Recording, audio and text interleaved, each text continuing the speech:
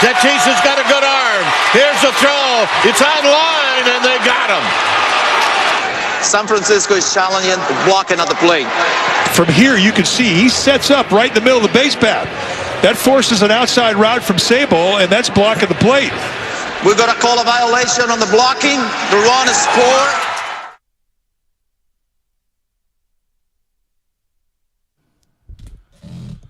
Oh,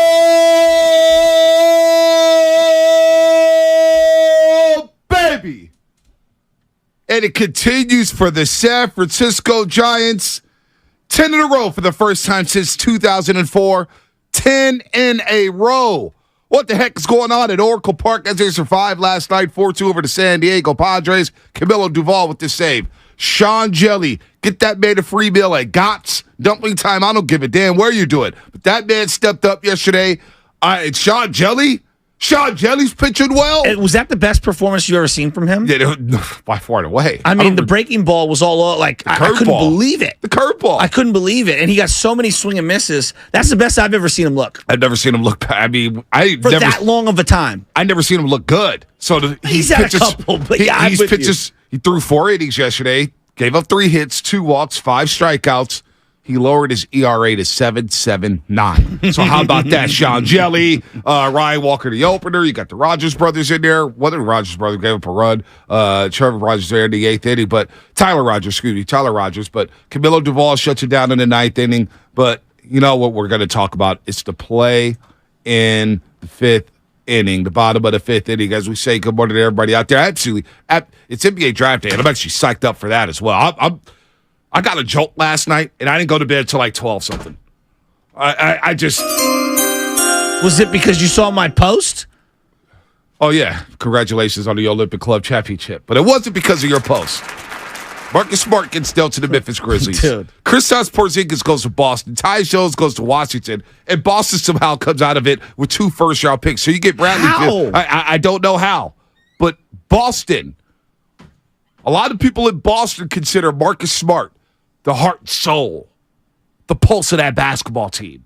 And Brad Stevens, former coach, now GM, rolled the dice and said, you know what? We hit our ceiling with Marcus Smart. We know he's a former DPOY. We know what he can do offensively. You know, yeah, he'll flop this and that, but we got to make moves.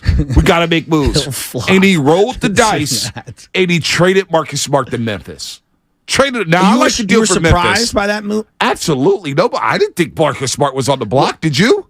No, but it makes sense because I look at their team, and I think one of the biggest problems with their team, I think they need a true facilitator to take the load off of Jaylen Brown and Jason Tatum from turning into your turn, my turn. Right. They're a very glorified OKC offense. Your turn, my turn. Your turn, my turn. Your turn, my turn. ISO. So on one level, I understand trying to move off of Marcus Smart to get a more traditional point guard somewhere and in there. So on one level, no, I'm not surprised. On the other, in terms of what he means to that team, Marcus Smart means a lot. I get exactly what you're saying. So a bold trade like that happens in the NBA, sends shockwaves all over the place. And I think Porzingis, the unicorn. Well, Porzingis doesn't move me, but to Warriors fans' credit, to a lot of fans' credit, I get why they would want Porzingis. Look, he'll give you the emptiest 28 points in a game ever. But as a third, fourth option, a guy who can space the floor, he's fine. I get why. But I don't think he's a difference-making player who comes in, and now you go from being like, let's say, the 5th or 6th team in the West to now you're the 2. Yeah, no, that's the way I view him. He doesn't move the needle for me either. But I understand why people will want him. But he doesn't move the needle. I'm going to say that on the front end. But now I'm saying, boy, Marcus Smart getting traded. You know, you see the Phoenix Suns part ways with Chris Paul. They say the heck with it. Washington finally pulls the plug on Bradley Beal. They're not going anywhere. Chris Middleton says, you know what? I know I had a bad season, but I'm going to opt out of a $40 million deal. I'm going to opt out of a 1-year, $40 million deal, try to get it back either with Milwaukee or a long-term contract. And I'm thinking, what? I would pay this guy after what I saw last year with Chris Middleton. Yeah, but if you know your knee is kind of shredded, like Brooks Koepka, I know, like, opt out now and get whatever the hell you can locked in as 4 or 5 years. Exactly. So I'm not like, I hear what you're saying because it's $40 million, but he's saying I'd get 120. Yeah, maybe he can. And if I waited out next year, maybe my knee is deteriorated so bad where I can't even get 80. And maybe it's not for Milwaukee now. What does that do to Giannis? I don't know what that does to Giannis, but Chris Middleton right now, He is the age of 31 years old. He's going to be 32 by the time next season rolls around. 32, August 12th. I'm not surprised he opted out because this is a league that gives out contracts for resumes even when a guy's hurt. Like Kevin Durant's Kevin Durant. Yep. He got a max deal and he was going to be out for a year for sure. No doubt. For sure. Klay Thompson got max deal. And he was going to be out for a year for sure. Year. Right? And so I understand from Middleton's point of view, and I understand from a league perspective. Look, he's going to get money, dude. He's going to get money from somewhere. It's bold. It's bold. It's bold. Now the Sixers are trying to ask people for Tobias Harris. They want the whole world for Tobias Harris. I am good. Who is very mid. Right. Very mid. Very mid. What is Embiid going to do? What is Giannis going to do? But more importantly, we know we got an owner down the street here at Chase Center in Joe Lacob. And we know we got Mike Dunleavy Jr. in the building. And Joe Lacob has told everybody, I will do whatever it takes to win. He told us at the Bob Myers presser, hey, I don't care. The CBA, the hell with that. I will win, and I will figure out a way to win. Will Joe Lacob make a bold move today? Will he make a bold move today? Will that be a trade? Will it be a sign-and trade? Will it be, hey, Klay Thompson, you're 33 years old. I may move you. What is going on? Because I'm having a hard time seeing him part ways to Jordan Poole and Jonathan Kuminga. I am too. And Bonte, this is something I did not have on my flow chart. What about the Giants kind of chipping away at their market share? As big as the Warriors have been for a decade, I can't believe the talk around town is more Giants than Warriors for the first time in forever. I guess it depends what part of town you're in. That's true. I'm talking about just in general. Okay. I think people are waiting for the next shoe to drop. They are. They're waiting for the next shoe to drop. But they are. Hey, look, I'm not saying that the Giants are bigger than the Warriors. No one is saying that. No. But I'm just saying But this is something we talk about a lot. When the Giants were missing out on stars. Exactly. And I saw Larry Barry at Chase Center 2 seasons ago saying, oh, my Lord, they got it popping down here. And it's dead at Oracle Park. That's what I'm saying. How can we get it buzzing down at 30 King once again? And you don't think Joe Lacob's got bigger problems. But Joe Lacob aspires to be Jerry Buss. Of course. He wants to go to 16 finals in 33 years. Steinbrenner. He wants to tie Eddie DeBartolo for most championships as owner here in the Bay Area. He's well aware of how many championships Eddie DeBartolo has.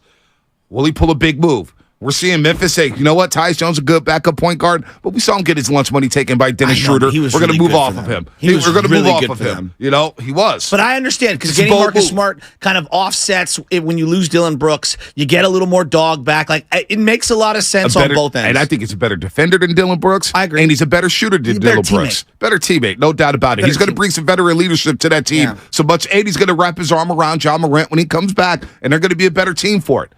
But with Joe Lacob, because we're getting back to Giants, but I'm just thinking it's draft day here, and things are flying off the table. We got names about draft picks. We got this or that today. Who do you want to see the Warriors take at 19? Do you want to see him move off at 19? But I'm fired up to know. With Joe Lacob, after seeing Marcus Smart leave Boston and what he means to that team, because you can make a similarity that he means as much to that team as Draymond means as much to the Golden State Warriors. Will he now pull the plug and say, you know what, Draymond, you can walk. We're gonna make some moves around this, and we're gonna retinker our roster and reload. Because I think a team up there on I-80 in Sacramento, I'm watching them saying they're itching to make a big move. They're itching to make a splash and say, you know what, last season wasn't a fluke. I just think some wild things could happen in the NBA, and I have no knowledge of nothing. But I got a hunch at the Warriors made. I got no knowledge of nothing. Save that line. No knowledge of nothing. Anytime we speculate recklessly, I've got no knowledge of nothing. Nothing. But will Joe Lacob make some big moves? Will he say, you know what, it's time to pull the plug on the big three and retinker this bad boy? I have no idea. I don't want to get bogged down in the weeds. We can both agree. Draymond means more to Warrior fans and the Warriors than what Marcus Smart did. I get the correlation. It's a good metaphor, and I actually think it really sticks. But Dre means more. Do you know that for sure? I'm seeing a lot of Boston fans on my timeline wear their Marcus Smart shirts today, saying it's Marcus Smart Day. We miss you. We love you. You were a Celtic. You grew up here. Listen, I know Draymond won the championships here, but I think that's unfair for us to engage and say that, hey, Draymond means more to us because this fan base is split with Draymond Green. There's a lot of people saying Draymond can go. Yeah, but I think the appreciation level, there's two different things. Being frustrated with him or being ready to part ways is different from what you mean to us all time as a legend. Okay. Do you get what I'm saying? But see, that's unfair because the Celtics have a deep-rooted history. Of course. Deep-rooted history. They've won one title since 2008. I know. They've won one title since 1986. There you go. I mean, we one talk title about since them. 1986. We talk about them. The Miami Heat have been a more successful Eastern Conference team in the last 20 years than the Celtics. But I hear what you're saying. But the Red Sox didn't win a championship for damn near 100 years. What do they mean? What did it mean to baseball? Well, I know, but they you know won what I'm three. saying? But they've won 3 or 4 But they in the didn't last win X one amount of years. when 04 came around. They didn't win one since 1912 or 1911, whatever the hell it was. I know. I get triggered with the Celtics because they won all their titles when there were 7 teams in the league. Honestly, let's talk about this. Boston, the Red Sox were an iconic franchise. Yeah. Knocking on the doorstep, knocking on the doorstep. There's no doubt what they meant to Major League Baseball. They had no championships for a very long time. Cubs didn't win a championship in over 100 years. What did that Cubs brand mean to Major League Baseball? That makes sense. I get what you're saying. I hear what you're saying about the Celtics. They only won one championship. It's like the Dallas Cowboys brand. It's still the Celtics. No, it's I know. still the parquet floor. It's still that green and white. We talk about them in terms of actual accolades like they are the Miami Heat, where the Miami Heat have been the way more successful franchise in the last 20 years. I hear that. But big picture, you're correct. Yeah, and they do have a giant fan base. It's undeniable. And they're hungry for a undeniable. title. But what Marcus Smart meant to that city, it meant a lot to them. He meant a lot to them. Okay. So the only difference is the championships. But anyway, we're going to talk a lot about the draft. It's a huge difference. But think about how people were ready to drive Draymond to the airport just 2 years ago before the fourth championship. Draymond Green. Last night at softball, they're like, Draymond in or out? I couldn't believe how many people were like, I will drive him to the airport. That's what I'm saying. I don't think they're doing that in Boston. They don't do that in Boston about Marcus Smart. But Marcus Smart didn't cost them what they believe to be championships. Man, Marcus Smart has shot them out of so many basketball games. Believe me, I understand. Marcus Smart but his own attitude didn't get him suspended. He didn't punch his teammate. Like, there are things you could pick one of the 7 or 8 things that Draymond's done that could divide a fan base. Any one of them could have triggered someone. Yeah, it's tough to gauge, but that's a big move for them. No, it is. And I wonder if Joe Lacob was watching, saying, you know what?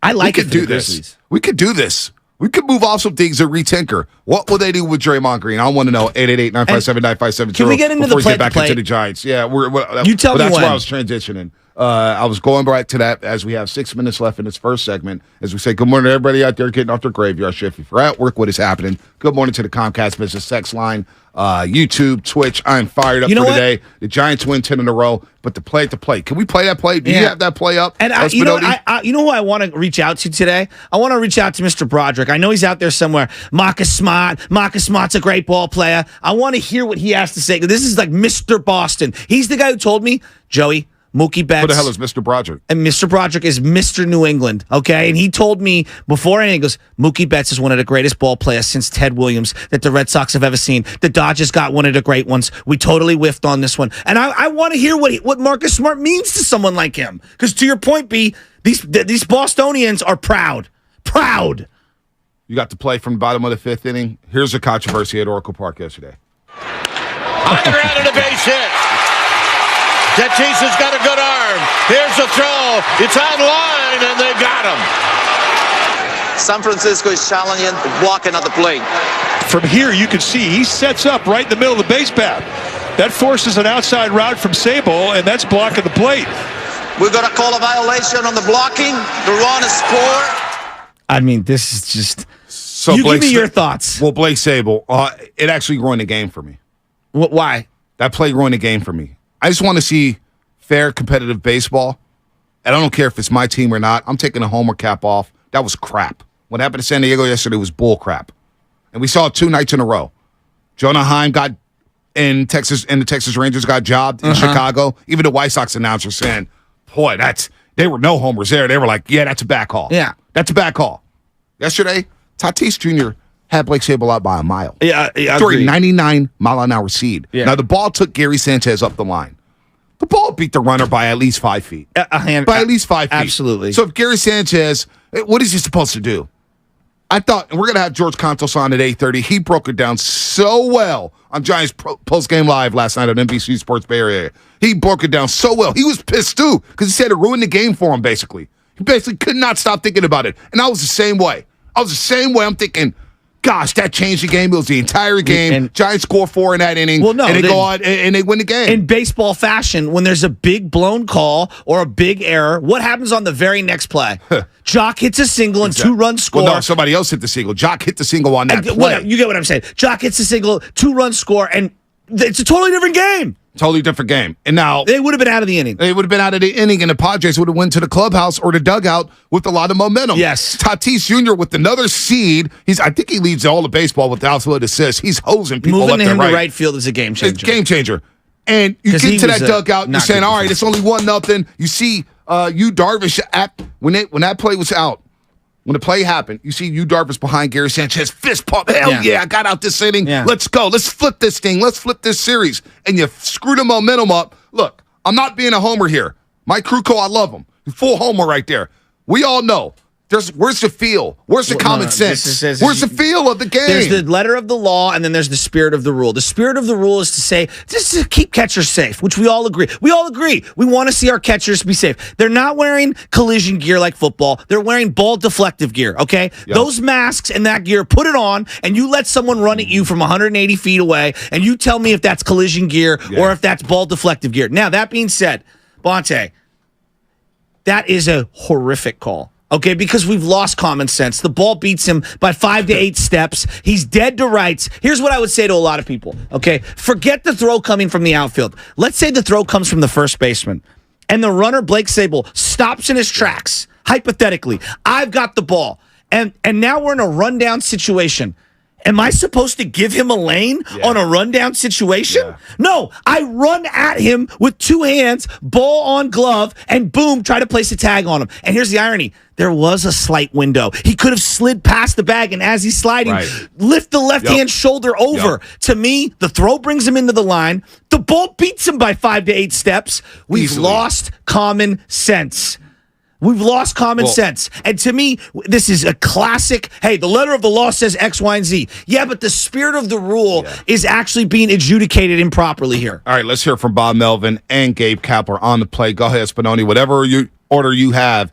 Giants manager Gabe Kapler. I'm 100% with Padres manager Bob Melvin. There wasn't a clear lane to the plate. Essentially, the rule as we understand it is if the catcher's left foot is on the outside of the line without the baseball, he's not providing a clear lane to the plate for the base runner. So that's what we saw on video. That's what it looked like in real time. And it seems like they got the call right on the field, but that's just our interpretation. Do you like, or they got the call right on replay. Do you like the spirit of that rule? Like you said, they may have gotten it right and you challenged it accordingly, but do you think that's what the intent of the rule is? Does that come into play in that particular sequence? I don't get too subjective about rules. It's not my role or my responsibility to analyze them. It's more like how can we be good within the construct of those rules. Did you like the send by Hallberg? Obviously 2 outs, but Tatis with a cannon. Without question, it's the right play. When you do have 2 outs, you're going to make an outfielder throw you out of the plate more times than not, and Mark's been great with that call. I thought that was a fine one as well. There's got to be some feel involved for something like that. It's an awful call and had an impact on the game. From your viewpoint, why shouldn't it have been called based on the fact the runner was out by so much? Or I think all the way around. The base runner's way down the line towards their dugout. At some point in time, you have to go get him. The throw took him up the line as well. Based on where he started, it looked like they showed the replay from when the throw was already on the way. And as a catcher, you have to have some feel for that. You got to also understand the impact and where the runner was, and it just, to me, was just one of the worst calls I've seen this year.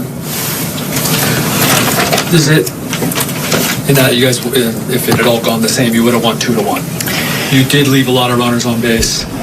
You never know where the game's going to go, but at that point in time, it's 1-0. Hughes out of the inning, and there aren't 3 more runs on the board.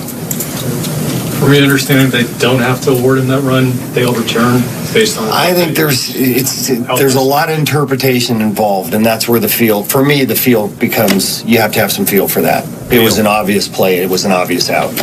Was there any explanation relayed to you from New York? He is spot on. Everything Bob Melvin said there, I completely agree with. To 100%. Me, there is someone looking at it in a booth with zero emotion, who's never either played catcher or come around. In New York, by the way. Zero feel, zero understanding the spirit of the rule. And Gabe Kapler, by the way, great follow-up question by JD regarding the spirit of the rule there. And Gabe Kapler kind of sidestepping it. To me, Gabe, I love you. He knows what's up. You use the algorithm in the way that James Harden does the circle around. I just asked this. If that was the Giants on the we other would be side, furious. If that was Blake Sable at catcher and Gary Sanchez running down the baseline, we'd be hot saying he beat Gary Sanchez by 5 feet. So let's play it both ways. I know. Be objective. Be objective for once. That was a terrible rule. And I'm not going to lie, it kind of ruined the game for me. I don't know about I wouldn't go that ruined far. The game for me. I wanted to see a 1-0 game. I wanted to go into the 6th inning. Okay, there's some adversity here. Let's go. That's big-time baseball right there. You got to reward a guy like that for making a throw. That pissed me off. It really did. That's not right. 2 nights in a row we see this? 2 nights in a row? It's a shame. It's embarrassing. Give me some common sense for once. All right, 888-957-9570. Phone lines are wide open. We got a lot going on. Giants win 10 in a row. We got draft day. What the hell are the Warriors going to do here? I feel like something big may happen. I don't know why. I just feel like something big may happen. What are your thoughts on the NBA last night? There's all kind of deals happening. We may see more deals today. Woo! We got a great Thursday coming up. And this segment was brought to you by Golden State Lumber, serving the Bay Area for 3 generations. When you succeed, we succeed. Visit GoldenStateLumber.com. What's coming up on the game? Sponsored by S.E. Johnson. Off your phone calls, your chats, your text messages on the Comcast Business Text line. We got this or that coming up. We got Keegan Hill. We got George Contos. We got Steven Risotto, who covers the Giants for SFBay.com. We got a lot going on here on the Morning Roast. Don't you ever call.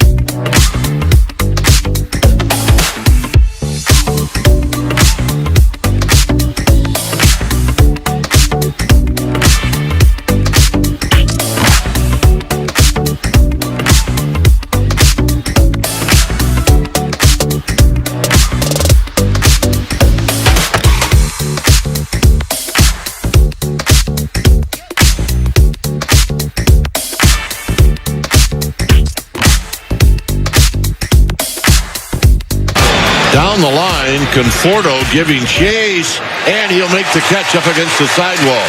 Machado's going to go. There's the throw, and he is out by a mile. And you wonder what he was thinking. When does that crack come into play for you? The Morning Roast is live on YouTube right now.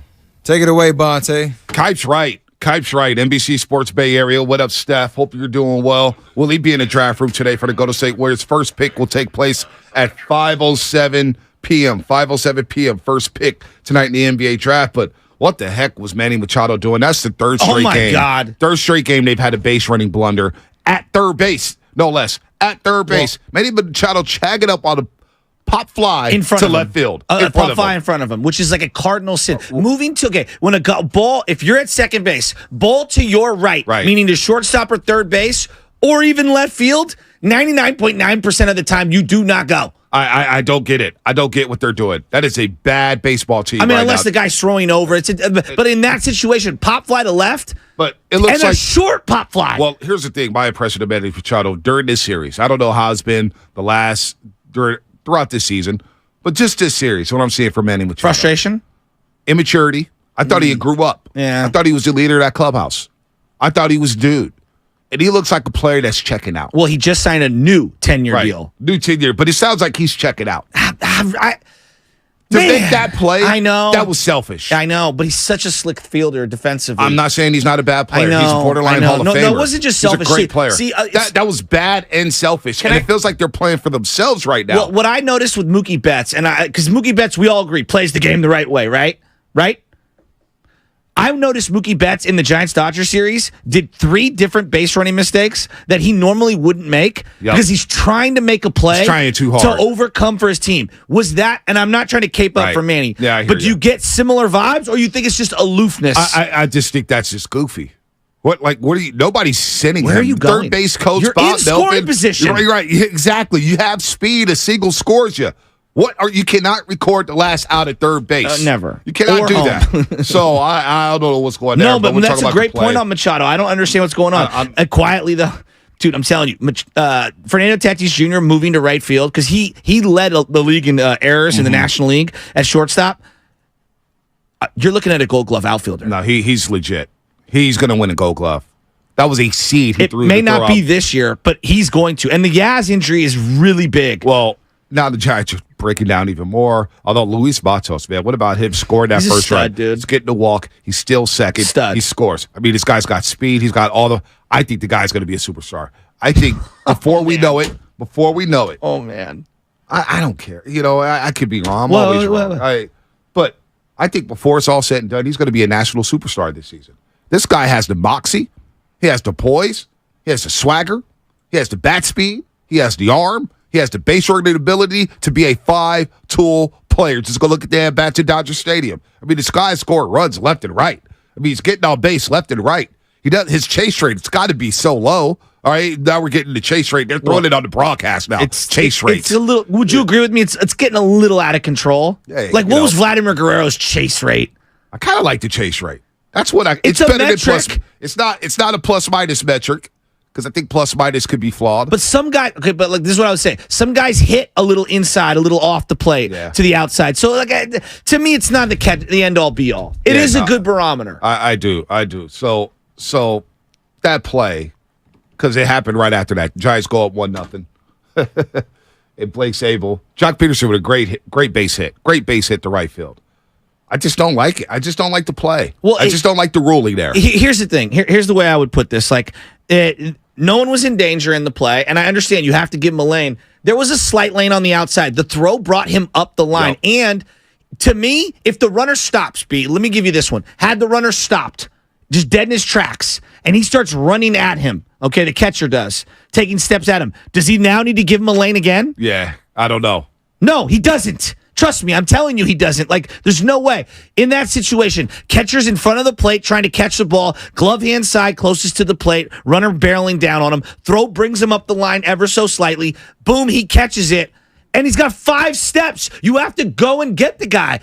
Go and apply the tag. Yeah. How many times have we seen a catcher standing at the plate, ball beats the throw, and he misses the tag? Yep. You got to go make a play. I'm totally with Bob Melvin on this one. Yeah, no, it was a bad play. I thought it was a bad play. So it is what it is. Well, and also it sucked the life out of the Pods. No, that was the game. It sucked the life out of the game, basically. The game was over after that. Game was done. They were not bouncing back from that. They don't have the mental fortitude to come back from a play like that. They needed all the help they could get. How about that play going up the middle by Casey Schmidt at second base? Slick play. Oh, my God. His arm is it's a rocket. They get Fernando Tatis out playing second base yesterday. They're playing some damn good defense. Giants are playing well, even though they lead the league in errors. They got the worst fielding. It doesn't feel like they do, right? But it feels like since May 1st, they've really cleaned it up. I agree with that. You ever watch Transformers? The first and second one. Okay, so do you know what Megatron turns into? A giant gun, in the cartoons and stuff. And that's what, from now, I think we should start calling Casey Schmidt's right arm Megatron. Ooh. Because he turns that thing into a howitzer. Okay, all right. I'm with that. No, that was a great play there. That play sliding to your left. I mean, that's a great play to get Fernando Tatis there. Camilo Duvall. Is Camilo Duvall, like, I'm asking sincerely, is he the most fun watch right now in the Bay? I know Steph's going to take the majority of it. Just when he comes in, you kind of lean forward. You're like, here we go. I think Matos maybe a little more. Matos right now is a little more fun for me, but I think Camilo Duvall, I'm glad Rich Aurelia, he said it himself. He said, no, he does have the best. He has the ability to be the best closer in Giants history. He played with Rob Beck and Rob Nin. This guy's just calm and relaxed, and they did a zoom-in shot on him. You saw the bling-bling with the diamonds. Yes. Damn. How he much also those has bad good boys glove cost? game. No, his glove game is good. Just his swagger. The pants tucked over the Nike shoe. I like where the Giants are at. 10 in a row for the first time since 2004. 10 in a row for the first time since 2004. But what did you think about the play last night? The play that's going to be talked about. Back-to-back nights, we saw plays like that in baseball. Chicago White Sox against Texas, and the Giants last night against the Padres, 888-957-9570. I want to get Lubman Espinone's thoughts in a second here on that play in the bottom of the fifth inning. Well, Spinoni said it, and it's a really good point. So I'm regurgitating his point here. Because of the Texas call literally the night before, I felt like the people on the East Coast who are reviewing that play had to double down and go even more on this play. I don't think if the Texas play is called the way it is, they call this one. I really don't. That's unfortunate. It really is. That's unfortunate. The feel of the game, common sense. It's kind of like pass interference. When they call pass interference and you know the ball is uncatchable and the wide receiver had no chance to catch a pass and they throw the damn flag anyway because of, quote unquote, the letter of the law. We got to have some common sense sometimes. Yeah. You got to have a feel for the game. I'm glad you use pass interference because sometimes you beat the guy to the ball. Exactly. And this is an example of the ball beat the man home. Yep. Like sometimes you got to just exercise common sense. All right, let's get the Spadoni and Lubman on the other side about this play. 888-957-9570. It's NBA Draft Day, folks. NBA Draft Day. What do you want to see the Warriors do at number 19? Draymond Green with the opt-out. Well, Joe Lacob, he's bold. He'll do whatever it takes to win. What is he thinking right now down there at Chase Center? What is he thinking as he sits next to Kirk and Kurt and Mike Dunleavy Jr., his new GM of the Golden State Warriors? NBA's on fire right now. The Giants are on fire. They've won 10 in a row since, for the first time since 2004. We'll continue to roll about that play in the bottom of the fifth inning. Sable, he was called safe because of catcher's interference, even though the throw beat him by a mile. What are your thoughts on that play in the bottom of the fifth inning? Because it basically was the ball game yesterday as the Giants win 3 straight against the Padres, 10 straight overall. We'll continue to roll on that. Brought to you by Fremont Bank, full service banking, no compromises. Hey, it's Matt Stein.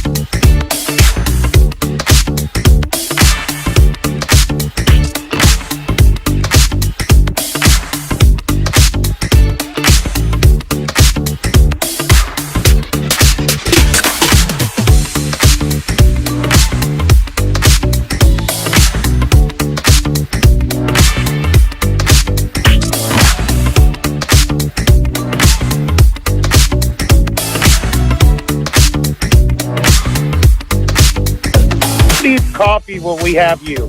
This is Clay Thompson, and you are listening to the Morning Roast on 95.7 The Game. It better not be roasting me if I'm giving him all these intros. Not. No roasting Clay Thompson. Hey, B. Will Clay Thompson be a Warrior next season? Really? Is that a question? Well, Joe, they could pull some bold moves. Now seems like the time to do it. You know, it's funny. We've been talking so much about developing youngsters and still winning for the future. You know, the Giants, the Niners, the Warriors. There's a program out there that I think that they could take notes from. The Giants? Yeah, well, all of them on how to like develop, recruit, promote from within, mesh that with some of the older talent as it starts to age. Do you know where I'm going with this? Where are you going? They could take some notes from my boy Lou Alessandra and the Olympic Club.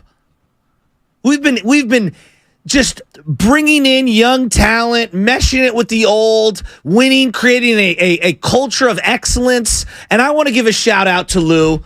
And I want to give a shout out to Brian Sung, who was running the other 40 and over team. They ended up losing in the championship to Rip City. Your boy was on Rip City, by the way, talking big about you in a good way. I forget his name, and I hope he reaches out. But Rip City ended up winning 40 and over. I don't know what I think it's D.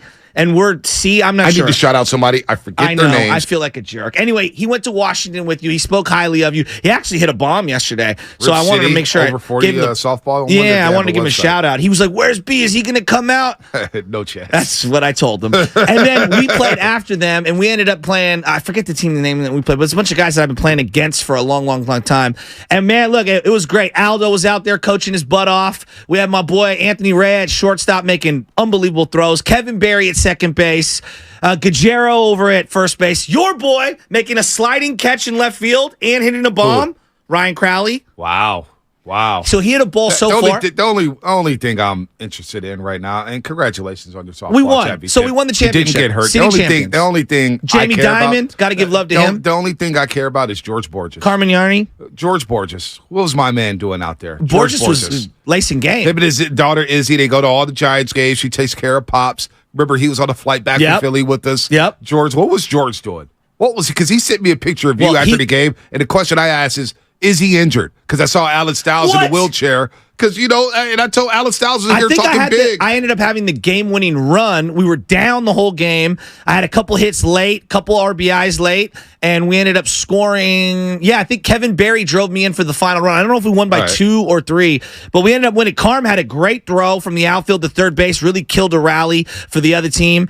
And I'm trying to think who else is out there. Lou obviously got to give love to. He just came to support. Sean made a hell of a play. George doesn't play? No, George doesn't play. He coaches basketball, and I go, oh, yeah, because he's one of the captains. Yeah. And I go, so you and my cousin JP Money, a.k.a. Porter, he goes, oh, dude, if you put him on the roast, he'd out-talk you and Bonte. Oh, yeah, you don't get a word in with him. I know. It takes him literally 15 minutes to get a story. Could you imagine? And I'm like, wait, you're still not at your point?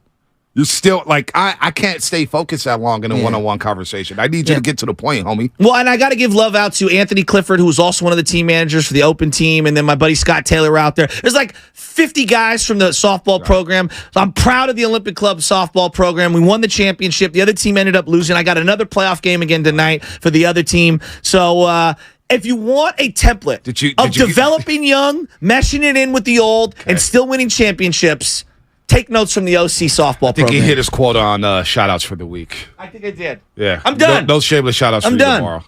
Good Lord. Shout out to President of the Olympic Club. Shout out to Natatorium. Stop being a homer, bro. I just want to get it in. I just want to get it in. Film on mic. No. Can you play that drop again? No. Film on mic. Stop being a homer, bro. I don't think it's Filmo. That's the caller in Atlanta. Yeah, film. That's Bo Bach. Bo Bach. Yeah. Fillmore, California. Oh, that's the call? Oh, yeah. Don't you ever call me a homer. Yeah, that's what's going on here today. That's what's going on with Giants fans. Why? And look, I'm happy the Giants won 10 in a row for the first time since 2004. They are rolling right now. They've already won the series against the Padres. They can get greedy today. They can get greedy. But what happened yesterday was wrong in the bottom of the fifth inning, and it's okay to say that. It's okay to be objective. It ain't going to harm nobody. That's a bad call. I agree. That's a terrible call. And I want to hear from Sam Lubman, who I know is a homer, but come on, Sam Lubman, keep it real. That's a terrible call that happened yesterday in that baseball game. No, I'm not on board with that call. I think the Giants got away with one there. Of course you didn't. Look at you coming right at me thinking I'm going to be a homer. I'm coming out here being Mr. Objective. And no, I'm agreeing with you, Bonte. I think they got it wrong. I think he should have been out. Hey, Lubman, you got a lot of props from my buddies yesterday on the Brandon Bell stuff. You stood your ground. A lot of people thought you bodied somebody. That's fine. That's good. Spinoni, what you think about I got to let my boy Lub get a W. No, you didn't let him get it. He took it. Spinoni. By the letter of the law, I guess, but at the same time, I just think it's a dumb rule. I really just think it's just, what are we doing here? Like, do we want to get the guy out? Like, and Shasky made a good point in the cross Jover. We were talking about this. So you're allowed to get the ball, and you can't put the guy in a rundown. Like, that's essentially what it is. It was that much of a play where, like, you had a couple seconds there where it's like, there's space.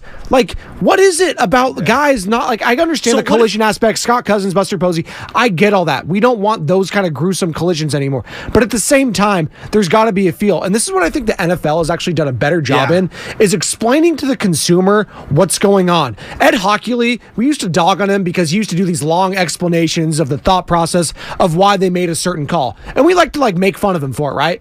But I still think there is some transparency that needs to be happening with New York to the umpires to us. Why did they make that call? Just, oh no, it stood. No, you see that in the NFL now, why they're explaining these calls, why stuff's going on. I think that would help a lot in the situation going forward for Major League Baseball as well. So Joey, and hypothetically, okay, that play is around the plate. Let's say it's 4 steps up the line. Same exact thing happens, and you're not next to the plate. No one has any problem with that, right? Because you're placing a tag on someone. Let's say the runner stops cold in his tracks and you have to chase him back to third base. No one has a problem with that either. And then basically what you're saying in this situation, if you're Major League Baseball, the only way you can tag someone out at home base is via a swipe tag. And I just categorically disagree with that. Yeah, I mean, again, feel for the game, common sense. So we're going to try to put the video up here on YouTube. Lubman, let me know when you got that ready. Yeah, you got it ready? Oh, yeah. No? Let me know when we have that. Because, Bonte, they've won 10 in a row for the first time since 2004. Can I read you off the lineup from game 1 of the 10-game win streak from 2004? Sure. Okay. Leading off in left field. Any guesses? 2004. Ray Durham. Nope. Dustin Moore. Dustin Moore. Oh, my God. Your face. Oh, Your face. God. Okay. Second, batting second at first base. First base? Yeah, 2004. Oh, who was playing first base at 2000? Was JT Snow still here? Yep. Center field? Wasn't Marvin Bernard, no. Was it? It was... but it starts with an M. Marquise Grissom? Yes. Good knowledge. Now, here's where it's going to get tough. Shortstop. Now, he played everywhere. Shortstop. 2004, game 1 of the 10-game win streak, 18 years ago for the San Francisco Giants. I don't know this one. Pedro Feliz, Pete Happy. I was thinking about Pedro Feliz because for some reason David Villar reminds me of Pedro Feliz. Good call. I don't know why. Yeah, it's the thick lower body. It's the thick lower body. Maybe. Okay, third base. He was a free agent. They brought him in. It started off great. He had a 2-week stretch. Who's that? Third base? Third base. He had a 2-week stretch, was like, oh my God. And then after that, it was horrific. Edgar Alfonso? Edgardo Alfonso. Yeah, that was like his only 2-week stretch, like his entire time with the Giants, not that season. Absolutely. Was he the Mets before that? Yeah, Mets. Yeah. Or he had that home run off the Giants in 2000. Classic mid-2000 Giants killer who gets acquired by the Giants 5 years too late, playing right field. Oh, not Jose Cruz Jr. No, because that was 03. Moises Alou. No, that was after that. Michael Tucker. Michael Tucker, former Brave. Look at you. Former Okay. Brave. He got stunk with the Giants. He was terrible. Yeah, it's just Giants gave up a first-round pick in the 2005 draft so they can get Michael Tucker. Him and Klesko were garbage. Garbage. Right. Second base. Ray Durham. Nafi Perez. Nafi Perez played second base that day. Look at your face. He killed He killed the Giants in that last game when they were down 8-0 in Colorado at Coors Field. Yes. And they sent them to the wild card game. They sent them to the wild card game and they got bounced by the Cubs. I love you. All right. Catching in the squad. Ooh. We brought his name up the other day. Benito Santiago? Yorbi Torrealba. Okay, and then on the mound, that was a terrible Dustin Hermanson, number 32, which VR's wearing now. That was your lineup in 2004. Hermanson became a closer later that year. How many many people listening to this could have named any one of those guys? Not many. I had trouble naming that lineup. Now, here, look, the final game of that 10-game winning streak in 2004, I'll just rattle these off quickly. Michael Tucker in right, Edgardo Alfonso in third base, Marquise Grissom in center, Bonds in left, Feliz at shortstop. I forgot he played that much shortstop. Yeah. AJ Przinsky, remember him? Mm-hmm. Grounded into more double plays than anyone that year. Forever Giant. Yeah, who punched the Dave Greshner in the groin. Giant. And then Damon Minor at first base. Wow. Damon Minor. I know. Nafi Perez also at second base, and Kirk Reeder on the mound.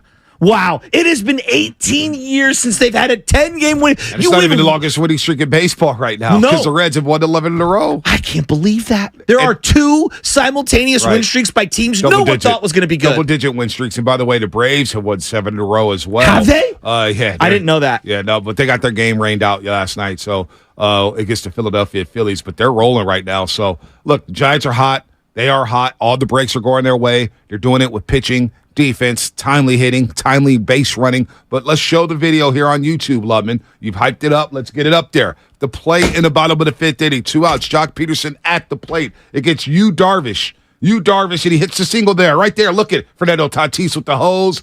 Oh, my goodness. I mean, the throw beats the runner. Absolutely. By a couple feet there. There it is. Gary Sanchez. 4 steps. 4 steps. Sable was already outside the base path by the time the ball got there. Well, and the throw brings him up the line. You could see the throw is bringing him up the line a couple of steps. And if you look where he's positioned before the ball comes, God. B, is he on the inside of the infield? He's on the inside of the infield. He's not doing the Mike Scioscia where he's standing there waiting on the plate. No, he's on the front inside. There it is right there. Pause it right there. Look at where he's at. He's perfect. Perfect position. Yes. Look at where Sable's at. How many steps he's is that? going wide. Even if you're running, that's 4 full steps that he has. Right. Now, what if Sable just stops in his tracks and he tags him chest high? Right. No one has a problem with that. Nobody has a problem with that. No one has a problem Look at this. with that. He's already got damn near his right foot is already damn near touching the grass. Exactly. So go ahead, roll the play, Lubman. And we see Gary He's Sanchez. on the outside of the bag. I mean, come on. Sable knows it. He's out. Well, and here's the other thing from Sable. Like, the only play was on the outside, and I thought he did a good job trying to get to the outside. And you're going to come back around and lift your left-hand shoulder over to tap the plate as you slide by. By the way, YouTube's loving his video. Yeah, they are really loving I am this. so happy about this right now. Look, this is next level right But this here. is a great example. Season. B, Oh, my gosh. You're standing there. You're in front of the plate. Okay, you're in front of the plate. You're the catcher, okay, who was in the Giants system earlier this year in AAA, and they released him. And you're in front of the plate. And as that throw's coming in, okay, you have to try to stop the ball. So you're moving your momentum up to the left, up the line to the left. He still has his entire right-hand body. This is bad. bad. This is a bad call. Contos broke it down so well This last is night. He's such going to a bad join us call. to talk about this play. And then now go ahead and roll it. Gary Sanchez gets it. And what else is he supposed to do?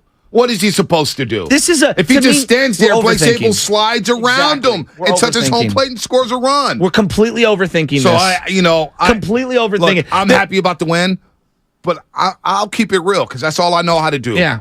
That play ruined the game for me. No, look. That bothered me because it's going to happen to the Giants one day. And I know Giants fans are going to be all crying and stuff like that. And I'm going to be like, you know what? We got the benefit of the doubt against San Diego. I don't like the play. I don't like that. Giants are rolling, and I'm happy I hope they sweep the Padres. But, man, I can't let it go. Well, here's another element that we haven't even discussed on that play. Horrible Seeing throw. it over and over and over about? and over again, Blake Sable could have easily just collided, standing up accidentally as the throw comes in, and no one would have thought anything, right? No one would have thought anything. I thought the runner, Blake Sable, did a great job of not blowing him up, because you could have done it without even a malicious intent. It could have just happened, accidentally. I don't know. To me, this is a move on. The ball beats him. The throw beats him. The throw takes him up the line. No, there's no doubt. This is much ado about nothing. We're overthinking this with replay. Well, now, not you and me. I'm talking about Major League Baseball. New York City. That's on New York City. It is. And the poor umps on the field have to take the brunt of the criticism. They have to take the brunt of the criticism on the field from Bob Melvin because of something that happened in New York City. I wish the umpires on the field had a chance to say, hey, look, man, this is common sense. This is Phil. He's out by a mile. He's not safe. They sent the Giants gamble to send him. Now it worked out for him. It worked out for him because they go up 2-0 and they change the game and score 4 runs. And the Padres' momentum, it was all sapped. Instead, they could have gone to the dugout down 1-0, feeling re-energized, saying we could tie this baseball game up with one swing of a bat.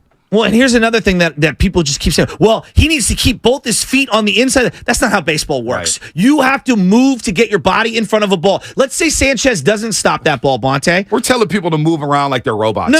You know what I'm saying? These are human beings. Bonte, you have to move to go catch. You move your feet, all right? Flat feet get you beat. That's a thing that I say on the field all the time. B, let's say Sanchez doesn't move his feet, and he's trying to stay like a first baseman, on the inside of the bag, and that's an errant throw. Not only does the run score at home, where does the other runner go? May go to third. Yeah, that's what I'm saying. You know what I'm saying? Now, all of a sudden, and the runner who hit the single, and Jock Peterson may end up at second base. As People commenting on this have never played, like in the other way, have never played catcher or baseball. But listen, I get the rule book. By the letter of the law, it's the correct call. But 2 nights in a row, we see Texas get jobbed, and the Chicago White Sox announcers, who is it, Stone and Benetti. And they're all over there like, oh, yeah, we don't like that. We don't like that. They kept it real. Now, Mike Krukow, I love you, Mike Krukow. So, yeah, he's blocking the plate. Like, Mike, come on, man. Come on. Mike would be irate if that was on the other side of it. So, and Bob Melvin was a catcher. Story. And unfortunately, that's the biggest story of the game. Even though the Giants won 10 in a row, that is the biggest story of the game. You can't say it's not. You're listening to 95.7 The Game, KGMZ, FM, and AC1 San Francisco. Always live on the free Odyssey app. Doval picks up his 20th save. Sean Jelly. 20. He's got 20 before July saves. 4th. He's got 20 saves. He's on his way to 30. Easy. Sean Jelly. I'm going to give him a special shout out here. Sean Jelly yesterday. Best I've seen came in the second inning, and I remember he was warming up Tuesday night. I'm like, oh, dear God, here we go again. Sean Jelly. Now, he lowered his ERA yesterday to 7.79. He had a horrendous start to the season. I didn't know it was that bad. I'm telling you, it was bad. 4 scoreless. It was bad. And you drop it down that much. And you drop it down that much, 7.79. That's interesting. That's the best I've seen. For that extended of a period, it's the best I've seen him look. 4 innings. Breaking ball looked great. 4 innings, shutout ball, gave up 3 hits, walked 2, but he struck out 5. And more importantly, there were 0 runs on the board for the Padres in his 4 innings of work. And that's a confidence booster for him. The curveball was working. Yeah. He was mixing up his pitches really well. That's a confidence booster for him. So 3 straight nights. You get Keaton Wynn. All right? You get Keaton Wynn. You get Tristan Beck. Yep. And then you get Sean Jelly 16 innings. Eating up innings in the middle of it. Somebody tweeted at me yesterday saying, Bonte, the starting pitching is overrated. We got guys who can eat up innings. Hey, easy there, young fella. Well, easy there. You're going to need a pitcher or 2 at some point. But you know what? That's a big-time performance for Sean Jelly. He deserves credit there. And I know on NBC Sports Bay Area pre- and post-game show, they gave Luis Matos the game ball, saying he was a player today. Game ball should go to Sean Jelly, man. He kept them in that baseball game. He kept the Padres off the board. Let me throw this at you. Like, if you have a Verlander in his prime, if you have a Walker Buehler in his prime, a Logan Webb, that guy's going to go 7, right? At least that's your hope is. Those guys are never going to go away, and their value is immense. I do believe, this is my theory, my working theory. I want you to hear me out on this. As we're looking for finding value in the margins, all of these guys that are playing right now grew up playing travel ball. Now, in travel ball, there are pitch limits. A guy pitches 2 here, he pitches 4 there, pitches 5 there. More guys are throwing over a 4 or 5 day period. And so you got to get kind of creative with how you're utilizing some of these people. You see it in college a lot. You know, Buster Posey was a closer. Right. Brandon Belt was a closer, for example. You see guys play other positions. They come in and throw. I actually think you're going to see more teams adopt this patchwork style bullpenning. Well, we've been saying it over the last 5 years. B, I think now it was more one guy in the rotation. I'm telling you, I think more and more teams are going to go 2 and 3 different times. It's going to be all of baseball. Yeah. Go watch the College Baseball World Series. I agree with you. The College Baseball World Series is doing it. Stanford's doing it. All these teams are doing it. Everybody's fixated on a young kid who threw 156 pitches. Well, go watch the rest of Stanford's games. Yes. You got to do what you got to do to win a baseball game. Yes. And if you need to use 5 pitchers in a day, if you need a guy to eat up 3 innings here and a guy to eat up 2 innings there, it's so be it, man. It's baseball. But it's got a travel ball feel in it where they're using their roster to their maximum capabilities and they're giving guys opportunities to shine in smaller windows for some guys or someone like Jelly. To me, Jelly's not a starter. No. But in that role, maybe that is the best way to utilize him. Not bad at all. You know? Get Luke Jackson to play well. I mean, look, man, Luke Sean Jackson Jelly actually looks good. You get Wynn, you get Jelly, you get Beck. Now, here's the question. If they do go 4 innings, when can you pitch them again? Because these are relievers who are used to going 1 or 2 innings. I know. So is Sean Jelly, if I said I want to go use Sean Jelly, when is he available again? Sunday? Saturday? That's a great question. See, that's when is he available? The other side of the coin. When is he available? Well, Jacob Junis is a guy that they used in this role a couple of times, and it feels like he's available twice a week, 3 times a week, but there's sometimes they use him for 1 inning. So I think it depends on the guy and where he's at. Go ahead, Lubman. Well, yeah, no, just on that point, you asked, when do they use a guy like Sean Jelly next? They've been kind of showing you how they use these bulk guys already. Like Sean Manaea, when he comes out of the bullpen, does 3-4 innings, he's not pitching again for another 3-4 days. Jacob Junis, same thing. When he comes out, does multiple innings like that, they kind of keep him on almost like a starting pitcher schedule. So the way they balance out these bulk guys, it's almost like, they're using them basically like starting pitchers, but instead of starting innings 1 through 5, they're doing innings 2 through 5 or 2 through 6. So in terms of, when are we going to see Sean Jelly again? My guess is, what's today? Thursday? Probably won't see him again until maybe Monday or Tuesday in Toronto. Let me add to that. Now you're talking about all these people, Kyle Harrison. It does feel like to me they're going to utilize Kyle Harrison in a very similar fashion. It's like David Price. When he came up with Tampa Bay. He started a few games, but when it came to the playoffs, you're going to be either our middle reliever or our long closer. Secret weapon. And he closed out the ALCS with 3 spectacular innings against the Boston Red Sox. 2012, Lincecum was used in a very similar fashion in the playoffs. No doubt. And I thought it was a great weapon. Cincinnati Game 5. What about Philadelphia Game 6? People forget about that inning he threw in Game 6. So many people forget about that. And then Juan Uribe was the bottom of the 8th inning home run. The home run. The apple tuck off of Madsen. People forget about that. Off of Madsen. Was it Kyle Madsen? This is what was it Kyle? No, what's his name? Ryan Madsen. I'm kidding. No, Ryan Madsen. Kyle Madsen. Gave up it was a weird line drive home run in right field. He went thumbs up right down the right field line. Right. But Lincecum came in with those bullpen innings, man. It was, dude, I do too. I know everyone's going to say 2014 Mad Bum. I'm just saying, go deeper. 2010 Lincecum playoffs was so unbelievable. And I know the numbers for Mad Bum might be better. The eyeball tells me if Lincecum needed to pitch another 8 times in that playoffs to get us a championship, he was going to do it. No doubt about that. All right, baseball. God, I love Lincecum. We got the NBA draft today. We got this or that coming up.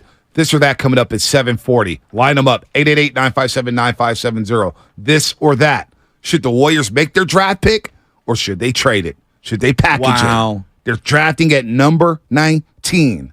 There's some good players available at 19. It could be, but should the Warriors make their draft pick or should they trade it? That is today's this or that. There's no either or. It's this or that. No gray area.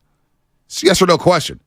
Should the Warriors make their draft pick or trade it? That's coming up. Line them up. 888-957-9570. It's draft day. Giants have won 10 in a row, and we're rolling along here on the Morning Roast, brought to you by Fremont Bank. Full service banking, no compromises. My cheddar biscuit.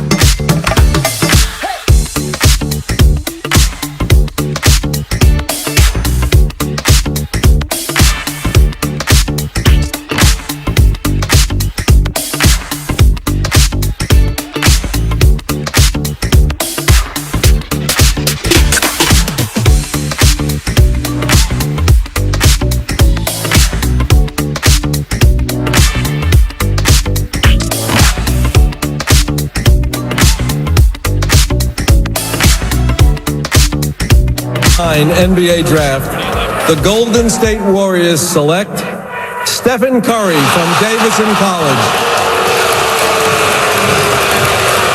Now back to the morning roast with Bonte Hill and Joe Shasky. Take it away, Bonte.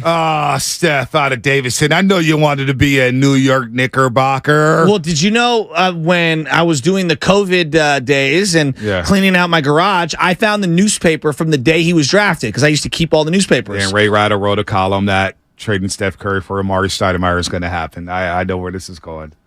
I know where this is going. Everybody's wrong, Shasky. Don't pick apart Ray Rattle because he was wrong. No, I'm saying, think about that. This is kind of crazy. I'm not ripping Ratto at all. I'm just saying, 15 years later, that feels like we always talk about the Monte Ellis trade, right? It could have been Monte or Steph. He could have never even been a Warrior to begin with. Yeah, he could have been like Vince Carter, right? I wanted Vince so bad. You draft Jamison and you play him at the same spot as Vince Carter, whatever. But draft day. 888-957-9570. This is your chance to talk some basketball, baby. And I'm fired up about it. We saw a lot of trades over the weekend. We saw some trades last night. Will we see more trades today? We see a lot of movement. Will the Warriors keep their pick? That's this week's this or that question. Should the Warriors make the draft pick in 19, or should they trade it? State your case and explain why. This or that. That or this. This or that. That or this. So Curry comes out of Davidson. You get Klay Thompson out of Wazoo. You get Draymond Green with number 35. By the way, King Get Hill today in the 9 o'clock hour will be the top 7 draft picks in Bay Area sports history. Top 7 draft picks. Is that because of value or accomplishments? A little bit of everything. Okay. Everything. Because I would say that Dwight Clark needs to be on that list. When you are a 10th round pick, in the NFL, that round doesn't even exist anymore, and you end up being a Ring of Honor guy. He didn't make my list. Did not make my list. It's top 7. It's tough. Bay Area's got a rich tradition. Well, Jerry Rice trade up has got to be on there. Okay. What else? Should Draymond Green, number 35 overall, be on there? Steph's on there for sure. What about Draymond Green? Jerry Rice. What about Draymond Green? He's 35th pick, second round pick. Well, it's a great pick. He's going to get his jersey retired with the Golden State Warriors. It's a great pick. that's why I'm asking. What goes into your Joe algorithm? Montana. Joe Montana, 3rd round pick. Maybe the first or second greatest quarterback on everyone's list. What about Tim Lincecum? What about Buster Posey? Was Lincecum 9th or 10th overall? Was he 11th? Golden Spikes Award winner from Washington. Well, they passed. A lot of teams passed up on him out of Washington. Yeah. Was drafted ahead of him. Will Buster Posey be on there? Number 2 overall pick, Golden Spikes Award winner. I thought he was 5 overall. Was he 5? Yeah, Buster Posey was 5 overall. I guess 2 was Will Clark. But Bart and Will Clark could be on there. Yeah. He could be on there. He was also Joey Bart. Joey Bart was 2. He was. What about Patrick Marlowe with the San Jose Sharks? You know who won't be on there? Who? James Wiseman. He might. What about Patrick Marlowe, San Jose Sharks? Okay. What do you mean? Oh, okay. No, okay. Put some respect on the San Jose Sharks. That's fine. Patrick Marlowe. Come on now. At one point, they had the number 1 and 2 picks in the draft. Oh, Thornton and him. People were saying Looney should be on that list. Looney? Tell you, when I think about this, I don't even want to go down this road. Ronnie Lott. Ronnie Lott could be on that list. Keenan Turner? Immediately winning a Super Bowl. Nick Bosa can be on that list? I don't know. Deebo Samuel? I mean, Debo's not even in the top 5 wide receivers of 49er history, so no. George Kittle? George is up there. Vernon Davis? One was a first rounder. One was a Willis? 5th rounder. Patrick Willis is one of the great picks of all time. Joe Staley?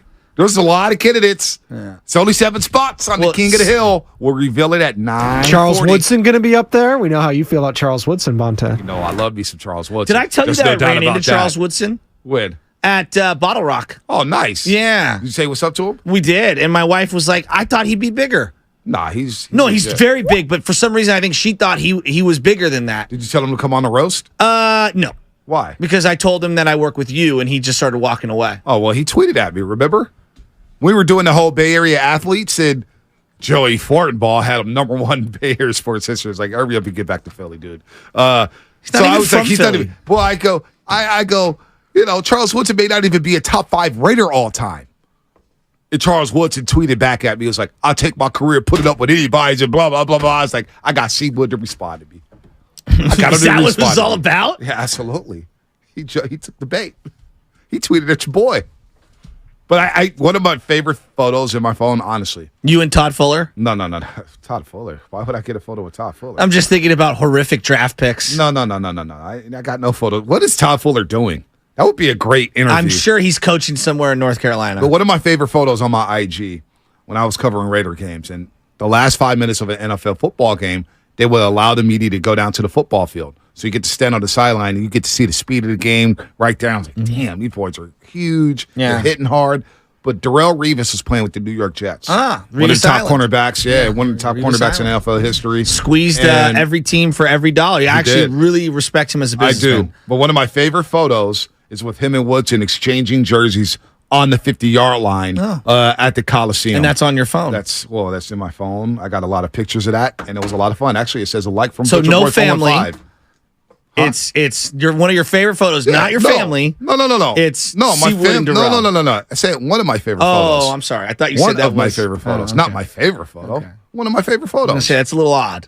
It's one of my favorite photos. Again, got to listen. One of my favorite photos.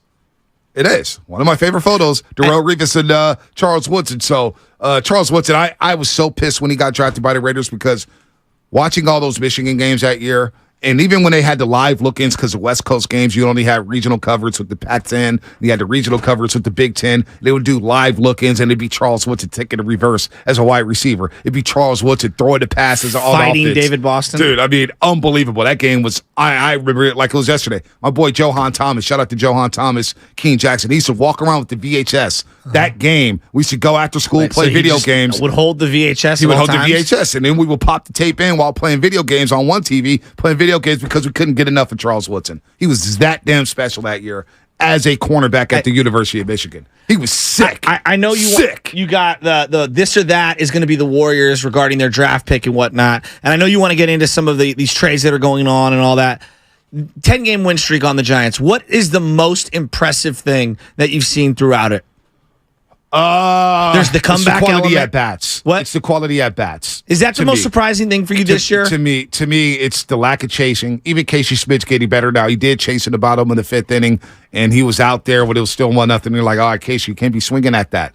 Can't swing at that. But he did draw 2 walks yesterday. He gets credit for that. He's got more walks in the last week than he has his entire life. Exactly. So he's having quality. I think it's the quality at bats, especially in key situations. Now, I don't know if you saw the graphic. Since May 1st, the Giants lead the majors in average when it comes to average with runners in scoring position. Crawford this season is batting over 400 with runners in scoring position. I didn't have the that. quality at bats that they've had in this 10-game win streak for me. And you think about the St. Louis game, down to your last strike last year, down to your last out, boom, Yaz. Now we got to worry about Yaz's hamstring here. He was 1 for 3 last night. He left the game last night with the hamstring injury. That's a concern of mine. Mitch Haniger's already on the shelf for 3 months.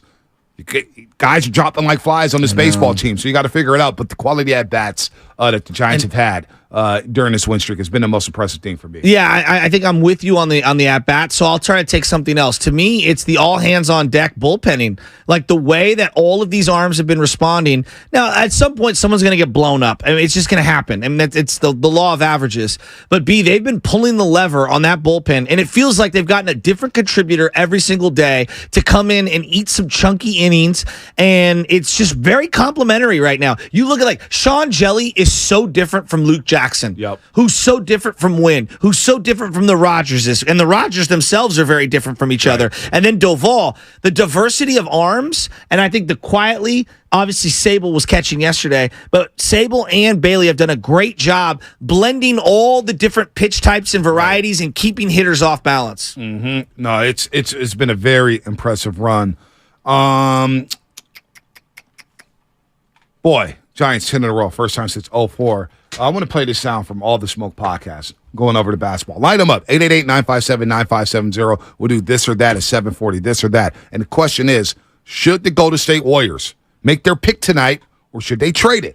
They're on the board for 19 overall. The first overall pick will start at 5:07 p.m., and we all know who that's going to be, Victor Wembanyama. And let me tell you, I've been watching a lot of his videos over the last 24 hours. It's a confident young man. A very confident young man. Very interested to see how he transitions into transitions into the NBA. JP from the Union. We need a king of the hill, Bay Area cities with the best baddies for Jordan Poole. I'm not doing that. There's baddies in every city here in the Bay Area. That's what makes the Bay the Bay. We got baddies everywhere. Even in Millbrae, Burlingame, Redwood City, San Carlos, San Rafael, Petaluma. There's baddies. That's what makes the Bay the Bay. It's a baddie region. When was the last time you hung out in Petaluma? It's been a long time. Okay. Lagunitas 2 years ago. Oh, nice. Yeah.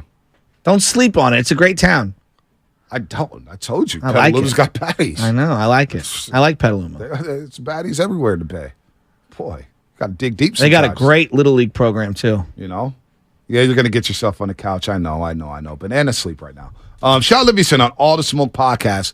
And I want to relate this to Draymond Green in a second because what will the Warriors do today? Will they make a bold trade? Will they keep their pick at 19? Or will Joe Lacob, after watching Marcus Smart get dealt from Boston and what he meant to that organization, to that city and that team, what would Joe Lacob do? Is he going to just let Draymond Green walk? Well, here's what Sean Livingston had to say about the season because we can hear from Bob Myers, we can hear from Joe Lacob, we can hear from Steve Kerr, but Sean Livingston, who's retired, and of course he just walked away from the team to spend more time with his family, reached out to him. He's doing well. He's out in Vegas chilling with the fam. He'll probably be back in basketball at some point over the next few years.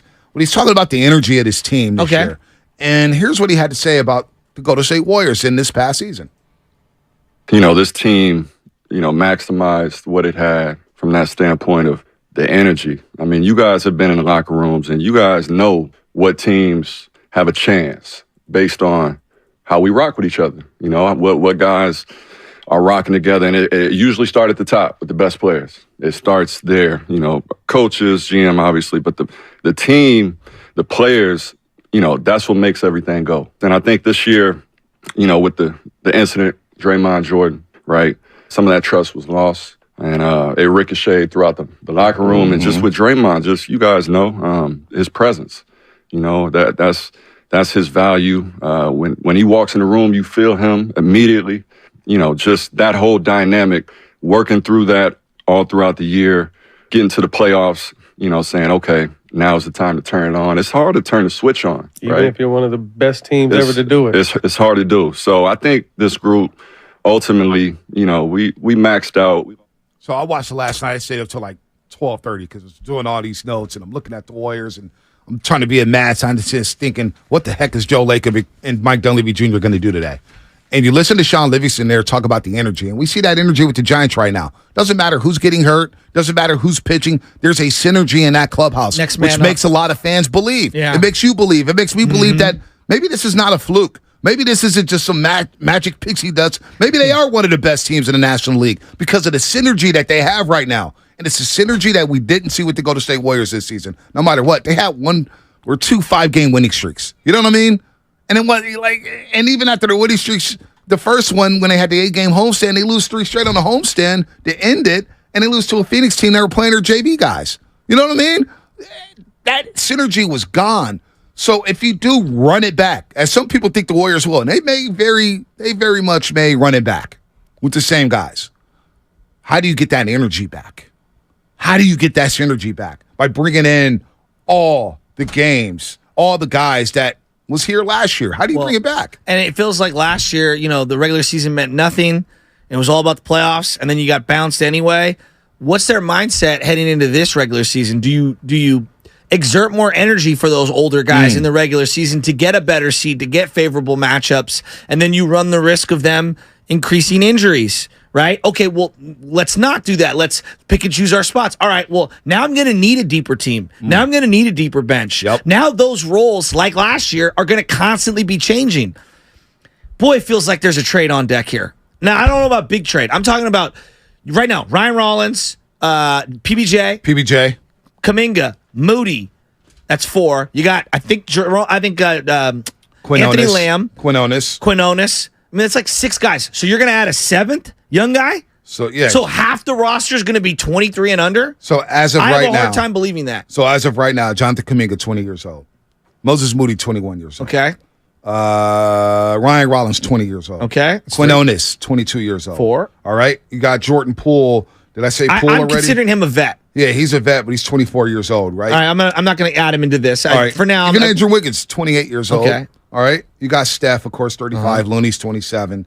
Clay and Draymond, 33 years old. Lamb and Ty Jerome, 25. And, of course, Andre Iguodala's 39. And PBJ's 19? Yep. So you're looking at 5 guys. PBJ, 19. Yeah, so 5 guys. So you're going to add a 6th guy, at minimum, a 6th guy without moving any of this. To me, a combination of either the pick, 1 or 2 of those other guys is getting moved. Just because I don't think you need that many people that are that young. So what's going to happen here? And last time I'm thinking about the Marcus Smart trade did something to me. What do you mean? It really did. It was like, wow, Boston really traded one of their heart and soul there. The pulse of that organization, the guy who dies all over the floor, the guy who's been there through all the wars, whether it's battling LeBron James and the Cleveland Cavaliers, whether it's getting cooked by Steph Curry in the finals, whether it's losing in Game 7 to Miami or beating Miami in Game 7.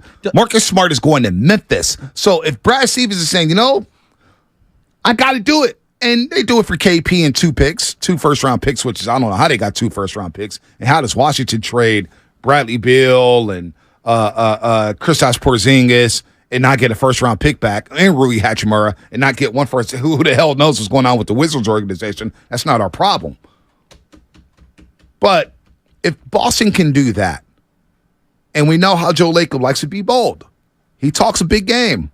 He says he'll do whatever it takes to win. And if this team maxed out, that team last year that we saw on the floor maxed out, why in the heck would you run it back? Why would you run it back with this payroll if that team maxed out and you bring the same cast of characters back? Because you have allegiance to certain players and you want to allow them an opportunity to, finish it out, I guess is the way that some people would say. Or maybe that's the argument that they're saying internally. We can be better a year from now. With the same guys? See, I think that's a tough ask. I think that's a tough pill to swallow. Because they got smoked in the second round by the LA Lakers. They got smoked. They should have lost to the Kings. You could make an argument they should have lost to the Kings. No doubt. So I get it. You're a season removed for the championship, but Denver's getting better. They're ascending. So, but your options to trade are limited. Wouldn't you agree? I actually think they're not limited. What do you mean? Trade. I think they have a lot of trade pieces. But a lot of people feel that you can't move off the big 3. They can't. But in terms of just look at this roster here. Andrew Wiggins, with this contract, don't think he'd be a viable trade piece? Boy, he's one of the few in his prime, players on the team. Two-way players. But you don't think he's a hard time? No, he has value, but you're giving up something that's very valuable. I'm not saying giving them up. I'm just saying the trade pieces that the Golden State Warriors have. Andrew Wiggins. I put Wiggins in this category where I think he's more valuable to the Warriors. There's no doubt. Given the defensive liabilities, again, the way we talk about Draymond, we don't talk about Wiggins that way. I think he's more valuable to the Warriors and maybe other teams. I'm not saying trade Andrew Wiggins. I'm not saying he should be moved. No. I'm not saying that at all. He has great value. What I'm saying is on this roster right now, I see Andrew Wiggins. Yep. I see Jordan Poole. I see Jonathan Kuminga. I see Klay Thompson and his expiring deal. Expiring deals are very lucrative in the NBA. No matter how much money it is. 1 year left on the deal. Team could buy him out. He goes somewhere and contender comes back, whatever. Draymond Green, letting him just walk. You've got some assets here that the Warriors can flip and possibly get better. Now, I'm looking up at Sacramento, right?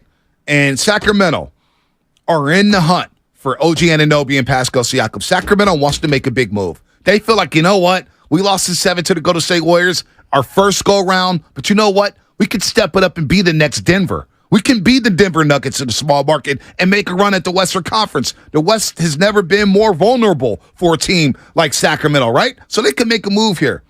If the Golden State Warriors want to make a splash today or this offseason, they have plenty of assets to do that. They have plenty of assets to do that, whether it's Wiggins, Poole, Kuminga, Clay, whatever it is. They can make some moves here and flip some things.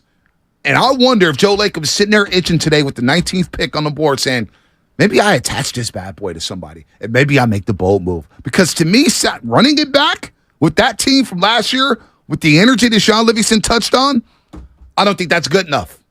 I think you end up right back in the same spot next season in the playoffs, losing either in the first round or the second round. I'm with you. I'm just surprised that I don't think you're saying that, but you're saying they do have assets. They have a lot of assets. I agree. And Mike Dunleavy Jr., don't forget, Mike Dunleavy Jr. said in his presser the other day when he was introduced to the Warrior fans, a lot of people are calling about our players. Of course they are. Of course there's a lot of value on this roster right now. you and I have been talking so much about this, and it feels like to me Klay has been untouchable for a variety of people and for a variety of combinations. So to me, I felt like they were always very. If we're opening with Dre and Klay are here no matter what, they're very limited. There's only a couple of guys, and it's Wiggins and it's Poole. And so if that's what you're telling me, then I'm saying Wiggins is really valuable. If you're keeping Klay and it's Steph and Klay, Wiggins is really valuable to cover up some of their defensive inefficiencies. See, I never thought Klay was untouchable. I value shooting, and I think the league values shooting, so it'd be very difficult for me to part ways with a guy who just led the league in three-point makes. Three-point makes. This guy led the league in three-point makes. You can't take that away from him. And you need shooting, and he's a devastating shooter, especially if you slide him in as a fourth option behind Wiggins, Steph Curry, and Jordan Poole. But if a team comes knocking on the door and they say, we got a wing player for you, a 3-and-D guy for Klay Thompson. Well, who is that player? I don't know. Player X. You could name a guy. I don't know who's out there. Because I'm not going to get into who's available, who's not available, because I don't know who's available. But doesn't have to be like the right deal. So like, of course it does. Every deal has to be the right deal. But that, like, when we talk about like these hypotheticals, like for example, and no one's trading Klay for Bradley Beal, right? No, Warrior fans would never do that, even if Bradley Beal's in his prime in comparison to where it's a lateral move to me. But there's an emotional attachment that to me that I think is baked into whatever equation of acquiring or trading off of people, and I don't know what their setting is. The same emotional attachment Boston had with Marcus Smart. Hell, 13 hours on that. See, 13 hours before they even traded Marcus Smart, they had a Marcus Smart appreciation post. Yeah, but Ponte, would you agree with me? There's Boston getting to the edge of the cliff but never getting over it is a little different from the Warriors literally just winning the championship 18 months ago, 24 months ago. No? By the way, by the way. I mean, like, it's different. Like, I get, yes, there are comparisons, but I think when you don't win it all at all with that core, you got to shake it up. When you've just won it all, I think you can be a little more stubborn. That's just me, and I think you build up way more equity. So to say that, like, Smart is on the same equity level with the fan base and the organization we don't know as that. Klay or Dre, I feel like that's a little unfair to those guys. So we got the championships out here in the Bay Area, but we're not in Boston every day. We're not in Boston every day. Totally fair. He just won Defensive Player of the Year. Yeah, but they didn't win a championship. Yeah, they didn't win a championship, but they got close. And you always say it's hard to win championships. They got close. But I think for 9 straight. His entire tenure with Boston, they were close. They were close. Yeah. And you saw the way that crowd reacts to Marcus Smart when we're out there in Boston. He won DPOY for them, and they swore by him. But Bonte, I think saying you're close makes you more aggressive to get over that hump as opposed to we just won with them, which I think gives you a little more runway. I don't know. I view it differently than others. So Marcus Smart meant a lot. I'm eager to hear from some Boston fans. But it's unfair for us to say, they know it's not the same as Draymond Green. We've tried to run Draymond Green out of town for 4 years here. Hey, come on, let's be real. Draymond's a unique circumstance. Marcus Smart does some things. No doubt. Some dirty things. Yeah, but not on the level. Like, you could point to certain things that Draymond did to his teammates and he did to the team, which cost them games. Marcus Smart, I can't remember Marcus Smart getting kicked out of a game that they desperately needed in the playoffs. Did you watch every single Boston game? No, I didn't watch every single Boston game. So we don't know that, Shasky. We're looking at everything with blue and goggle lenses as Warrior fans. We know what Boston... They just literally had, I'm seeing Boston fans all over the place saying this is Marcus Smart Appreciation Day today. We're all wearing Marcus Smart shirts. Yesterday, they were talking about Marcus Smart, how we can't trade Marcus Smart. They wanted to trade Jaylen Brown before Marcus Smart. Because they haven't won it. And I think you're a little more aggressive and you're a little more reckless when you haven't won it to get over the hump as opposed to we just won it, which I think makes you a little less inclined to be so aggressive. That's what I'm saying. So Joe Lacob understands the payroll here, and he understands this luxury tax, and he understands what they have at stake here. Draymond Green, and I keep going back to this, is he $20 million better than Kevon Looney? Is he? Kevon Looney's making $7.5 million per season. He's making $7.5 million next year. I'm with you. Draymond Green is probably going to get 25, 27. Hell, you may get $30 million a year. Is he that much better than Kevon Looney on this team? 3X. That's the way you got to view it, right? And not only is it 3X, it puts you into the upper echelon financially. Not only is 3X in payroll, and then 3X in how much the luxury tax. Mm-hmm. It could be 4 or 5X of what a Kevon Looney's making. No, I don't think he's that much more valuable. So for me, the way they got beat up by the LA Lakers and the style in which they got beat up by the LA Lakers, and I'm looking at Draymond Green, we got to remove attachment. Boston basically said, how do you feel? Okay, I'll meet you halfway and say that the love for Marcus Smart in Boston is not the same as the love here in the Bay Area for Draymond Green. Yes. But the love for Draymond Green has been hot and cold. It's been a love-hate relationship. It's been soured. If they're able to say, you know what, we got to remove emotion, remove attachment, we're moving off of Marcus Smart. And they did that yesterday for Kristaps Porzingis. They said, you know what, Marcus Smart can go. Defensive Player of the Year. A guy who's deemed as one of the best perimeter defenders in the NBA. Boston said, we'll send him to Memphis to go get KP. But if Draymond Green goes, right, how do you get better when you lose that financial slot? You're basically losing him for nothing. So unless it's a sign and trade, I have a hard time saying that makes the Warriors better, losing Dre for nothing. Maybe it is a sign and trade. Yeah. Maybe that's not the only move they make. Or is it addition by subtraction in terms of locker room element? It could be that, and it may not be the only move they make. That's a good point. Because they may say, well, Klay Thompson's 33 years old and has an expiring deal. Because here's the deal. I'm surprised how much we're talking about Klay's expiring deal. I thought it was a lock. He would be... No. So we got this or that coming up. Line them up. 888-957-9570. Should the Warriors make their draft pick or trade it? It's that simple, folks. This or that coming up in 2 minutes. 888-957-9570. Klay's 33 years old. And if you sign to trade Draymond Green and attach Klay Thompson in a separate deal, and so then you keep Wiggins, Looney, Steph, Jordan Poole, you have Jonathan Kuminga, and you get maybe 2 other role players, I think you can tweak this bad boy and be just as good as you were last season. At least. Vontae, moving off of Klay and Draymond on the same day would be one of the most monumental, franchise-altering days I can ever think of. Joe Lakers a bold guy, right? right? I'm not saying it's out of the realm of possibility. I have a hard time visualizing that. Like, if you run it back... Maybe I'm wrong. Look, what I believe is, and I could be wrong. It would be bigger than a Matt Williams deal. It would be bigger than Matt Williams for Jeff Kelly. People were devastated. Bigger than the Kevin Mitchell deal. I'm trying to think of comparable to this. Joe Montana. Ellis, Joe Montana. Like, yeah, wow. I mean, moving off of both those guys on one day, that feels so over the top. I'm not sure. Wow. Folks are ready to see Kuminga just as much as they were ready to see Luis Matos and Casey Schmidt and Patrick Bailey. So, like, the guy I keep thinking about, and I know you, Giannis and Embiid. What's going on with the Clippers and Kawhi? What's going on with the Clippers and Paul George? They're saying Paul George is on the block. Teams are ready to make massive moves because of the CBA. We'll have a conversation on the other side because we got to get to this or that coming up right now.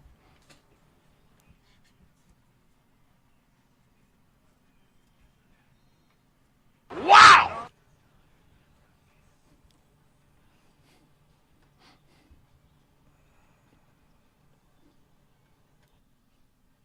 It's a shame. It's embarrassing. It was embarrassing there. Run it back with the Golden State Warriors? Do you really want to run it back? Look, man, I'm one of the biggest Warrior homers out there these days. I don't know if you can run it back. I don't know if you can run it back and get better. Can you save that drop? I'm one of the biggest Warrior homers these days. I am. I give them the benefit of the doubt because of the 4 championships. So is the loyalty. So then right now, your Bonte Hill setting right now is, my loyalty is Steph Curry and the Golden State Warriors on the front of the jersey and getting a championship. Yep, absolutely. I'm in that category. Absolutely. I don't know how many are with us. I just don't know. I'm in the boat with you. I go back to Kevon Looney and seeing what he did in Game 3, and he may not be able to consistently do that over 82 games, but Kevon Looney the last 2 years has been damn good for the Golden State Warriors in some of the more important games. We forget Game 1 against Memphis. Jordan Poole came off the bench and scored 31 points. Did Draymond Green get kicked out of that game? Oh, yeah. But Game 2 against Dallas, Draymond Green got in foul trouble. What happened? Looney had a monster third quarter. Did the Warriors win that game? Yeah. Game 4 against Boston, most important game of the finals. What happened in the fourth quarter? Hey, you're preaching to the choir here. I'm in the front row feeling it. But B, you have to admit, Klay out, Draymond out, Jordan Poole back in. Well, that would trigger some people. That would trigger a lot of people. It would trigger a lot of people. But you know what? Brian Sabian came in here and triggered a lot of people. What happened? We swear by him. Yeah, that's true. All right? That's true. Jose I'm just Ortiz. trying to keep, you're on fire this morning. Jose Ortiz, $9.99 he spent on YouTube. Dump Dre and keep the youngsters. Remember, when they win the finals last year, the entire team was screaming, F Draymond in the locker room while popping champagne. Well, they're doing it out of spite. Here's a guy I think will be stapled today because of his $9 million is, I believe, to be a good price point you could put together with one of the youngsters. I bet GP2 is stapled in one of these deals. He's one of the few mid-range price point guys that can kind of get you over the hump on some of these deals. Listen, I did not compare Marcus Smart and Klay Thompson in his impact. Using it as a... Let's talk about Draymond Green. Yeah. Not Klay Thompson. Don't put words in my mouth, 408. Robert in San Jose. Robert, what's happening? This or that? Do you trade the pick? Do you trade the pick or do you make the pick in 19? Robert, what you got? This or that? With Jordan Poole, if you have Jordan Poole and Steph Curry in the starting lineup together, you might score 60 a night, but you're going to give up 70 or 80 a night because Jordan Poole plays no defense whatsoever.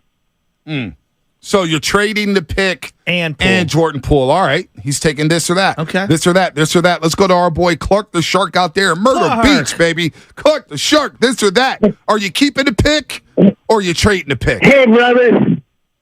Well, if they're going to keep the players for 2 more years and trade the pick and try and get something, that you can go with. But, guys, I got a couple of things here. I got to tell you.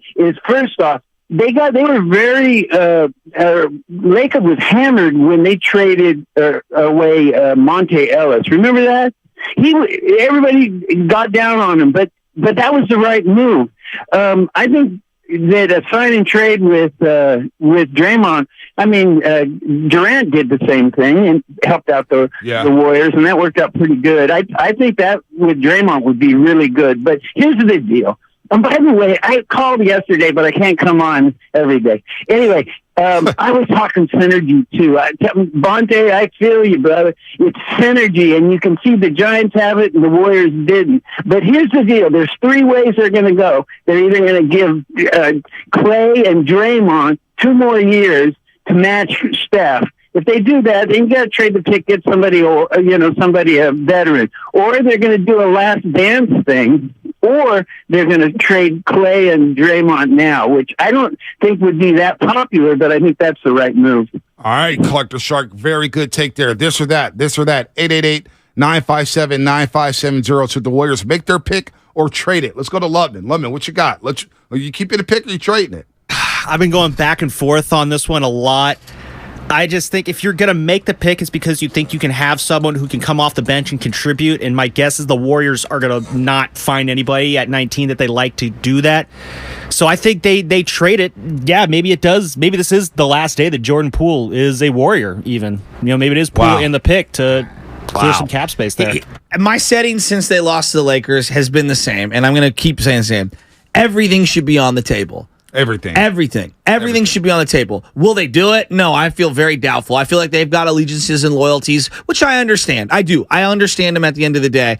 But for me, in terms of wanting to win and keep moving forward and being bold, bro, you got to be cutthroat at points. And right now is one of those inflection points where it feels like the league is teetering and you could set yourself up for it's not about 1 more title. It's about 2 or 3 more finals opportunities with Steph Curry. That's how you should be looking at it. Not 1 more, 2 or 3 more finals appearance opportunities. All right, Spadoni. Everything should be on the table. Selfishly, I need chaos this offseason. I need some radio talk gold, and trading it would just, chef's kiss. Poole, Draymond, I don't care who it is. I need something to happen this offseason because it happened last night. Give me a little taste, as you like to do, Bonte. I don't know what that was. It sounded like maybe like a squirrel. I don't know what it was. I like to eat the grass. There you go. I need some chaos this offseason. And Joey Lightyears, he's feeling it. He's feeling this window closing. He's going to be taking control of this squad.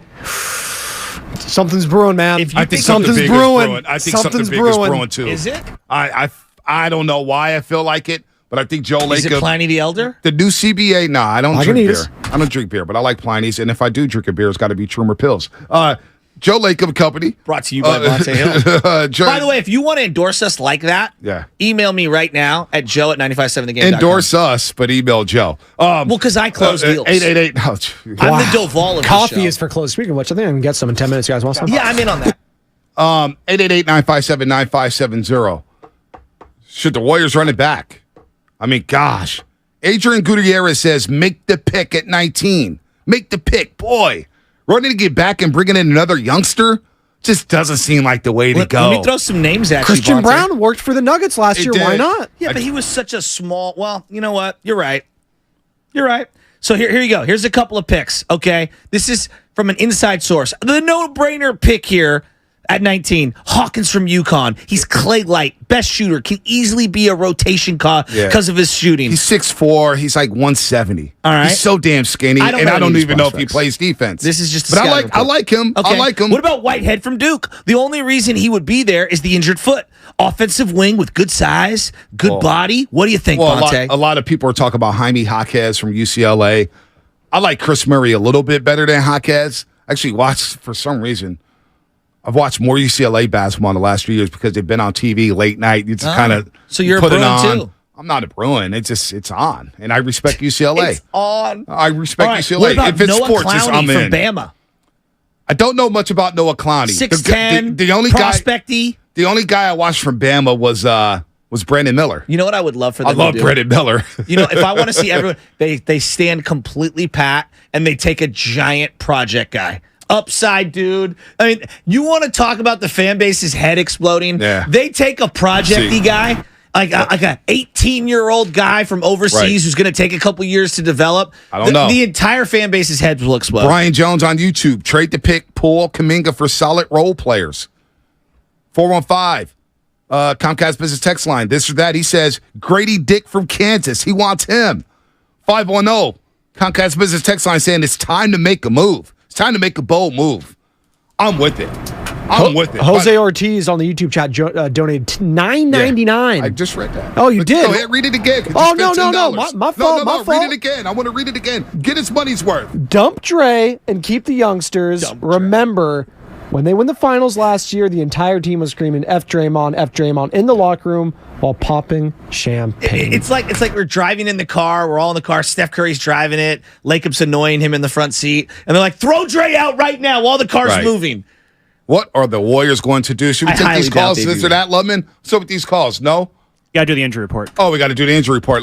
Stay on hold. We'll take them on the other side. Stay on hold. We'll take all you guys. 888-957-9570. 10 in a row for the Giants. 10 in a row for the Giants. We got NBA draft day. I don't know why. I love the Giants. They're rolling right now. But NBA draft day just does something. Did you drink an espresso shot today? I'm very impressed with your energy level. No. I went to bed at 12:30. I'm fired up. You had an sports. epiphany. It's sports. I love this stuff. This is all I know. I don't know music. I don't know Disney stuff. I know sports though. And I'll watch this stuff, and I'm fired up to see what the Warriors going to do. Like, here's the thing. You got the Giants winning 10 in a row, but nobody really has expectations for them to win anything big this year. We got the dynasty on the line. The freaking dynasty. They won 4 championships, all right? We're talking about moving off of Draymond or Clay or shaking up this bad boy. This is it. This is like Montana moving on. This is like Steve Young being on the ground on Monday Night Football, sleep after getting popped by Aeneas Williams. This is it. It's a breaking point. You look like Scarface after basically he screwed up the botched assassination attempt, and you're calling Sosa. You're that level of desperation right now. I am desperate right now. Yeah. Tap into the morning roast. We know sports.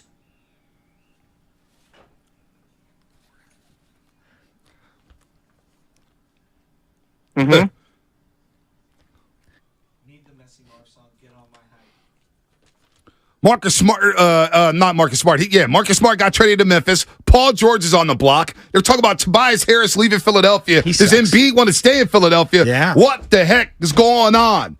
What is going on? And I'm not hating on Draymond today. Draymond's an all-time warrior. But damn it, you got to make some bold moves sometimes. What is that bold move? Ask yourself, Brian. I want you to ask yourself, Campbell, is Draymond Green really worth $20 more million in Kevon Looney right now on this team? You gotta right now. ask yourself, punk.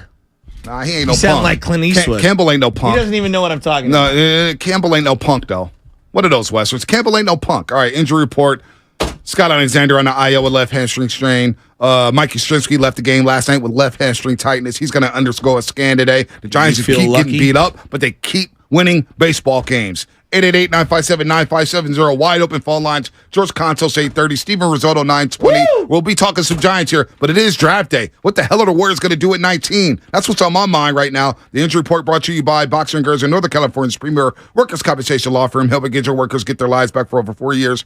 Your calls coming up next. That's what's coming up. Sponsored by Fremont Bank, full service banking, no compromises. Fired up, baby. It's a great day.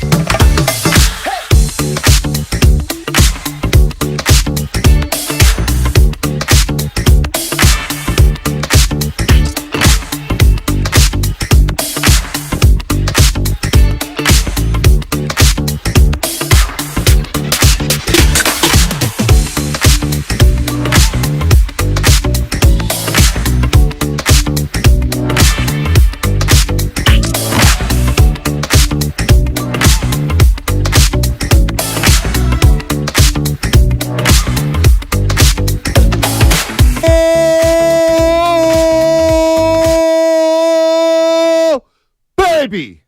Oh, baby, it's draft day in the NBA. Warriors hold the 19th pick as we say good morning to everybody out there getting off their graveyard shift. Good morning to everybody out there getting ready for work. If you're at work, what is happening?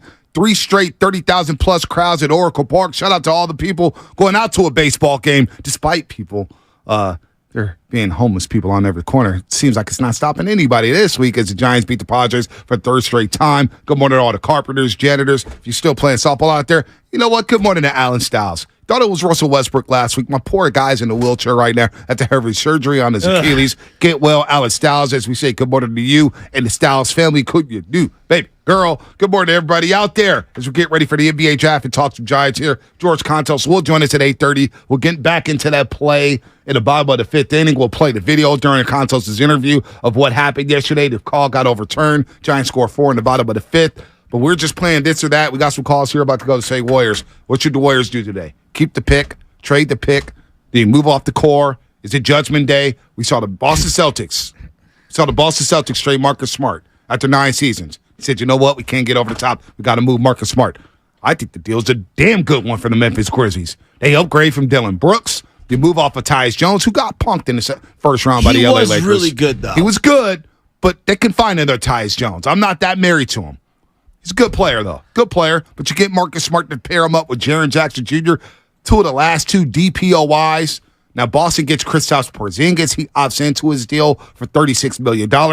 And Boston picks up 2 first-round picks that they could flip maybe for another rotational piece. So the NBA's in full swing right now. Paul George is on the block from the LA Clippers. What are they going to do with Kawhi Leonard? Tobias Jones is rumored to be on the block. Chris Middleton had $40 million left on his 1-year deal. He opted out. Will he get another deal with the Milwaukee Bucks? He did not have a great year. He had all-season surgery on that knee.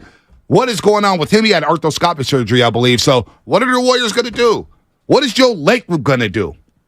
I don't know. I mean, how bold will he be today? You haven't even brought up the Steve Kerr contract. Wow. He's got 1 year left. Yeah. I mean, is he just going to, get the dreaded vote of confidence and they're going to leave him hanging, flapping in the wind? 4-time champion? I'm so amped up for today. The Giants got the day game. You got the draft. The first pick will be select. This will start at 5:07 p.m.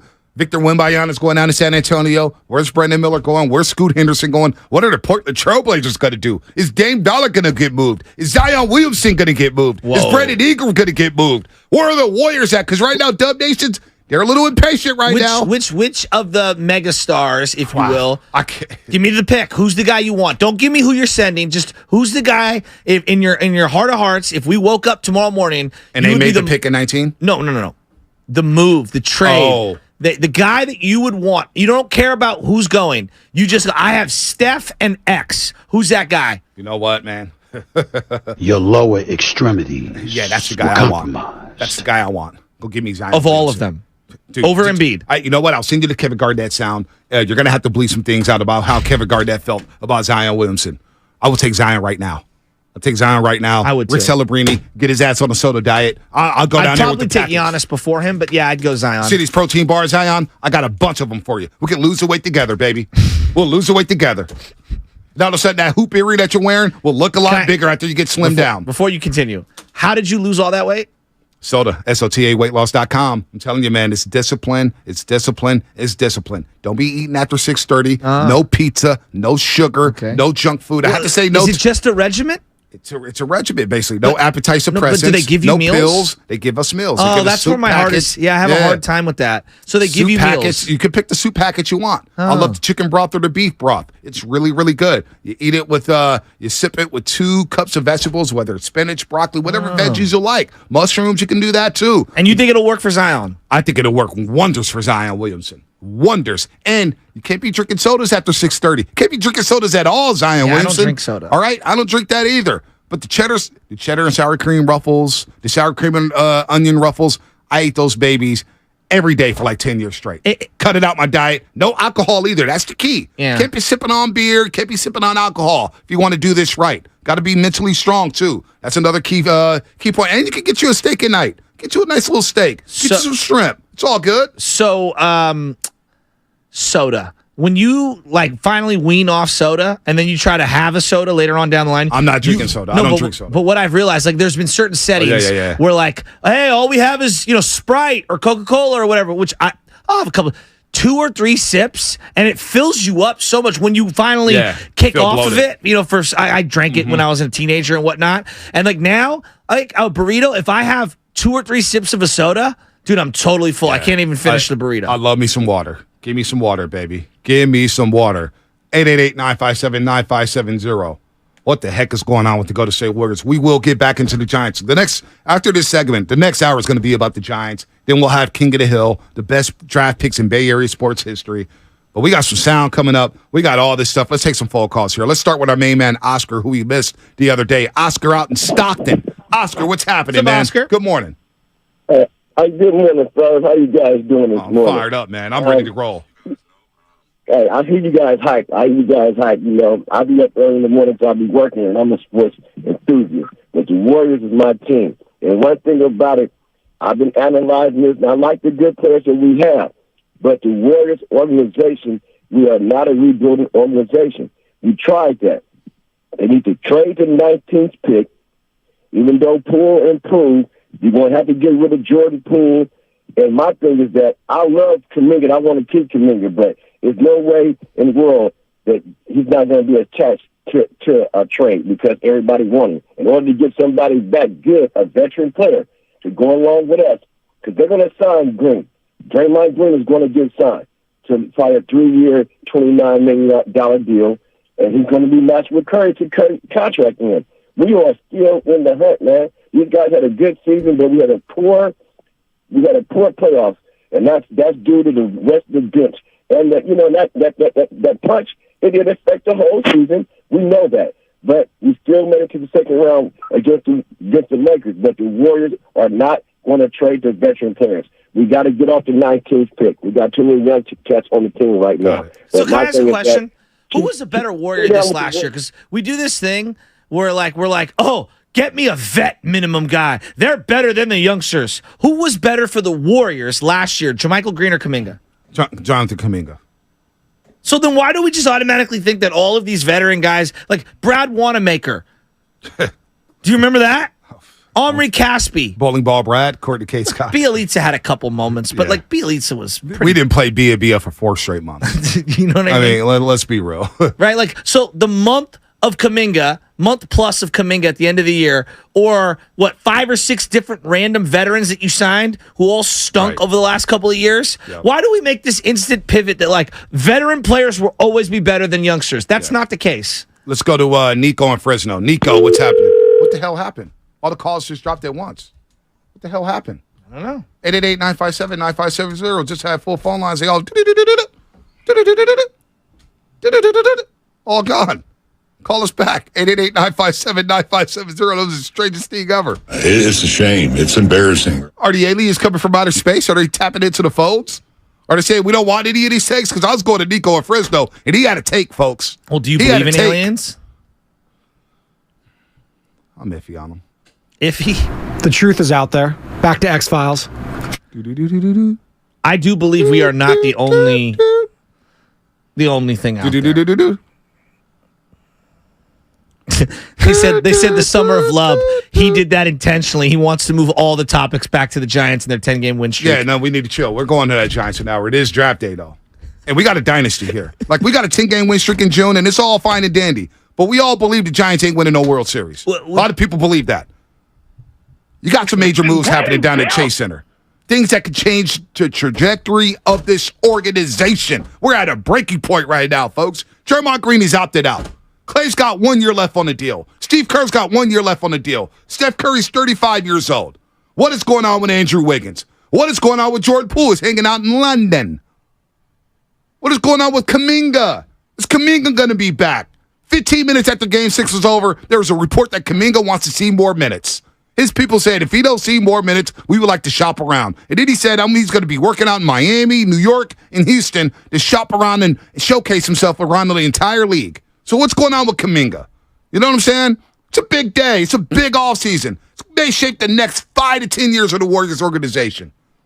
That's where we're at here, folks. So, do I sound desperate? Hell yeah, I do. Well, you sound like Messy Marv. I'm trying to get on your hype. You should, because the Boston Celtics just traded Marcus Smart. They said to hell with it. We got to make moves. So what's going on? So what is going on? 888-957-9570. That was the weirdest thing with the phone lines. It was the weirdest thing. Why are you looking at me like that? I thought you were going to kill. I thought you were going to kill someone back there. Why was I going to kill? No, you just looked at. You're like, what happened to the lines? It's just weird. I went to Nico. They all just hung up at the same time. Bonte, I'm so like. It feels like all of a sudden you just woke up with like a ice bucket challenge. No. And just hear me out here. It feels like all of a sudden you had an epiphany. Like everyone needs to be on the table. And I did feel like there was a lot of resistance. And I'm not saying you. I'm just saying in general to moving Clay, moving Draymond. Just in general, it felt like a lot of resistance. I've had the setting since they lost to the Lakers, and it felt like they were losing Lakers. I'm like, look, man. Curry is etched in stone. Everything else is on the table, and everything should be on the table. And a lot of people were giving me flack for that. And now, because of some movement in the NBA, we're all of a sudden everyone's pivoting, which I'm here for. I want us to. I just find it surprising. Well, I find it surprising. Number one. I've always been open to trading Draymond Green. Don't forget, 3 years ago, that's true. Your boy cooked up a 3-team trade to bring Ben Simmons here. Now that did not age well because Ben Simmons is not interested in playing basketball. He's done with that. He'd rather go buy a car every 2 weeks, as Howard Eskin said, the king of Philadelphia, sports radio. So that did not age well. So I'm not hell-bent on Draymond Green because just from basketball. When you think about basketball, folks, when he's holding the ball at the top of the key waiting for Steph to come off the screen, that is predictable offense. How many times did the Sacramento Kings blitz the passing lanes? To the point where Steve Kerr said, I got to shake it up and go to the one big lineup. All right? He had to shake it up. Draymond Green, from a basketball standpoint, against the LA Lakers, cannot finish at the rim. And the great defensive player that Draymond Green is, and he had a good year last year. He had a really good year on the court. But is that enough to get you over the top? Can you give a guy 27 to 30 to $33 million to say, you know what, we're cool with him averaging 8 points a game? Can you? With the way Clay is aging, with the way Jordan Poole played, is that good enough? That's all I'm asking. That style of basketball, I don't think it is. Seemed too predictable. But here's where the conundrum that I feel like they've been in, and they keep going back and forth on. It's like, I don't know how many people are coveting Clay. I don't know who's coveting Draymond Green. Well, you know who I know is coveted? Andrew Wiggins, which makes me reluctant to want to move him, because if he's coveted by others, he should be coveted by you, and even more so by you because of your defensive inabilities, especially on the perimeter. So I don't know, man. I don't really know if that move is out there for them to make. I don't know if the move is out there, but they do have some valuable assets. They do have some valuable assets. And the one thing about Klay Thompson is, even though I have a hard time parting ways with shooting in today's game, and I'm not going to get fixated on the playoffs. That's just one stretch. Look at the entire season. Klay Thompson from January on had a damn good season, a damn good regular season, some of the best months of his career. But he's got an expiring deal for $43 million, and that's an attractive piece. Can I get 2 players for Clay on this team if Draymond does walk? I don't know. Everything for me is on the table. And you see that with the Boston Celtics. You see that with Memphis Grizzlies. You see with the Sacramento Kings are up there with Mike Brown and Monty McNair saying, we can cook something up to go get OG Anunoby and Pascal Siakam. So hypothetically, and I'm just going to random names, like they get a, Draymond Green sign and trade, and they get a Monty Morris and, some other random big. One of the Lopez. I'm just using some random names here. One of the Lopez's. I think a lot of Warrior fans' heads would explode. You got rid of Draymond Green for these 2 guys? Now, it might make a lot of basketball sense, and you might be onto something But, man, he's a legend. It almost feels like he's got to do a clean separation, and it's, hey, he was going to go to this team no matter what, and the only way you can get anything back was via a sign and trade. Baumgartner was a legend. Yeah, he left in free agency with no compensation back. Yep, but the Giants is like, you can walk. You can walk. I think it took a lot of heat. Joe Montana got traded because the Niners chose up for Steve Young. They had the MVP of the league. 92 MVP of the league. Okay, so that's a little different. But it's a regular season award, and we all saw the playoffs. Of course. We all saw the playoffs. And Steve Young, as a playoff performer, left a lot on the table.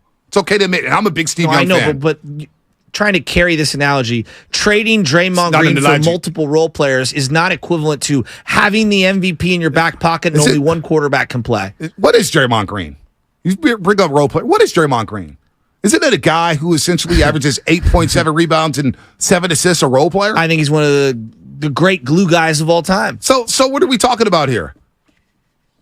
Oh, he's the anchor of your defense for long stretches. He's a guy who they run, I think because of his inability to shoot, they run the offense in a very catered way to him, which also happens to be the byproduct of what makes Steph and Clay great. And I think it's also the best way to utilize Steph and Clay.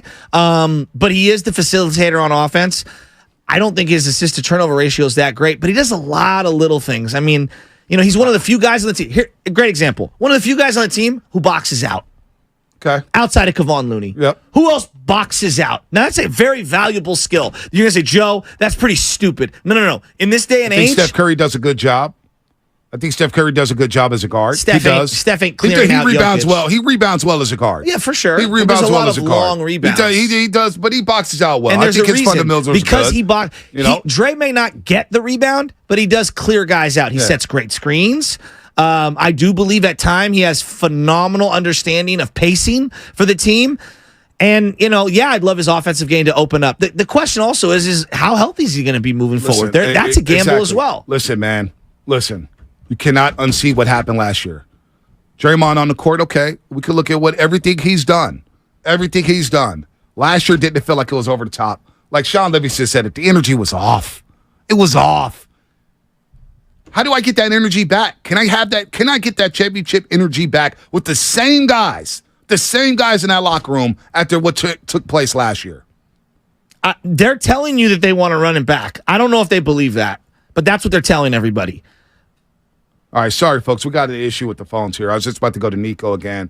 Something's going on with the phone lines here. 888-957-9570. No, I don't think you can run it back with everyone. Like, I just don't see this thing where they all go, kumbaya, we're running it all back. We're good to go. We're all going to be good now. Time has healed all wounds.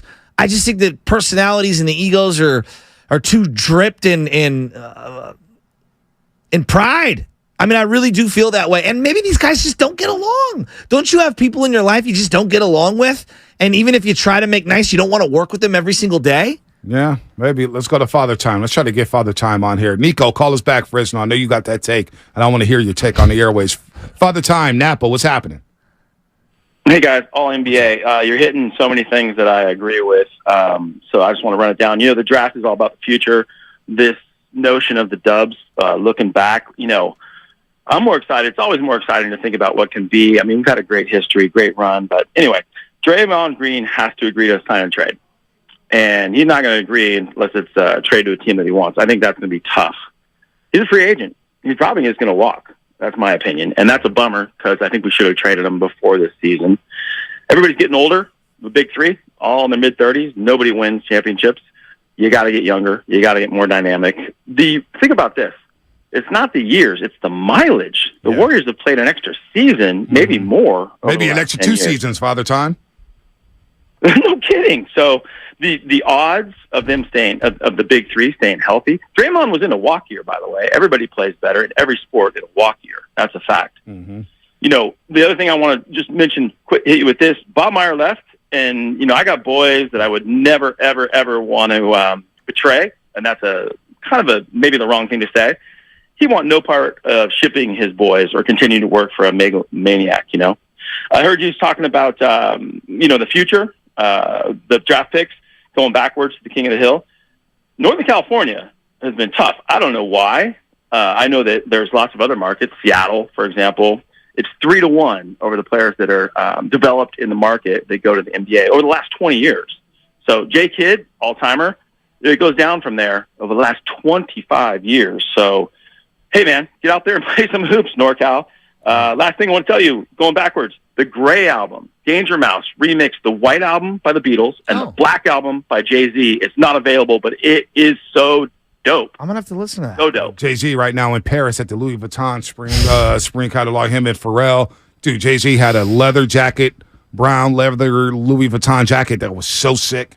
So sick. LeBron James actually had diamond bottoms. And you see the grill? LeBron James where to go. Paul Wall was proud. Yeah. No, it was legit. LeBron looked sick, and he had the Louis Vuitton glass. I'll give him credit. LeBron James is dapper out there in Paris. I want to go. Those are life's goals. Offset was out there. Pilo was out there. A lot of fun. CD Lamb was out there. Pharrell, man, did the damn thing. He was wearing his gold teeth, too. Beyonce is out there. Rihanna, ASAP Rocky, man. That's goals right there. You got to have some big money for that. Maybe one day for your boy. All right, Nico, finally Fresno. Nico, what's happening? You're on the roast. Telling you, Chatsky, it was sick. Nico, what's happening? What's up, guys? Good morning. Good morning, Nico. Yeah, I do truly believe this offseason we have to be cutthroat, and that meaning we have to trade that pick and Klay Thompson. As a fan, I know fans are saying that he can take a cut, but he's still making $43 million next year, and I'm not okay with that. We weren't good as last year, I know that, but we went 18. People forget we went 18-2 without him. His drop-off has been big. It's not he's barely been dropping off. It's big time, his drop-off, I believe. As a player right now, I think he's a sixth man. And then also one more thing, he's trade Jordan Poole talks. I believe we need Jordan Poole. Steph Curry has a track record from 2020 of missing a handful of games. Who out there we're going to get that can provide a scoring and handle the rock as a point?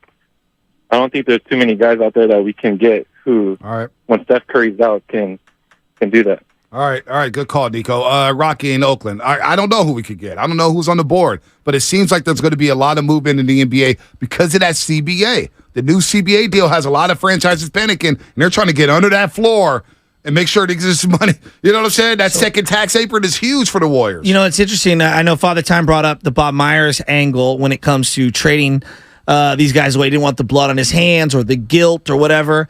You know, part of the memoirs of Dwight Clark that he put out there before he got very, very sick, I mean, he was made sick to his stomach having to deal one of his best friends in Joe Montana. Yeah. And Joe and him, their personal relationship took a huge hit. A huge hit. And it took some time for the two of them to get over it. And I think Joe admitted on a variety of levels, it wasn't until Dwight Clark came out that he was getting sick that Joe fully was able to kind of let that go. So to think that there's not a human element when it comes to the Draymond Bob Myers thing, or anyone on that team for Bob Myers, I do believe that's one of the great strengths for Bob. And that's also one of his flaws. Yeah, and I think that kind of was baked into this equation as well. I do agree with that. Rocky, 30 seconds before we hit the break. Rocky in Oakland, what's happening? You're on the roast. Hey, what's going on, guys? You know, I think those three guys we got are the guys we came in with. We roll with them till we roll out. You just got to build your roster. You got 15 roster spots. You mean to tell me, Bob Myers, you couldn't get us 12 guys to help those three? But here's the problem. Here's the problem, real quick. I'll let you finish. When the salary cap is $112 million, and one of them's making 55, and the other one's making 43, and another guy wants 33, you're already over the cap by $20 million. I understand. Absolutely. That's why Silicon Valley, Google, and all them take care of that stadium, and we watch it on TV. Yeah, but what I'm telling you is minimum vet contracts look more like Jermichael Green than they do Dante DiVincenzo, right? 9 times out of 10, they're on a vet min for a reason. So to build the roster around 3 guys making that much money, it's a lot harder than just, hey, get vet min guys, because that's the only thing that's available financially. That's how the salary cap works. All right. It's very nuanced. We'll get back to basketball. We will get back to basketball. We got George Contos coming up. Talk about last night, and the Giants' 10-game winning streak. Steven Risotto. Of course, Steven Risotto is at every single game covering the Giants for SFBay.California. Catch him on the RizzoCast podcast as well. He's at JT Snow, Joe Madden, Larry Bowe, Ron Wolders, Nick Coletti, Jerome Williams, Tyler Glasnow, and Ramon Brooks Moon, and many, many more. He'll join us at 9:20. It is draft day. Giants, 10 games in a row. Positive talk. This is positive Warriors talk. We've got to assess what's going on. Hey, some of these conversations are going to be very uncomfortable. What do you do if you're going to go to State Warriors? Do you keep the pick or you trade it away? Is that the first of many, many moves for the Go to State Warriors? But we'll pivot to Giants here on the Morning Roast. Soda, the nationwide.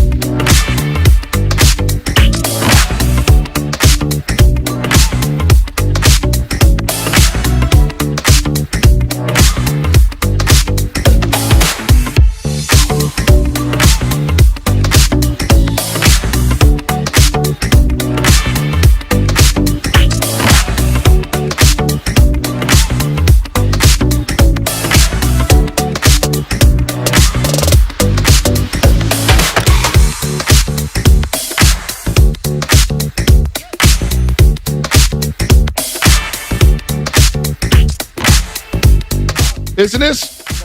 Are we doing an impromptu music this is not quiz? Swim- Turn this up.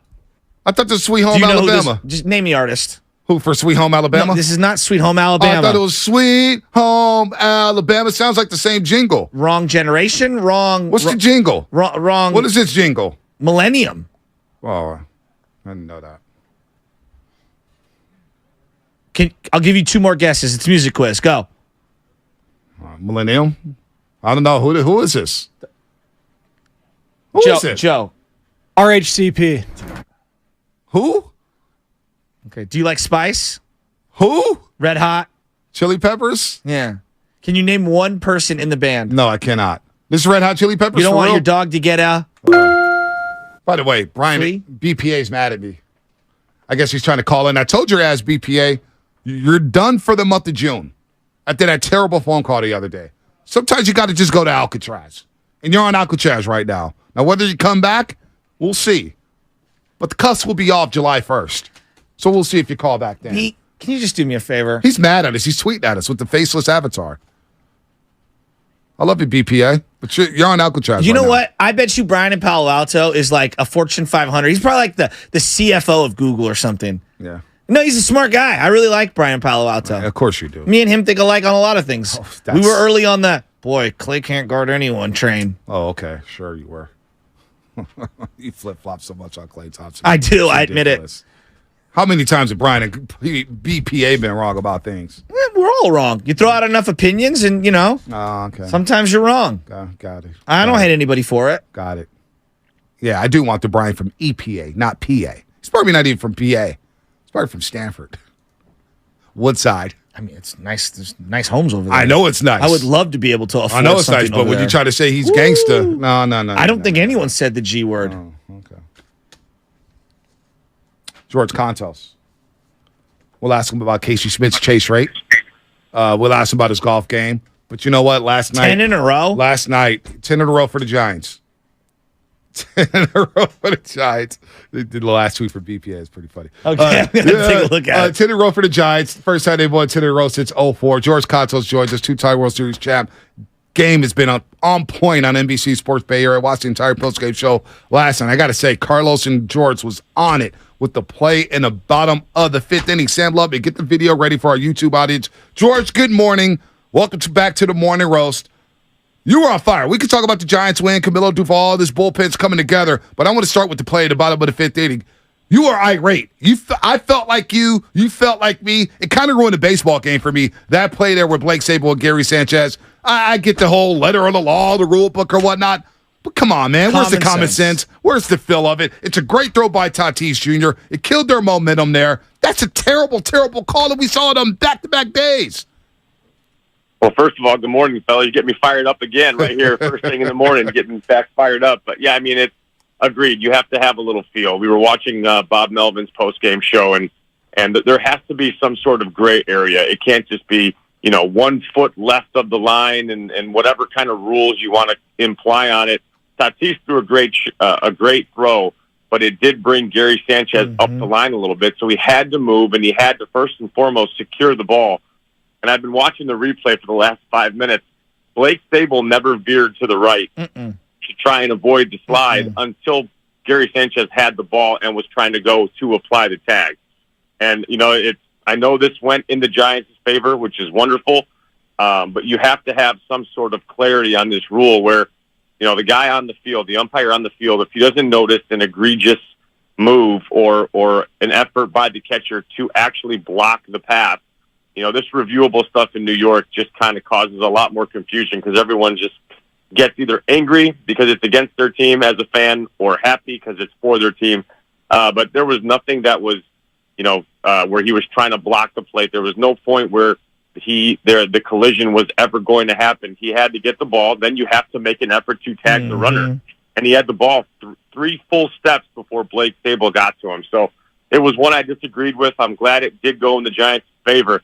but it absolutely changed the momentum of the entire game. Well, it's interesting to me because there's a variety of things here. First off, Sanchez is set up on the inside of home plate, which is where you're going to be, so you can give him the outside lane, right? And you're talking about the throw, bringing him up the line, which is 100% true. And obviously the throw beats him. So now he has the ball. It's not a swipe opportunity. It's I should use, at minimum, 2 hands to tag this guy to make sure that the ball doesn't go crazy. And I'm not going to just stand still like it's a force play at first base so that the ball goes flying, and not only does the run score, but the other runners advancing. Like, there's so many non-baseball arguments from people that have never played catcher or had a guy coming down on you. Like, it just doesn't make any sense to me whatsoever. And, like, let's just say Blake Sabol stops in this position, and now we're in a rundown. So I have to give him a lane in a rundown situation, or am I going to run him back to the base on the line? Like, do you get where I'm going on this? Like, there's so many flaws in it, and I just go back to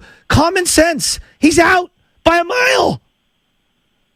I mean, I agree with you. Everything you just said, I agree with. I think that you have to have some common sense, and there are a lot of people who are like, "Oh, well, his foot was on the inside, or the outside of the baseline, more towards the third base side." Like, if you look at that and you just press pause, his foot is 6 inches on the other side of the line, but all of his body weight, everything, the whole mass of his body is still on the inside of the base. Exactly. I mean, with Blake Sabol coming in on the outside, he obviously chose the outside lane. You could see it clearly from that camera angle behind Gary Sanchez. I mean, you have to shift your weight to try and make a tag. I mean, otherwise, what are you going to do? Sit there and then just reach out and have him go around you anyways. So it was one of those things where I totally agree with you. I think you need to have some common sense. I think with all the nitpicking on the lane and this and that, I mean, there was nothing egregious. There was no contact. There was no, like, shin guard into the runner. He just had to move and veer more towards him, which you typically would always do anyway to try and make a tag. Dude, George was on fire last night, man. He was ticked off, and I couldn't believe Carlos Ramirez actually agreed with you because, look, man, we're all Giants fans. We want them to do well. It's good for business. But what's They're wrong playing is good wrong. baseball, but I'm not going to lie, George. It literally ruined the game for me, and I'm just thinking to myself, 2 nights in a row, it kills the momentum. Like, look, the Giants end up winning. They scored the next 3 runs there. But, boy, you talked about the karma maybe hitting the Giants because Yaz goes down. So how's this team doing it with all these guys dropping like flies here? Can they sustain this into July with all these injuries here, George? Well, I'll tell you what. I said this on the postgame show last night, and they're being tested right now. They're having guys needing to come up and just fill one of the chains in the link. And guys are coming up, and they're doing a great job. This is very reminiscent for me of 2021. Maybe not to the extent, but, Yaz going down again, and Haniger having a broken wrist and having to have surgery and all that. But 2021 was a team of resiliency where one guy went down, somebody else came in, and it was business as usual. And you're starting to have that same feel right now, on top of the fact that the last month and a half almost, they've been playing the best baseball in the big leagues. So the injury bug hasn't really been noticed as much because of how well the team has been doing. Yeah. Yeah, I want to go back to the play, though, as a pitcher, because B&B were talking about this, and it's just interesting. Like, a guy makes an error, next guy comes up, hits a jack. You could have got out of the inning. A guy boots a ball at shortstop or whatever. It could have been a double play. Instead, it ends up being a long inning. Doesn't it feel like it always happens like that? They blow a call, which would have ended the inning, and then, boom, Jock comes through, a couple of extra runs. Like, there is a Murphy's Law element to this. You've been on the hill. What did it feel like for you, Darvish? Because it felt like the momentum was completely zapped from them. Oh, 100%. 100%. It changes. It really tests your emotional and mental stability at that point in time when a call like that happens. Because once that play happens and that initial out call is made where you've gunned down Blake Sabol at the plate, and Tatis makes it, everyone's running off the field. You have initially, as you, Darvish, you've let your guard down. In your mind, this inning is over. And you're walking back into the dugout, and they're going to hit, they're going to maybe score a run, whatever. That's like what your mentality and your thought process is. Then that completely changes, and you have to lock right back into a high-pressure situation, and it's just very difficult to do. I mean, not many people are very good at that, especially when you're emotionally frustrated that I can't believe they made this call and that I disagree with that. That's bullcrap or whatever you're thinking. You have to now go back and pitch to Major League Baseball hitters in a huge situation with momentum having completely shifted. So it is different. And if you are able to kind of get back to the exact same form and intent that you had prior, you are one of the few people that has mastered the emotional maturity of your life. You know, the aces are never going to go away, like a Logan Webb or Verlander, for example, guys that are just absolute studs. But what they're doing right now, patchwork, and I'd like to see them get at least one, if not two starters. But doing what they're doing, it's got a tournament ball, travel ball feel to it, where they're going 3-4 innings with certain guys. I mean, it's really brought out the best in some of their pitchers. Like Sean Jelly, I've never seen him look like that. That breaking ball that he had going yesterday, that's the best I felt like he's looked for that long of a period of time. Do you think that this is sustainable around the game? Not that you're going to do it on every single, rotation, but like maybe moving forward, this is a little more viable than we think, the patchwork bullpenning thing. I've always been a guy who's been in favor of kind of having your roles and having your predictability. And, these guys have come in, you're right, and done a fantastic job. Keaton Wynn has looked great. Tristan Beck has looked really, really good. Last night, Sean Jelly, with all of his moving parts and all 6'8" or 6'9" of him, did a great job. I still think, though, that when you go with these bullpen games, it's not necessarily the amount of innings per se, but the amount of ups that guys are getting throughout the course of the season. Those start to add up. Last night was Tyler Rogers' 32nd appearance. He's made close to 80 before, but 80 appearances in a season is a lot of appearances, and that takes a toll in August and September when you start to ride on fumes. And my only concern is that these guys are really going to start racking up these appearances. And as well as the Giants are playing right now, and I hope they continue to do this throughout the course of the season, but every cog in the link is firing on all cylinders, and they're playing A+ all the way around the game. At some point, they may not be doing that, and you're going to have to lean on another leg to kind of get you through when one of these other pieces doesn't quite do what it's been doing. And the last thing that I would hate to see is the bullpen just start to fade in August and September when this team is trying to contend for an NL West title. No doubt. George Contos here on the Morning Roast on 95.7 The Game, two-time World Series champ with the San Francisco Giants, doing a hell of a job on television on NBC Sports Bay Area with Laura Britt and Carlos Ramirez. They're on fire. Last night, the Giants beat the Padres for the third straight game. They're looking for their third straight sweep today, an afternoon game with Alex Wood on the mound. Hey, could you do this, George Contos? Could you be an opener? How would that work? Because, as you just said, it does feel like that stress on the yards, as we're not even in July yet, could catch up to you. I wonder how you would recover from that. I think that I would have been fine if the opener was a little bit more prevalent when I was playing. I think it was just starting to be introduced into the game when I was on my way out of being a player. I don't know that I would have liked being the opener because once you're done, there is a lot of downtime for the next 8 innings of that game. And as a bullpen guy, you get to sit around and watch the game, talk with the guys, talk shop, whatever you're going to be doing. And then you have your routine where you get ready for whatever situation would arise that you may be going into later in that game. So, these guys like Ryan Walker last night, he threw that first inning, and then he had 3 hours almost to, sit around and be a cheerleader, which is great. I just don't know that I would have liked to have that kind of downtime after I've already gone in and done my job for the day, maybe gone and done my shoulder exercises, etc., and then you head back down to the dugout and you just watch the game. It just would have been a different experience and not a traditional bullpen experience like I had been used to my entire career.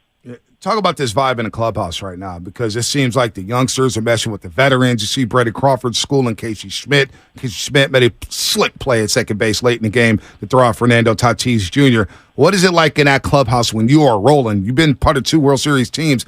Give us the vibe in there. How are they feeling as they drive to the ballpark today to try to sweep the Padres? Well, there's lots of smiles, obviously. When you're having a good time like this and you're having the type of success that this team is having, the game is so much fun, and it almost just comes a little bit easier than it typically would if you were grinding. These guys are going in, they're having these parties in the clubhouse after the game.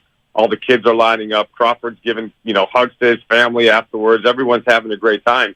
Driving to the ballpark today, though, is business as usual. They're coming in with a little bit more confidence riding a 10-game win streak, but the good thing about these guys is you play so many games that you really have to compartmentalize all those emotions of what the night before brought, and you kind of got to decompress and then come back and get ready to do it again. So they're definitely, once they get to the clubhouse and they're walking in, they're around the guys, there's definitely an aura of confidence around this team right now. When you've gone, I think it's like 23-9 in your last 32 games. They're playing with a ton of confidence. It's a lot of fun to watch, and each win and each good game that they have puts another little block of foundation in the momentum that they have going. So the longer they can keep this going, obviously, the better. With an NL West that looks like it's going to end up being a tight race down the road. Yeah, with the Dodgers and the Diamondbacks rolling. They win yesterday against the Milwaukee Brewers. Dodgers shut out the Angels. But real quick on the Padres before we let you go. After Tuesday's game, George, I was blown away by the bad base running, the lack of fundamentals that they're displaying out there on the diamond, the walks late in the game, whether it's Josh Hader, whether it's Carlton, whether it's Garcia. The Padres are a bad, bad team. 3 straight games they're running the outs at third base. Just give us a quick impression of the Padres as they're slumping right now, losing 3 straight to the Giants. Yeah, I agree. I definitely think that are underperforming. When you start looking up and down that lineup, just with the guys that you're going to be facing, you're kind of scratching your head being like, how are these guys under 500? Because their pitching staff, their starters, the back end of that bullpen, the 3-4 guys that they're going to use if they have leads, on paper are really, really good. And these guys are really, really good. They're kind of in a funk right now. They're not playing their best baseball. But, I mean, when you got Josh Hader typically coming in the 9th inning and Nick Martinez, who's done a great job, and Luis Garcia, who couldn't find the strike zone the other day, but that guy throws 97, 98-mile-an-hour bowling balls with a slider. We are running into these teams whose bullpens are struggling, and we're taking advantage of it, which is what you're supposed to do. But the Padres, at some point, you assume, right? Nobody knows. Nobody has a crystal ball. But at some point, you assume that the Padres are going to figure it out, and they're going to play to the level of baseball that they're capable of, which just adds another team at the top of this division that can make some noise. And as we all know, this year, we're playing all these teams 6 less times. So the more games that we can win head-to-head, you rely less on other teams beating these guys late in the year when you need some ground to make up. So the Padres are underperforming. We need to continue taking advantage of it. I think today's going to be an interesting one. Blake Snell has been real nasty his last month. He's got an ERA of 0.5 in the month of June. Just threw 6 scoreless against the Rays, his former team, with 12 punchies. So today's going to be another big test for him, and hopefully we can get this winning streak up to 11. And let's see if Alex Wood can put together a good start here. They need some starting pitching in the worst way. We know DeSclafani is scuffling a little bit here. Alex Wood just came back off the IL last Saturday, pitched 5 good innings against the Dodgers, only threw 67 pitches. So a big game because they don't face each other, to your point, George, until August 31st, Padres and Giants. August 31st when they next meet. They next meet the Dodgers September 21st, so the schedule is wacky. Are you on TV today? I am on TV, just in a few hours. All right, let's do it. We'll see you. We'll see what you're rocking there with the shoe game. Laura Britt, Carlos Ramirez. I need him to work with some of our young pitchers. That's what I need to get him out there. George is on fire right now, man. And I know the golf game's on point, too. We know that for sure. Oh, always. Golf games, I'm always working on that now. That's my new pitching delivery is the golf swing. Yeah, I've just been getting out there, too. I'm a rookie on the course, so I'm not playing you no scratch golfer. You're not taking my money, George. Well, we'll see you on television later on today, man. Keep up the great work. Thank you, fellas. Thanks for having me. Anytime. George Contos, man, he's really good on the tube. Really, really good. Keeps it a buck. Camera presence. He's looking at the camera. He was not happy with that play yesterday in the 5th inning. And look, 8:05, I know it, man. We're just talking about the play because that determined the game. I'm not trying to kill the joy. The Giants have won 10 in a row, man. We should all feel good about them. First time since 2004. First time since 2004. It's crazy. I'm feeling it, man. Pedro Feliz was your shortstop for that 10-game winning streak in 2004. Think about that. David VR reminds me of him for some reason. I don't know if that's a good thing or bad thing. 2.5 back of the Diamondbacks, but just 2 back of the loss column. Giants now 10 games over 500. They hosted Diamondbacks over the weekend. Diamondbacks 15 games over 500. Padres are slumping. They're free falling like Tom Petty, 35-39. Bob Melvin got ran yesterday. Dodgers 41-33. Dodgers, they're not done yet. They're going to be making moves here. And Rich Aurelia told us yesterday. Or no, it was Tony Gwynn Jr., excuse me. Tony Gwynn Jr., who was on the radio broadcast for the San Diego Padres. Don't forget about his podcast with John Heyman right here on Odyssey, an Odyssey original. There's going to be a lot of buyers. A lot of buyers. And at some point, the Giants are going to have to buy. Because another body dropped yesterday. Not, literally not 6 feet deep, but going on the shelf here. Well, Stremski's going to go on the shelf, and right now you have Wilmer Flores, him, and then there's the Lamont Wade. Feels like he's coming back, but it's not good. It's really not good. And then you look at their AAA. B. Do you know who the outfielder options are, like the legitimate ones? Because Bryce Johnson. Yeah, it's Bryce Johnson and Brett Wisely. Then I look down because Ramos is on the 60-day DL. I don't know if you know that. Yeah, I saw that. I think he's cooked. Pretty much, yeah. We're at the end there. So I'm looking at AA. Vaughn Brown?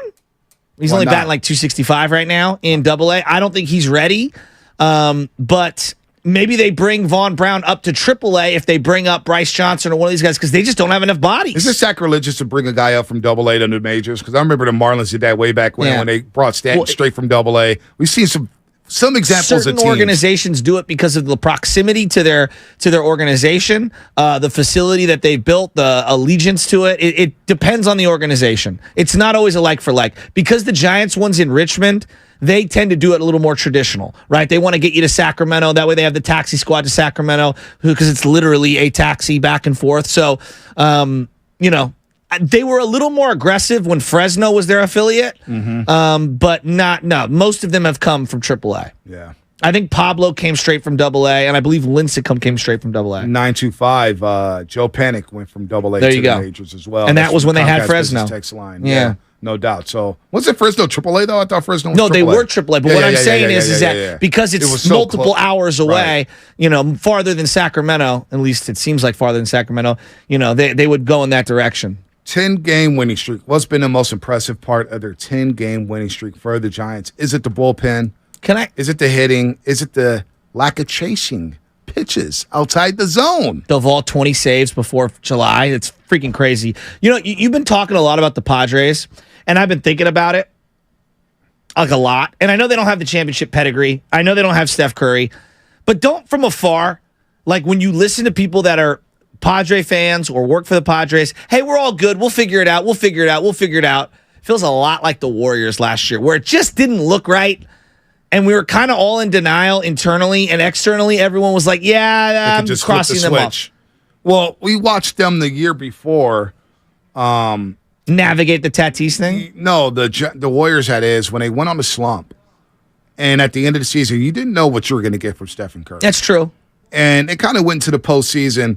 It went to the postseason. You're thinking to yourself, boy, where are they going to be at? And then they beat the Nuggets at 5, and everything broke their way with the week off, and they beat the Grizzlies, and, they beat the Mavericks. They had all this time off and whatnot. But they were able to flip the switch, but we knew they probably could because they had that championship pedigree.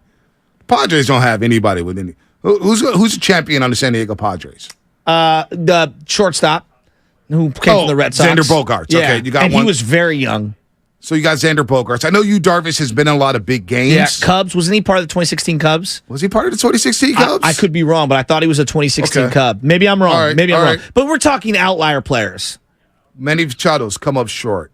Tatis, obviously, they lost to the Dodgers. Soto has a World Series with the Nationals. Yeah, he was really good, actually. And he was really good. He was 19. But he's so young. He's 24 years old. Is he ready to lead? Darvish was on the Rangers in 2016. Didn't go to the Cubs till 2018. So I was off. I was just thinking out loud. Yeah. So, I mean, not a lot of championship pedigree. All right, let's go to Brett on the Bay Bridge because he seems to like where the Giants are at. I love where they're at. Brett, what's happening? You're on the roast here on 95.7 The Game. Hey, Good morning, Brett. Yeah. Can you hear me? Sorry. Yep, gotcha. Okay. Yeah, no, I mean, you just touched on it, Monte. Like, when the Dodgers were doing so well, I hate to bring up the Dodgers, I know, don't hurt me. But when they were doing so well, like 2 years ago, 3 years ago, 4 years ago, they weren't chasing. Like, the Giants, like these new guys, they're identifying the strike zone. They're not outside of maybe Schmidt. Like, their chase rate's down. And it's been awesome to watch. Like, these major league at-bats they're putting up, you got to tip your cap to these AAA guys. Agreed. I mean, you really do. And I don't know if that's the veteranship coming in or everybody across the board, but I mean, something's changed. And it reminds me a lot of like the, not last season, but the season before, where it was just like the next guy up. Yep. Like everybody's just producing at this incredible rate.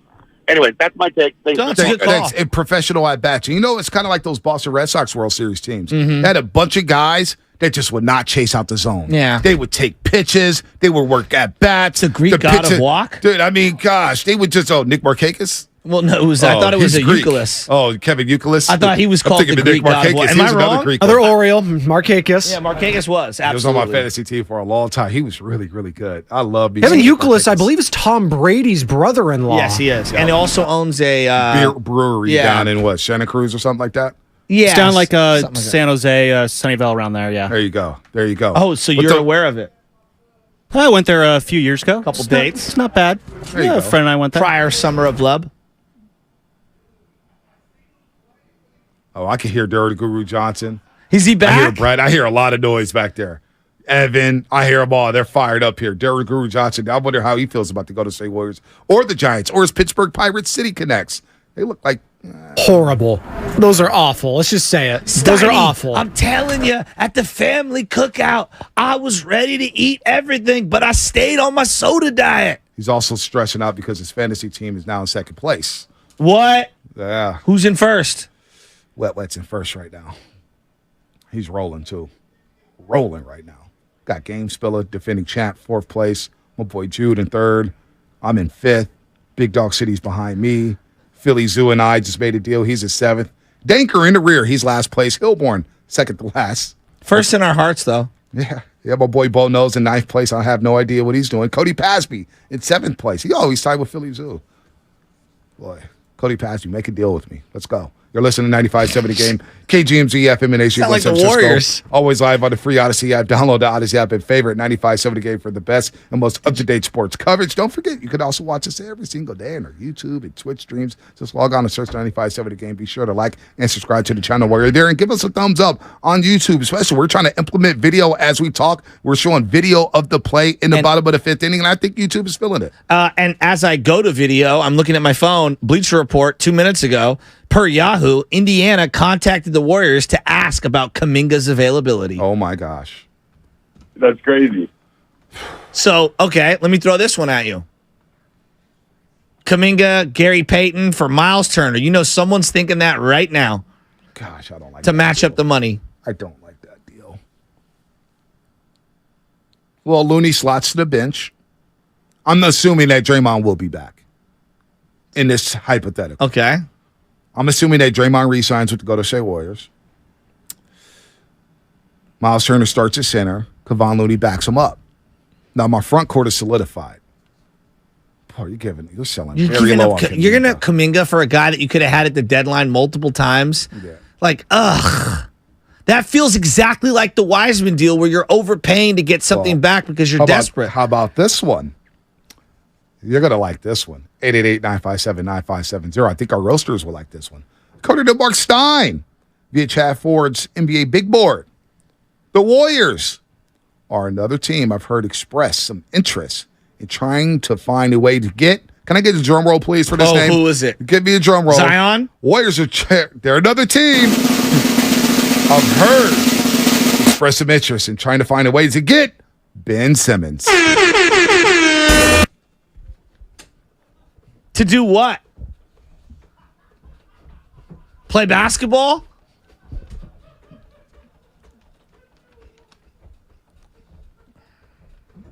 Ben. It's a great Simmons. question. To do what? I love that. Am I wrong? Simmons. No, it's a very What good is Ben question because Simmons the answer gonna do? can't be basketball. Simmons. So you're going to have another guy who's afraid to shoot? We're going to play all non-shooting offense. It's going to be Looney. It's going to be Draymond. We're going to have Ben Simmons out there. God, what a defender that Why can't Steph get open looks? Can you win a basketball game without taking a shot? You want to talk about Mr. Triple Single, Ben Simmons. You see those numbers last year? Yeah, but he puts up numbers on Instagram. Oh, boy. And no, it wasn't. Hey, listen, y'all want to blame me for picking up Ben Simmons at the airport? We asked a lot of people. Those phone lines were lit when that 3-team trade come about. Matter of fact, it's a fact that some executives in the NBA agreed with that deal. I swear to God. When I threw in the chat, I said I got a 3-team deal for you on the way to the California Classic. And that next day, there was a lot of people. It ain't just us. A lot of people that said they would drive Draymond Green to the airport for Ben Simmons. The self-death lineup, the 707 saying. By the way, Jeremy Grant could seek a 5-year deal for $150 million. From the 650, who follows more IG models, Ben Simmons or Goo? Why would you? Hey, listen. You know what? Back room laughing you know what? with the door open. No. I can't do that though because we all revealed our search. If we just touch the search on our Instagram and all the whole feed of what you look at, I would not survive in my household. Daryl the Guru Johnson is a married man to the lovely Mia. Daryl the Guru Johnson is very respected. No, it's not a joke. Mia's listening. I apologize, Guru. And Mia could be searching Guru's follower list right now, saying, "Who the hell is he following?" And y'all could get this man in some trouble. So that's apologize. Not cool. I apologize. That's not. No. I don't like that. That's not cool. Well, let's also act like looking at other people that are attractive is not a bad thing. What are we doing? Where are we at in society? On my IG feed, I look at basketball highlights and I look for interviews. There you go. I got Joe Pesci and Ray Liotta stuff mixed with some scantily clad women. I basically have a wife at home. I can look at her. I'm not looking at IG for that stuff. So let's not do that. Says the guy who says, "Good morning, strippers." Well, because that's a profession. There's a lot of strippers who strip to pay their way through college. IG modeling on Insta is definitely a profession. It is. So let's make that happen this year. Okay? How do they get money? Is it because of ads? Like, how does that work? Likes, views, yeah. So you get money based off likes? Yeah. I think there's a donation aspect as well that's involved. Gotcha. Snitch and Shashky, looming in large again. I thought we were going to do that at 9:40. You want to do it right now? Yeah, King of the Hill, 9 o'clock. I thought that was the plan. Right. Oh, I thought it was 9:40. Miscommunication sensation. There you go. Let's do King of the Hill right now before Steven Risotto.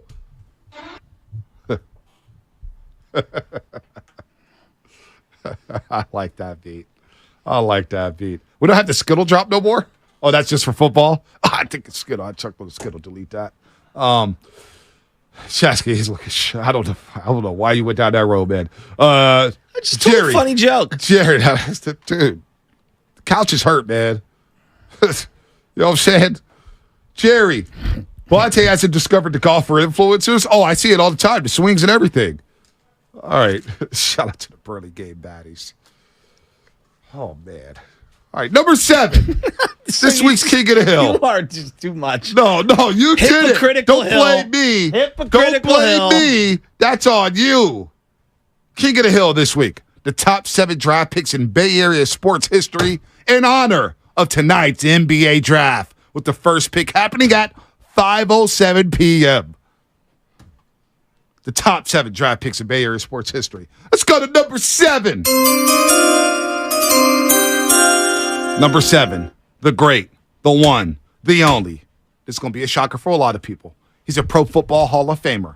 He's one of the best guards in NFL history.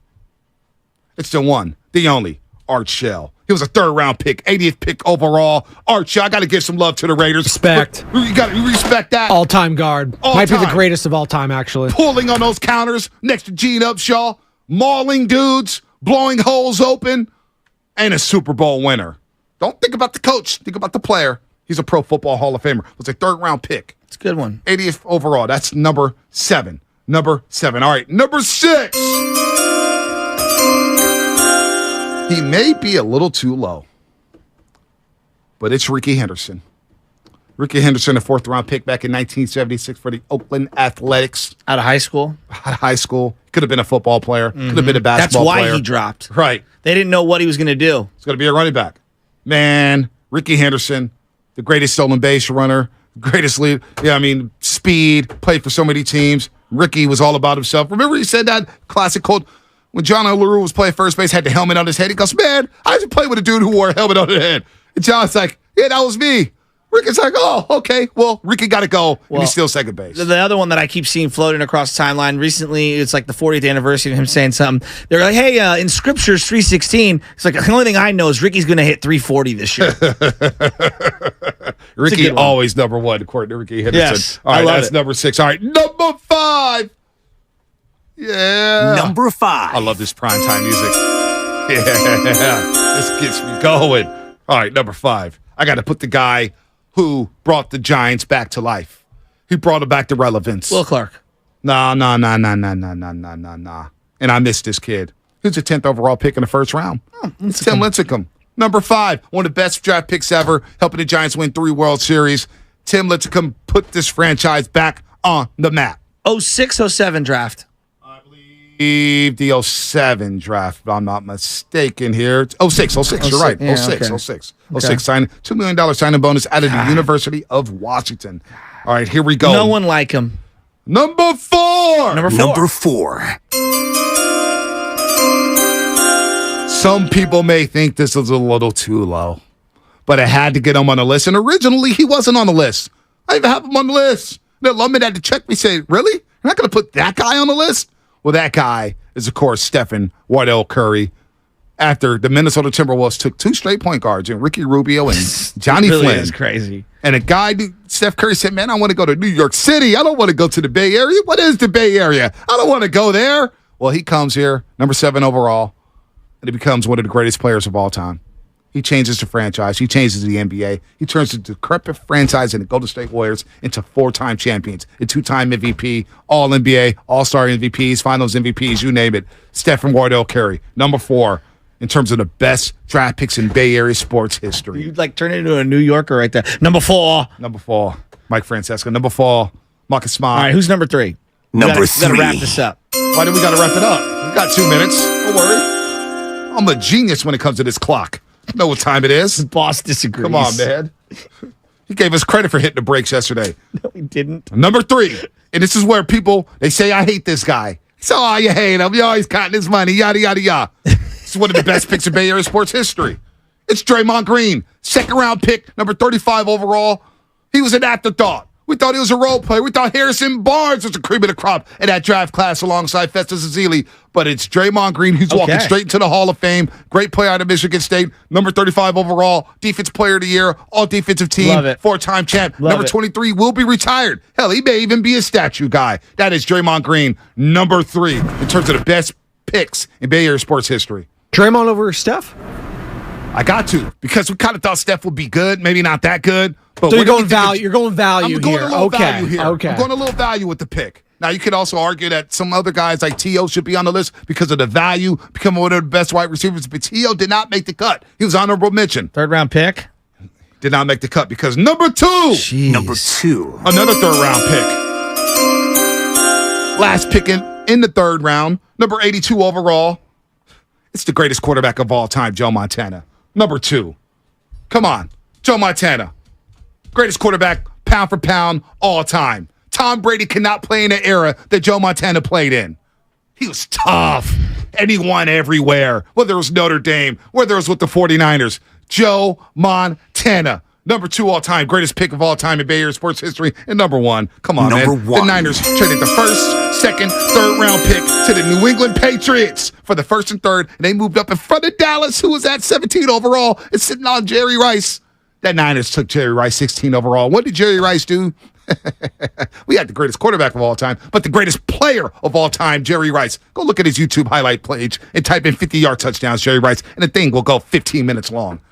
The GOAT, the one, the only Jerry Rice. So to recap this bad boy, Art Shell, number 7. Number 6, Ricky Henderson. Number 5, Tim Lincecum. Number 4, Stephen Curry. Number 3, Draymond Green. Number 2, Joe Montana. Number 1, Jerry Rice. No Ronnie Lott. No Patrick Willis. No Charles Haley. No Frank Gore. Wow, I mean, there's so many to pick. I'm not dismissing you at all. I'm just saying there's a lot to pick. It's a tough list. No Charles Woodson. It's a tough list. You know, it's a tough list. Wow, tough list. No Howie Long. No Howie Long. Even though he was, I think, drafted in L.A. Yeah, his first year was I believe. LA. Yeah. Man, it's a tough list. No Tim Bosa. Brown. No Tim Brown. No Nick Bosa. But Tim Brown was L.A. Bosa's still so young. Well, we got to hit a break. No Mark McGuire. No Mark Clark. You got to hit the break. King of the Hill brought to you by West Coast Men's Health. Wow. Successfully treating men for ED and chronic pain. Visit westcoastmenshealth.com. It's 7. It's a tough list. No Dwight Clark? It is tough. It's a tough list. Tough list. We got a break. Steve Risotto coming up on the other side. This can't keep...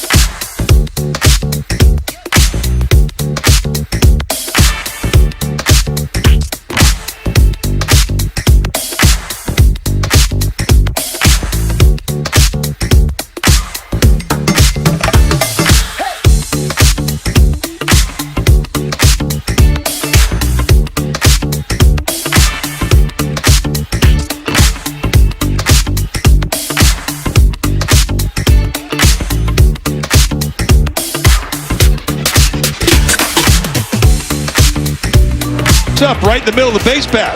That forces an outside route from Sable, and that's blocking the plate. We're going to call a violation on the blocking. The run is scored. Now, back to the morning roast with Bonte and Shasky. Hey, Jason, I had Patrick Marleau at number 7. He got bumped. That's how tough the list was. Patrick Marleau, number 2 overall pick, 1997, an all-time Sharky. I'm sorry, man. List is tough. Let me see your list out there. We'll post it on Twitter. King of the Hill. Best draft picks in Bay Area sports history. Who's in your top 7? A lot of people not agree with the list. It's a tough list, man. Well, I don't really understand the criteria. Well, is it value, best picks overall? All of the above. All of the above. Well, if that's the case, well, my criteria half the time. Joe Montana should be number 1 then. Jerry Rice is the greatest football player ever. Okay. All right. Well, Mississippi Valley State, HBCU, stand up. I love my SS State Gators, man. Part of me wishes I went to an HBCU, man. They have a lot of fun down there. A lot of fun. One thing that's obviously a big topic, and we're very, thoughtful, and our prayers and thoughts for everybody that's down there. But the submarine thing that's going on right now, this is just me. And we were talking about it at the break. I would never want to be in a submarine like that in that setting. And obviously, we're trying to be sensitive to everything that's going on. It's big news, obviously, for a variety of reasons. I don't even like flying in an airplane. And I realize how statistically safe it is based on the numbers. You're more likely to get hurt in the crosswalk, walking to go get Gambinos across the street here.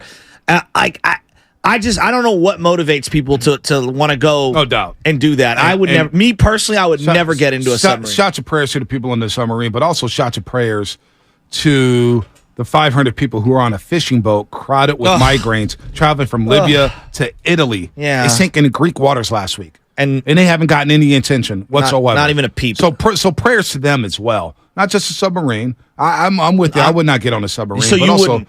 Hell no. With all Right? those see all the whales popping up and down left and right? Come on. I'm not doing that. My theory, I like to swim. I find myself to be a great swimmer. I've been swimming my whole life. Shout out Ann Curtis School of Swimming in Marin County. Taught me how to swim. I got swim class today. Nice. Yeah. But I have a theory. I'm very reluctant on any body of water, and I will swim in the river. I will swim in the ocean. If I can't see to the floor, I'm very reluctant. So I'm going to get in a submarine? Yeah, I don't know. With Steven Risotto getting to a submarine.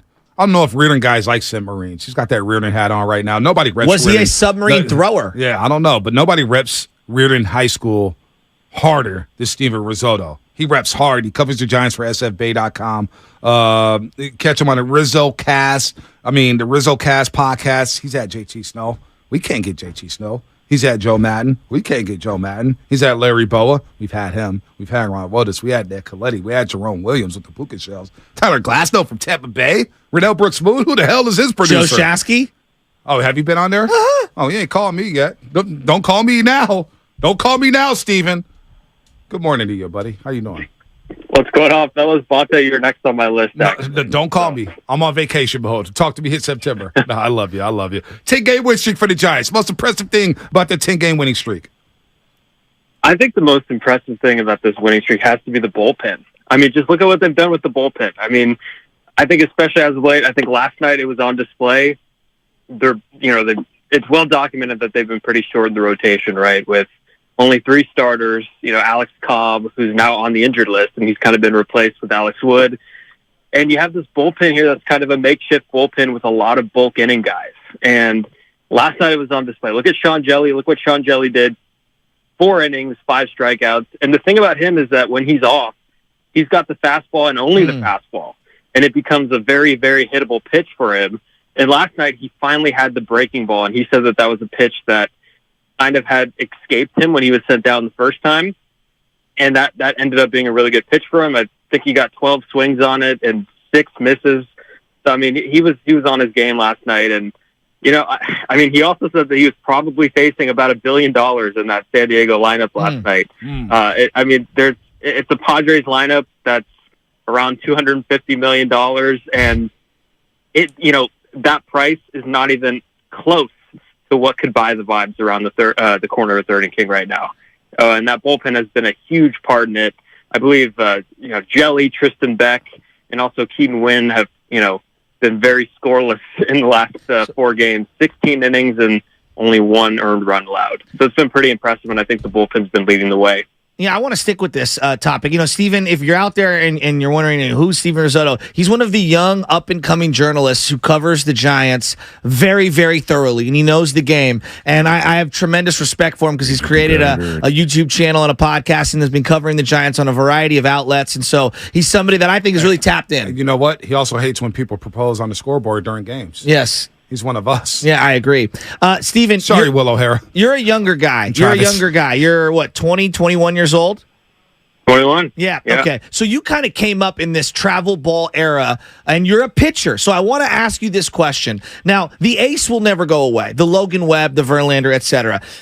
I'm coming around on this kind of like utilizing people by committee over a 3-4 day tournament. You got to kind of like all hands on deck. I'll get 2 innings from this guy. I'll get 3 innings from that guy. I can only use my ace so many times in a weekend or whatever it is.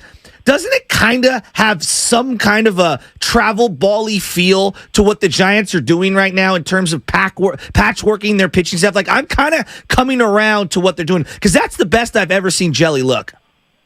Yeah, and some guys are just more comfortable in that role. I mean, I think Sean Manaea is a good example. He talked about his preparation in between starts, and he said that he got lazy at times between those 5 days. Huh. And when you're in the bullpen, when you're pitching out of the bullpen and you're kind of in a bulk innings role, it's a little bit different. But to go back to your travel baseball point, I mean, there's a tournament, there's a game, a few years ago where I pitched game 1 and game 3 in the same day. And that's kind of just how it is. And I mean, we saw that Stanford kid kind of do the same thing where he threw all those pitches. It's happening at the younger level. There are strict pitch counts that are kind of in place. And the Giants, obviously, they want to make sure their bullpen is as fresh as possible. And I think the main argument against the bullpen games is, it's going to tax your bullpen completely. And that's true if your bulk inning guys are not giving you length. Yes. What the Giants are saying right now is they're getting length from these guys.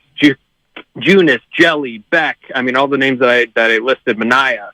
And Manaea, for a long time, it looked like he was one of the better relievers since making the move to the bullpen, which might sound a little weird, but statistically speaking, he was.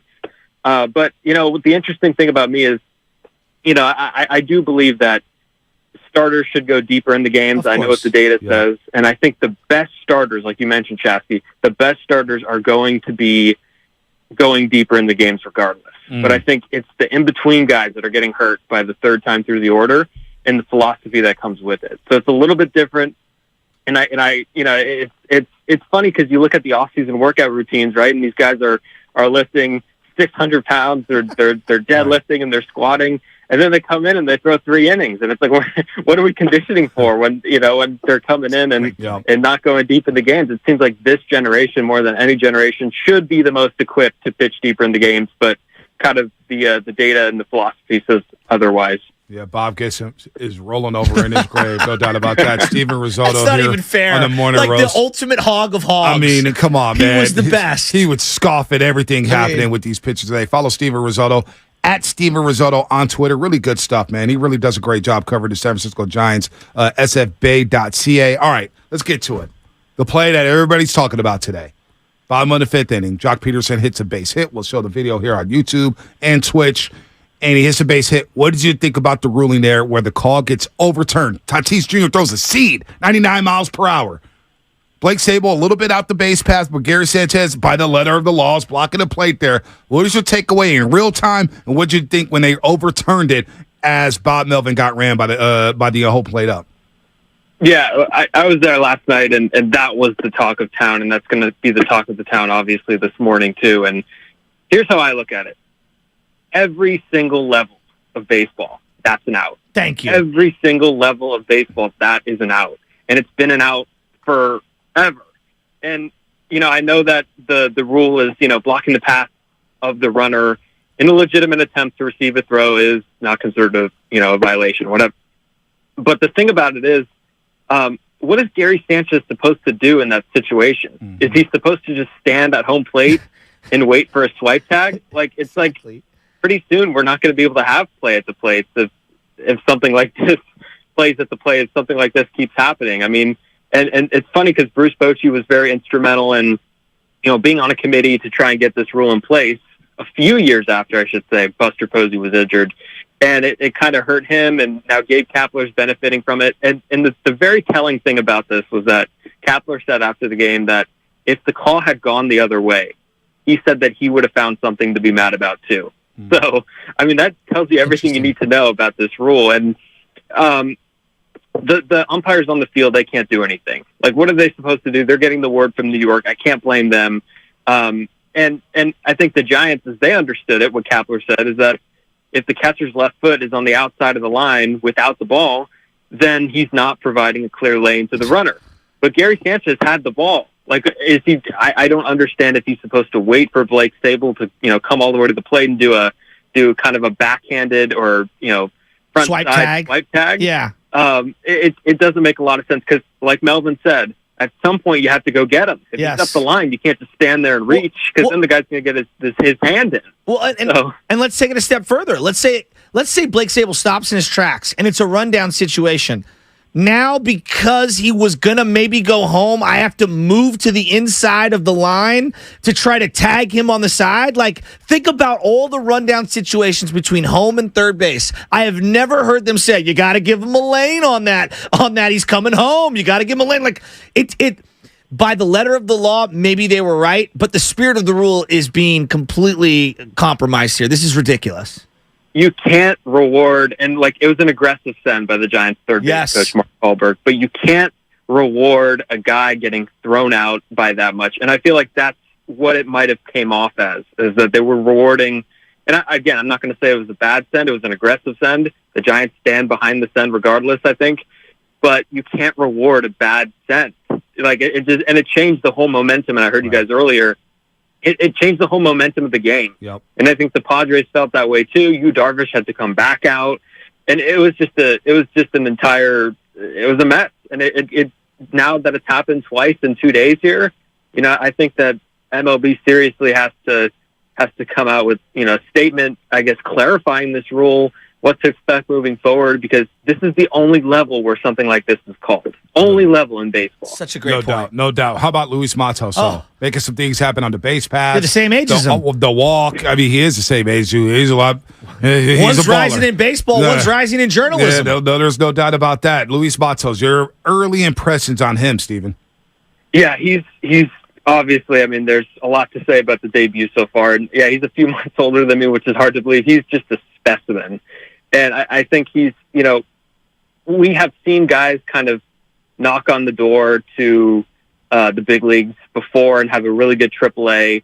Luis Matos didn't knock on the door to AAA. He slammed on the door to the big leagues, right? I mean, he got up super quickly, and the Giants have been more aggressive with the way that they bring guys up.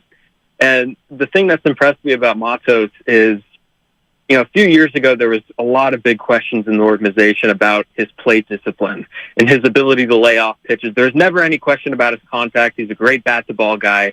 But there's always question about him taking walks. And kind of the same question, with Casey Schmidt, who I don't know if we're going to get to him, but he's a walk machine now. Mm-hmm. But the funny thing about Matos' at-bats is they just look so professional, look so unlike a 21-year-old. And I think the only guy that I've ever seen, have at-bats this young was Juan Soto on the other side. Juan Soto was having these at-bats at 19, 20. And Luis Matos, I'm not saying he's Juan Soto, and I'm not saying that, this is going to keep up, but it's an impressive thing. And he's got the tools. He's got great athleticism in center field. He's quick. He stole a base last night in a huge spot, a leadoff hit, he reached on base and stole second with nobody out. Blake Snable at the plate. I mean, that's a big 90 feet right there. So he's got really good instincts, and these young guys have, really turned the momentum of this entire season. I totally agree. With the amount of injuries that have happened,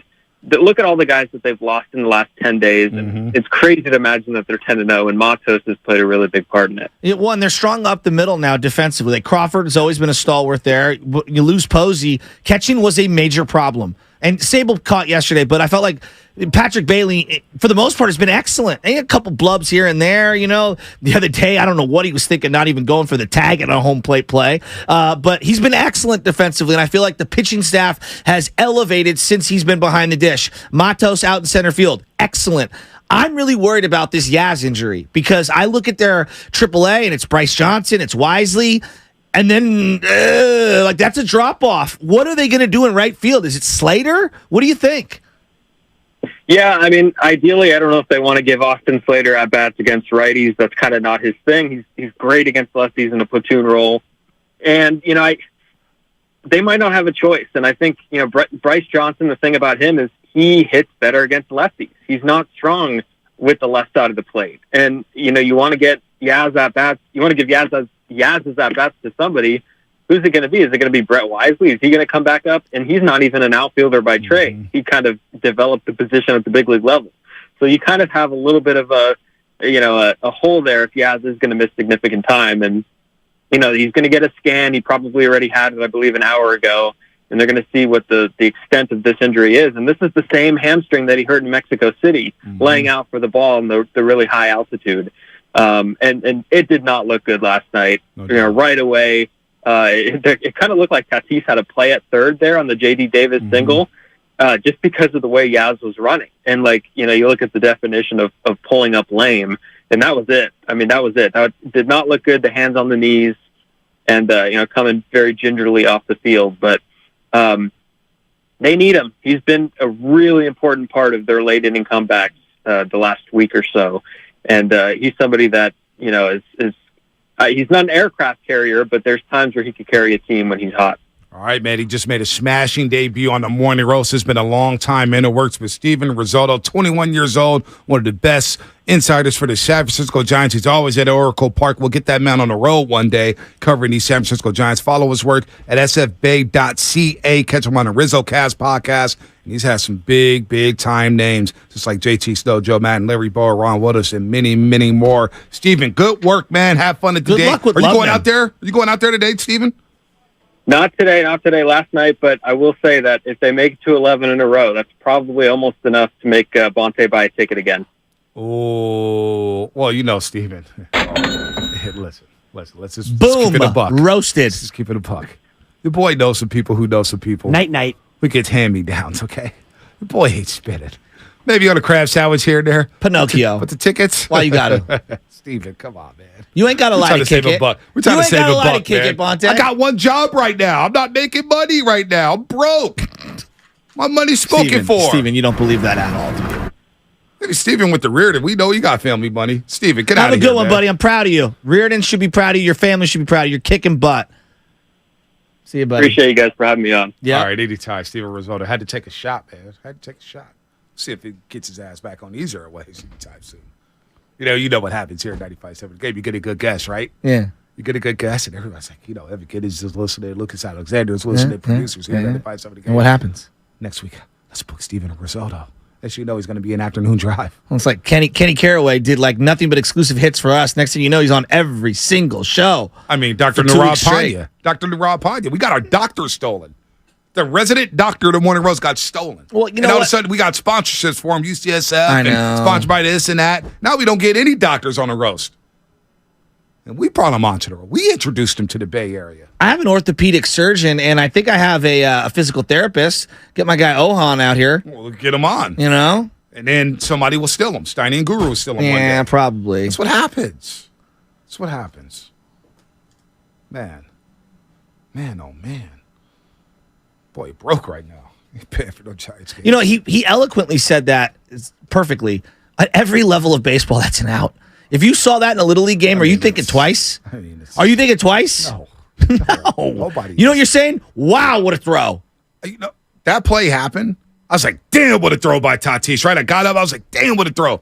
I go to the restroom. I go get some water. You come back? I start picking in, eat some mushrooms on the side. Not the psychedelic mushrooms, but mushrooms. What do they call it? Micro-shrooming? Bonte's out here micro-shrooming on a Thursday, Wednesday. Dude, I go back. I say, Microdosing? Microdosing, Yeah. sorry. Microdosing. I go back and look at the TV. I'm like, what's going on? And they're reviewing it. I'm like, oh my gosh, they're going to hose the Padres. You know what it reminded me of? What? when they called the foul on Andrew Wiggins on the dunk. Oh, when he dunked all over Luka? Like, come on, common sense. What are we doing? What are we doing? Speaking of which, Wiggins getting dealt. Why are you talking about him? I'm surprised you keep saying that. To me, he's the best value on the just team. Having a conversation. We're in the barbershop right now. This is what they're talking about in the barbershops, the bars. We're going to be talking about this from 10 to 2. Who's on the table for the Warriors? Are they going to make a splash on draft day? In the words of Steiny,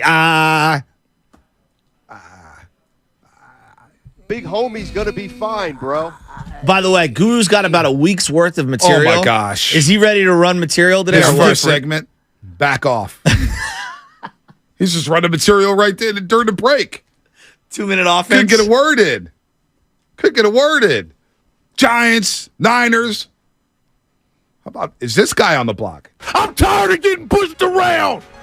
Did you hear what KG and Paul Pierce said about Zion Williamson? No. It's Kevin Garnett and Paul Pierce. The big ticket? In PG-13? Yeah, I'm not going to say. Somebody out here said he was overrated. Who? I'll say it. I did. What? Joe Spadoni. I want to go snitch. I'll say Who's overrated? His career. Who? Kevin Garnett. He's overrated. The big ticket? A little bit. Yeah. The I'm big gonna say wolf it. ticket? There's already a handful I can name off the top. I'm already taking Jokic over him. I'm already taking Giannis over him. Damn sure taking Shaq over him. You know what? I might just take Pau Gasol over him. No, you will not. 2-time champion, by the way. You will not. Only one for You KG. mean, you mean the one championship. Where KD punked him. Oh, please. And then who Punked punked him after that? Punked him. He Who didn't get punked him in punked. Game It 7, wasn't- Bonte? It wasn't Paul Who Gasol. quadrupled his It wasn't rebound Paul- total it in wasn't Game Paul 7? Gasol. Pau It was Ron Gasol did. Artest. Game 7. Talk about an NBA champ. Oh, please. An Only when he MVP. joined his super team. An MVP. Let's play the Lakers- sound. the Let's Lakers play have the been nothing but sound. super teams. Let's play the The sound. Lakers have been nothing but super teams. Nothing There but was super two teams. Hall of Famers on that super team. Nothing but super teams. There was Kobe Bryant, Pau LeBron was Gasol. organic. 04. Come on. 04. MVP. Congratulations. 15-time NBA All-Star. It was a NBA Joel All-Star Embiid. It was a MVP. Joel Embiid type MVP. It didn't mean anything. Oh, stop. This is like Please. Lubman bodying me. No, he's Spadone's not bodying. I was bodying literally me. he's just not. about to No, say he's that not. same thing. No, he's not bodying anybody because I'm getting nothing but facts. Play the You had sound. no You facts. teased it. You had artificial Wait, time information, out. Chasky. Time out. Lubman destroyed you. It's been a This big is- week for the back room for producers It this is. week. We're talking about McDonald's All-American Game MVP. Congratulations. We'll go to Straight Barcelona out of MVP, Straight Pau out of high Gasol. school. Let's Are go you to really Europe. doing that? McDonald's high school? Straight out of Are you high really school. doing that? 75th anniversary Lee team. won the dunk Kevin competition. Garnett, High 4-time school. rebounding champ, 3-time All-NBA defensive team, 9-time All-NBA first team All-Defense, 4-time All-NBA first team, Well, are you 3-time reading his All-Second wiki? team. I love it. I got the whole profile here before we talk about overrated. 26,000 Okay, are career you taking points. Olajuwon over him? No, I'm not. What? But he's a different position. Wait. Olajuwon's a center. I'm not taking Olajuwon over a lot. I may take Olajuwon over He's Shaq. a big. To me, he's a big. Power forward He's a center. He's a 4. big. He's a 4. He's a 4. Not on that team, though. He's a 4. Not on that Celtics team. No, he wasn't. He was Rasheed the big Wallace was guy. a 5. That's what I'm saying. He was a big. No, Kendrick Perkins was a big. Oh, Stop. God. Don't disrespect Kendrick Kevin didn't Garnett. close. Don't even disrespect Carvey. The Celtics would have went back-to-back had he not got hurt in But he January did. of the next season. Bill Walton would have won 7 straight if he didn't get hurt. Oh, Like, my gosh. Come on. Oh, my gosh. Woulda, Kevin coulda, Garnett shoulda. overrated? Are we no, really no, doing it's this? not that he's overrated. It's not that he's over. Well, you think he's overrated. Yeah, that was Spinone. just I do. silly I as think hell. that one championship gosh. people overrate it so my hard. God. That one Celtics championship, the one time they've won in He's 40 got Drew plus Brees years. vibes to me. He's a great one. He's a great player. He's an all-time great. But when you're stacking the top of the top of the top, he falls below some of those guys. That's all. Like there's levels to the Hall of Fame. And you come on, look me in the eye. You think KG's on the same level as Wilt and I Kareem never said and that. Duncan? I never said that. I never said that. I don't even think he's in consideration for top 15 never or said 20 that. players ever. Top 30 player? I mean, now you're opening the door to a lot of other guys, too, that Oh, have my God. a lot of team accolades, you know, that he doesn't have. He was great. Go watch the Minnesota Timberwolves with Kevin Garnett.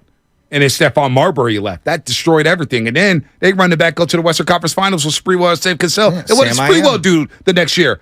Well, I'm going to say no to a 3-year, $21 million deal because I got a family to feed. Jokic just won the championship with Jamal Murray as his second best player. Jamal right? Murray's So, no bum. I'm not saying Jamal he is. Murray's no bum. I'm not saying he is, but like You know, I mean, Giannis just did it. You know, Ray Allen was past his prime by the time he won that championship with the Celtics. He was still very good. He was good, but he was past his prime. No, that's more Heat past his prime. Ray Allen. I would say.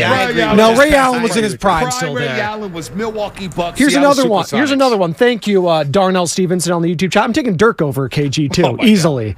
I'm taking Dirk. Dirk's championship run way more impressive than KG's. Not even close. KG's is more impressive. No. At his prime, I'm taking KG over Dirk. Yeah, let's stop. But I think Dirk's body of work might be better than KG. That's the way I would put it. Might be. KG would handcuff Dirk Nowitzki in his prime. He wouldn't be able to get his shot up. All right, by the way, KG and Paul Pierce said this about Zion Williamson.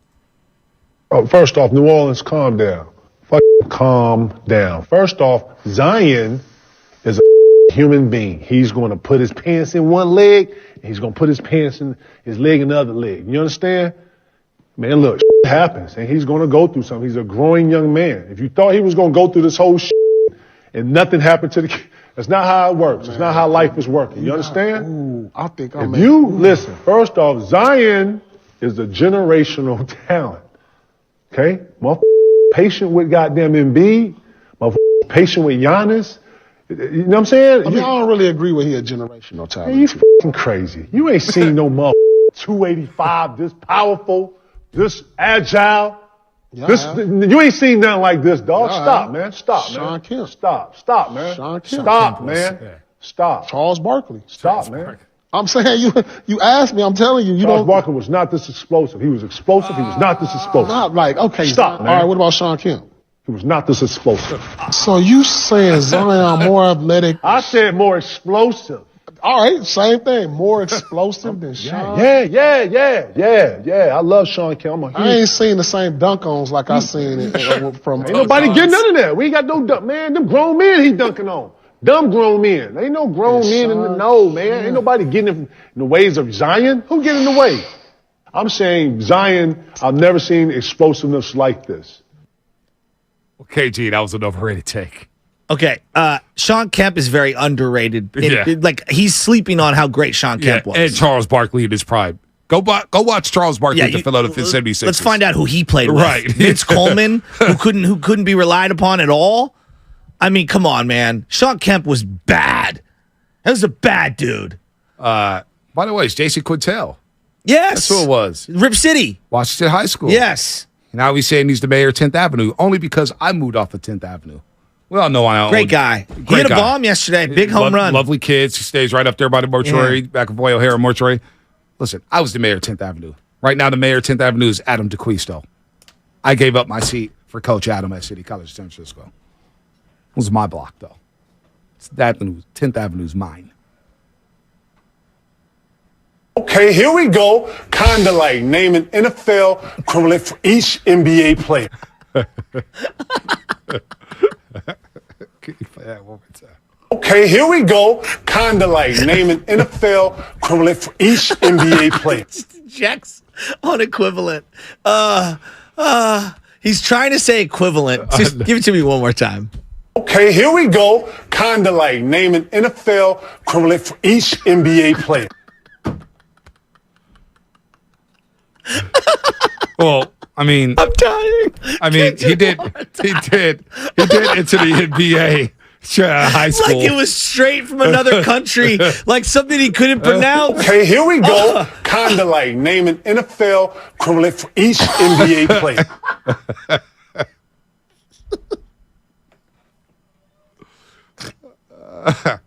And you know, 15 years ago yesterday was the anything is possible crying. speech. That was the anything is possible speech. 15 years ago today was the anything is possible speech. And let's not forget KG did come straight out of high school, man. Yeah, no one's taking denying no SATs. No one's denying that. He wasn't He's no been books. a millionaire since he was 17. Don't mean you can read, man. He's in his 40s. Doesn't mean you don't read. It's not about reading. Do you ever hear about Leon's Pinks? No, but Bonte, to me, like this is a bigger thing. You got to evolve, right? And so, like, part of why I get frustrated with KG, it's like, bro, you don't have to act so hard all the time. Dude, you've been a millionaire forever. Just relax. We get it. You're tough. We know you're tough. You don't have to prove it at every turn. I did not put Kevin Garnett over Hakeem Olajuwon. This is where stuff gets started and it gets messy. 415 Comcast Business Text Line. I said I'd take Hakeem Olajuwon over Shaq. Hakeem Olajuwon and Tim Duncan, two of the most underrated superstars of all time. I think Duncan is interesting when you're talking about KG because Duncan, a 4 who became a 5 toward the end of his career, right? And that's kind of how I view KG as we went more positionless, and now you just go big. That's what I'm saying, Tyler. KG wasn't worried about reading. He was coming straight out of high school getting $1 million checks. Okay, here we go. Kind of like naming NFL equivalent for each NBA player. I bet you he knew how to read those zeros on the check. Oh, he definitely and those did. digits, those 7 digits that he was cashing. I bet you knew how to read that. Come on, that's funny. Come on, can we laugh a little? That was funny. No, I'm laughing Not at everything needs to be serious. No, preaching to the choir, Shasky. Man. About time you loosen up that top button on that jersey. Are you taking Bill Walton or KG? KG. His career or the player? KG, the player. I'm taking KG. Bill Walton was great. That's what I'm saying. I just watched his 30 for 30. Do you see how hard this gets? gets? But he got hurt, so it's tough. I know. He had like 3 great years. I know. All it's right? like the Sandy Koufax versus, like, let's say Greg Maddux or something like that. Body of work versus excellence. Right. It is true. 50 Cent claims Floyd can't read, but he's richer than all of us combined. I know. He knows how to read TMT and get on that private jet. KG. What do you say? If you could read out a page out of a Harry Potter book, is that what it was? 50 Cent? Yeah. 50. That's not funny, man. The boy's richer than all of us, though. We would love to have their bank accounts. I'm very jealous of that aspect. I'll take a fourth grade reading level with $80 million in the bank any day over the reading level I have right now. And I'll say this. KG's so skinny still. How is he still so skinny? See, don't do that. I did not say KG over Kareem Abdul-Jabbar. Why y'all just making stuff up, man? Why y'all doing this? Who said that you said that? No, they're all here. Don't do that. Don't do that.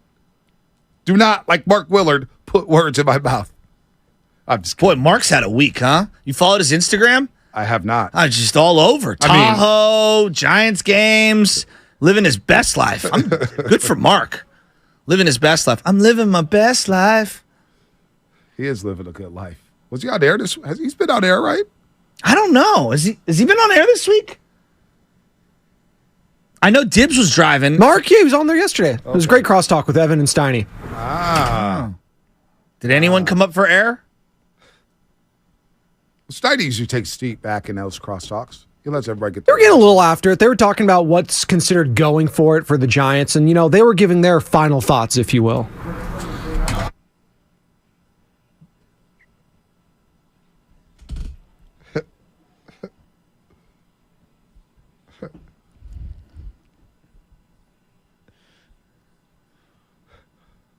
Reading Rainbow over KG.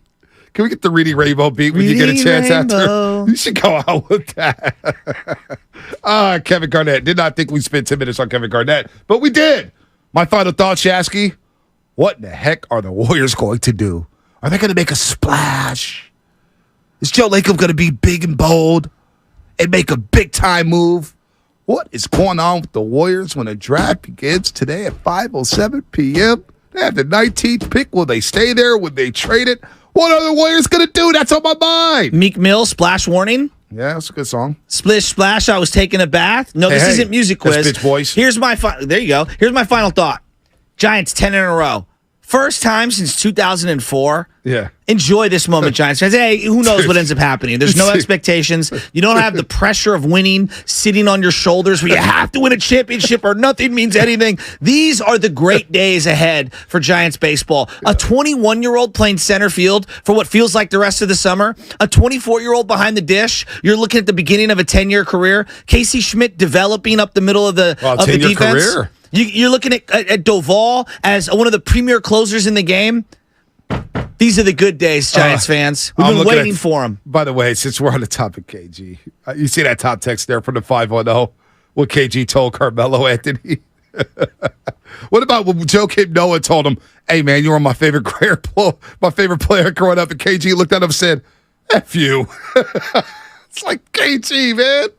Look at that. He didn't tell Carmelo that. He didn't say that, did he? He told Carmelo his wife tastes like Honey Nut Cheerios? No, he didn't. That's not It's right. a shame. It's That's embarrassing. not cool, man. All right, All right, so we got Shaq over him. I'm going Powell over him. We're definitely going Giannis, Jokic. Probably going Dwight over KG as well, if we're just going to go there. 3-time DPOY. He's an NBA champion already. I'm probably taking Dwight. I'm taking Dirk. That's already fine. Yeah, he's a little overrated. That's my final thoughts today. Okay, here we go. Kind of like naming NFL equivalent for each NBA player. Love it. You know, it's kind of weird to say this after a 10-game winning streak, but I'm declaring today a must-win. You're 2.5 back at the Diamondbacks. They're taking on the Nationals today, and they're coming into town. And if you could win today, you stay with the Diamondbacks, and maybe you can take first place. Psycho. No, you didn't. They're on a 10-game winning streak, and you said today's a must-win. They won the first 3 games of the series.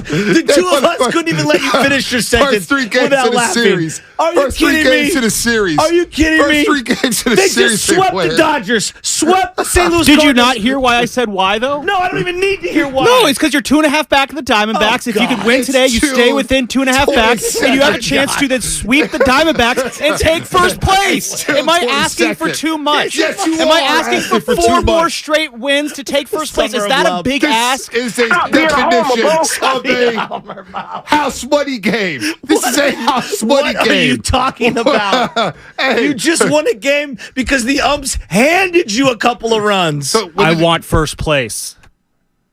what, the crack is a crack. Oh, my God. What's going on The here? summer of love. Who must When win? does that crack come into play for you? Because the cocaine's taking place. If you're coming to San Francisco, when Love's that- got flour in his hair. So when that crack comes to play, Cocaine's happening. the cocaine's happening right now. When does that crack come into play for you? Love, man, you got cocaine's that happening. fentanyl fold. I said what I said. I think the white powder's been flowing all He's over the hella morning mad roast at us today. now. Hey, man, it's been flowing today, baby. It's been flowing. Top 7 picks. Oh, my We're all over God. the place. What is what? This is what happens. Today The Warriors is make a us crazy. must-win. The biggest winning streak in 20 years, and it's a must-win. Damn it, Love, 20 man. seconds. Oh, my God. That is one of the first 3 games of the series. Oh, my God. The Fast Line brought to you by Xfinity. Next Generation 10G Network. Only from Xfinity. The future starts now. That was the funniest thing I've ever heard. Oh, my gosh. Kevin Garnett, Sam Lovin. Hey, Roasters. Mark that tape, YouTube, please. I wanna hear that Twitch, all Comcast summer long. Business Sex Line. I don't know what we got in store for tomorrow. Boy, that crack is hitting hard today, boys. If Clay and girls. Dre are not on this team tomorrow, Oh, my God. I mean, oh, my God. Oh, my God. If they get traded tonight or today, oh, my gosh. Clock. We'll see you tomorrow. Okay, here we go. Kind of like.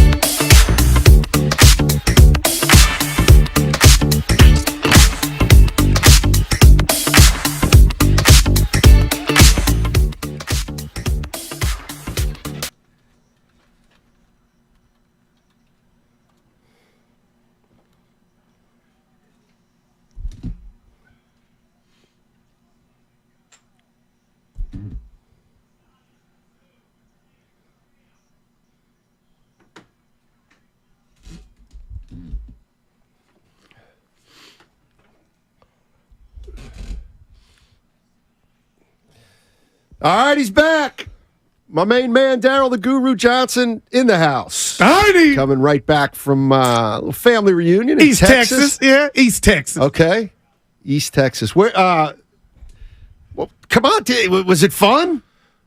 I went to the, how about this? It was fun, but I went to the motherland, Steiny, and I found out about my roots, my ancestors, and some were even slaves. I had slave contracts in my hand, copies of them. So it was a trip that I didn't expect to get that much information about where I'm from and who made me, and it was great, Steiny, and my kids got to be a part of it.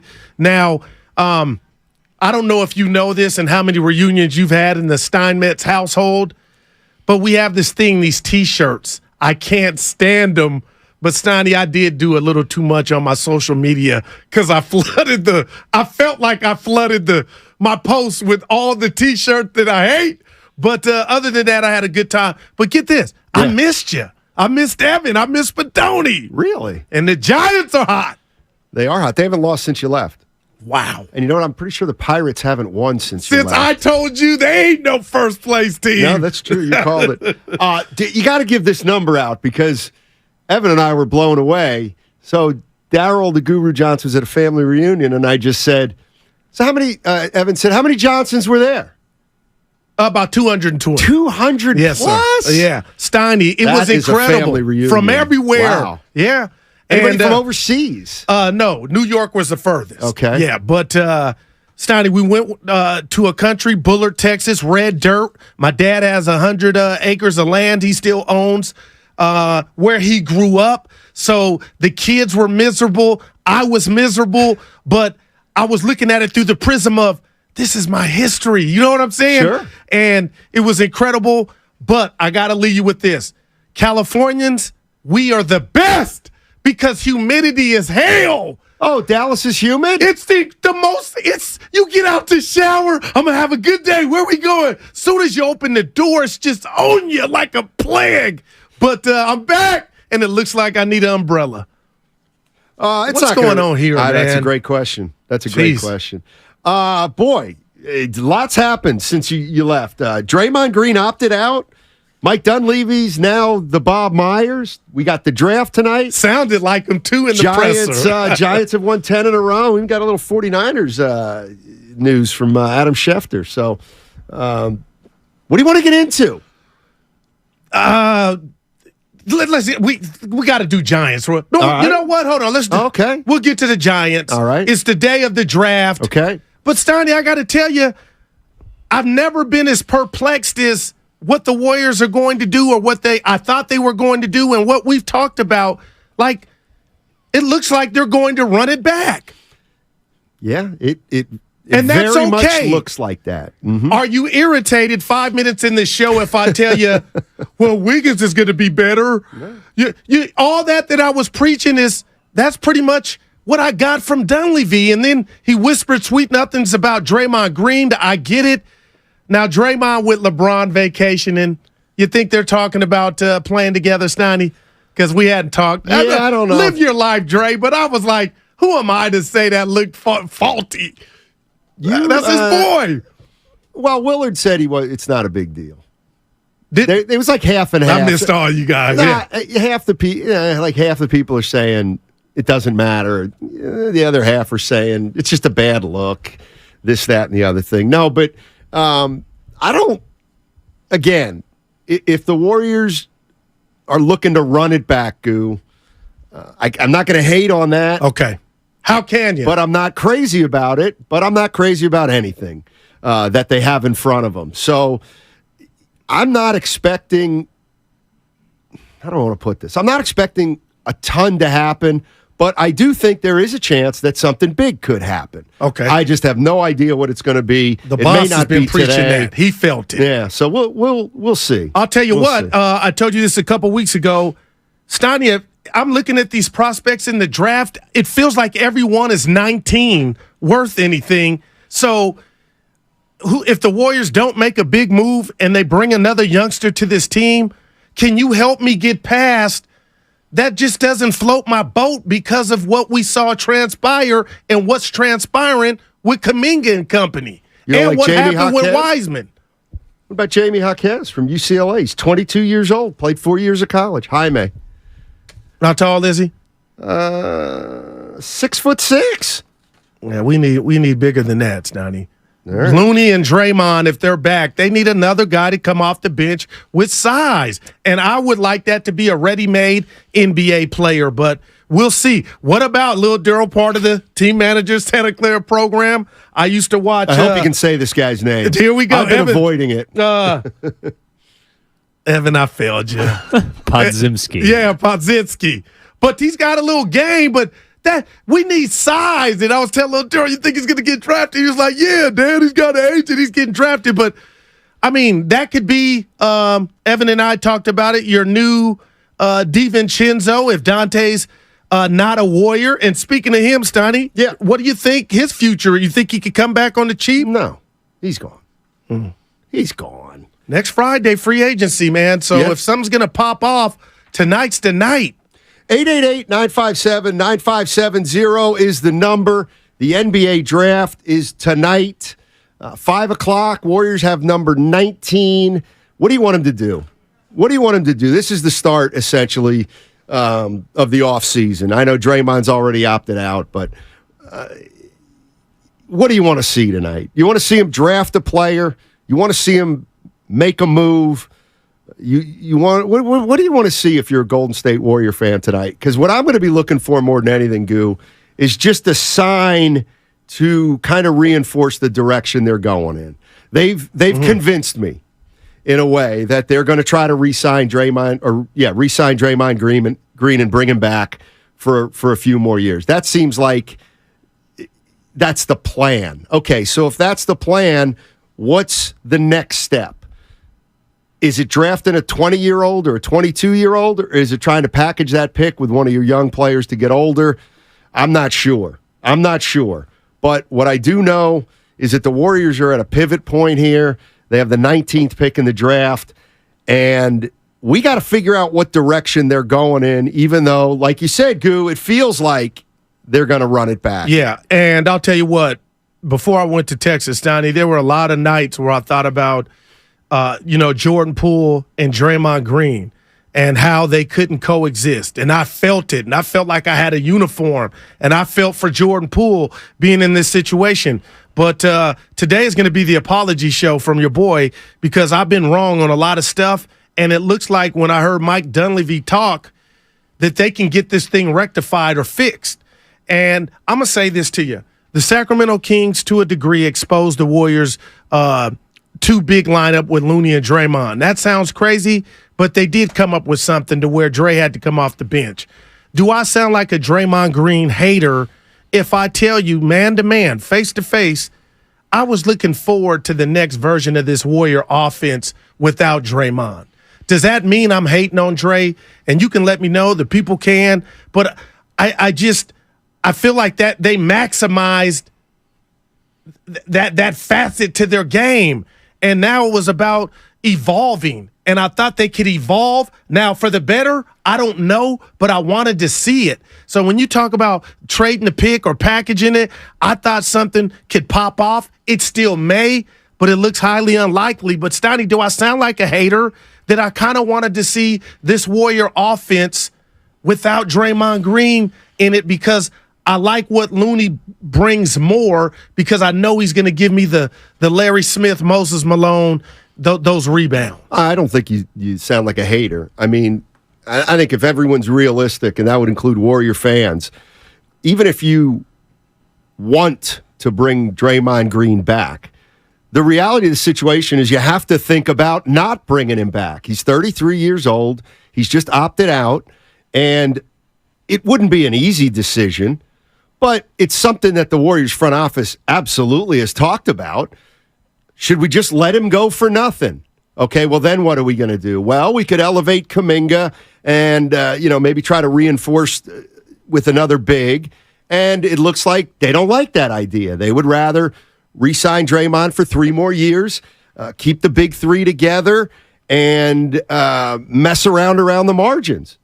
So if that's the way they're going to go, again, I'm not going to rip it because I just have a different opinion, but I see the avenue they're going down. I'm just not crazy about it. Well, about Draymond Green, Stoney, when he opted out, when there is romance in the air and it's one of those things where we got your back, we want you to retire a Warrior, I'm asking you, because you've been in the business way longer than I have, and you know that side of the business, are you at all, is it odd that Draymond has not reached, the deal has not been, because Dunleavy at that press conference, him and Lakeup, it was, hey, we want this guy back. He's a big part. Steve Kerr's comments, like, how long is too long to where you start scratching your head? Is there a hang-up, or is this just par for the course? It's par for the course. I mean, free agency hasn't really hit yet. Next for the 30th. Exactly. Right. So, I mean, teams are I'm sure Draymond Green's got a feel for whether he's going to get an offer or not, and from which team or not, or what teams might be interested in him. But no, this is the dead period. Dead period. Chris Middleton. He's opted out of a $40 million deal. And everybody's running in the streets like Chris is leaving Giannis. You said, nah, Goo. I think people are saying he's just going to re-sign with Milwaukee for more years and less money. So that'll actually help the team. Yeah, exactly. Okay. Exactly. So the reality is Draymond, we'll find out probably in early July what's going to happen unless it leaks. But what'd you think of Marcus Smart to Memphis, Porzingis to Boston, and Tyus Jones and some draft picks to the Wizards? It's a shame for Wizard fans, but it's been a shame. Now you just know what it is because you don't have the likes of Bradley Beal. But I'm going to tell you this, 25 games for the Memphis Grizzlies without Ja Morant.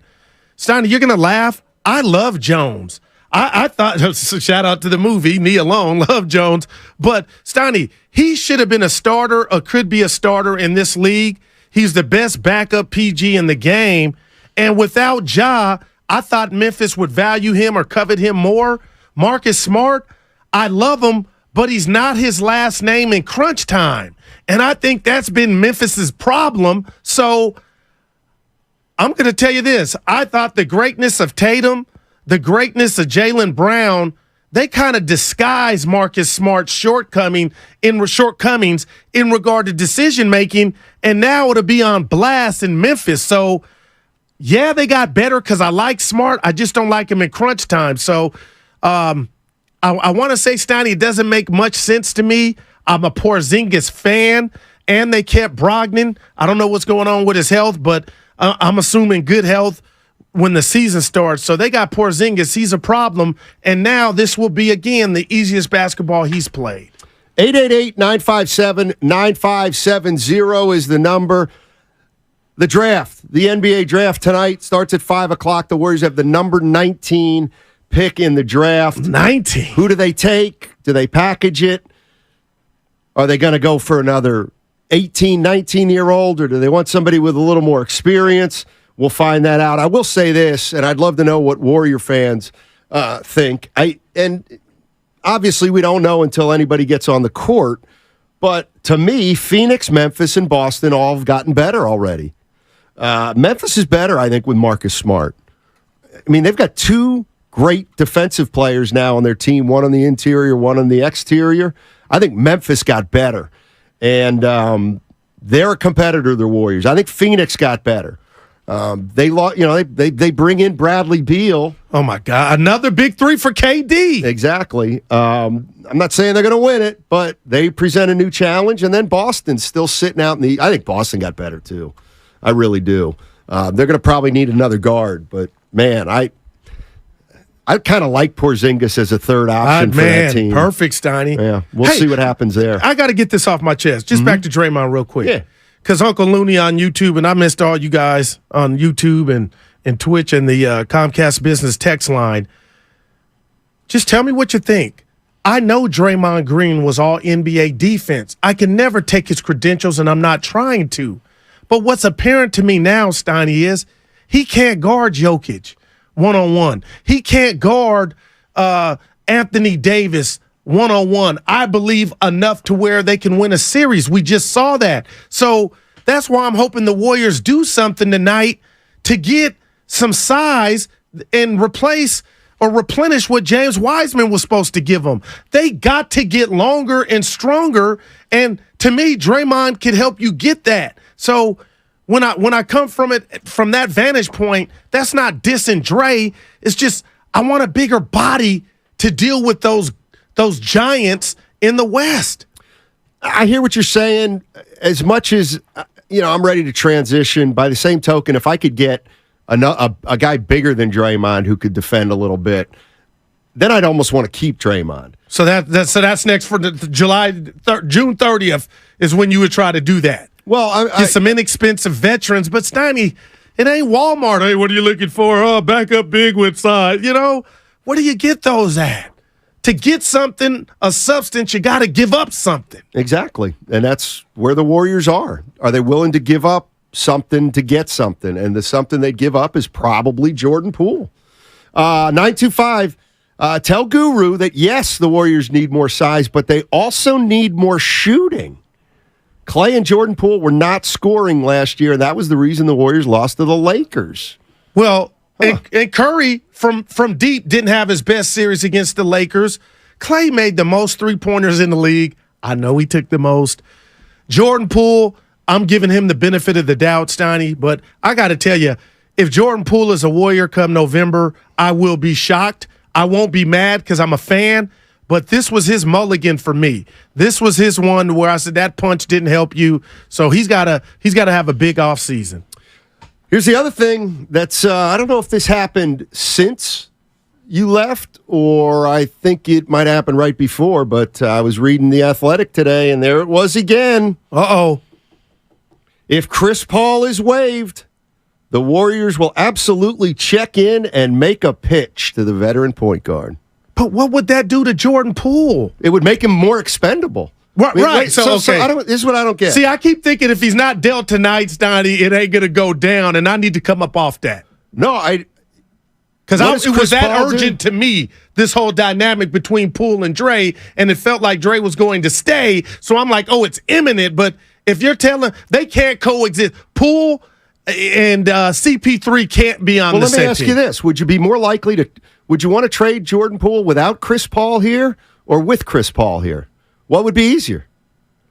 It's with Chris Paul. Yeah, and no shade to him because it's going to sound like Stoney. I just don't think at this juncture he can give you that instant offense that Jordan Poole can. We can, but you would go get a different. Right. My point is that right now the Warriors have Steph, Clay, and Jordan Poole. If they trade Jordan Poole for a big man, they only have Clay and Steph. So if you tell me that Chris Paul will come here for the veteran minimum. Keep in mind, he's already making 30. He's going to make 30. He gets bought out, and he says, you know what? I'll come to the Golden State Warriors and be part of a three-guard lineup with Steph and Clay. There's enough minutes to go. I do think there's enough minutes to go around there. Well, at that point, then you can – it makes it easier to move Jordan Poole. Yeah, but that lack of shooting – minus Poole, if that were to happen, I'm going JD. That is a problem. Yeah. Wow. And so if I'm Dunleavy or Lakeup, that's all the more reason why I wouldn't move him and his age, and we paid him for a reason, not to trade him a year later. So can you get past this? It looks right now, and I know it's early, premature, it looks right now that the Warriors culture, they feel like Dre and Poole can coexist. I mean, that's what they're trying to project, I think. Because I'm on YouTube and they're saying, Goo, you've been gone. Poole's getting traded. I'm like, I've been on The Athletic. What am I missing? Well, I think with the press conference with Dunleavy the other day and all the things he said, I feel like there's two things. One is, what do they really want to do? And then the second one is, what do they want to project? And I think what they're trying to project is that they're fine. And they're going to re-sign Draymond Green, and Draymond Green and Jordan Poole can coexist, and we're going to take the 19th pick, and we think he might be a player who can contribute, and then maybe there's another deal there to get another rotation player, and we're going to come back next year, and we're going to be ready to roll. And that way, there's not the reason they want to do that is so they're not perceived as a desperate team. Well, they have to move. If the league knows that they have to move Jordan Poole, well, then his value's not as high. I get it. So I think they're just so it's poker, projecting. Steiny, poker face. I would think so. Or poker verbiage. I would think so. Lady Gaga. Tim in Raleigh, North Carolina. What's up, Tim? How you doing, man? What's up, fellas? Guys, it's funny, man. You were so right yesterday, man. And just listen, if y'all give me a minute to make 3 points. Of course. Can y'all hear me, fellas? Take your time, man. All right, guys. Let's go top 8 players, us against Denver, guys. We taking Curry over Murray. We taking Clay over KCP. We taking Draymond over Gordon, Wiggins over Porter. We're gonna, if you even go to GP2, Kuminga, Moody, I'm taking them over Green, Brown. I mean, and I ain't even mentioned Jordan Poole. So, guys, at the end of the day, let's not overreact. What the Warriors didn't have last year that Denver had, they had health and they had cohesion. They liked each other as a team. We know that. What this team needs to do this summer more than ever, they need team building, and they got to get a love for each other again. Number one, they got to like each other and want to play again, guys. Like, we're overreacting to all of this. Do we need a big man to take to protect the rim and this and that and kind of absorb Dre and this and that? Yes. But, guys, Dre, and the same thing you said yesterday, Steiny, you were concerned about Draymond being here with Kuminga. Let's not forget, Steiny, some of Kuminga's best plays happen when he's on the court with Draymond. What this team needs is Kuminga to get Anthony Lamb's minutes. We need Patrick Baldwin to then kind of get Kuminga's minutes. And we need these guys to like each other. They need to build the relationships back up and give a damn about each other again. We are overreacting to everything. Talent for talent. This team has more talent against Denver. They need to love for one another again. So that's why when these guys are doing a press conference, if I can do this and realize this, you know that these big wigs can do this. And Sonny, the last thing, Joe Lacob gave up Wiseman reluctantly, right? He is not. We see the standing ovation Kuminga got for getting garbage time against the Lakers, and this guy is going to sell seats and sell tickets for years to come at Chase Center. Lacob is not giving that up. You guys can look. I don't understand. I heard you talking to your boy Willard yesterday. He's so ready to change everything. I don't know what some of these people be thinking. But this man ain't giving up a guy that's going to put butts in the seats, man. That's just not going to happen. So everybody needs to slow down and think about what really hurt this team last year. That punch did not just ruin Poole. It ruined Wiseman. It ruined Kuminga. It ruined guys that 3-4 years earlier, they were looking at these playing video games with these guys, Curry, Draymond, and Clay. And then to see that in person go down like that, that scarred this team. This team needs team building and how to love one another again, and they can compete and come back, guys. I appreciate y'all letting me talk, man. All right, Tim. Appreciate the call. There's only one thing I would throw in there is what if the Warriors know they can't bring those two guys back? Right. And I love his energy and passion. What if they've already determined that there's no way they can do it? But of course, they're all saying the right things about, well, we want Jordan Poole. Of course, they're going to say that. Of course. And I think that's a big ask by him, the fact that this Warrior team, led by Steph Curry, Bob Myers, who was in the building all last year, and we saw it in the playoffs game, that home game, I believe it was Game 6, Steiny, where Draymond and Poole had that interaction. That's harder than just to call the radio station and say do, because divorce has happened. Relationships are fractured, they're severed, and there's no remedy to fix it. And I thought, like the caller, maybe they can get through it. But Steiny, you talk about underreaction. Nobody can tell me any different, and I'm going to be redundant here. The fact that Draymond did not get suspended didn't help Jordan Poole. 888-957-9570 is the number. The NBA draft tonight, 5 o'clock. The Warriors have the 19th pick. Do you want to see him draft a player? Do you want to see him draft a player and trade that player? Do you want to see them draft a player, package that player, and move and try to make a bigger deal? What are the Warriors going to do tonight? It all starts tonight. There's absolutely no doubt about it. The Golden State Warriors, once again, 9 o'clock, 19th pick, and the draft starts at 5 o'clock.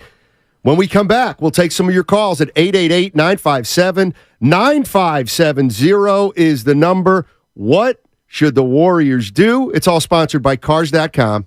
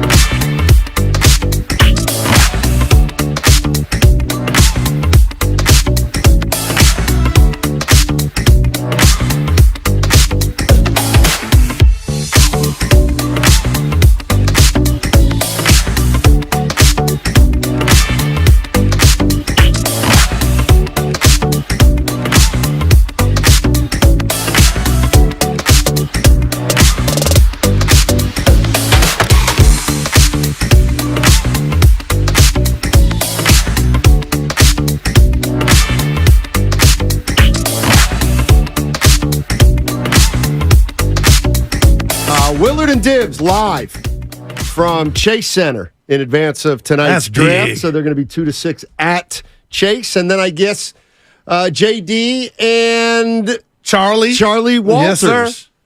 will do our draft coverage starting at 6 o'clock. Here's their guest list. You're not going to want to miss it. Give it to us. Larry Harris at 2:30, quietly one of the men behind the scenes.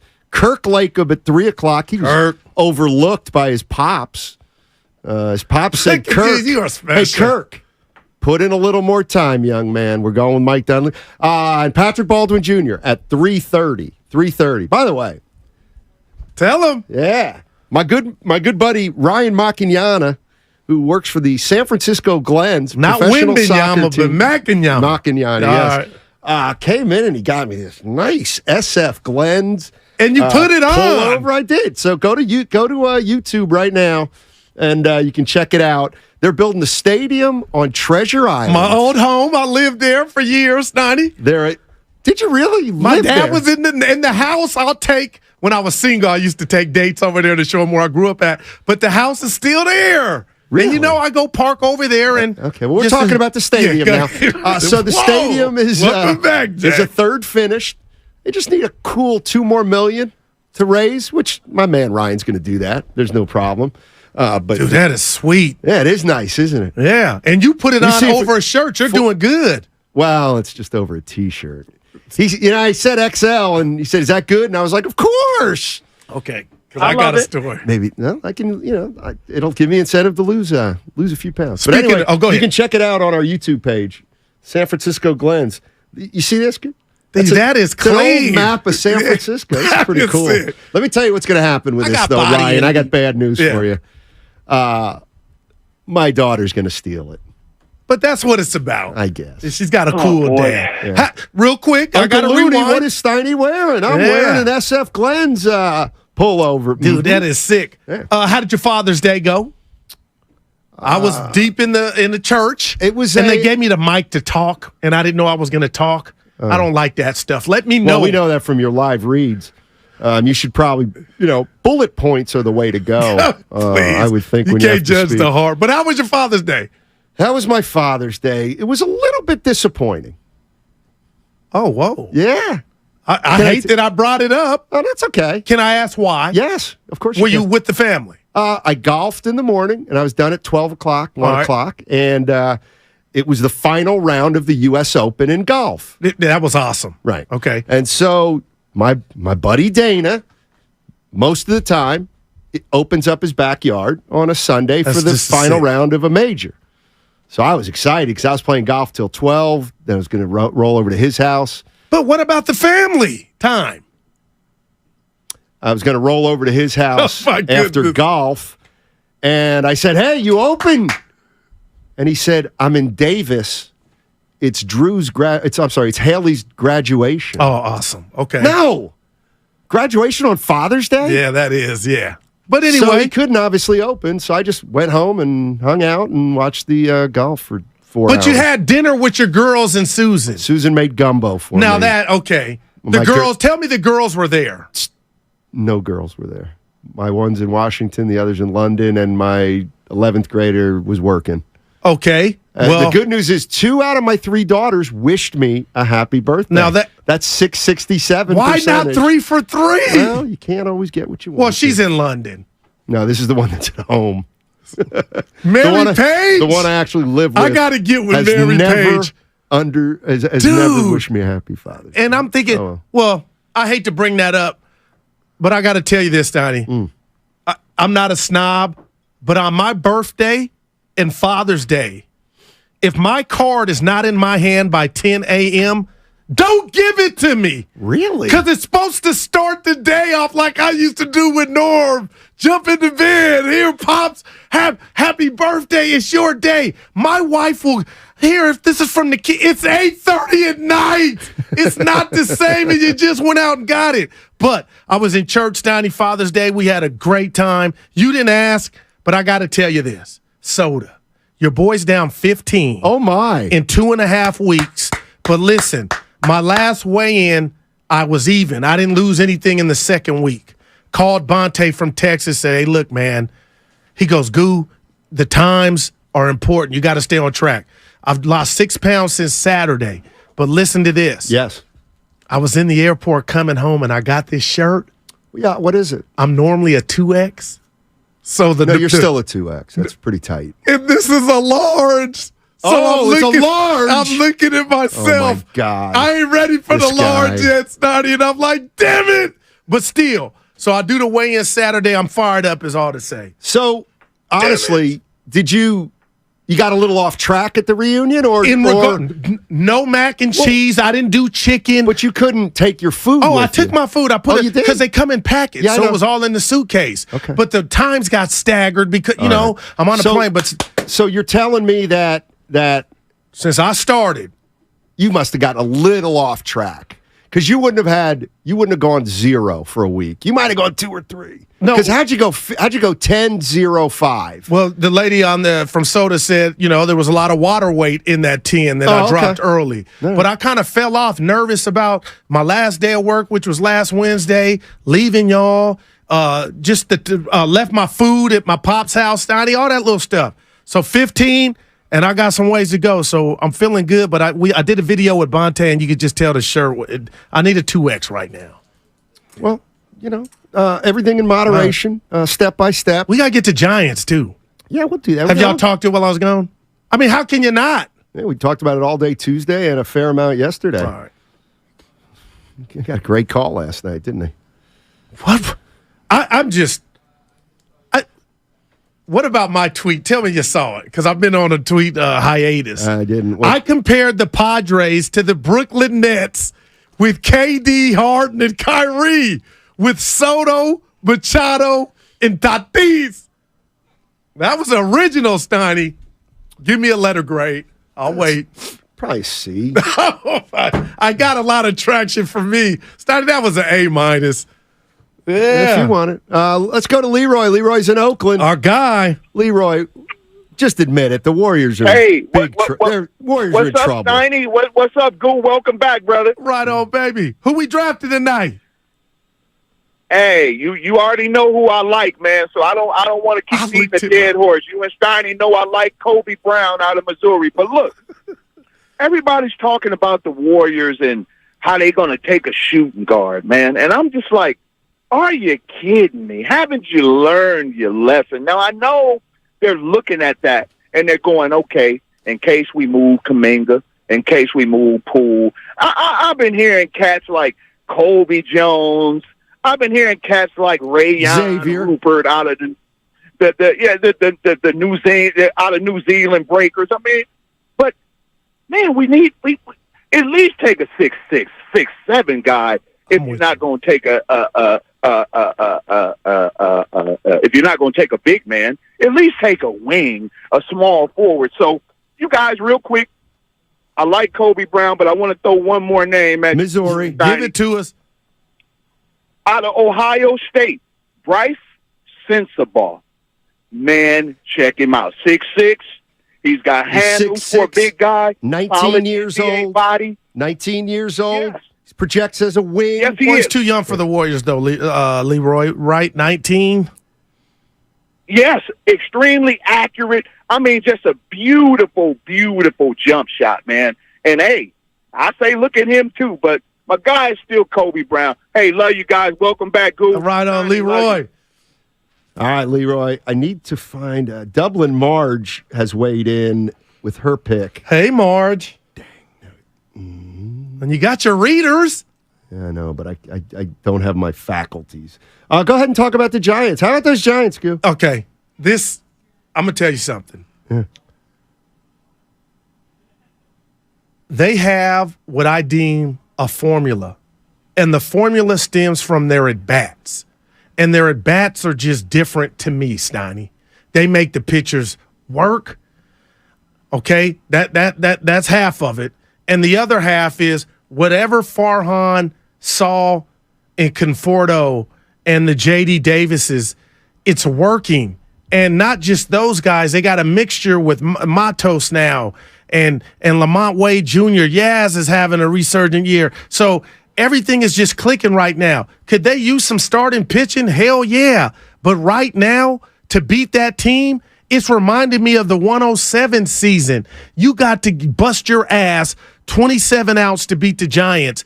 And I'm starting to wonder, was the 107 season, was last year's 500 season the fluke? Was that the outlier? Now, I know there's a whole lot of baseball left, but this team can hit home runs with the best of them. Steiny, they do need an arm. I think they deserve an arm. And Farhan's watching this. The Dodgers seem like they're missing, guys on the hot corner. Muncie's hurt. But what I don't like about the Giants right now, Steiny, is you got Slater hurt. They're telling them don't run hard. Lamont Wade Jr. is nicked up. But they're about to go for 11 in a row. And I think they got major action in that division. And the Diamondbacks are a great story, but the Giants just have that mojo from 107. And it got me to thinking, why did last year feel like they lost 100 games? And I know they weren't in it. They didn't get to 500 towards the end, but it still is what it is, Steiny. They got major action. I watch a lot of baseball, and when I watch the Giants play, they just seem to fit. They got so many damn guys that Jock Peterson's home run the other night to tie the game. They come down from 4-0. St. Louis before I left the last inning when I was texting you after the meeting like it looks like they're going to lose. They got – Prince had a song called You Got That Look. The Giants have that look. Where it's going, Steiny, I don't know. And that's why right now I don't think they need anything in regard to a position player. They need an arm or two in that rotation because the bullpen, if you're going to keep doing this, it's taxing. Yes, it is. Yes, it is. Giants have won 10 in a row. Damn. Play later on against San Diego. I know. Dublin Marge. Okay. Dublin Marge wants the Warriors to draft Trace Jackson Davis out of Indiana. She says he's kind of like a Draymond light. He's tough. That's 6'9". How 6'8". old? Oh, gosh. Okay. No, I was just age. I know. Shout out R.I.P. Aaliyah. Only a number, but how can we all get excited about another rookie? Let me tell you something. This nucleus? Let me tell you something. If the last three have been the guy's bad. 19 or 23. It doesn't matter to me. Oh, tell me why. Because it doesn't matter. I think too much. If they draft a 19-year-old, that tells you we don't expect anything for a few years. And that's why it's hard to get excited. You really think there's a player in this draft who can help the Warriors next year at 19? I don't. But again, I'm not a GM, Steiny. So then why would you use the pick? Draymond Green. I didn't know he was going to be this effective, this good. So we'll see.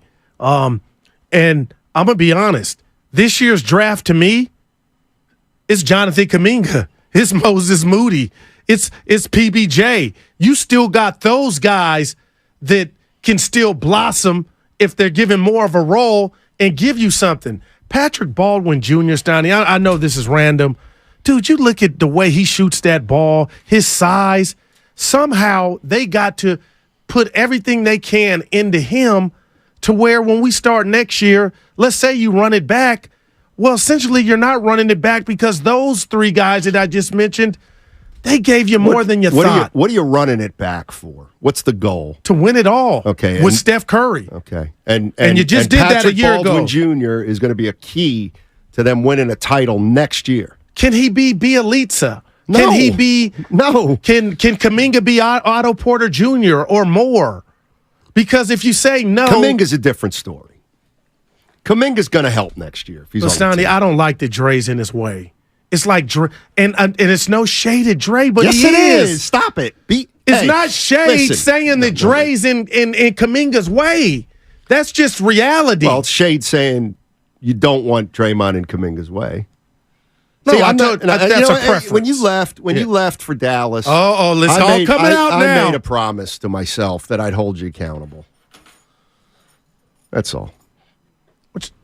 Did you guys get any heaters? No. Well, Willard tried to bait me into about 7 things over the week. Willard's getting frustrated because I'm just giving him a smile. These days. You got your new slogan at the end of the show. Somebody said you gained 20 pounds over here. Did you let Evan drive? Yeah. Now that's dope. How'd he do? You know what? That's officially called the fat chair. It's unbelievable what that camera does. I mean, First of all, if I'm looking at the thing right now, you look 6 times bigger than me. Dude. Well, and you are a big fella. But. Dude, but man. Hey, yeah. There's one more thing, damn it. It's about something with us. Oh, you said I got a gift. Oh, you did. From our guy, Orlando the mailman. Orlando. Where's it at? It's, I guess, in Evan's car. Okay, that's what I wanted to talk about. Evan, your appearance. I'm at the airport on Dan Patrick. I felt like he was little Daryl O'Donovan. Stoney, he did a great job. That was great. How did it happen? Oh, the boss threw him a bone because he was all mopey around the office. Evan looked good. Hair curly, had the mic, hands wasn't shaking, 957 in the back. It's, the bottom line is Evan. Nahigian's not the kind of coach or manager that I would be. I don't reward moping. I don't reward hanging your head. Evan, he was down in the dumps, and Evan, what's this Nahigian dude gave him an talking about? opportunity. And you know what? But good for Nahigian. He's now got Evan back on board, but it's only temporary. Oh my God! That's how that works. Anyway, you did a great job, Evan. His own private team meeting. So you're telling me I've been gone a week and you two didn't fight? You can rip me. Yeah, Evan, tell him what's he talking about. Well, it's kind of funny. Steinmetz, as I would say identified, not moper, but maybe a Debbie Downer of the station. Some might call you Eeyore. To call someone else a moper, I think is, I don't know, a little bit out of place. Well, I don't think so. Yeah, I call that funeral swag. You ever have those friends around them? Like, damn, dude, cheer up. Who died? Nobody. Give me something. No, I appreciate it. Yeah. You're welcome. What do you got? JD, on your draft coverage tonight, 6 o'clock, 95.7 The Game. Mindless Man, and I you know what? Mindless Man is on YouTube, and this is kind of what I want to throw at Warrior fans, because I always do want to know if it matters what other teams are doing. Depressing watching these other teams making deals, fleecing teams when they're fleecing teams that are in a fire sale. And I guess he wants the Warriors to do that. But Stoney, they're Mindless strapped. Man says, and the Dubs stand pat. No, they're not. They're actually not. Well, if you want to stay status quo, you got to let go of one of the big three. You got to let go of Kuminga's future or Jordan Poole. Like, all that's on the table. And people I'm hearing a lot of Dub Nation. I'm reading like you can get something for nothing. Let me tell you, no, you can't. Chris Paul. You can get Chris Paul for nothing. What? I don't know why I think he's headed to Boston. They need a point guard, You can Stoney. just drop him right onto the roster. I want Chris Paul here. And for no other ready to reason come off the bench. than to make 15% of the Warrior fans' heads explode. And it wouldn't be mine, too, because that was the day I went off, it would man. be so legendary. Yeah. Well, the bottom line is, the victory lap I've already taken, and rightfully so, on Chris Paul. The Warriors are interested. Roxy Bernstein on line 1. Please explain. The Warriors are interested. I gave That's that. been reported I gave by you that. multiple, I gave you that dub on the multiple airplane. outlets. Yeah. He fits here, Chris Paul. But is he interested? Yeah, that's a great question. He goes to Boston, he would be a starter with all that talent around him. He's going to beat out Brogdon if he's healthy. Yeah, I believe so. Yeah, Don Mega. I'm with you too, Don Mega. CP3 is going to be a Warrior. He's more like CP knee, my neck and my back. That's not bad. It just Damn came it, I don't me. want to give you a high number, but I'll give you a CP knee, I'll give you a 3. my neck and my back. Anyway. Here's the one thing about Chris Paul that I don't understand. Like, okay. Talk to him, Stoney. He's not going to accept a bench role. Clay's 34, Okay. Paul's 36, and Steph's 35. But what are their minutes like? Exactly. They're still high. They're right, not slowing so you down. can drop them all. I don't know. And then Okay. they might stay healthy for once. Well, Clay All three stayed of healthy them. this year, Stein. Well, we got to give him that. Okay. Steph, for the you most give him part, too. You give them a better chance of staying healthy if you monitor their all three guys are old. Why wouldn't you want to take a reduction in minutes to keep everybody healthy? Well, so but you acquire Chris Paul at some point this offseason, well, then they're running it back, and it's not even an issue at that point. Yeah, but I know to go. you said it earlier, Stoney, but again, I'm going to Jordan Poole. You lose his three-point shooting. You lose his scoring. You may lose that anyway, Goo, if you trade him. Yeah. I don't understand this. We know Jordan Poole may be traded, right? Okay, so if you're going to trade Jordan Poole, you got to get that back in return. Well, some form or fashion. Of what? Of a guy that can get to the free throw line 6 to 10 times a game. A dude that can put on a show like Steph Curry. Well, you're not going to get that for Jordan Poole. Well, what if it's Jordan Poole and something else? What all I'm saying, I don't think it's just going to be Poole solo dolo. If you trade Jordan Poole, who's the backup guard? Who starts when Curry misses 20 games, and who starts when you load manage Clay for 15 games? Right now, you don't have anything. It's Jordan Poole. Yeah. Now, you go get Chris Paul. To me, now you drop a guy on the roster who's a third guard, and now you have more flexibility if you want to trade Jordan Poole. That's all I'm saying with Chris Paul. I'm not saying give up anything for Chris Paul. Right. I'm saying Steph Curry goes way back with him. Chris, tell you what, you come to Golden State, we all take a few less minutes. I'll take a few less minutes, load manage during the season, make sure we're ready to go in the postseason. All I'm saying is if you're going to bring Draymond back and you are committed to putting everything and anything around Steph Curry as quickly as possible to turn this thing around or to win again, then Chris Paul makes sense. That's all I'm saying. All right, 888-957-9570 is the number. It's the draft. Golden State Warriors have the number 19 pick in the NBA draft. Draymond's a free agent. Dante Vincenzo is probably walking. What are you doing tonight at 19? You drafting a player and trading him? You drafting a player and packaging him? Or you drafting a player and bringing him onto your team, hoping he can help you out? 888-957-9570 is the number. Guru's back. Don't you forget about it. Have you been in a car accident? Chilton Auto Body has 15 convenient Bay Area locations to help restore your vehicle to pre-accident.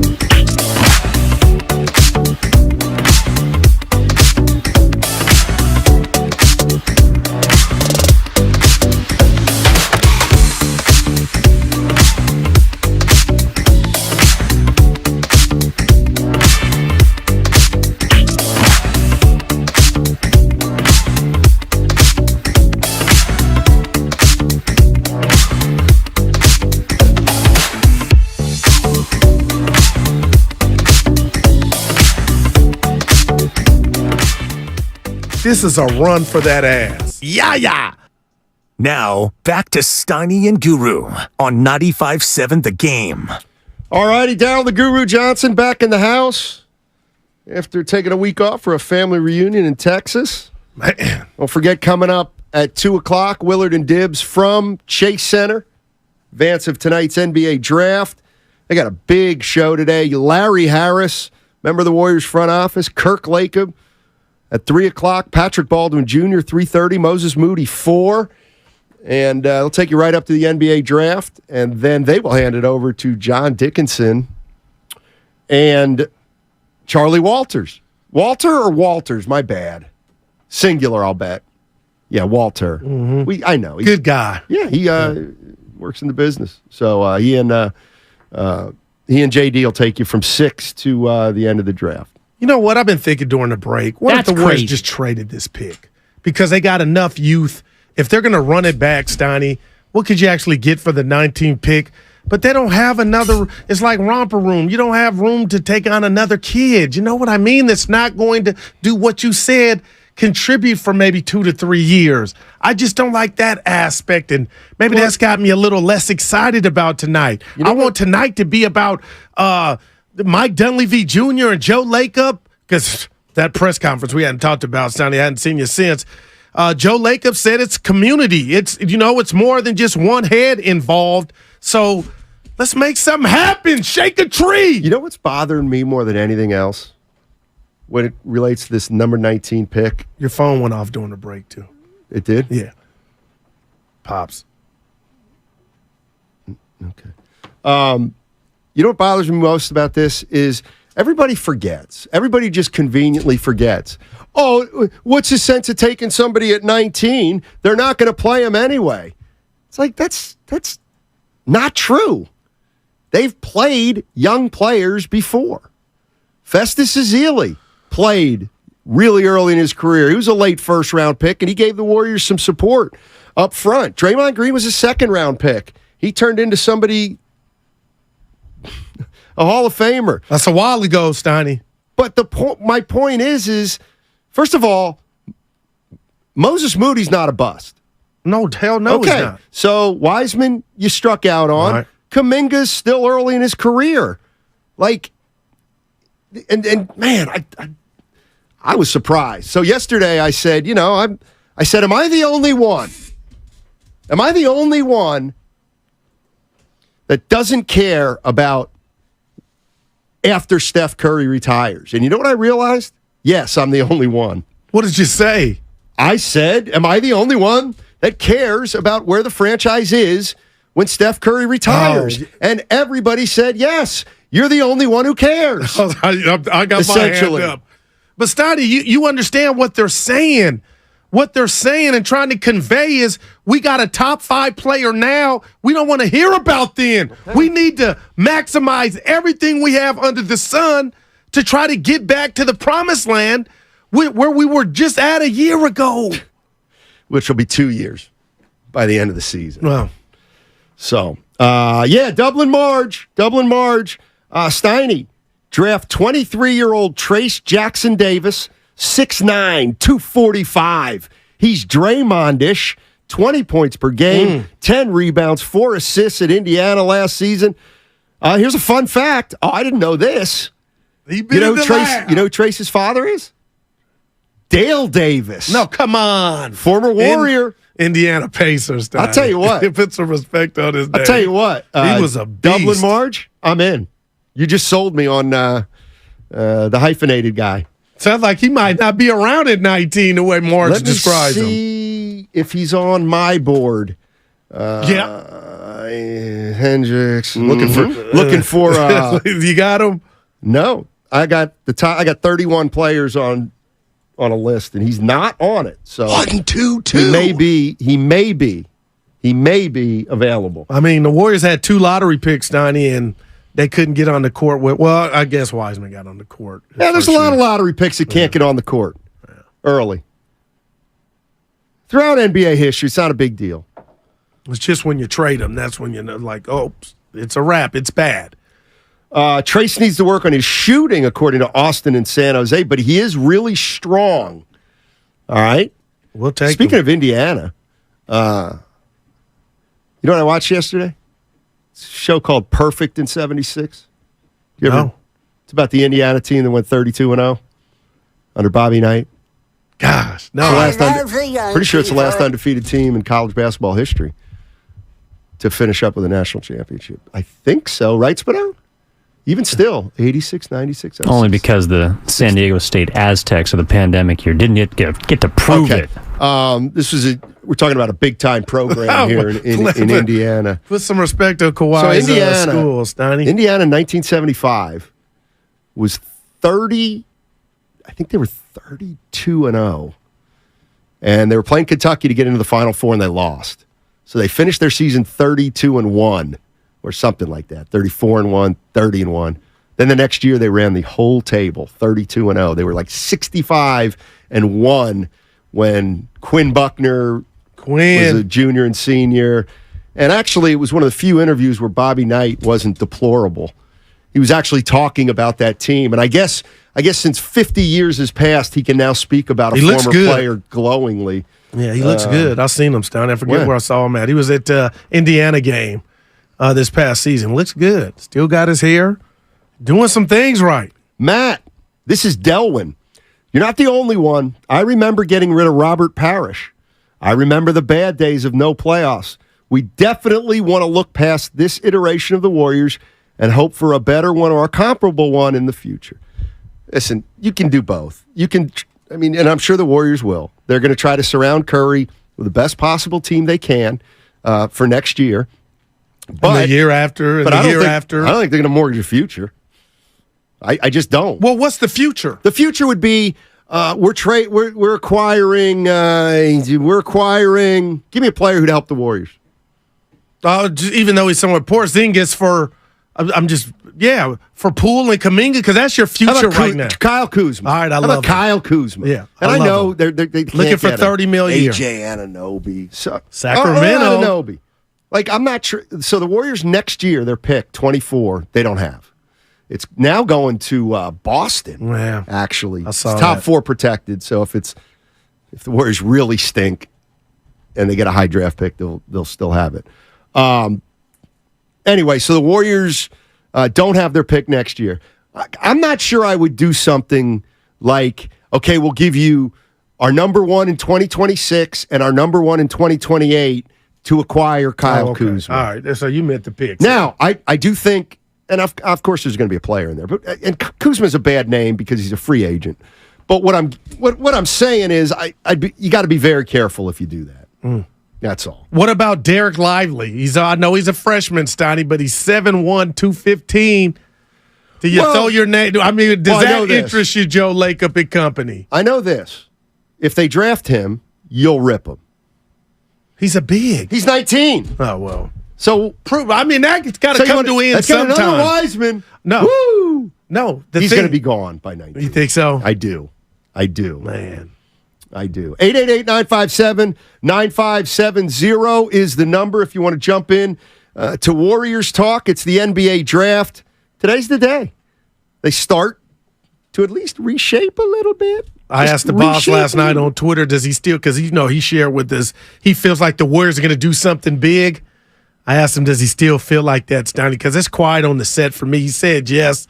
But right now, I just feel like they're going to go up there and they're going to draft a guy tonight. I don't feel like anything is going to happen because I feel like so many boots on the ground, we would have heard something or there would be some rumblings. Well, there's a lot of activity around the NBA. Warriors not yet involved, and we'll see if they get involved or not. Let's get into a City Boy. Julian. City Boy, he brought me a Bob Dylan lyric book. Thank you so much, my man. Oh, you're so welcome, Matt. And hey, welcome back, Goo. Hey, right on, baby. Back. I hope you had a great trip. Had a great trip. Yeah, man, draft day. I mean, I am so excited. I've been excited for this offseason, but today feels a little like Christmas, like a little lightweight Christmas. So, I'm hoping to see a big deal. Hey, do you guys know, can the Warriors trade Poole before July 1st when his contract kicks in? That's a good question. I don't think any of these trades are official yet till July 1st. Like, okay. I'm pretty sure, like Chris Paul, believe it or not, I don't think he's out of Phoenix yet. I think it's been agreed to. So I expect, July 1st is when the free agent stuff, but I think what's going to happen, City Boy, is we'll hear stuff just like we did, and then on July 1st they'll complete these trades. Tell us why you're excited, though. Why are you excited from a Warrior standpoint? Because I don't think the window is shut, but as we know, the window is only partially open right now, right?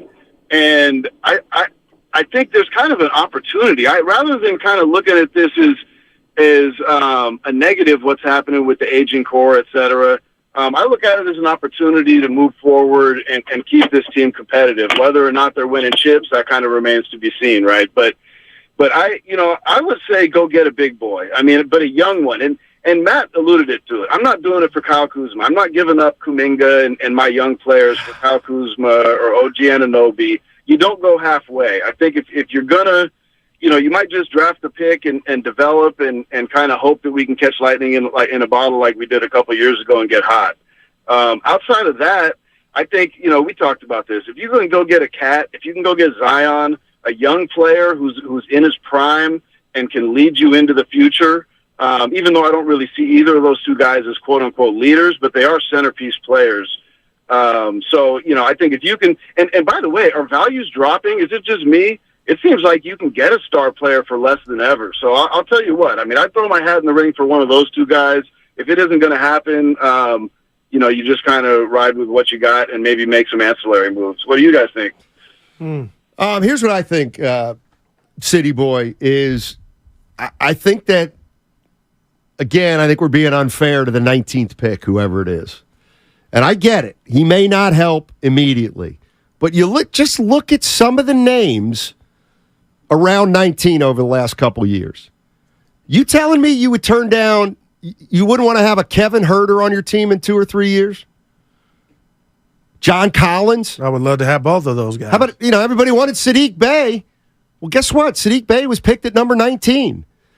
Again, I know people want immediate results because we have to have immediate results for Steph Curry. But if you got a player at 19, Emmanuel Quickly, would you like him? I love him. Thank you. But Steiny, the problem is whatever's going on with this coaching staff. It hasn't been 1 year with Kuminga and Moody. It's been multiple years. Yeah, so now we're talking about what your tweet was in reference to. Life after Curry, or Curry on the last leg of his career by the time these dudes are able to, to contribute. The question is why. I'm not saying Moody and Kuminga don't have the talent. I'm scared about what's going on and how. The 19th pick's not going to play for the Warriors next year, no matter who he is. Now, could I be wrong? Of course I could be wrong. But I don't think, I would bet that he. But if you're small contribution. But if you're drafting at 19 and there's no deals there, and say, hey, we got to take a player at 19. Okay, take the best player at 19, and hopefully in 2 or 3 years he'll be in the rotation. You're not going to draft a superstar at 19, And if you know what, and I heard people laugh. What if they draft a 19-year-old with no experience? What a joke that would. No, it wouldn't. No, it wouldn't. If you can get Lively. He's a friend, yeah. Steiny, you talked for the last few months about the age difference, that 22, 23 is everything.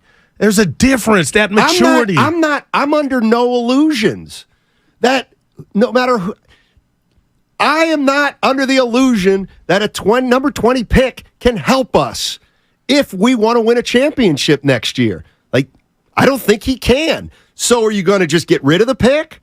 Or the player that you end up drafting, or are you gonna?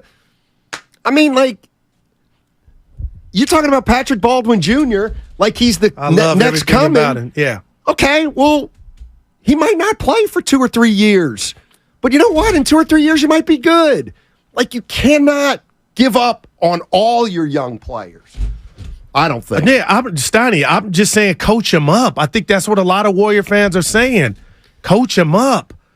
And I get you. You and I went Ali Foreman on Moses Moody, but then when it was all said and done, the Warriors don't have a good coaching staff. I thought, yeah. Okay, well, but do they got a good coaching staff when it comes to bringing the best out of these youngsters? I don't know. Right now, how it did they looks do no. with Poole? How did they do with Poole? That's a check mark. Okay, and I'm gonna give I you. got news for you. You ready for this? Yeah. To me, Jonathan Kuminga on schedule. He's on schedule. He got off schedule, not being able to play and compete against the Lakers. This was his playoff series. Even if they lost, we wanted to see what we saw from Moses Moody, and for whatever reason, the tea leaves were there. That ship crashed. Well, I don't want to use that. You know what I want. You know what I'm talking about, Steiny. Somebody find this out for me. How many 20-year-olds? How many 20-year-olds have there ever been in the NBA who played 21 minutes a game and in 67 games? Those were Kuminga's numbers. 67 games, 21 minutes a game. He's 20 years old. I'm sorry, I don't see a problem with that. I think I don't have a problem with that. And if he is behind schedule, the reason he's behind schedule is because you're a championship contender. But he didn't maximize his minutes. Who? So Kuminga, he was 2 months down. It was great. You might Something get a fight. happened. Nothing happened. Wiggins came back, and Steve Kerr adores the veterans, and Steve Kerr trusts the veterans. And if you want more Kuminga, maybe Steve Kerr needs to go. Is what I'm saying.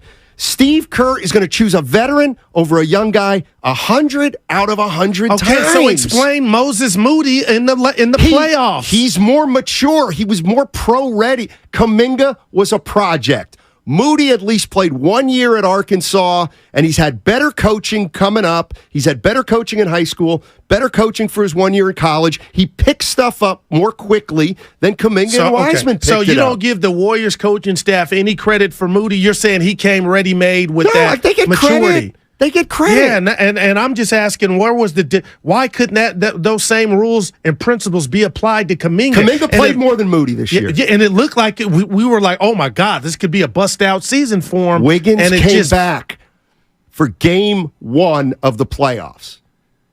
What do you want Kuminga to do? And Steve Kerr said, well, it's Wiggins. It's Wiggins. I got to play Wiggins. So like that, and that. Listen, to me, this is a factor. If you're going to run it back, then yeah, Steve Kerr's got to be the coach. But if you're going to start the transition, then it's fair to say you want Steve Kerr to be the coach. So I'm asking you, man to man, Steiny, because I don't know the answer. If you're going to run it back, and they're Jonathan Kuminga fans in Dub Nation, and I know they are, why would they expect anything to be different if Draymond Green is in his way and Andrew Wiggins is in his way? I don't know. Probably not. That's why there's no real good decisions that I'm crazy about. Right. Uncle Looney, right on the money. What'd he say? Moody stayed ready. Kuminga didn't. Moody he had cobwebs on him. That's right. And he stayed ready when he was called. Some can say he was ready when he had the cobweb. He did nothing to get the cobweb, the Spider-Man on him. I'll trust Steve Kerr on that. All right. I'll trust Steve Kerr on that. And then for Kuminga, what did he do? Steiny, there was some turbulence before Wiggins came back. What do you mean? Like, his play had slipped a little. And I don't know if he was thinking about Wiggins coming back. I just know there was a disconnect. So that's why I'm disappointed, and I got a sour taste in my mouth because I thought Kuminga took some strides. I wasn't saying he was this or that. I was just like, okay, yeah.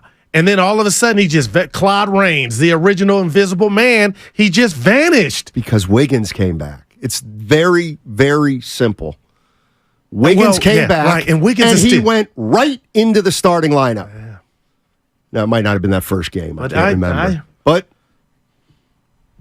everybody says keep, by the way, you want to keep everything about Steph, then go ahead and trade Kuminga then.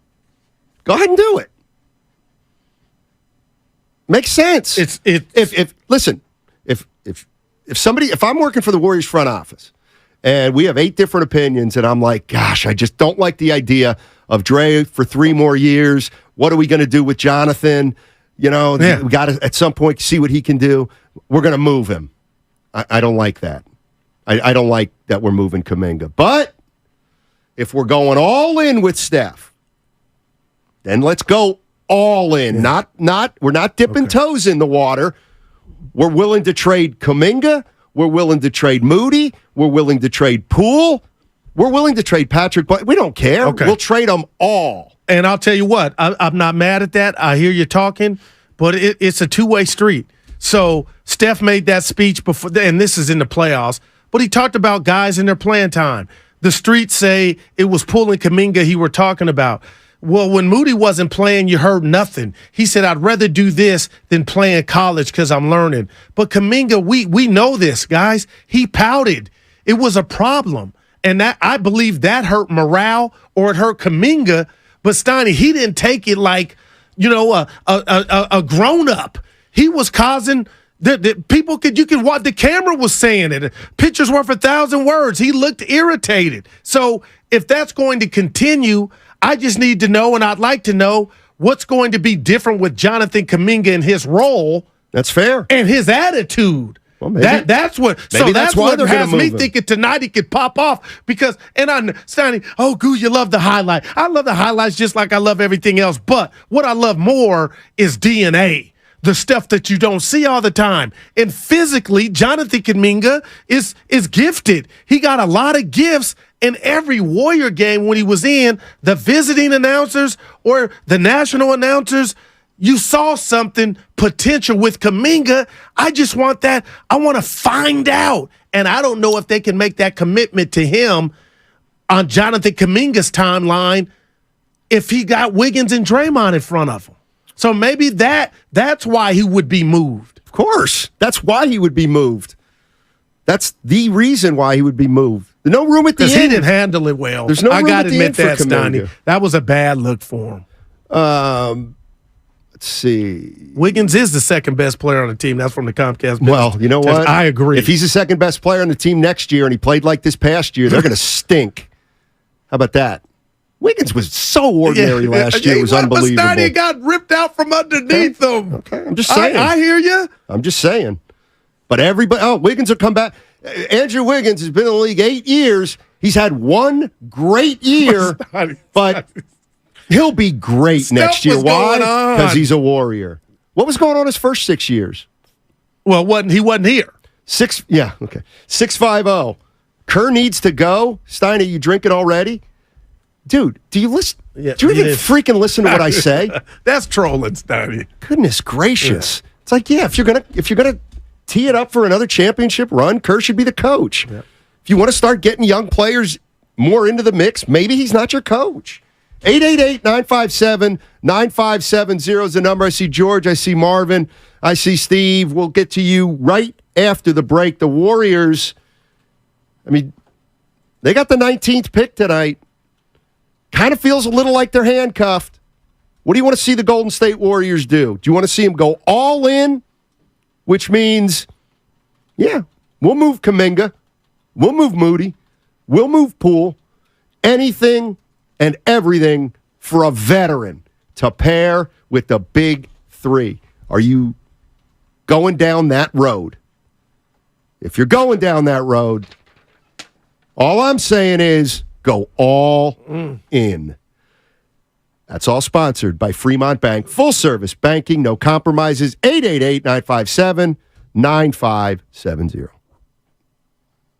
Complete your dream outdoor kitchen with a grill from Heston.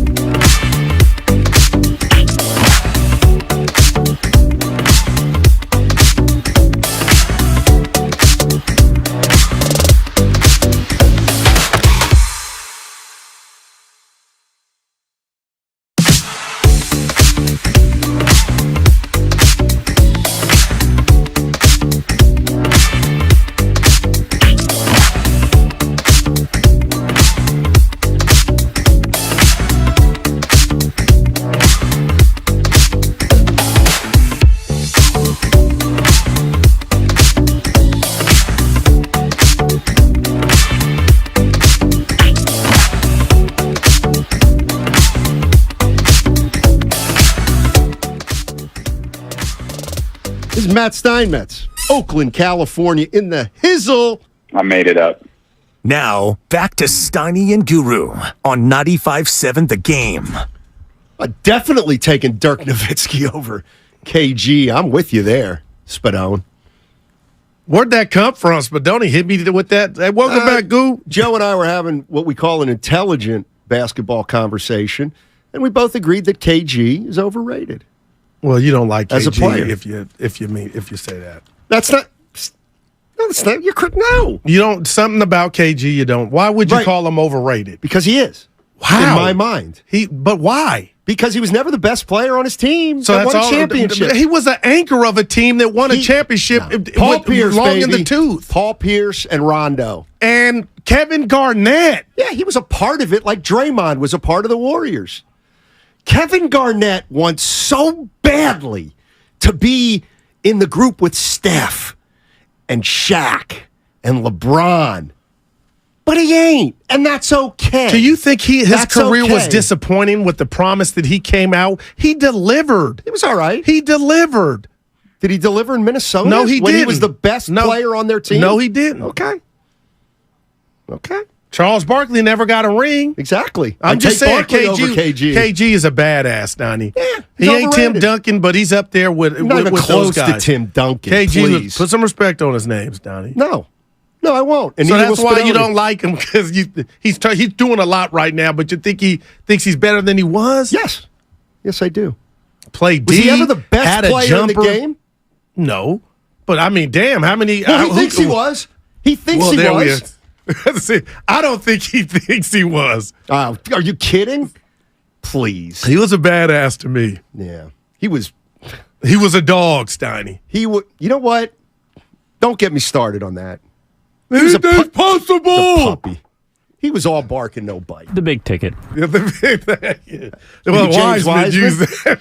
Spadone, help me here. Oh, that's too funny. All I know Tell me. is that Kevin Garnett lost Game 7, 2010 Finals. Pau Gasol quadrupled his rebounding total. Yeah.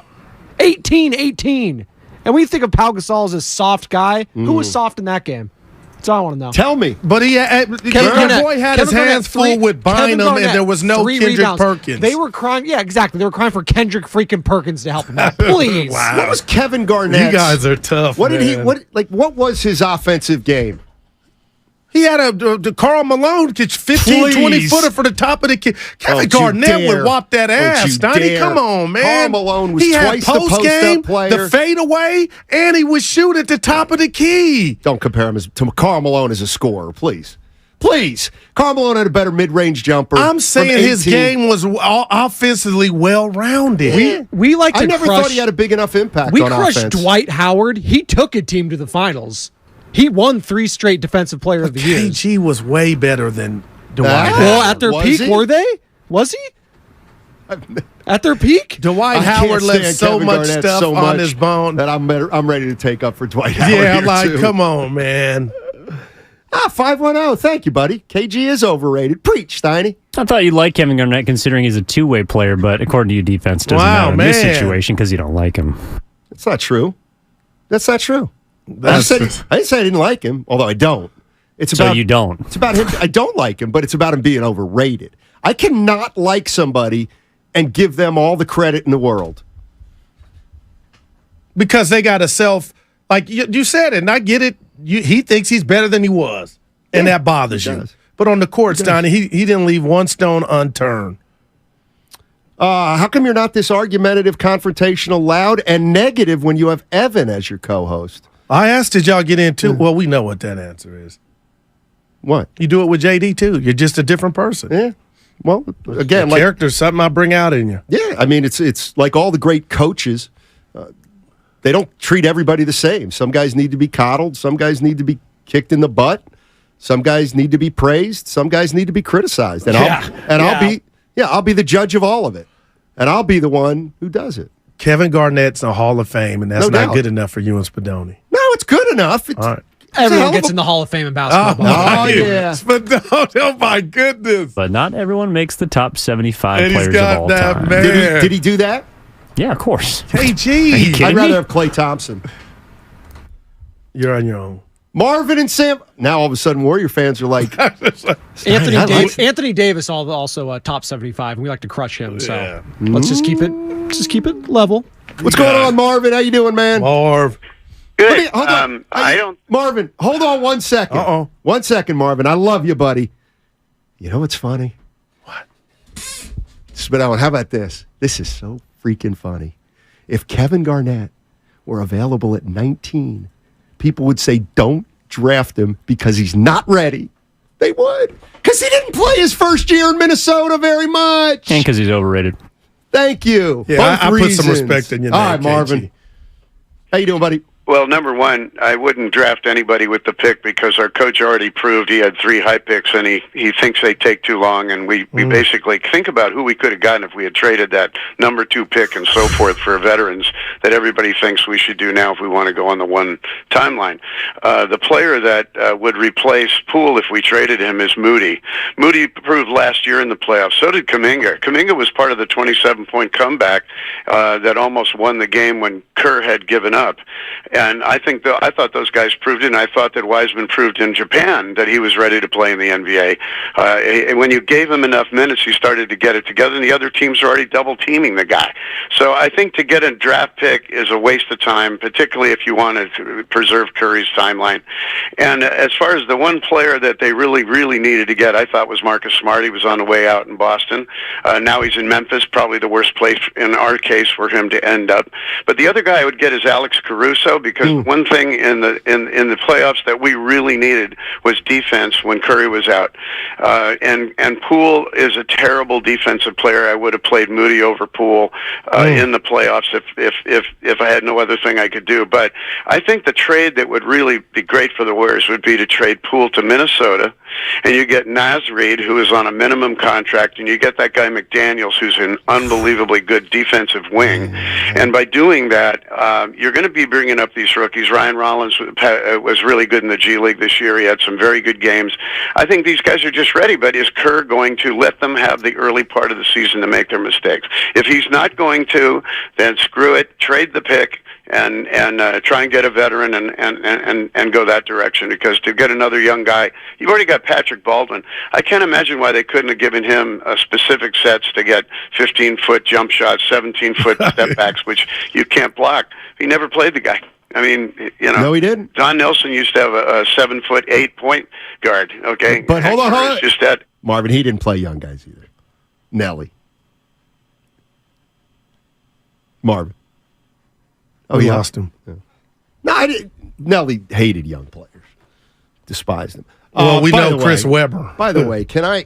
Well, he played with the kids. Yeah, but he got rid of whatever. Oh my gosh, I don't even want to go there. Go ahead, Sonny. Take it from somebody who knows Chris Finch. They're not getting rid of They're not getting rid of their most active player and like their best defender. They're just not for Jordan Poole. Oh, okay, gotcha. Because Nas Reed is a player. Nas Reed is a player, Sonny. Let's go to George. Says he's in the jungle. The concrete jungle. I'd really like to know where Marvin got his coaching pedigree from, who he played under, who he learned from. Because, I mean, you're going to question Kerr like that, show me some pedigree. Show me some credentials. Got none.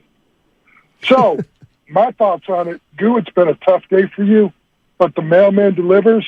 Kevin Garnett's a hitchhiker. He needs a ride. No doubt. No doubt. But, I'm looking at this team right now. It's not perfect, but it's not terrible. No, it isn't. Did get you a trophy 2 years ago. Yeah. We got rid of Wiseman. I'm kind of sad about that, but I'll live. The thing about Wiseman is, what we get in return, we got a player we all love, GP2. How GP2 is not a 12-year veteran, I'm amazed. And I'm looking at the crossover to the Giants. Yastrzemski's the same way. How Yastrzemski floated around for that long before he got in the lineup and played. Great call. It's amazing. You look at the difference between the Giants and the Warriors. Okay, Joey Bart was a bust. Maybe, maybe not. But are you really sad you got Patrick Bailey and Sable? Come on. They're moving up. These teams, they're not just stuck in one place. They're doing things, and the Warriors are doing the same thing. Curry, Clay, Draymond, they're the three wise men now, like it or not. They're the savvy veterans who have to bring these kids along. It's not Kerr's responsibility solely. It's up to the veterans to bring these kids in and say, this is how we play ball. Okay, let me ask you this. You got Jokic and you got Anthony Davis. We know he's going to remain in L.A. I feel like you do with Wiseman. You hated to see it. How are the Warriors going to replenish that size? They need to get bigger. How is that going to happen? Get faster. Shoot better. That's what we do. We're not a big team. We haven't been in this whole run. You know, we've had players who have matched up against big men who weren't big men themselves. GP2 plays point center if he has to. Come on. We got players who just plug in and play.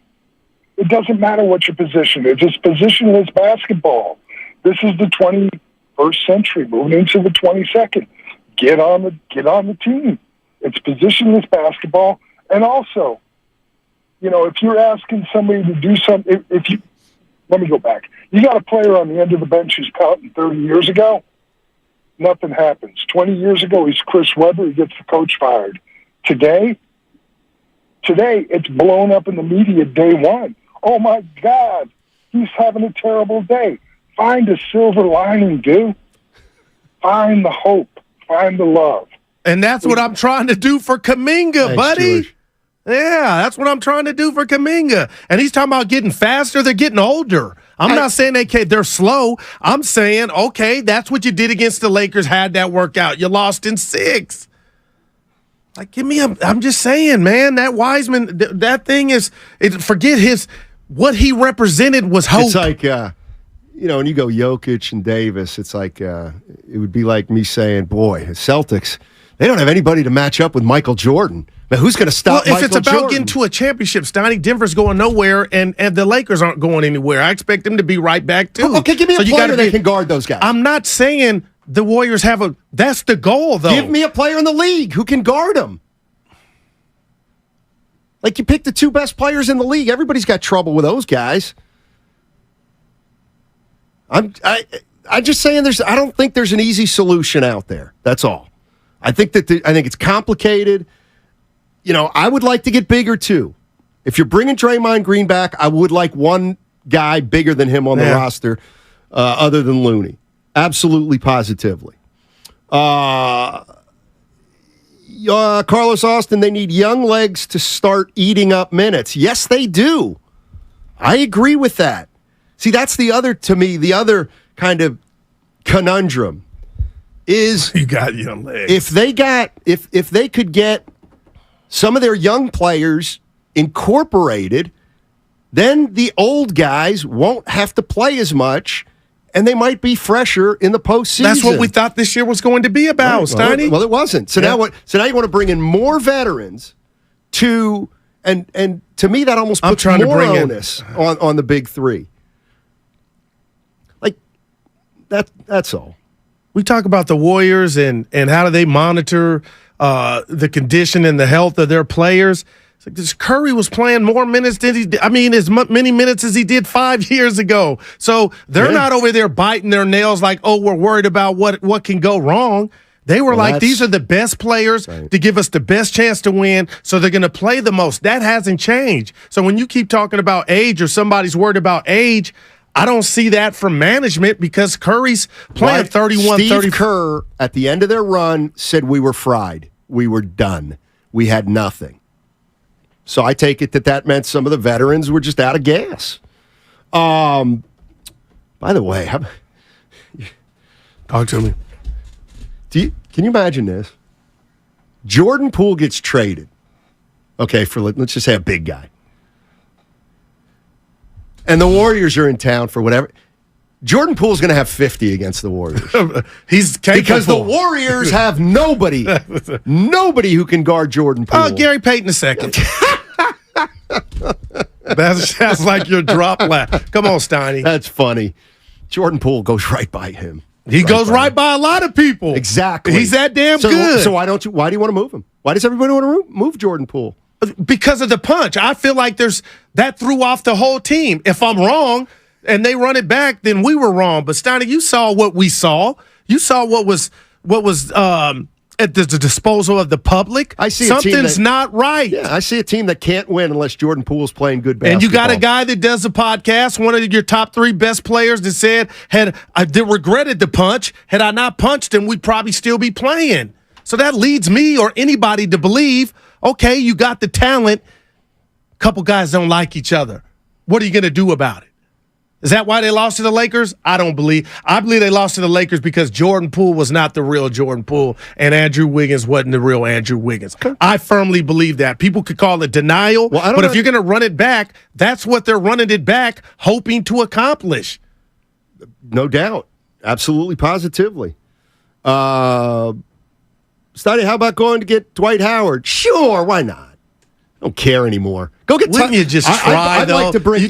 Bring Cousins and Dwight Howard. He can come too. Yeah, bring them all in. Try out. Bring them all in. Bring KG in. Bring KG in. Absolutely. Bring. Let's see who else. That's it. Who's out? Yeah. Does Mozgov have anything left? Timothy. Bogut. Oh, Bogut. By the way, Bogut was a better rim protector than Kevin Garnett. How about that? Said no one ever. Please. Who inducted Andrew Bogut. Who inducted Bogut into the Hall of Fame? The Golden State Warriors.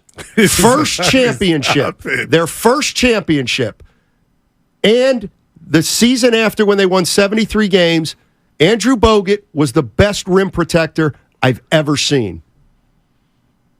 That year, those 2 years. He was unbelievable. Unbelievable. He changed so many shots. He was perfect for the Warriors. He could pass. He didn't need shots. He was a great defender. He protected the rim. Oh, what a fit. Too bad they can't draft Bogut at 19. They'd be right back. Jordan Poole in the 19th pick for DeMar DeRozan and Andre Drummond. He's a name we haven't heard in a while. You're laughing. I know you're a big that dude. He's a man. Do you understand that a guy like Drummond can't play for the Warriors? Why? Because of their style. Because of their style.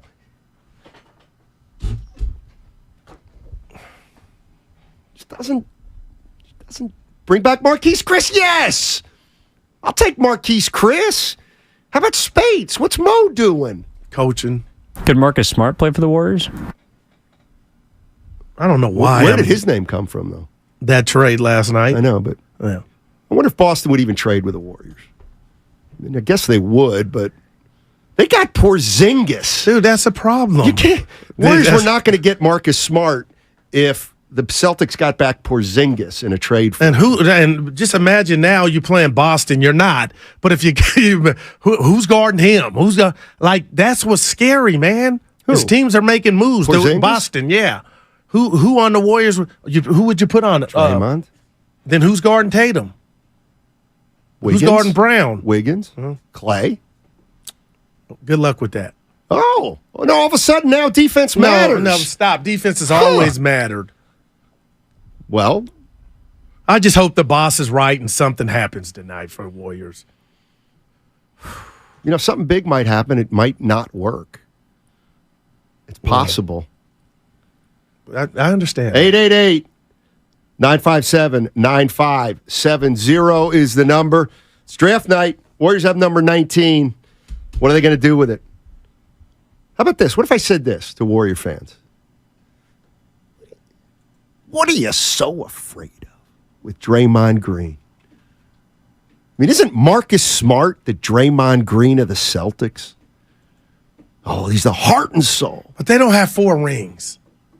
Like Dre, that sentimental value with Smart and Draymond is like night and day. And I love Smart, Steiny. But you know what I mean? It's not this night team's and day. won 4 chips. It's not night and day. He's Marcus Smart won a homegrown. Defensive Player of the Year award. So did Draymond. But Draymond's homegrown, Steiny.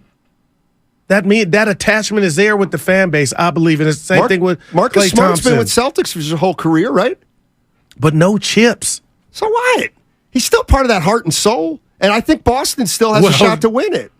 I mean, not everybody's got. I mean, of course, Draymond's got 4 rings, but they both play the same role on their team. So I'm just saying, Boston traded Marcus Smart. They're coming off their toughest player. They're coming off their toughest player. Think they're going to play any differently without him? I don't think so. I think they're better without him, and I like him a little bit. Because his IQ in the clutch is all that I would give him a demerit for. And you know who else? I'm not going to say it. Say it. Draymond's decisions in the clutch in the past year or two haven't been great He's either. been getting a little pass on that. Marcus Smart is not the passer Dre is. That's not what I'm talking about. I'm talking about the role of the guy. And you got me thinking the inbound play against the Lakers where they're looking, Draymond went under the goal and threw it, and LeBron knew where the play was going in the playoffs. And it's called a turnover, but I was like, damn. Steiny, do you think that Poole, Jakob Poole, is coming? Yeah. See, now this is the other issue. You're dying for him to get bigger.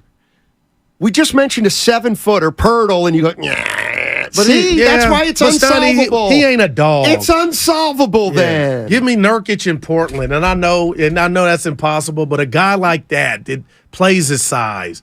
I like Nurkic. I like what's my guy Vucevic in Chicago. They're offensive players. Poole at least plays defense. Yeah.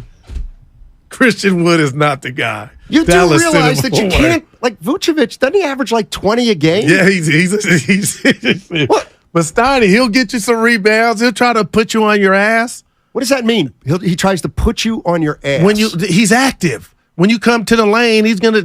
If he's there, you'll feel him. Who? Vucevic? Yeah, he shoots from 18 feet. I'm talking on defense. You're saying Vucevic is a great defender? No, nobody. Those are your words. Who's a better defender, Poole or those 2 other guys we named? Vucevic and who's the other? Nurkic. I'll take Nurkic all day. He stinks. He doesn't stink. Yeah, but I like him. They need a defensive player. They gave up on the Wiseman. He was the worst defender in the league. It just took him 2 years to figure it out. Coach him up. You can't coach up a guy who doesn't want to get better. You can't coach up a lottery pick? Not if he doesn't have the heart. You kept saying Jermaine O'Neal. Yeah. And they pulled the plug on that. Who did? The Warriors. Right. They did. For Gary. That's right. For Gary Payton II. You're right. Jermaine O'Neal got better after his 4th year. Oh, my God. But you weren't willing to wait that long. Steven Adams would be perfect. He's 52 now, isn't he? No, actually, he's much younger than you think. End of the season. He's like only 29. But his body might be 52. Right. He finished the last end. 415 Guru, how come you want every washed-up big man in the NBA, even if he's been out of the NBA, but you scoff at Poole? Would you rather have Jakob Poole or DeMarcus Cousins?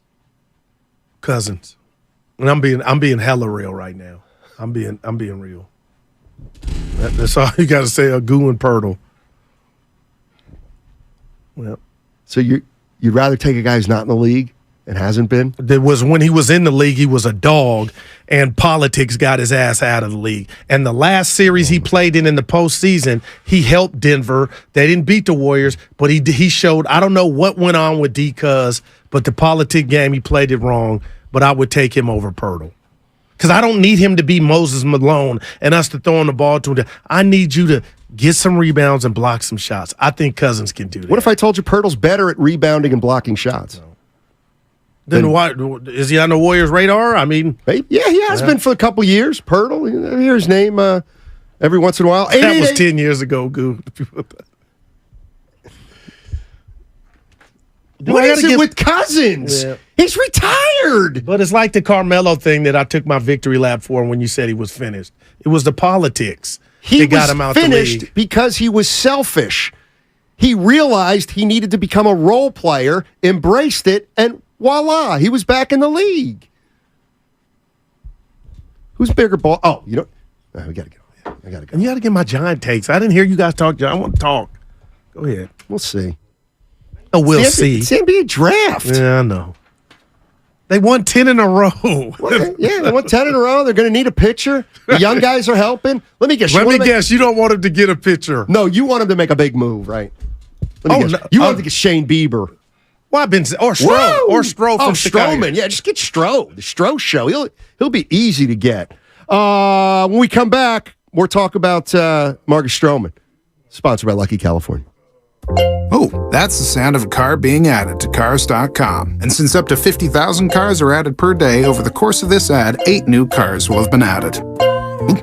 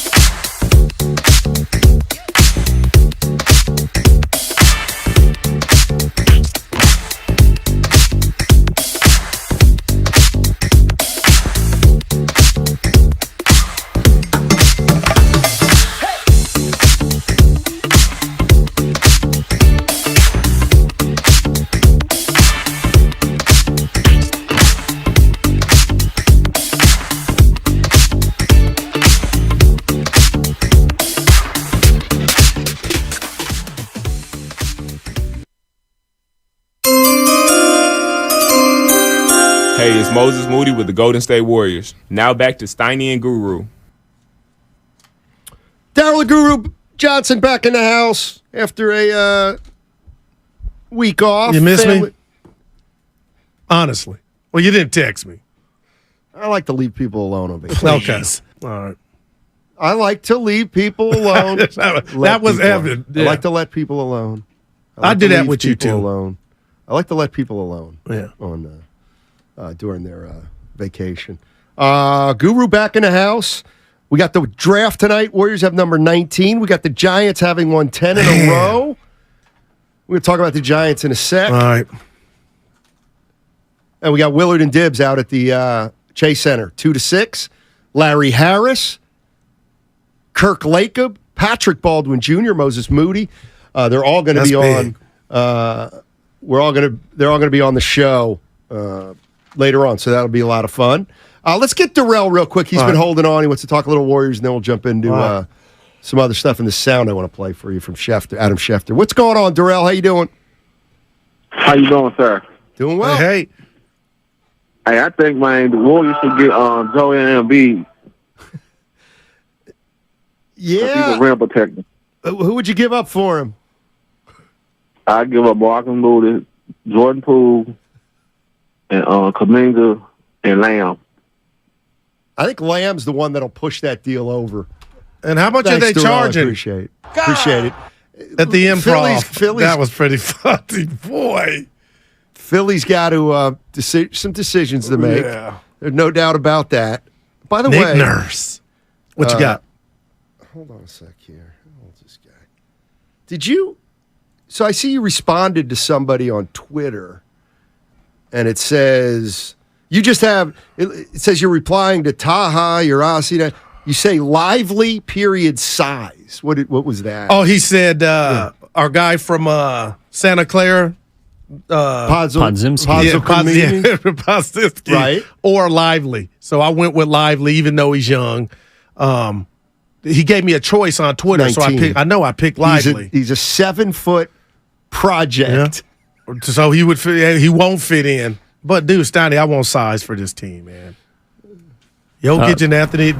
Evan, I'm not, because I know how Steiny will make it seem like I'm saying this. You can't stop either one of those dudes. You can just only hope to contain them. But the Warriors need something, and that's why I was getting excited about Cat. And I know Cat is not whatever everybody's forte, but dude, Cat's got size, man. That size matters. Bob told us. Well, and the guy that could be involved in potentially acquiring size, according to Jake Fisher of Yahoo Sports just a couple of minutes ago, senior NBA reporter saying that from several sources, Golden State is actively engaged in trade conversations regarding Jordan Poole. Wow, man. Now the question is, Steiny, that tickles. I hate, but it happened. You cannot reverse what happened. I think so highly of Jordan Poole. My question to you and the masses is, he should be able to get you something. Because Dunleavy's not going to sell on the cheap just to get him out of here. This is a guy that can get you 20 a game. What if he's demanded a trade? Ooh, man. That's what you call a monkey wrench. See, when you say size matters, I look at a guy like Karl Anthony Towns, and it's like, what? First of all, he takes 8 threes a game. He doesn't protect the rim. I mean, you got to have the right kind of size. But I feel like, too, Steiny, to that, and I'm not trying to, take any responsibility off a Cat, but when you come to an organization that has their stuff together, their S together, I believe there are conversations to be had, just like they had with Andrew Wiggins. Like, look, man, we know where you were at. You were jacking up 8 threes. We know you're talent, but this is what we need you to do. Help us help you. Cut that crap out and get your ass down low a little more. But stuff like that, man. And I got to tell you, would Indiana look at Jordan Poole and feel like, okay, we could build around him and somehow pry Miles Turner away? Why would you want to build around Poole? He's not a 1. Well, he could be a part of something moving forward. That's fine. Because he's a starter in my book in this league, Stoney. Now, what that team is and how many wins, I don't know. But, man, we've been hearing forever Miles Turner. The more I think about it, that's realistic. Now, would it, it's going to be Poole and something else, but man, I feel like Poole can fetch you something. What is the answer? Well, question. Yeah. His value's probably lower now than it's ever been. So whatever he can fetch you, it's not going to be as much as had you traded him at any other time. You can't sit here and say he was terrible in the postseason. Inefficient offensively, volume shooter, but we're going to acquire somebody that's going to be. See, I think they're. Man, so they're going to trade Jordan Poole. The Warriors are going to trade Jordan. But you know why? Poole. It's not probably because they want to, Steiny, that he can't get along, and you might be right. Did he, behind closed doors, demand a trade? Are they talking to Draymond like, you know what, I want to come back and be a Warrior, but I can't put up with this, and I feel neutered.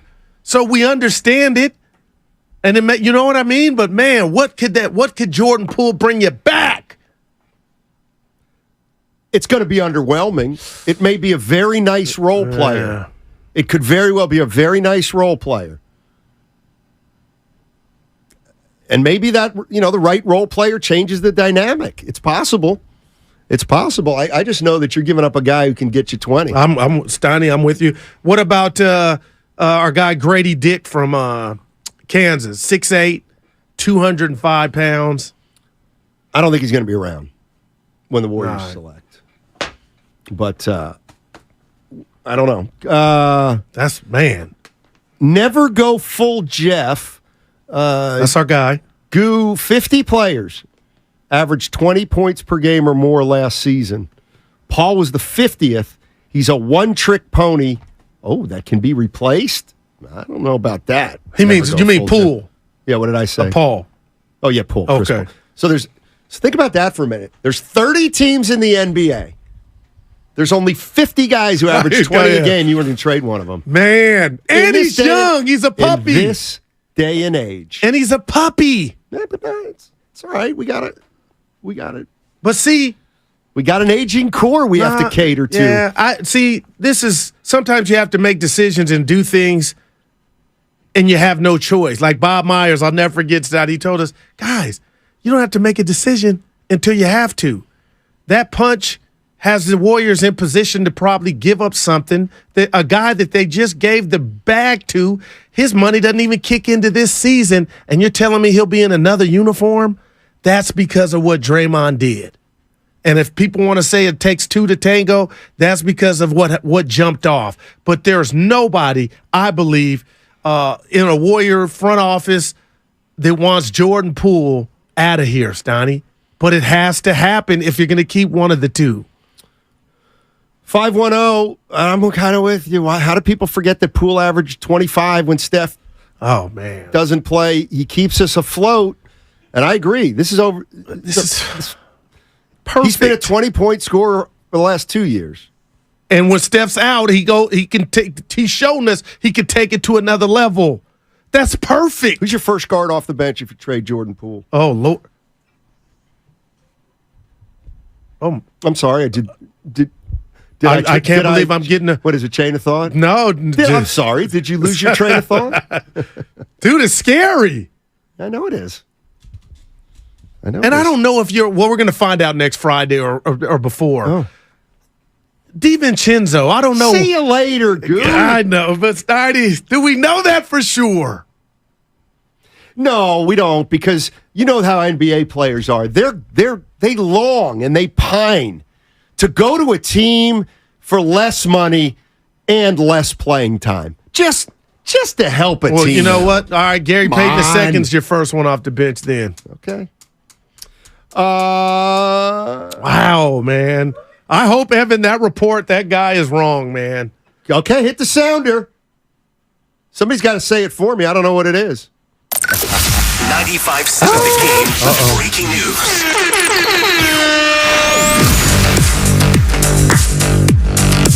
You ready? Hey, Bay Area, you ready? Where are you going here? You ready? ESPN sources, the Washington Wizards are finalizing a deal to send Chris Paul to the Golden State Warriors for a package that includes Jordan Poole and some draft picks. Wow. Chris Paul on the verge of coming to to the Golden State Warriors.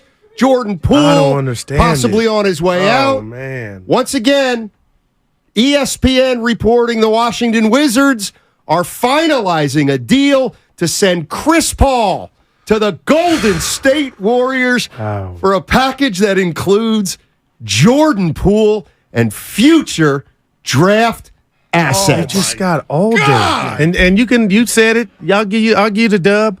But that don't make this Warrior team better. Wow, man. Boy, I guess Warriors front office you just doesn't know traded a anything. guy that could be your future for a now dump truck that can't even stay healthy. Now we all what are they Jordan doing? Poole. What are they doing? You just got older. They got off a ton of money, is what they did. They got off of a ton Oh, my gosh. of money. This is a nightmare for your boy. 957-9570. Chris Paul coming to the Golden State Warriors. Oh, my God. For a package that includes Jordan Poole and oh, gosh. That's the other. future draft picks. So that probably may mean the 19. They're going to send the 19 to Washington. Wow, man. They are really rolling the dice on Poole. Talk to me. Talk to me, Bay Area. I want to throw something at you, Why? but it ain't you. Why? You didn't make the deal. You said he could come and help. That's still yet to be proven. Can he stay healthy? Why would you trade a young Ferrari for something that's Studebaker? That's what this is. To save money, to save but what money. about the wins and losses? And to put your hands back on the O'Brien trophy. This ain't it, Jack. Good move. This ain't it. It's a good move. Please. If it's everything for Steph Curry, that's the move. How if you're losing his production? Jordan Poole's production. More You just flexibility. talked to what flexibility? I'm talking about wins and losses. Don't get mad. I am Don't get mad. This is You're going mad the at me other 'cause way. I was right. No, then I'd be a hater. Come on. I can't believe you're right. By the way, dude, great point from the 510. man. Thank you. Now they have money to pay Draymond. That's exactly right. All right. They just what's that? The deal's been agreed upon? Done deal. Done deal, ladies and gentlemen. Chris Paul coming to the Golden State Warriors for a package that includes Jordan Poole and some first-round picks. So they get off. So Chris Paul's due $30 million this year. Jordan Poole's due about $28 million. So that works. But the Warriors now come off Jordan Poole's next 3 years, which is essentially $100 million, which within the luxury tax goes to $400 million. So they saved so much money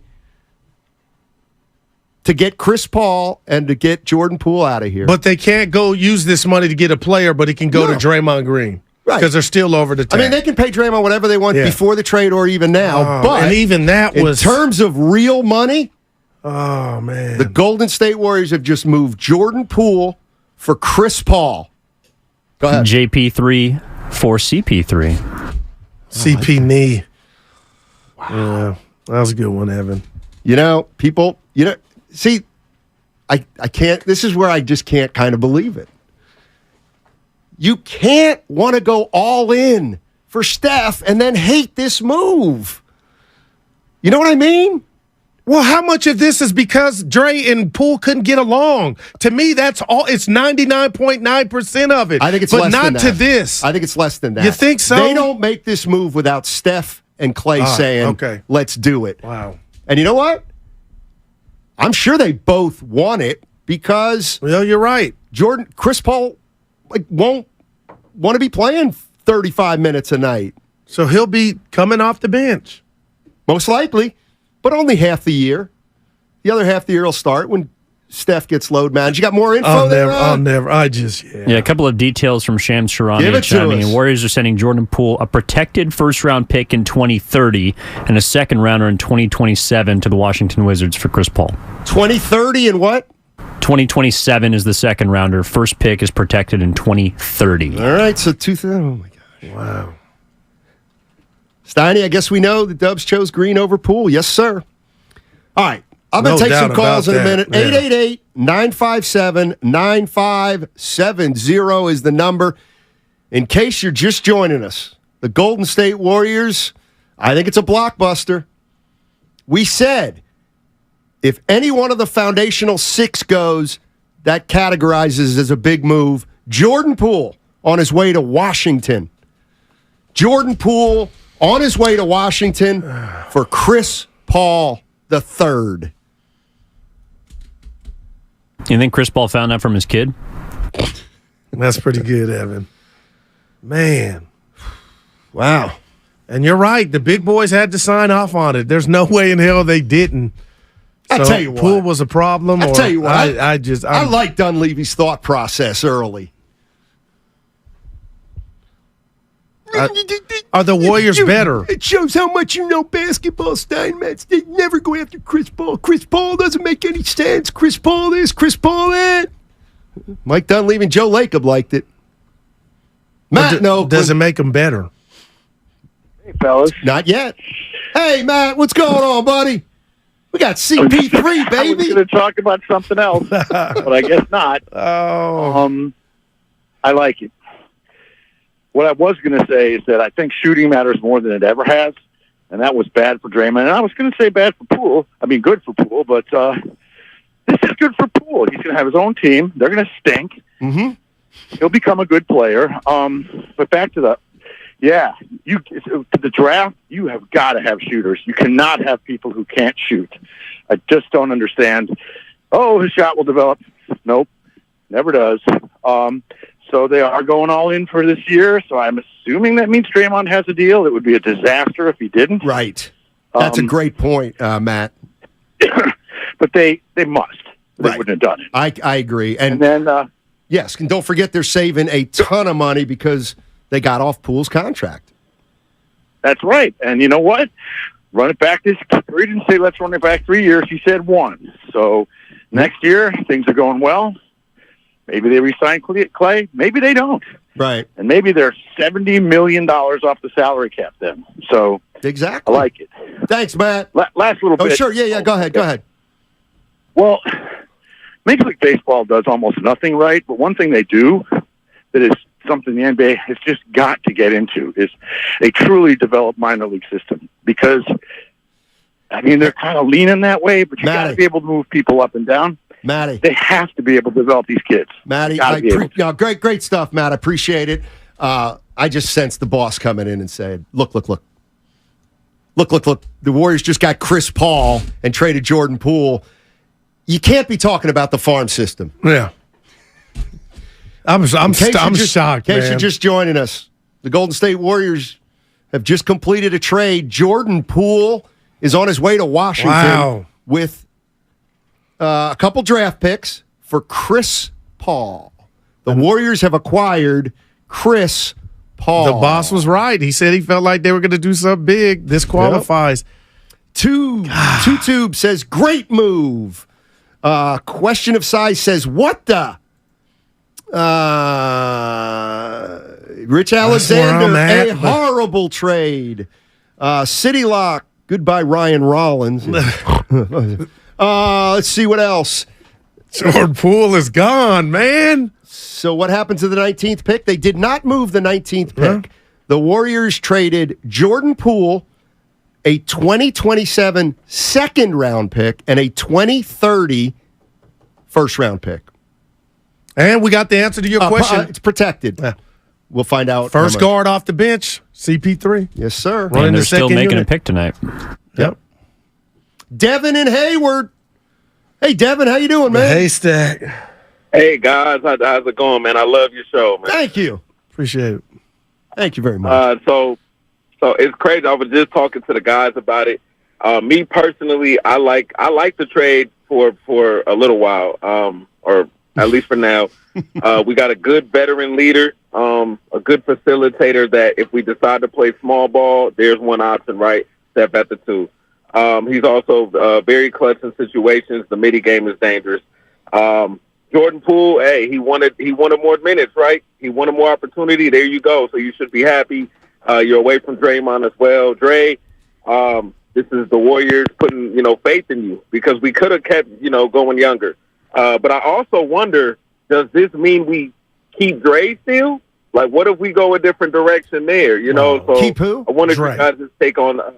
Draymond, because I believe he's still a free agent. Yeah. I know they might have been trying to open up some money for him, but I wonder, you guys, what's the probability that we don't bring him back either? None. Go a different. Yeah, he's coming back. I think Draymond Green. Good Lord. This signals. Oh my goodness, that Draymond Green will be coming back. You the Golden think? State Warriors just saved literally hundreds of millions of dollars with this trade. By the way, well, Joe Lacob did.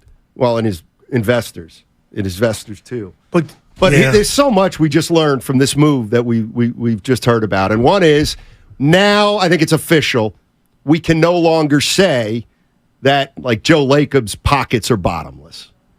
Right? Okay, I mean, we just can't. That's a great point. I mean, this is the second move now where money was a factor. Yeah. Has he been outspending everybody under the sun? Yes, but this is an indication that the reins have to be tightened a little bit. Yeah. Steiny, how much are they saving? Okay, well, Chris Paul's making 30 this year, essentially next year. Jordan Poole's making about 28, so the contracts match. Jordan Poole was making four-year deal for what, 128? Yeah. All right. So the Warriors get off $100 million that Jordan Poole was due. But in the luxury tax area, that's like $400 million. I don't know. I think it's 4.5 maybe. But you still don't have more funds or resources to throw in and just go get said player. But this will be where Joe Lacob says we could not just bring Draymond back for 3 years at $100 million without paying the piper. And we don't have enough money to pay Draymond and Poole. So there was a sacrifice, Absolutely. and it was Poole. Absolutely. And his future. This one hurts, Steiny. I was a Poole fan. I didn't think it would hurt like this. And again, I told you I've rooted for Chris Paul so much these last few years. I just think, the best ability is availability. You can't count on him. I know he's smart. I know what he is, but I just think he's at the end. He is. And I don't think coming off the bench now, and I know free agency is upon us, but gosh, not having the free throws, the automatic guy that could get you to the charity stripe in Jordan Poole, now you swap that for Chris Paul. I just can't get excited. I can. And the reason I can is because if they're going to go down this road, go down that road 100 miles an hour. The savings road? What road would you call it? They would say... Because I don't think I think they're further from a chip than they were 10 minutes ago before Evan told us that this just... Well, it depends. Depends if Jordan Poole was going to be Jordan Poole. Yeah, you know what? The Warriors we got to get out of here. Man. But I think the Warriors probably knew that they had seen Jordan Poole's best play as a Golden State Warrior. 888-957-9570 is the number. Again, a blockbuster. The Golden State Warriors have traded Jordan Poole and a couple future draft picks for Chris Paul. Chris Paul is coming to the Golden State Warriors. 888-957-9570. That's how you talk about it. That's how you text about it on the Comcast Business text line. I got to give you one of those Ric Flair. Woo! Attention business owners. Was your company impacted during COVID?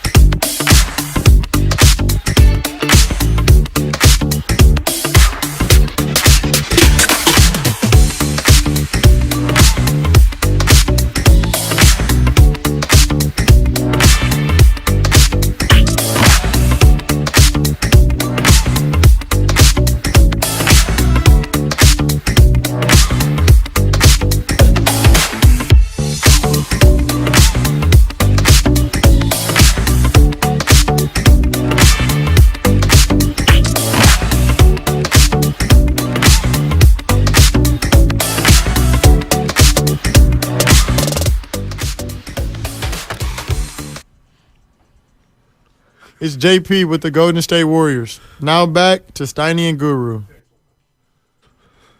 All right, look, we kid around a lot here on 95.7 The Game, Guru and I, but some big news in the NBA involving the Golden State Warriors. The Golden State Warriors are trading Jordan Poole, Ryan Rollins, is that also correct? Ryan Rollins, Jordan Poole, and 2 future draft picks to the Washington Wizards for Chris Paul. Chris Paul will be coming to the Golden State Warriors. Jordan Poole on his way out. Warriors are also sending a 2027 second-round pick and a 2030 first-round protected pick. Correct. Those are the 2 future picks, a 2027 second and a 2030 protected first. Man. 888-957-9570. Here are some quick thoughts that just come to my mind after seeing this deal. One is they are, in fact, to my way of thinking, going all in to try to win next year. And they're going to do everything they can for Steph Curry. 2, they just came off an incredible amount of money. This move saves hundreds of millions of dollars because the Golden State Warriors can come off the last 3 years of Jordan Poole's deal, and all of a sudden, now it changes the game in terms of their luxury tax bill. It does not give them any more flexibility because they're still over the cap. But let me tell you what it obviously does. By getting off Poole and $100 million over the next 3 years, I would fully expect the Golden State Warriors to bring Draymond Green back at this point. Because they, like I said, they've just saved a few $100 million. And my partner, you got the line of the day about how deep the pockets go for Joe Lacob and the investors, and for the random people like us, the fan base, Dub Nation. Like you said, Steiny, the savings can't be allocated or reinvested back into the team to get a player. So I get it, but it hurts. And it hurts because I don't think they're any closer to a championship. They chose Draymond Green over Poole. I get it, but I don't get it in the sense that people out there can think at this stage of his career, CP3 can give you offensively and defensively what Jordan Poole could on a good day. Now, I sat up here, I told you guys many a days, why is Jordan Poole falling down? What's up with his balance, the turnovers? It became a thing. And maybe now the Warriors are saying, you know what? We don't need all that. We just want a grown-up to run the second unit, get the ball to the shooters, and that's what this is. But, man, the best ability, my partner, is availability, and Chris Paul is having a problem with that, Steiny. Well, again, he's played more games in the last 5 years than Steph, regular season. We got a donation. Let me read it to you. $4.99. Nick Harrison. Hey, guys, so now do we finally get to find out what Poole said to Dre? I'll give you a 2. I don't know about that.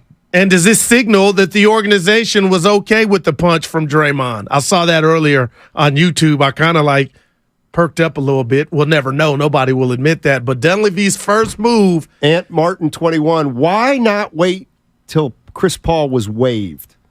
You know why? Because there would have been no guarantee you get Chris Paul, and there would have been no way to get off Jordan Poole's money. It's that simple. I mean, the bottom line is a big part of this move, and we might not like to hear it, is you said it, man. They saved a ton of money. Wow. If you want to call it a salary dump, I guarantee you Joe Lacob will take issue with that. But they saved hundreds of millions of dollars. Okay, I'll tell you this before we get to the phones. Steiny, can you share with us your thoughts on just how good of a ball player Jordan Poole was and can be? I think he's a great offensive player when he's going right. But now's when you say, well, did he really fit? Now's when you say, well, was he a little bit of an attitude? But all that stuff doesn't matter anymore. Chris Paul's a Golden State Warrior, and Jordan Poole's on his way out. Wow, man.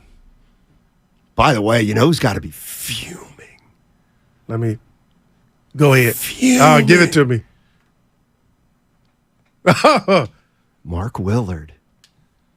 Just a week ago, he called Chris Paul washed up. Well, he gets Willard gets another W too. No, but he's going to be mad because if he thinks Chris Paul's washed up, but I got something for you. You can't give up Jordan Poole. Well, no, him. but on the flip side of that, Steiny, he did say he felt like everybody in the organization was out on Poole, and it looks like he got that one right. 510 Steiny, how good do you think Chris Paul is? I think he's. I'll tell you what, I think he's going to be pretty good as a sixth man. That's if he can stay healthy. Well, he's not going to play as much, and neither is Steph, hopefully, and neither is Clay, hopefully. Hopefully what this does is give the Warriors a three-guard offense or a three-guard makeup. They're all getting old. They can all help each other with minutes. Unless one gets hurt. Austin in San Jose. Oh, man. What's up, Austin? Man. How you doing, buddy? Hey, my man. Hey. Hey, welcome back, Goo. What's up? Steiny, Talk to us. Congratulations, Steiny, on your prediction. You had CP3 first, I believe. So, thank you. Steiny, you're right on. I didn't think my biggest reaction first, guys, is I didn't think CP3 was going to come here just based on the history of the Warriors and, the competition. But, man, obviously there's something. He sees an opportunity, which I think guy is an absolute pro. You got to admit that. He can do things in terms of passing that nobody on the team can do right now. Let's be honest. I think the next move is a big man because CP3 knows how to get the ball into the paint to get guys to score. So watch out. There's another move or moves coming, I believe, and I think that'll involve your big man, Goo. They're going to get one. The last thing I wanted to say, Sonny, is I've been riding Dunleavy negatively, and with this move, I'm totally in on Dunleavy, believe it or not. You know why?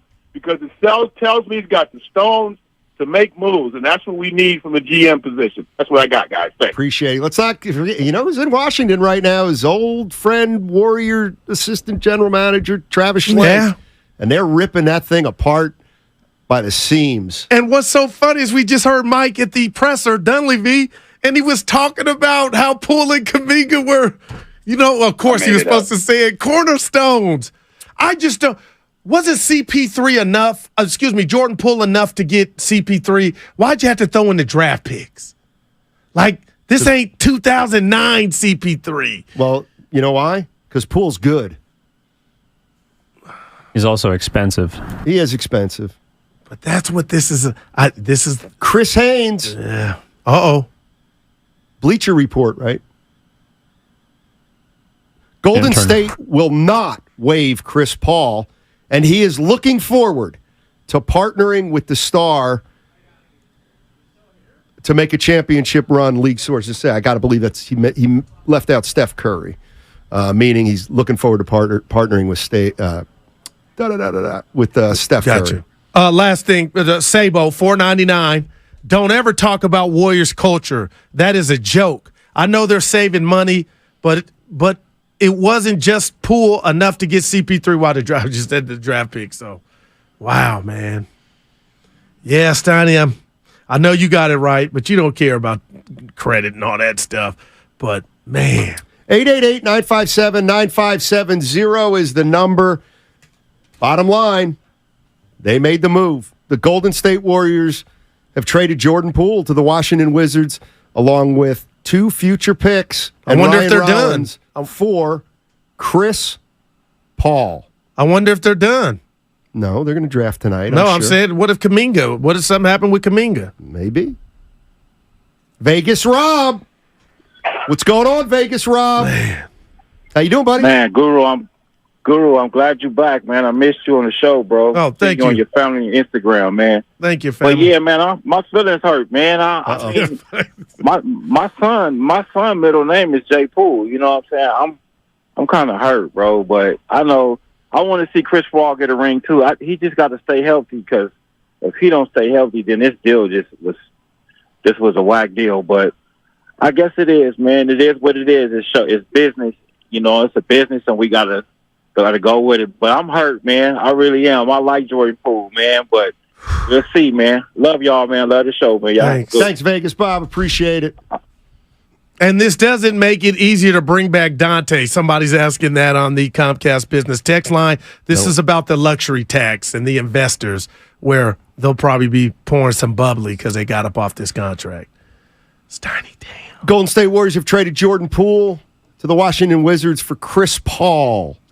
Jordan Poole for Chris Paul. The Warriors also include Ryan Rollins and 2 future picks. You know what this also tells me?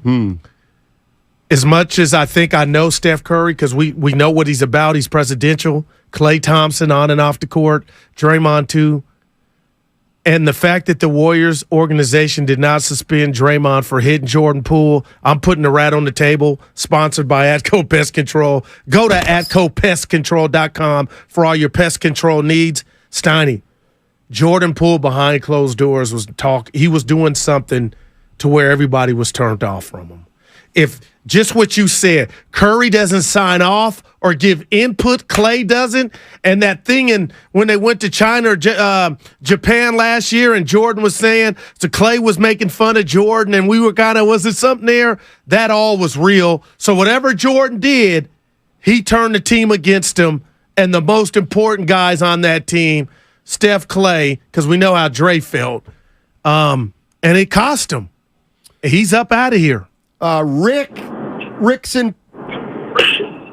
Who we got on the phone? Is that Rick? Yeah. Rick's in Pacifica. Can you hear me? Yes, sir. Did the Warriors get better? Yes. Yes. Can you hear me? Yes, sir. How so? So, yeah, I'd like to comment on the trade. I think, personally, I feel they were between a rock and a hard place. What the hell were they going to do for the naysayers? If anybody had to go, it was Poole. And if you look at Poole's last year's performances, isolation basketball, turnover king, obviously the issues with him and Draymond, that was going nowhere. You get to look at Chris Paul. He is a passer first, a team player, a decent defender. Downside is he might be injured more than we want, but he's a winner, man. Bring him on. Thank you. Thanks, Rick. Appreciate the call. So, Steiny, where's the offense coming from the second unit? Well, they now have a guy who can pass. Yeah, but to who? Create open shots. Gary Payton, yeah. I mean, Chris Paul's an infinitely better playmaker than Jordan Poole. Jordan Poole's a much better scorer. But Golden State Warriors pull the trigger. Chris Paul coming to the Bay Area. I couldn't believe when you played that. I thought you were joking. Did the Golden State Warriors get better with this trade? Jordan Poole's going with Ryan Rollins. Chris Paul III's coming here with a couple draft picks. Donovan in Oakland. Hey, Donovan, how you doing? All good. How are you? Dynamite. Talk to us. Just want to say big fan of you guys. Thank you. Man, I don't know where to start. Jordan Poole was a good player. CP3, the history that he has with the Warriors, is going to be funny. Yeah. Draymond, see what happens. But sad to see Poole go. Good stuff, Donovan. Appreciate the call. Yeah. Jordan Poole can score. I'll tell you what. And he can stay healthy. I want to get to Vegas, right? Jordan Poole is going to lead the league in scoring next year. Him and Tyus Jones. He's going to average about 30. Yeah, 30 shots. Goodness gracious. Yeah, he'll be A-tripping. He got his ring, Steiny. He'll be letting them fly. But just for him, you can't come back from what went down. Forget who's at fault. You just can't come back from that. But damn, Draymond, in any day we'll hear his contracts down. It'll probably be 3 for $90. But they chose Dre over him. And Jordan Poole, I don't know what you were doing, man, but yeah, it wasn't. I'm shocked. Ram's in Los Gatos. How you doing, Ram? Hey, Steiny, Guru, love the show. Thank you. Big fan. You already mentioned a lot of the obvious reasons, Steiny, the salary dump, and the playmaking ability, but salary dump and making room for Draymond for the extended years. But I just want to point out, I feel good about it because, 2 reasons: young player development and second team production minutes. I just feel better about Kuminga being on the court if you have Chris Paul out there. That's a great point. Right? I mean, it's a good point. It's just, I mean, I think they're not giving up on the young players. I think they're trying to, just improve the situation, give them what Iggy couldn't do. And you get that with Chris Paul. So and there's no way you get that from Jordan Poole. You get less turnovers. You get less anxiety during the fourth quarter collapses. And then the second team production, Steph and Clay and Draymond get to rest, and you get to build up the confidence for these young players if you have a floor general like Chris Paul. So, and plus he wouldn't come here if he didn't think they had a chance. And I'm sure the Suns aren't a big fan of this trade. Thanks, guys. Appreciate the call. In case you're just joining us, big news from Chase Center. Warriors have traded Jordan Poole to the Washington Wizards for Chris Paul. Chris Paul. And Steiny got it right. Ryan Rollins also going in the deal, a 2027 second-round pick and a 2030 first-round protected pick. Warriors have acquired Chris Paul. Let that one sink in for a second. The Warriors have acquired Chris Paul. 13-4-8 last year. To me, it's so much less about the numbers. Can he run the second unit? Yes. Can he start when Steph's getting load managed or gets banged up a little? Yes. Could he play alongside Steph Curry? Yes. They'll be small, but yes. I'll tell you what. I think the thing that people are forgetting or not putting into the equation, when Steph Curry is not playing on the ball, when he's playing off the ball, they got one guy who can get him the ball, Draymond Green. Now they got two. Chris Paul can help Steph Curry, I think. And if Chris Paul can't, Chris Paul and Draymond Green together, I think Steph Curry's loving this. How many games do you think, if I asked you, or do you already know how many he played last year, CP3? 65. 59. More than Curry. Interesting. Would you consider this trade as going all in on the 2023-24 I'll go before season? Stoney. I don't. How can I tell you yes, Evan, when we know that this guy physically has had trouble and where he's at in his career, age, he can't get you a bucket like Jordan Poole. No, he can't. Well, it would just be because Chris Paul has 1 year essentially. But he also left. has assets in his game that Jordan Poole doesn't have. Yes. Yeah. My answer is absolutely positively. Wow. This indicates they're going all in. Keep in mind, they're trying to do two things here. They're trying to go all in and save money, not just go all in. They have to try to save money, and they just did in a but if you're wrong, Steiny, they saved money. Nobody can argue that. Yep. But it's yet to be seen if they got better. Yep, you're right. You are right. Fun times in the Bay, baby. Oh, my goodness. Unbelievable. It is. Let's go to Ashton. Ashton. How you doing, Ashton? Hey, how's it going? I'm here with my son. Can you guys hear me? Yes, sir. All right, cool. I'm here with my son, AJ, man. We've been listening to you guys for a long time. Here you go, man. Here you go. Don't run them off. I don't know why they're putting in CP3 on for the Wizards. I mean, CP3 on for the Warriors and JP on for the Wizards. Shoot, but now I'm never upgrading my 2K because I need JP. Thank you guys for taking the call, man. He's super excited. I picked him up from camp early so we can call in, man. But listen to you guys. Awesome. I thank you guys for taking our call. Appreciate it, Let it be man. a good dad. Absolutely. Yeah, you're going to hurt on 2K with that swap because it's about buckets, Snotty. Yeah. Gosh.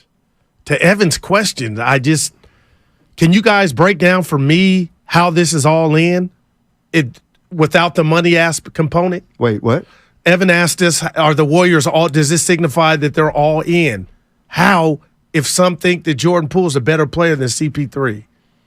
I would say CP3 is a significantly better fit. And again, I would remind people, that it's not just about going all in for next year and for Steph Curry. They had to try to figure out a way to save money, too. That's the sobering part, to me. Salary dump, little strong. You had to save some bread. All that we spending whatever it takes is over. Well, that's Steiny. Wow. That's correct. Anthony in San Jose. What's up, Anthony? How you doing, man? What's up, guys? Yeah, there's a lot I could touch on about this, but I wanted to start it off by talking about how Poole Matt Barnes on the playoff side. What do you give me for Matt Barnes? You sound a little like Matt Barnes. I'm trying to. Matt Barnes. That's the first. Go ahead.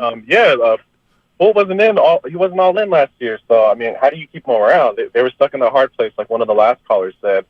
I feel like they had a lot to do. They had a lot of moves to do. They needed to bring in more vets. They're playing by the new CBA rules. I feel like they had to make a move like this, but I'm a little disappointed they didn't get Chris Paul off the buyout. I didn't expect a 1-for-1 trade, but just wanted to see what you guys thought about bringing in more veteran leadership and what other moves they can make after this. Yeah, appreciate the call. Man. Look, the reason they did, it's very simple.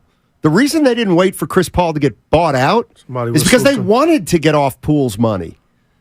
They needed to get off Poole's money. How quick did this just happen about Poole? You pay him for his great season, and a year later, you can't wait to get out from underneath it.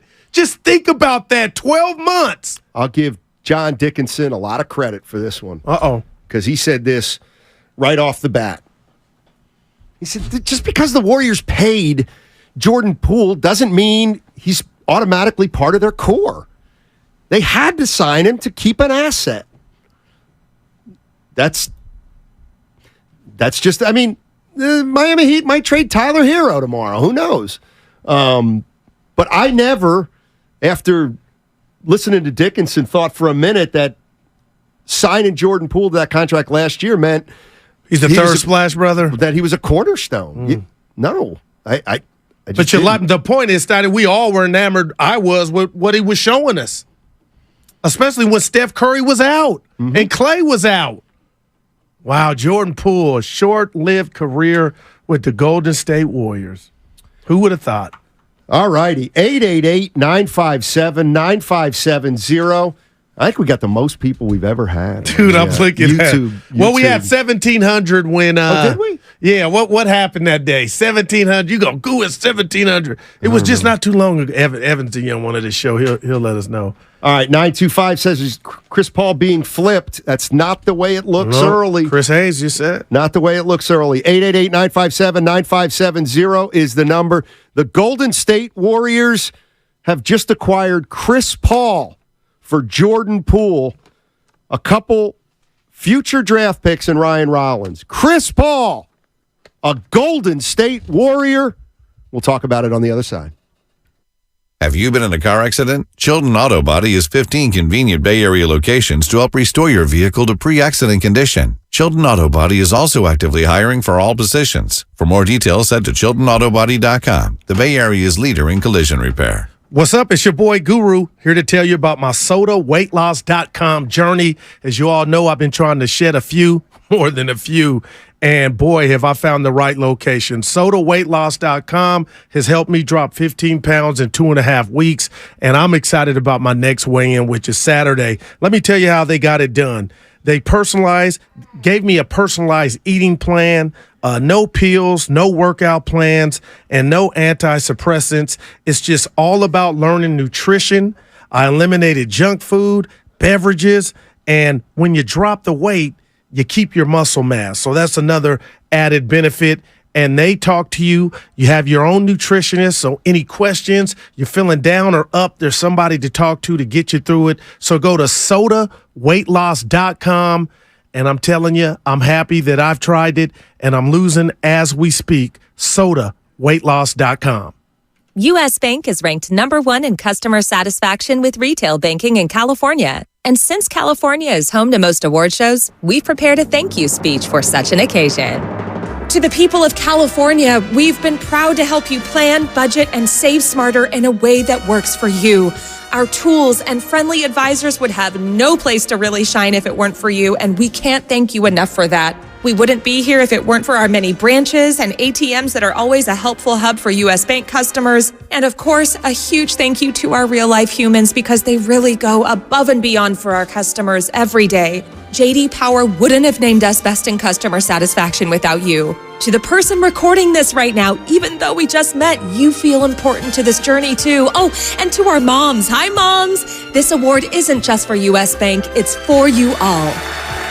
For J.D. Power 2023 award information, visit jdpower.com/awards. Member FDIC. Hi, welcome to the IKEA Midsummer Days. We're celebrating with fun in-store events for IKEA family members and lots of savings. Oh, hi. I'm looking for extra chairs to host my pickleball team dinner. We can help you save on that and more. Great. And that flower crown looks amazing. Come make your own in-store on June 23rd through 25th. Plus, buy tickets to the June 23rd Swedish Midsummer Buffet at your local store. Go to IKEA-USA.com/midsummer for more details. Offer valid 5/30 to 7/4. U.S. only while supplies last. Selection may vary by store and online. See store on IKEA-USA.com for complete terms. Restrictions apply.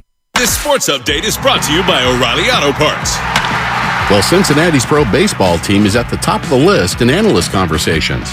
They ended last week with a 6-game win streak as they inched their way to first place in the Central Division right behind Milwaukee. And they are hoping to keep the momentum going this week as they face Colorado in Atlanta at home in a back-to-back series.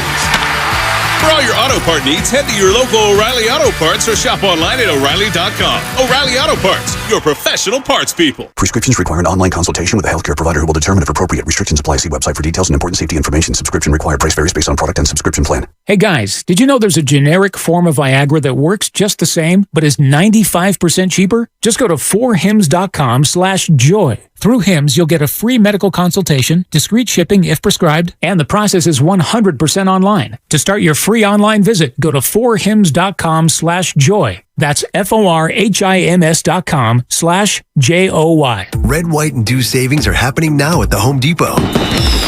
Prep for all the summer guests and gatherings with up to 60% off select patio sets now at the Home Depot. Shop and save on a wide variety of sets and styles to find what suits your patio best for another season of hosting with the most.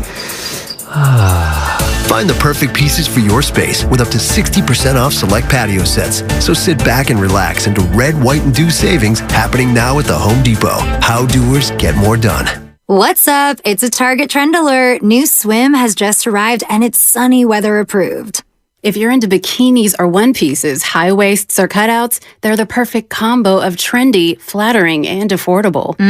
That's right. And there are so many cool styles with gorgeous details. These suits have macrame, crochet, wood beads, pretty shells, and more. Totally a luxe for less vibe. Yeah, so dive in and shop this Target trend without the spend. It's sunny weather approved. If you have an IRA or 401k, please listen closely. My name is Jason Hansen. I'm a former CIA officer and New York Times bestselling author. Throughout my career, let's just say I've been in some hairy situations. And I believe right now the biggest threat facing Americans is they need to protect their wealth, which is exactly what I'm doing for my wife and 6 kids. And I believe the ultimate safe haven is physical gold and silver. You can protect your hard-earned retirement assets with a tax-free loophole that allows you to convert your retirement into physical gold and silver. The folks I use are Advantage Gold, and believe me, I've investigated the heck out of all types of people. Advantage Gold is the nation's highest rated gold company. They have the best process, pricing, and service. If you want to get your free gold and silver investment kit, please contact Advantage Gold right now, and you'll see how easy it is to protect yourself with precious metals. Call 800-900-8000. That's 800-900-8000. 800-900-8000. Advantage Gold is not an investment advisor or a tax advisor. Consult with your financial advisor before investing. Call 800-900-8000. Hey, it's Willard here for Evolve Training Center, and I'm here with my guy, Jay, who runs Evolve Training Center. Jay, what makes the place so special? We are going to bring the best version of yourself out through our jiu-jitsu, boxing, and Muay Thai classes while bringing the family and community together as one. Glad you brought up the family. You got the anti-bullying kids classes. It's all ages. If you want to train like a pro without the blows, please visit evolvetrainingcenter.com. Your complimentary 2-week trial at evolvetrainingcenter.com. A family that trains together stays together. Something big is visiting the Bay. Something heavier than 11 cable cars. 1,000,000 times older than the Golden Gate Bridge. Something that ate the daily equivalent of 500 Mission-style veggie burritos. See the world's largest dinosaurs, a new exhibit at the California Academy of Sciences with life-size models and more. Get tickets at calacademy.org. You're listening to 95.7 The Game, KGMZ FM at HD1 San Francisco. Always live on the free Odyssey app.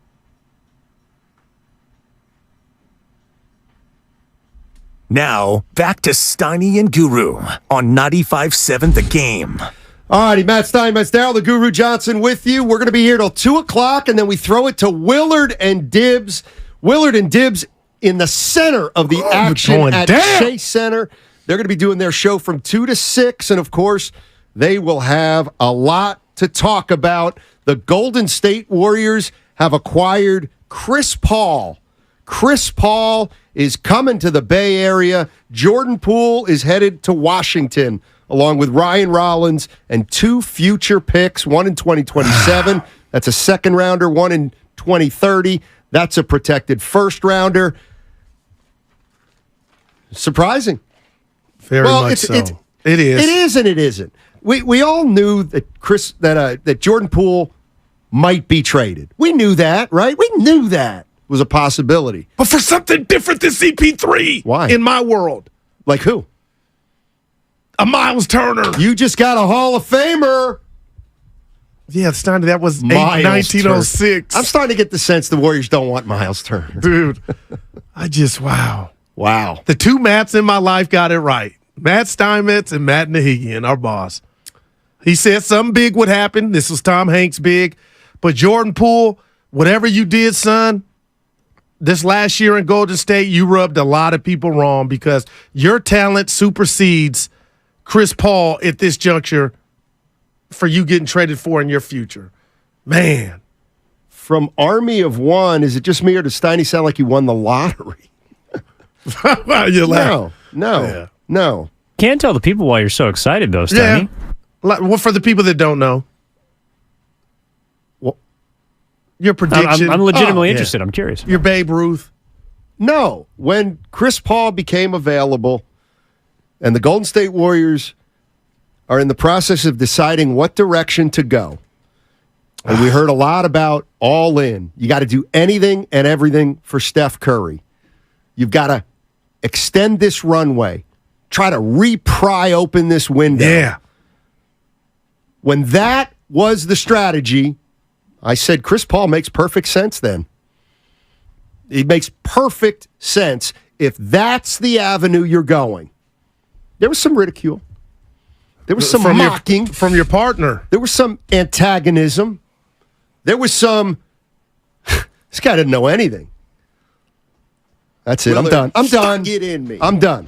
It's not about me. It's about Chris Paul coming to the Golden State Warriors. Hopefully he can stay healthy. Steph and Clay. Wow. Let's go to Sal in San Diego. Hey, Sal, how you doing? Hey, how's it going, fellas? Doing well, man. Thank you. Real quick, I think this is going to be kind of like a domino effect because now we got to really think about what, Dante DiVincenzo's future is because we don't, we need size. And I feel like if the Warriors really want to go all in this year to try to get another ring for Steph, they need to go and pursue, another shooter, another scorer like Kyle Kuzma, and maybe some size. Like, I know he's old, but, Brook Lopez is out there, and they're both averaging around $13 million a year. So I know they saved a little money. I don't know how this new CBA rule is, but I feel like they really need to make a splash here and get another scorer, at least for the second unit, because, we never know how it's going to turn out. But other than that, it sucks to see Poole go. But, we'll see. I guess we have to trust the Warriors, trust the process. So thank you, guys. Appreciate the call. You know what? That's a great point, Stoney, and that's what I'm going to do.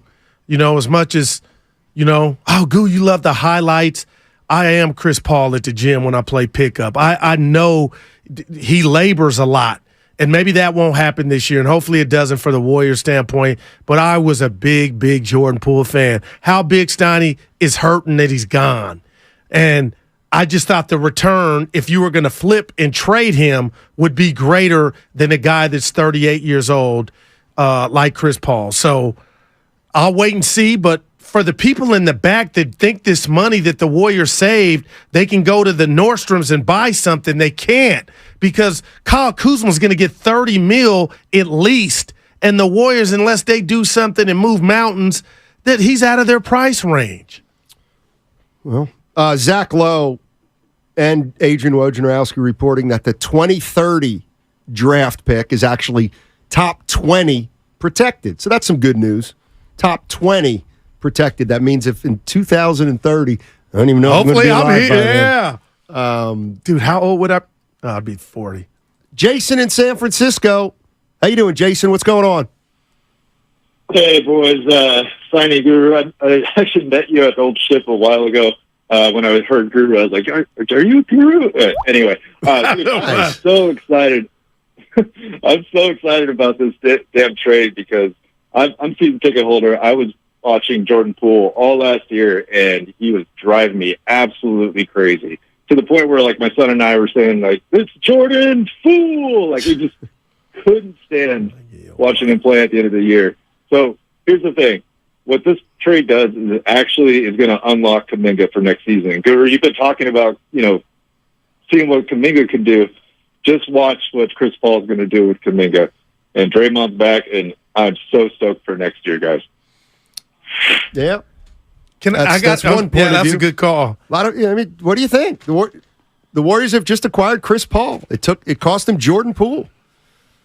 They got off. There you go. The money is half. Yeah, the investors at Joe Lane. So I'm going to spend what it takes. That came to a head, and we had to expect it. But Steiny, the guy that I know from Reading, PA, never signs off on, to me, trading a 23-year-old for a 38-year-old. Not unless you're in a once-in-a-lifetime situation where the Warriors believe they are, and they're going to do anything and everything to maximize a window. At the same time, they're trying to cut salary. Those two things are incongruous. What a word. Flat out, they don't go together. So this was the best they could do. They got rid of Poole, they saved hundreds of millions, and they got Chris Paul III. See what happens. Are they better? Are they worse? You tell me. 888-957-9570. You like the trade or not? I don't. Malik in Oakland.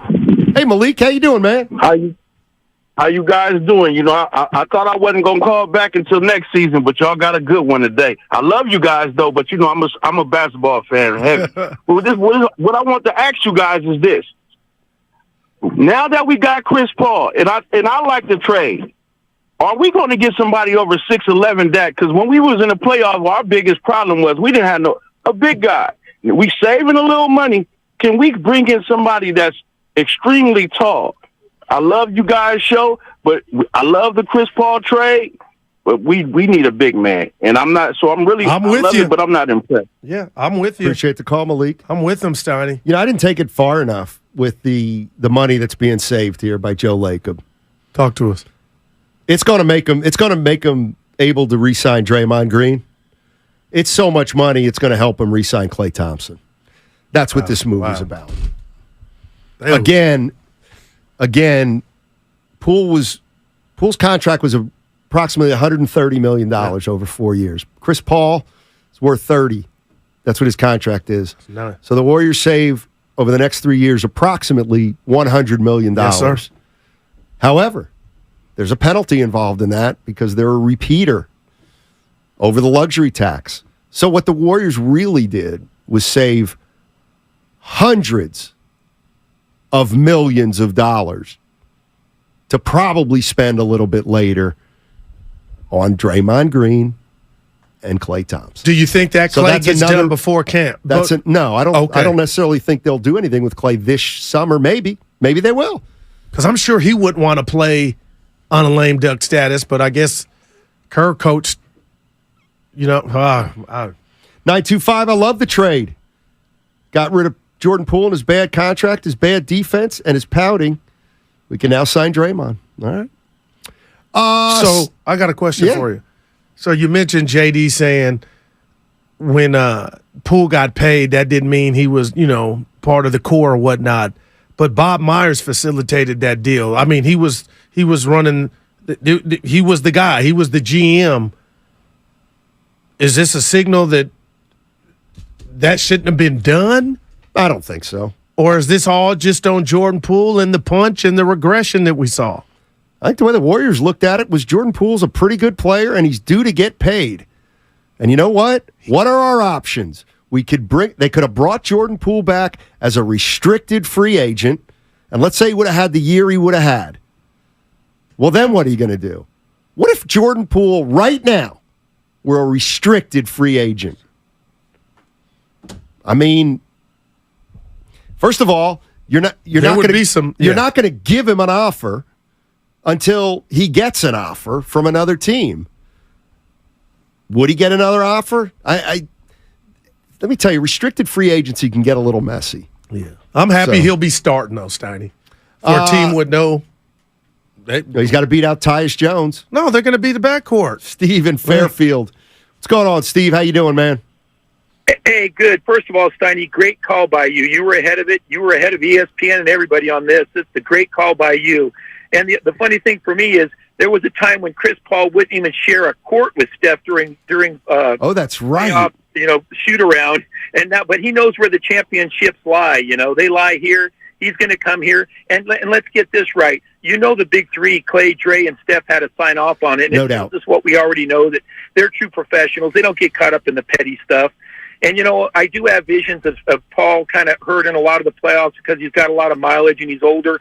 But really playing less minutes, freeing up all that money allows us to sign Dre and Clay. And we just need an athletic big, and we can maybe squeak out another championship here. But great show and great call by you, Steiny. You deserve all the credit on this one. Oh, thank you. But it was just an opinion that I had. Yeah, let's slow down, giving Steiny all the love, people. He said he could. Yeah, Chris Paul played 59 games, 32 minutes a game last year. We whittled it. And I say we because I'm talking about the Warriors, we whittle that down to 25, 26. We're going to have guys revved up for the playoffs. Woo! Our veterans are going to be ready for the playoffs. Because I can make an argument they beat Denver if he doesn't get hurt, Snotty. Who? Phoenix. Once he got hurt, it was a wrap. It was a wrap. Will's in Pleasanton. No more Poole. Hey, Will. Talk to me, buddy. What's up, guys? Hey, how are you? Just got on the radio, so Guru, I hope I'm not stealing your thunder, but you do know now with Paul, Draymond, and Steph, that just opens the door to bring back their good friend, LeBron. Oh, how about Iguodala? Let's go all in. I mean, come on, guys. They get on the banana boat again. I mean, it's amazing. Yeah. LeBron will play for free, right? Yeah. Appreciate the call, Will. Thank you. I'm with the 510. Stop gassing up Steinmetz. 650, if they save that much money, does it put them in play for free agents? No, not this year. That's the only problem. But the investors, as you like to say. Joe Lacob. Wow. In case you just joined us. I mean, this is big. It's humongous. Chris Paul, the once despised, once disliked competitor of the Golden State Warriors is now a Golden State Warrior. This is like Richard Sherman coming to the Niners. Chris Paul to the Warriors and Jordan Poole headed to Washington. Yes, I'm seeing a lot of some happy fans, of course, blockbuster deal, but also not exactly so many fans on social media. I'm curious to hear from people who aren't a huge fan of the trade. Call and give us your reason why. Well, you're right, because I'm not better than. I mean, it's better at basketball right now, and he's younger and he's healthier than Chris Paul. He's not as good of a fit. Doesn't that matter? Well, they won a chip 2 years ago. Well, Poole wasn't that same player. I wonder why. I'm looking at. Well, you tell me. Well, and the guy said, "Oh, the big three signed off." It's really two because we knew Dre wanted them up out of here. But I got Scott Marin says he hated the trade when he first heard it. I got Robert in San Jose saying I love the deal, and I got Brett and Vallejo saying this is the right move. So let's go to Valley Joe. Who's Valley Joe? Vallejo. That's what E40 called it. Oh, okay, we'll go to him. We'll go to Brett and Vallejo first. If you don't like the trade, we got the boss screening today. So is that the boss? Oh, it's John. John, put somebody on who hates the trade. John. Who the hell is John? You might not be able to find anybody. Warriors won't turn. We're coming. I think the Bay Area's coming around. They're thinking if Steiny said this a couple weeks ago, maybe they were right on the money. How long? What's up, Brett? How you doing, man? I'm doing good, gents. How you guys doing? All right. Dynamite. I love the trade, but I think it started earlier with Draymond. I think Draymond opted out, knowing we'd be above the apron. So now we can go sign an expiring contract, and we can sign somebody else, and we have Draymond's bird rights.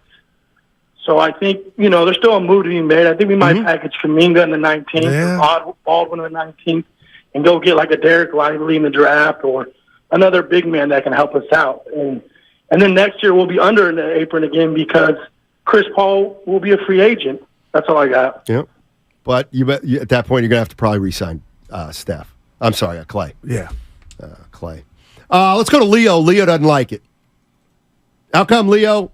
How come you don't like it? Well, from a financial perspective, I understand trying to save money. But if you're telling me that the best you could get for Poole was a broken down CP3 and Steiny, I don't know where you've been the last 5 or 6 years, but CP3 is notoriously been hurt at the end of the year, can hold up. And if you think, a 6'1" guard is going to come in and somehow take him over the top and get him back into the hunt for a championship, I think you're delusional, to be honest with you. Well, okay. Now, at some point, if they could have gotten, better return for him other than CP3, maybe I wouldn't have a problem with that. Hear me out, Leo. But can you hear me out? Yeah, go. So I'm looking at Chris Paul last 4 years. 70 games, 65, 59. Essentially averaged 32 minutes per game. And he breaks down in the playoffs. You don't give any credence to the possibility that you bump him down to 25, you load manage him a little bit, and you can keep him healthy. I mean, you got Steph who's older too. I mean, you know what I mean? But no, they don't need another guard. They don't need a 6'1" guard. He's not going to get them over the top. That's what I mean. Is he a better fit than Jordan Poole? Maybe it's a 50-50 proposition that he doesn't get hurt at the end of the year after wearing down, even if he's only playing 20 or 25 minutes. They do not need a 6'1" guard. That's what he's saying, Steiny. They could have got some size, like I was saying for Poole. Not something that's smaller than Poole. The thing that happened here, too, is there was an opportunity presented for the Warriors to get off Poole, make a move that makes some sense, and again, to save hundreds of millions of dollars. Yeah. If you think the Warriors sold low, I'm not going to argue with you. I will not argue with you. You know what? I thought you might be able to get a little more for Poole than Chris Paul, even though I like Chris Paul. But you did coming off the bench. I like Chris Paul coming off the bench for the Warriors. But it was about saving the money. And that's where you hit it out the park. You hit it. Joe Lacob I keep going, Steiny, like it's the Temptations. Joe Lacob and the investors hit a grand slam with that money. That's what this is about. And the fans are in an uproar, but it's business. And if somebody deserves a pass for blowing past the luxury tax the way that Joe Lacob has done the last umpteen years, I mean, can we really be upset? Can we really be upset that He's trying to save money? No doubt about it, Steiny. I don't think he can. He's trying to save money. 888-957-9570 is the number if you want to jump into the conversation. Do not go anywhere today. It is draft night. The Golden State Warriors have the 19th pick in the NBA draft. The draft starts at 5 o'clock, and Willard and Dibbs are all over it. They're at Chase Center as we speak. They're getting ready for their 2 to 6 show. Yeah. They've got Larry Harris.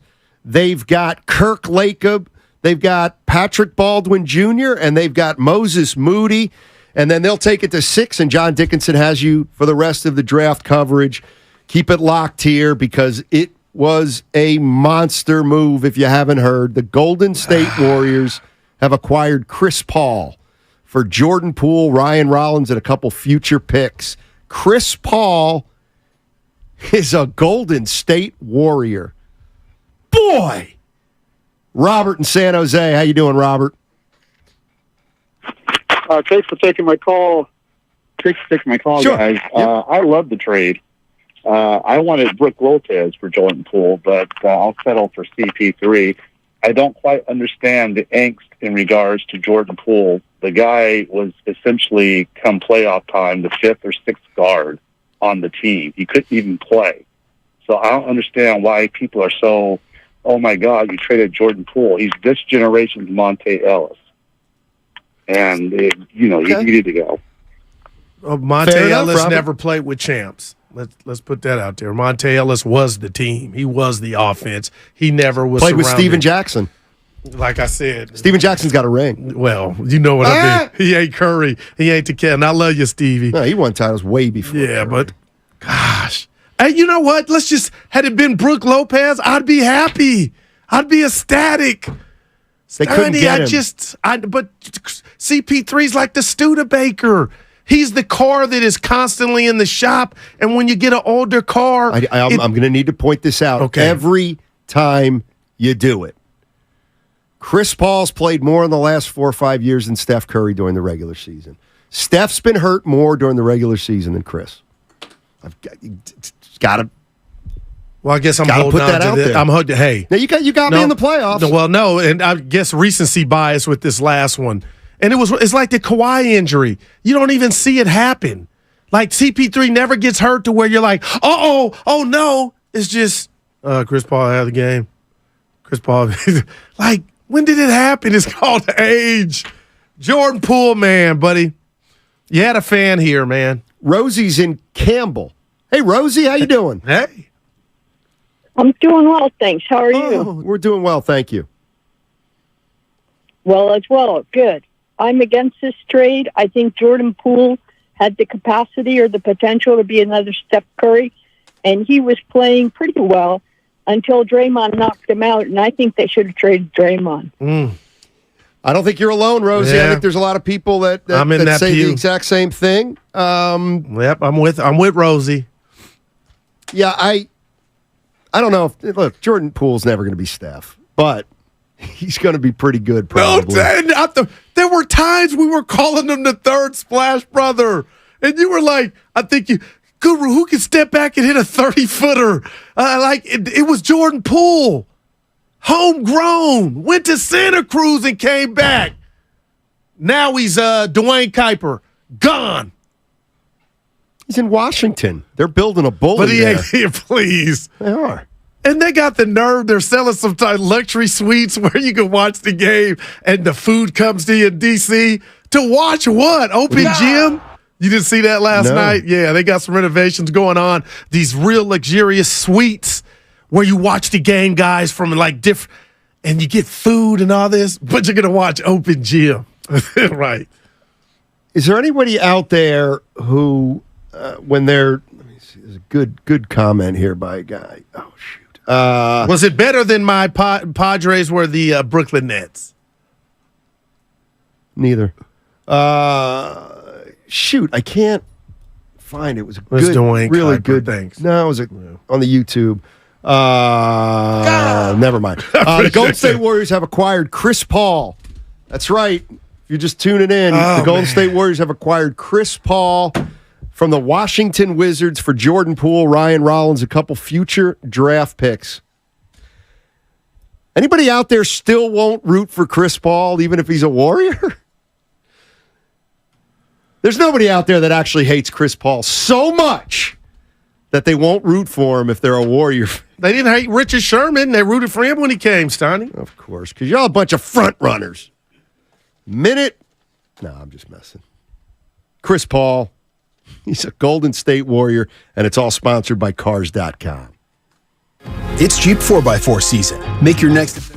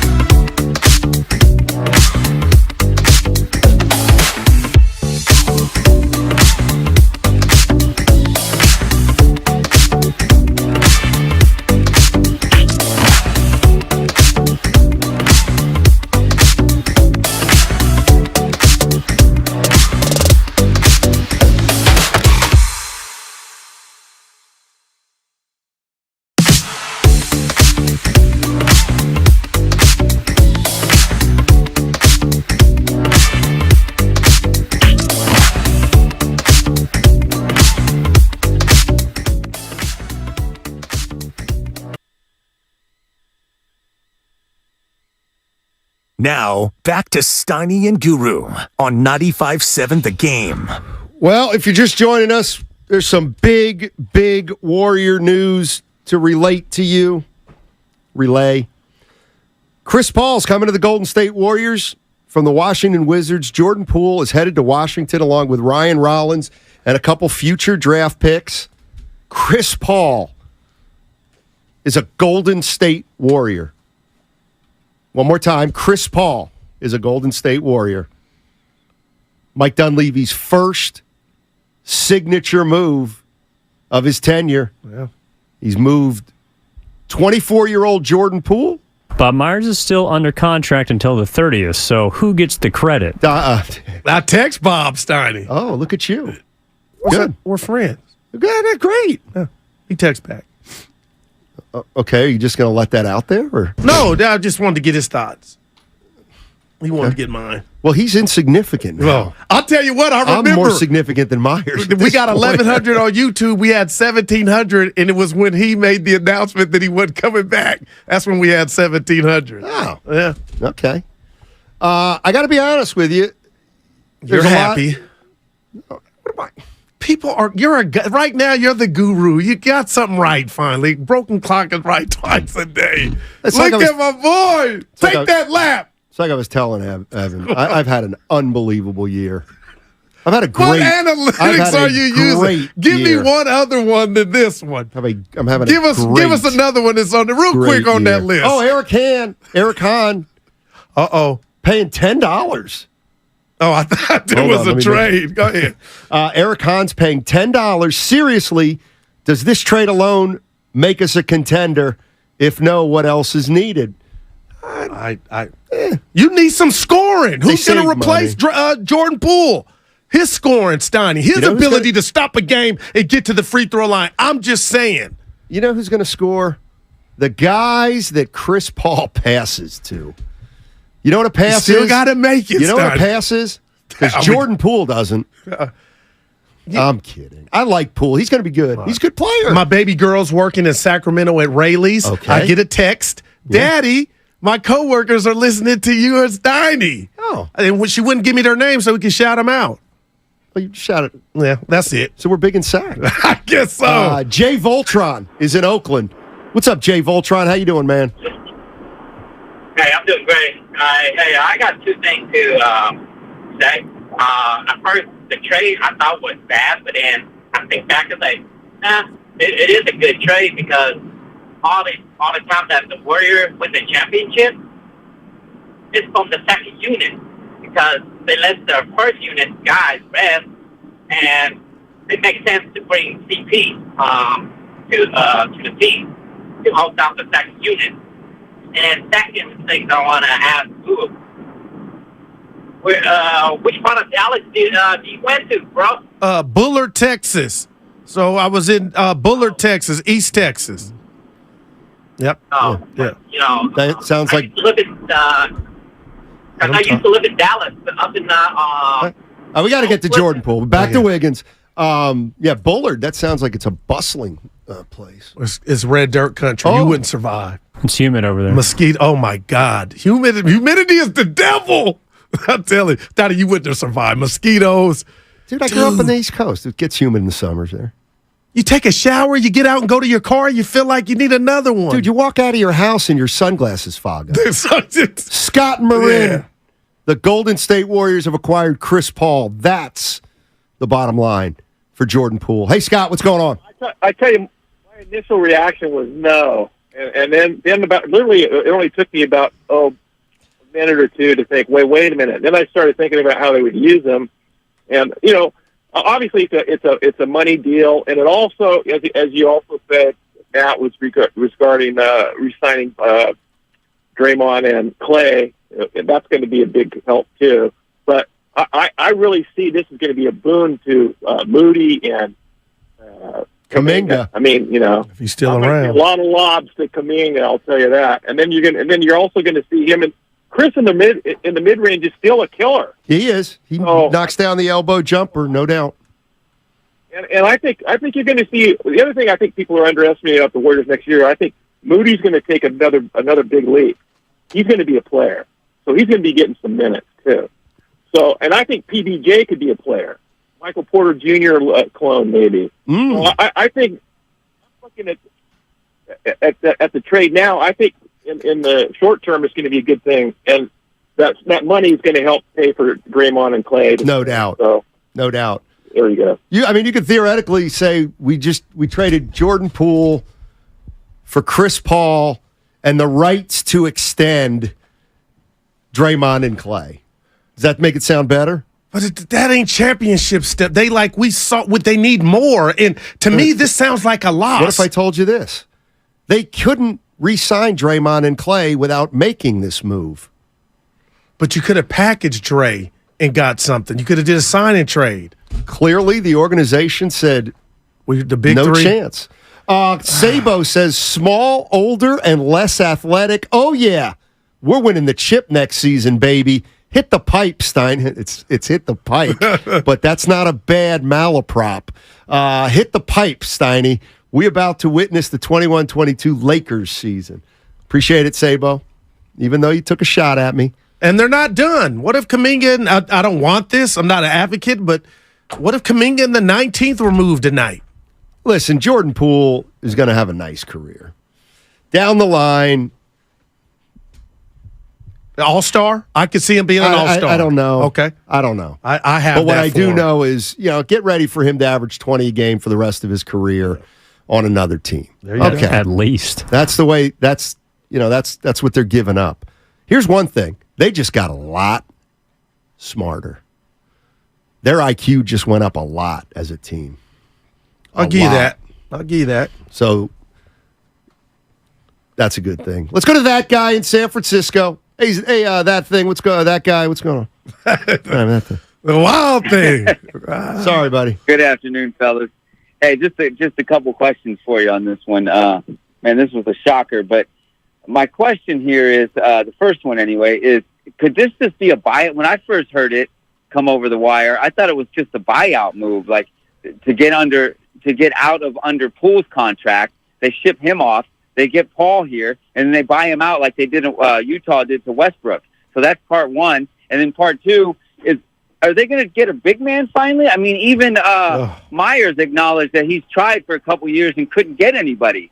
So if you guys can answer me that, great show, by the way. Steiny, you were on it with this one. Appreciate it. Thank you. That guy, I think the reason Chris Haynes of Bleacher Report is reporting that he's here to stay. Yeah, he's here to stay, that they're not going to buy Chris Paul out. And in regard to the big man. The other one was about what I've been clamoring nailing for. it. No, well, I'm sorry. no, the big man. Yeah, look, they're going to get him. They'll draft a big guy, or they'll get a big And you guy. think Lively will be gone by 19? Maybe. I don't know. We'll see. Yeah. We'll see. I'm watching to see if there's any more trades from You the just Warriors. like saying lively. No, I'll tell you what I hate saying. I called him leaky the other day. Oh, did you? You got it right. I did it on purpose. So. You mad at Willard? I got to give Willard his props. Why? I'll tell you on the other side. You got a minute. Well, I'll save it. Oh, let me guess. You're going to come back on your first day, and you're going to really suck up to those other guys. Is that what you're going to do? Those are my and stick it to me. Those are my brothers. Just don't stick it to me now that they're back. I don't do you. When they come in, you go at me because you're uncomfortable. Yeah. Better be careful. Chris Paul coming to town, baby. Chris Paul, CP3, is a Golden State Warrior. He and Steph Curry and Klay Thompson form a formidable three-guard lineup. Crossover next. So tonight we unite. Lucky is helping to fuel your summer with free fuel for a limited time. Now through June 27th, earn up to $20 in gas rewards with purchase of specially marked items throughout the store in one transaction. Fill up the cart, then fuel up with free gas. Learn more at LuckySupermarkets.com. Hi, welcome to the IKEA Midsummer Days. We're celebrating with fun in-store events for IKEA family members and lots of savings. Oh, hi. I'm looking for extra chairs to host.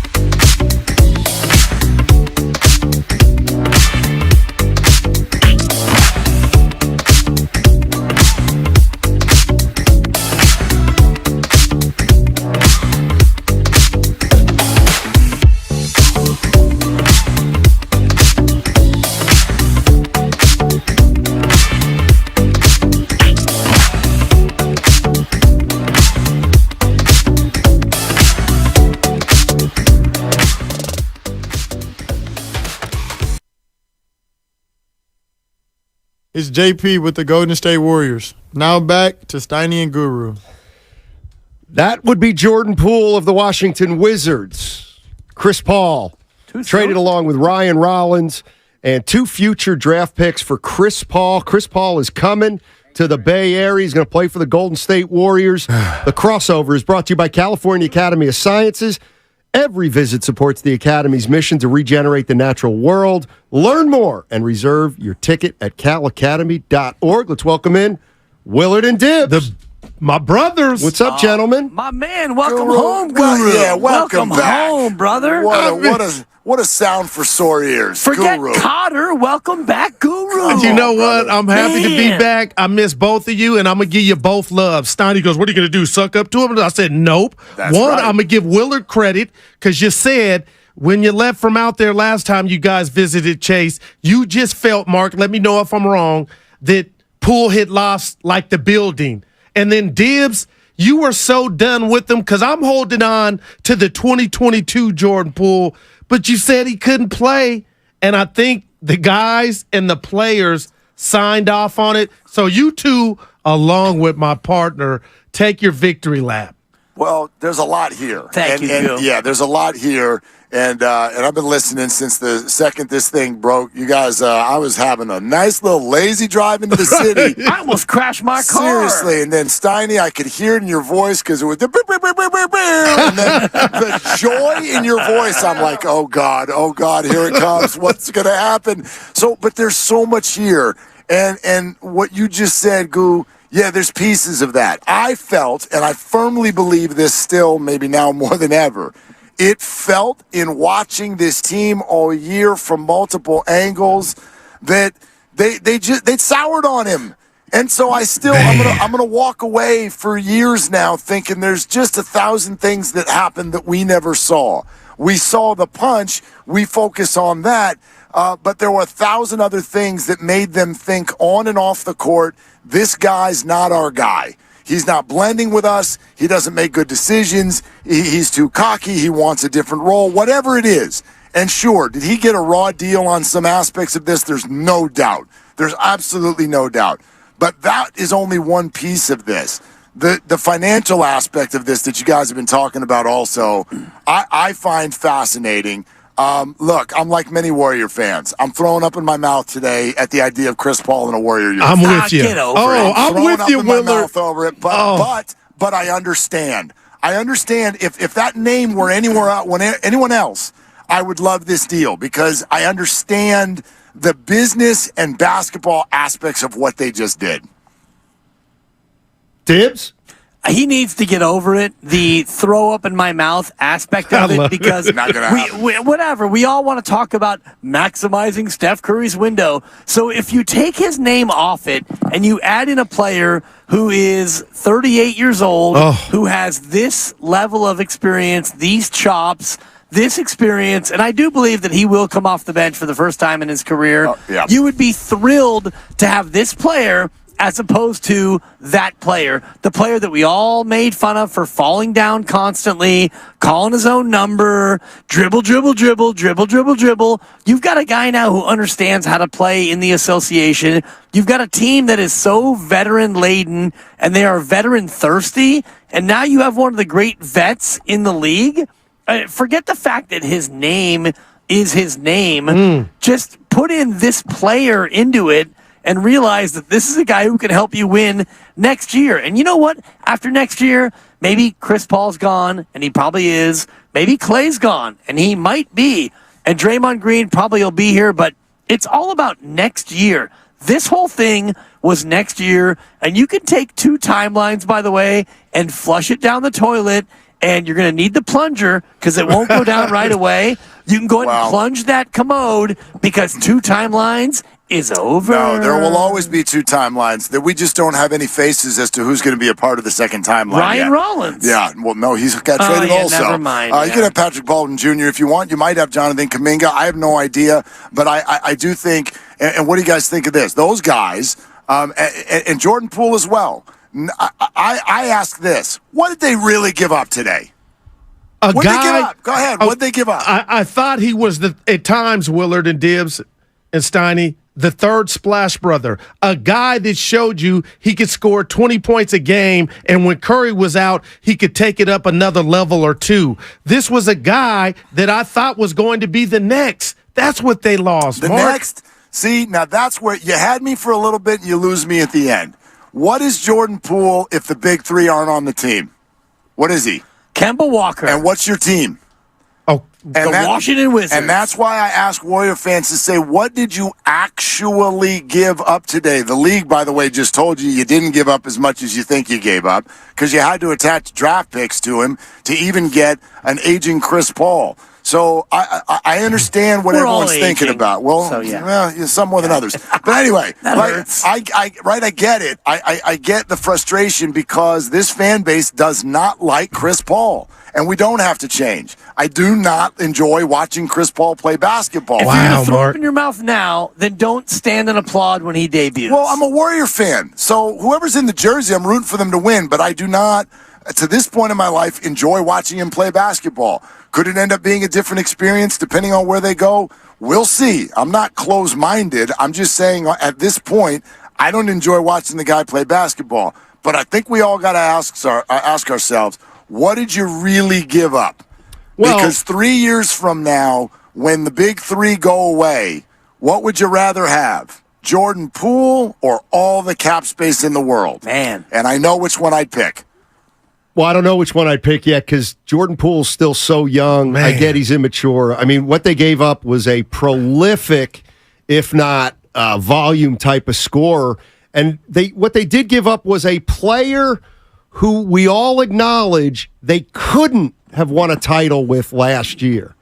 So that's what they gave up. Yeah, but in that role, like coming off of the bench, sort of a role, they needed someone to fill that role last year, and he was able to fill it. But if he's still on the team in 4 years, he would need to fill a completely different role. And I don't think any of us actually, truly think he could do it.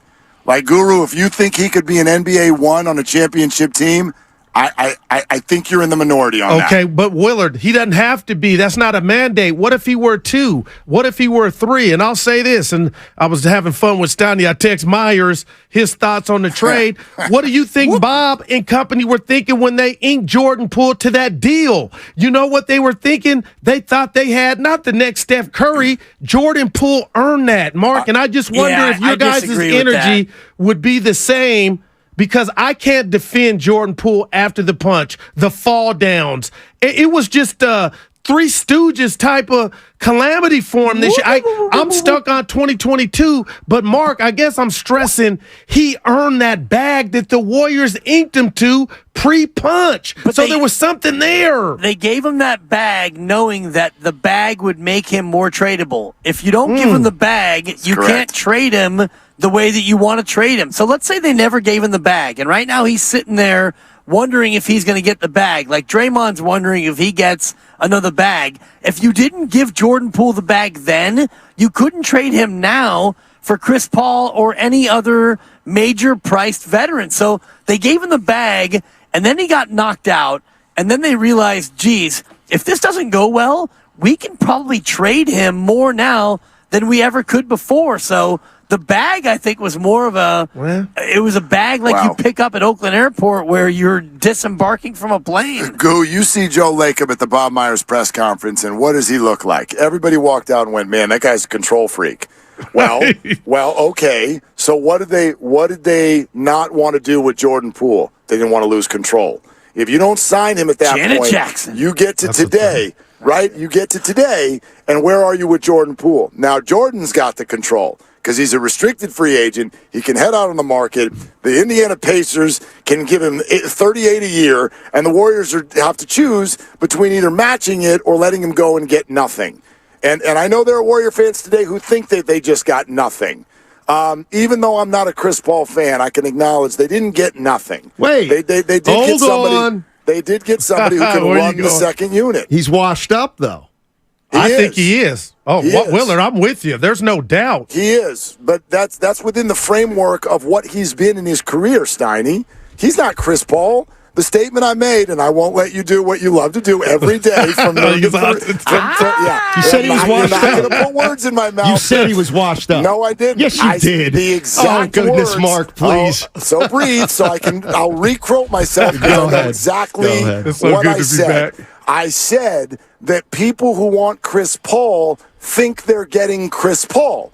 You're getting a lesser version of that. You're not getting that name anymore, and you're not. You're not. You said he was washed up. Yes, and that's what it is.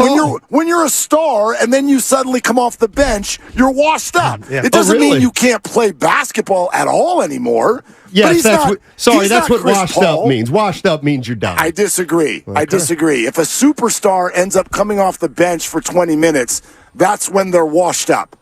That doesn't mean you're not allowed on the floor anymore. And let me just tell you, he did play 30 minutes last year, and he played more games. He played more minutes than Steph Curry did. He was a starter. He won't be a starter here. Right. He didn't play with Steph Curry last year. Right, but he played with Devin Booker and DeAndre Ayton, and he played with Kevin Durant. There was no other point guard on the team. There was Chris Paul. And they depended on him, guys. And what happened? The Studebaker on your way to the hospital, the car wouldn't start. So if he couldn't last with that, with Durant and Booker, how can we expect him to last here? Because he'll have less of a role. 2 words for you, Guru. Rick Celebrini. Yeah. We all want to talk about. I hadn't heard that one today. I mean, I texted Steiny like 17 times. He responded to none of them, and I get it. I'm on the no-read zone from Steiny right now, but I hit you with Rick Celebrini. He's the best in the business, and if anybody can coerce and coax Chris Paul into being healthy in the playoffs, it's going to be Rick Celebrini. And I'm not just saying that because I'm here at Chase. I texted Steiny, check your phone, timestamp 12:48. I'm all about Rick Celebrini. All right, I'll leave you two with this because we got time. Who's going to replace that scoring off of the bench?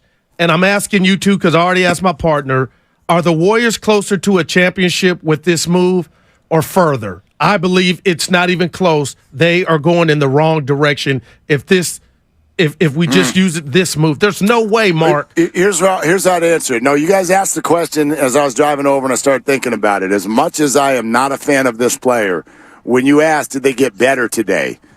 Yeah, they did. How? And I will restate what I said about Jordan Poole. I am questioning what you all think you gave up today. You like, because you're sitting here going, how can they do this without Jordan Poole? They tried to do it this year without Jordan Poole. What did he average in the Lakers series? 7 points a game? But Mark, he got hit in the face. He got embarrassed in front of the nation. Man, come on, man. That was, what was it, 9 months ago? like, come on, man. You can't, you cannot tell me that can ruin a relationship between him and Draymond. That cannot ruin you as a basketball player. You have to still produce.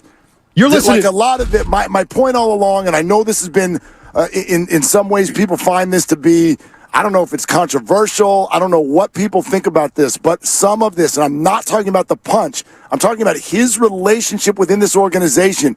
It is on him. Yeah. It is on him. He needs to take accountability for this. They don't do this if everything was Draymond's fault. They know what we don't know, and it's been obvious if you watch closely from day one that they are all turned off by the guy. It's clear as day. Yeah. You're listening to 95.7 The Game, KGMZ FM at HD1 San Francisco, an Odyssey station. We're going to leave it there. We got business to take care of with Matt Nahigian. On a day like today? Yeah, we got a meeting. Wow. Yeah. Man, you got to win the big days. I miss you guys. I can't wait to see you. That's why we're heading right to the Chase Center where all the action is. I'll be listening. Willard and Dibbs, 2 to 6. They have all your NBA draft info. They will turn it over to John Dickinson and Charlie Walter at 6 o'clock. Don't go anywhere. Chris Paul's a Warrior. Take it away, Willard and Dibbs. They're longtime friends. Let me tell you something real quick about Dibbs that I'm sure not everybody knows. And first-time partners. Hang in there, big guy. There'll be brighter days ahead. Now, these two homegrown Bay Area boys finally come together to take over sports talk. Get the hell off of my doorstep. Major League Baseball, you stink. It's Willard and Dibbs on 95.7 The Game. Wow. Yeah, wow. Wow. I mean, Gary Sanchez wasn't blocking the plate. I mean, I thought we were going to do 4 hours on that. We spent so much time last night and this morning going, okay, what exactly do you think happened? Especially, I woke up to 17 text messages. I went to bed before 11. Because you're captain referee, and so everyone, when something happens with refs or umpires, San Francisco goes, okay, what's Dibs going to do here? And that's what my mind does. Baby went down. I went down, and I woke up to 17 texts, and so I've gone through the MLB rulebook, the whole deal, and I'm driving in.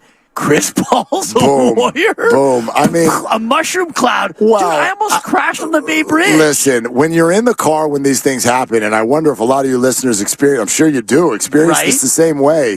Like, it almost unfolds like a chapter book, even though it's only 6 seconds long. The breaking news sounder hits. It's the NBA draft day, and yes, we are live at Chase Center on the floor. Yeah. We're on the floor at Chase Center. The actual basketball floor is not here. It is the underneath the floor feel with the scoreboard dropped to the ground and a huge draft sort of a look to the whole place. And so if you want to take a look at a little bit of what it looks like, get over to YouTube and watch us. It's like a beautiful woman that you see without makeup on. Oh. And you're like, oh my God, well, you're even more beautiful than when you have your makeup on. Means you're lucky enough to wake up with her the next morning. Good for you. Congratulations. A woman, shout out Supper, who looks like that. But honestly, Mark, we look at Chase Center right now without her makeup on. It's in her natural beauty. Gorgeous. Yes, it is. Am I wrong? You're not. I'll give myself a 4 for that. So we're here. I'm not trying to joke around. It's all good. Win the big days. We're on our way in, and when Steiny says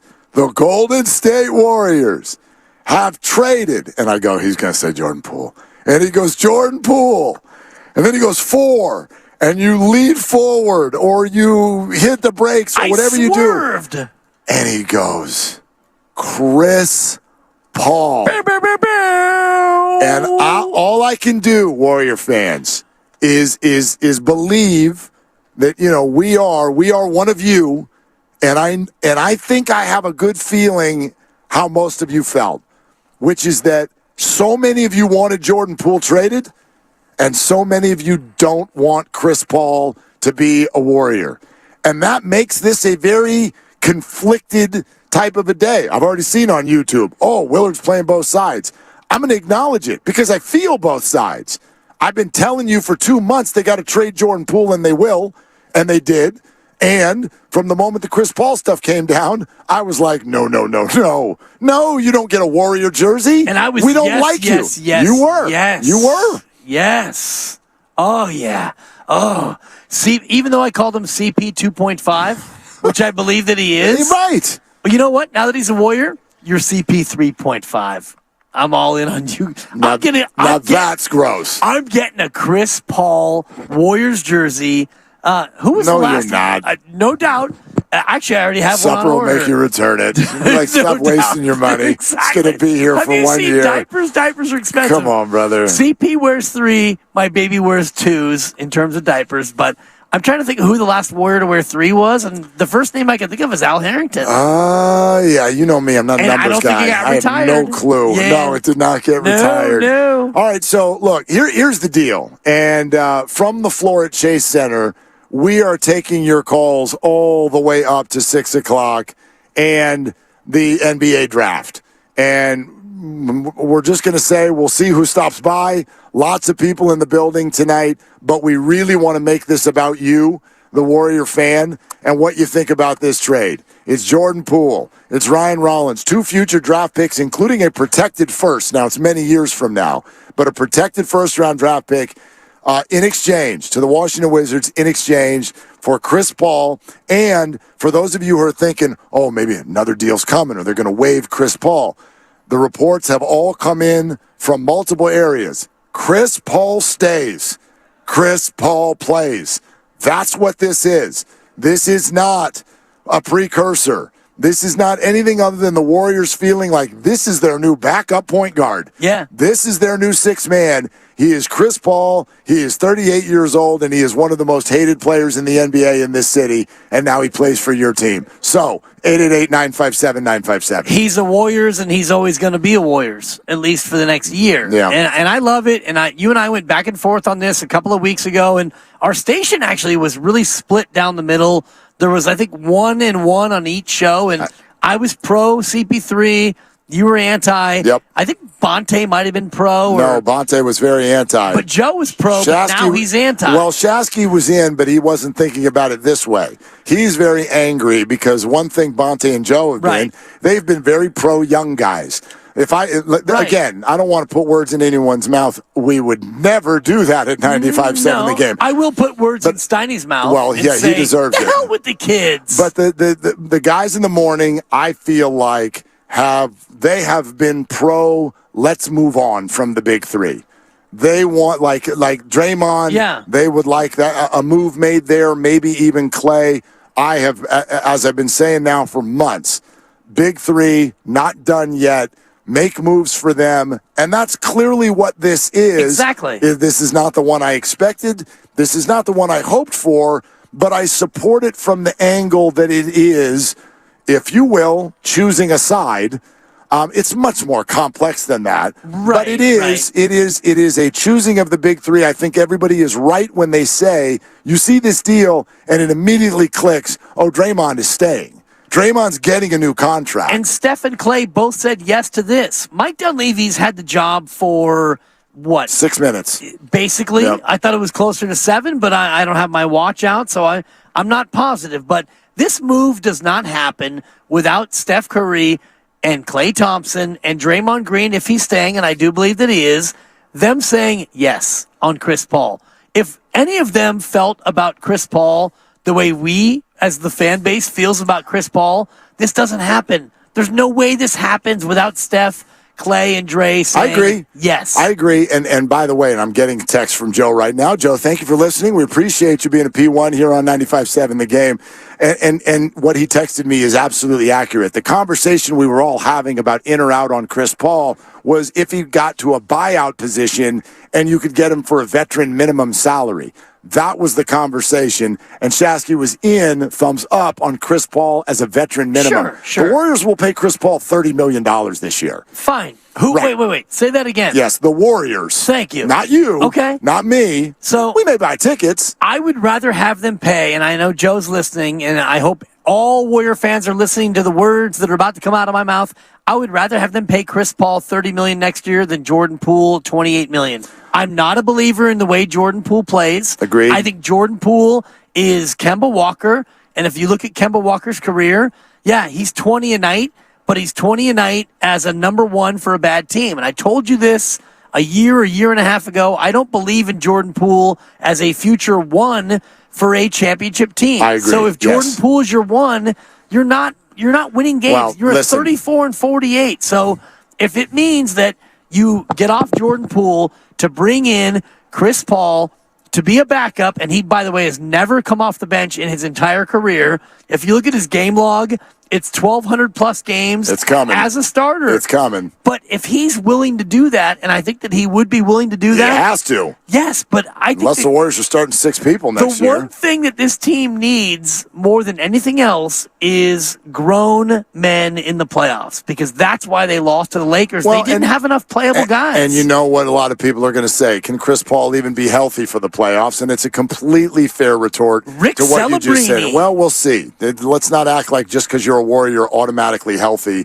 That's been proven incorrect. They're athletes. They're going to get hurt. We'll see about this one. Couple important things that I'd like to throw out there just for background so people can maybe understand the thought process, because I will tell you, my phone, like yours, has not stopped yet. Jeez. And the number one thing most of my people are asking is why? Why would you do this? Okay. There's the obvious basketball stuff. There's the not so obvious relationship stuff. But let's go to the area for a moment where fans don't love to go, and that is money. I don't want it to make it sound like the Warriors are cutting costs, because that's not what they're doing. But you hear about the new rules of the CBA. Remember when Joe Lacob said a week and a half ago, we know the new rules of the CBA. We're going to win. We don't care. The new rules in the CBA start when? In other words, next year. After this coming year. So the idea that it is even more penalizing to have big priced stars on your roster, that kicks in after next year. Get it? So Chris Paul, $30 million for 1 year. Jordan Poole, $30 million a year for 4 years. So that's one area where they did just get some savings. But the other idea is, if you're going to support the big three, why not get everything lined up to where when their career comes to an end, and you can see the way this is trending, I would predict Draymond to get a 3-year deal. I would predict Klay Thompson to get a 2-year extension. Everybody line up for 3 more years, and when that's done, what do you want? You would have all the cap space. You got all the cap space in the world. That's my William Wallace. Very good. I wanted to say it because we're in the big arena and it played a little bit better. Andrew Wiggins can be a piece. We'll see if someone like Kuminga or names we haven't even learned yet are a part of the team by then. But you then have the ability, being in San Francisco with Chase Center and the cachet of the Golden State Warriors organization, to go out on the market to all of the biggest name free agents, have all the flexibility possible. I know fans go, well, it's not my money, I don't care. Well, you should. You should, because the way they navigate things financially is what opens them up to get the players here that you do really want to see. And so whoever the next big thing is, whenever he's available in 3 or 4 years, the Warriors have now set themselves up to be a player for that player. Do you know who's under contract after the next 3 years for the Golden State Warriors? Nobody. Thank you, Jim Harbaugh. Jordan Poole is on the hook for 35.3, but according to sources, he's not going to be a Golden State Warriors. Andrew Wiggins has a player option for 30.17. So if Andrew Wiggins is still Andrew Wiggins, then you would hope that he took that option. But if Andrew Wiggins is this good, he's not going to take that option. He's going to look for a max, which you would love it. Who knows, if he was that good of a player, but he's a different guy. Like, he took less money than he could have gotten on the open market. But he'll be 32 at that point, and if he's this good, he'll be looking for major money. But the point being, at that juncture, nobody will be under contract. So if you want to trade Jordan Poole now, and you made this choice because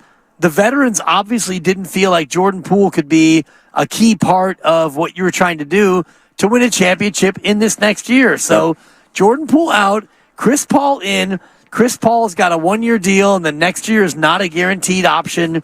So if, Chris Paul can get you where you want to go this year, great. If not, you can move off Chris Paul. Klay Thompson's contract is up, so whatever you sign him to, if you do sign him to extension, it's going to be a lot less than what you're making now. So this was a little bit of a salary move. Yeah, well, of course. And they told us that was going to be a part of it. Yeah. But not a salary dump.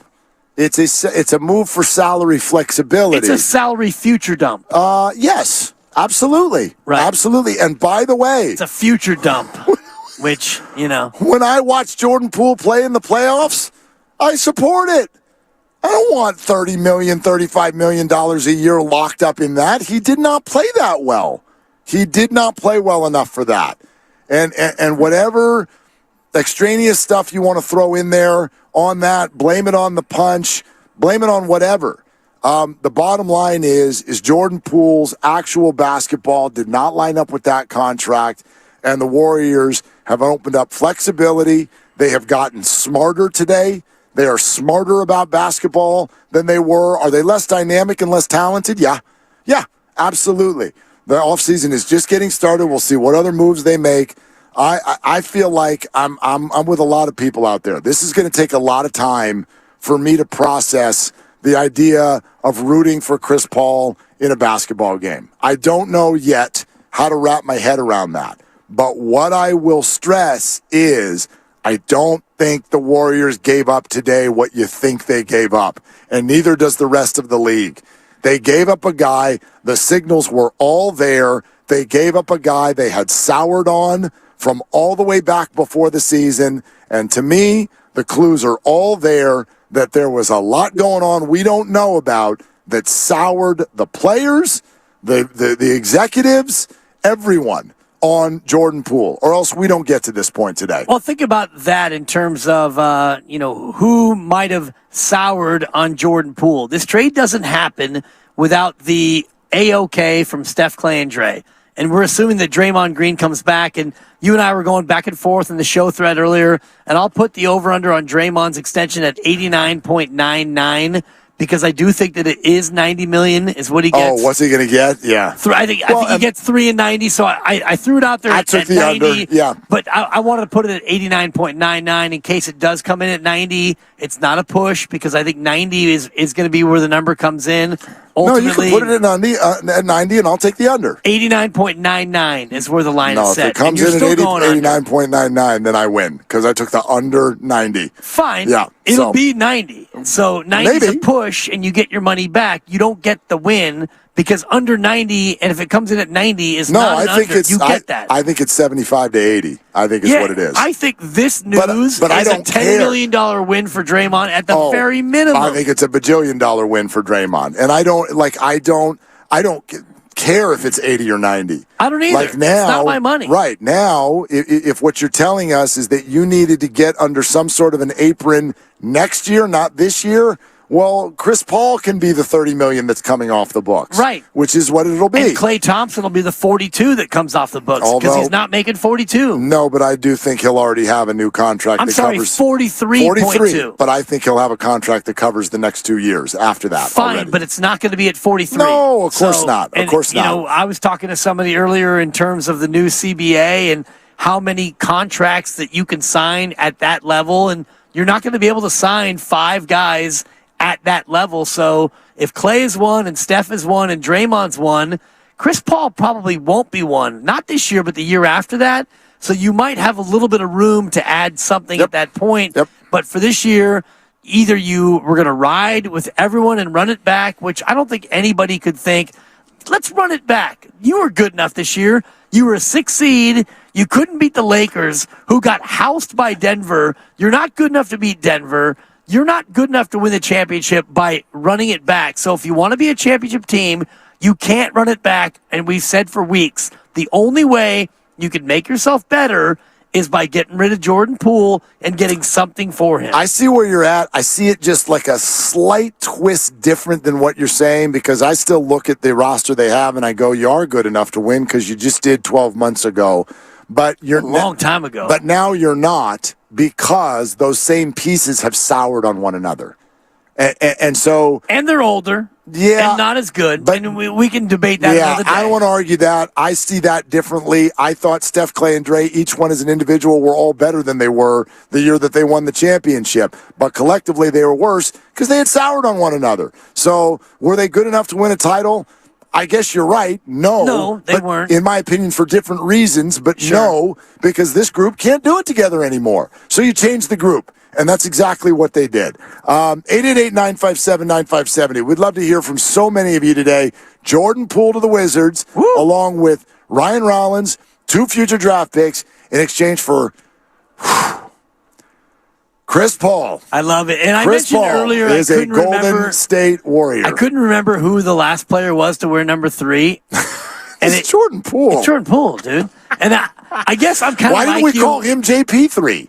That should have worked. Maybe some did. Give him a different nickname, and maybe he would have been a happier guy. And I guess this is maybe a question for the callers as well. Can Chris Paul come in and wear number 3? Absolutely. Or is it too soon? Too soon.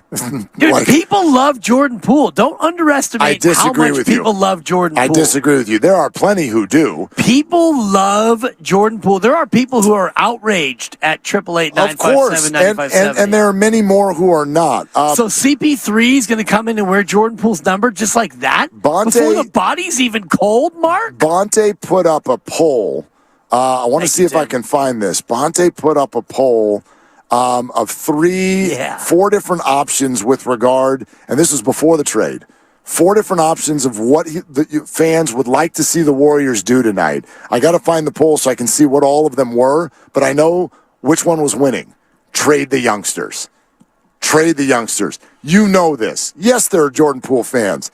There were plenty of Warrior fans who went into this offseason, and option 1 was trade Jordan Poole. And they did. They just didn't get who you wanted for him, that's all. And I guess if you have a Jordan Poole jersey, and I'm looking at Dr. Nirav Pandya, cleared to play Tuesdays at 4, and he posted a picture of his Poole jersey, I guess you could kind of like take out a couple of the O's and put an A and put a U in there where the O is and scratch out the E and make it work for you? If you wanted to keep your jersey, Doc Pandia? You could do that.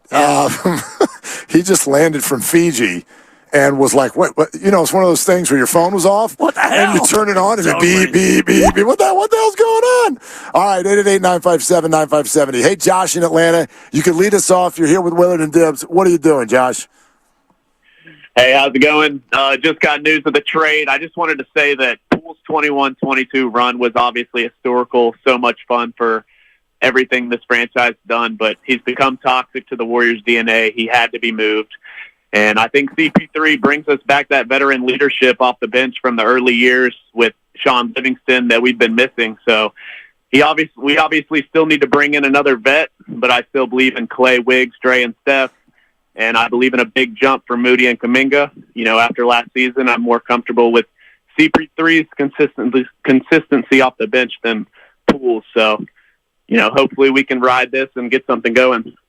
Josh, that's great. I wonder about Kuminga next. He had been rumored to be a target for some teams who have top 10, maybe even a top 5 draft pick tonight.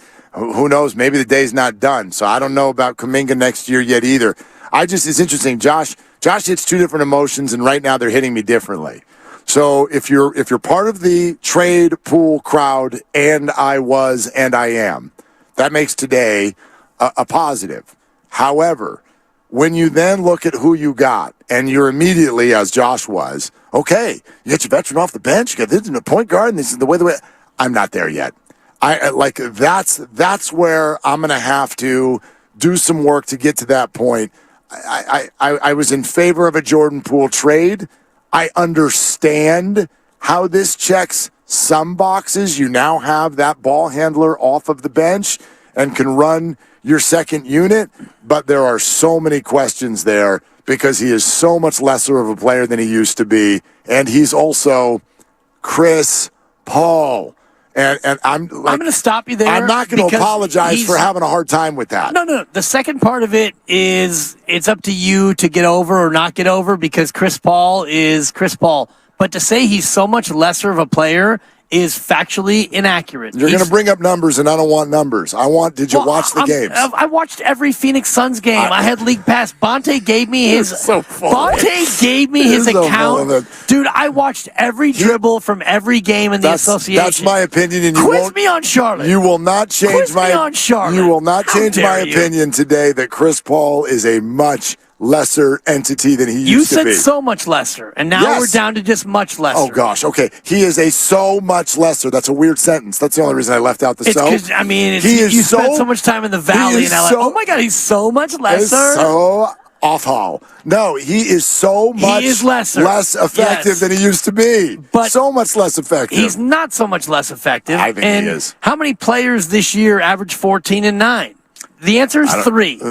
Three players in the league? 3 players had 9 assists and 14 points. How many of them played with 2 of the best 10 offensive bucket getters in the entire league? 2 of them. Did they? Yet James Harden played with, a guy by the name of Joel Embiid. That's one. Who's his other great bucket getter? They've got all kinds of bucket getters on Philadelphia. You're not hearing me, dude. Durant, and I know Durant was only there at the very end. Right. Durant and Booker, that's different. Jokic, Harden, and Trae Young were the only 3 players outside of Chris Paul to average 14 and 9. So to say that he's so much lesser, I think is unfair. And if you put Chris Paul in a 25-minute role, he's going to be equally good to what he was last year. Maybe. Yeah, we'll see. Maybe. I think that you are stuck on your distaste and your dislike. Like Chris Paul. Yes, I do like it. I mean, how else do you want me to say this? That is coloring your analysis of him as a player. Well, of course Take it from a guy who watched all 82. Got it. I speak for thousands of Warrior fans today that we do not like the way this guy plays basketball. It is an unenjoyable watch. I have told you for years, this guy plays a game called let's get the refs think something happened that didn't happen. The first time he dimes up Steph Curry, you're, CP3. I'll be pumping my fist. CP3. No, I'll say Steph. Disingenuous. We are sponsored by Caltrans Stormwater Program, and we're here for your calls all afternoon long from the floor at Chase Center. It's NBA draft night. Chris Paul is a warrior. Jordan Poole is not. This is Willard and Dibs. Let's change this to that by picking up after our pets, reducing pesticide use, and regular vehicle maintenance. Learn how at cleanwaterca.com.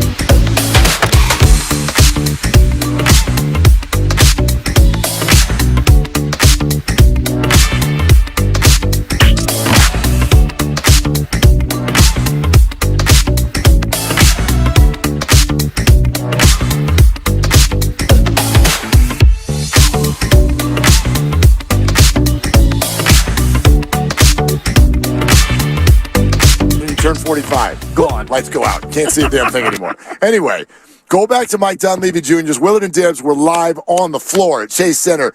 The NBA draft is tonight, and the breaking news from a couple of hours ago that has this city buzzing is that Jordan Poole has been traded for Chris Paul to the Washington Wizards. It's a stunner. And you go back to Mike Dunleavy Jr.'s press conference on Monday, and I think it's worth pointing out, when he was asked about Draymond, it's like, we're not a title contender without him. He was asked about Clay. Well, there is definitely a way for the big three to finish their careers in Warriors jerseys, and that is a goal. Okay, and then he was asked about Jordan Poole, and he's like, well, he has a contract. As soon as I heard that, I'm like, he's gone. Yeah. There was zero warmth to the answer. And the Warriors, through Bob Myers, are a warmth organization. That's the way they speak. They're not all business, math, blah, blah, blah. No, there's a warmth to the way they do it, especially because of these three guys who have all these rings. And so when everybody individually was brought up, and Kuminga was a little bit somewhere in the middle, where they're like, it's on us to figure this out because there's talent there. But as soon as Jordan Poole comes up, and the first word out of his mouth was, well, he's got a contract, so expect him to be here for 4 years. If that's the warmest thing you can say about somebody, to me, that was all the signal anybody needed that the Jordan Poole trade was on the way. Right, and the additional signal was the whole notion of them trying to still win, and Joe Lacob saying, we will win no matter what, and despite the situation with the CBA and all the rest of it. So, it becomes even more telling when you think about how can they get better. And we've all talked about this on the station here at 95.7 The Game.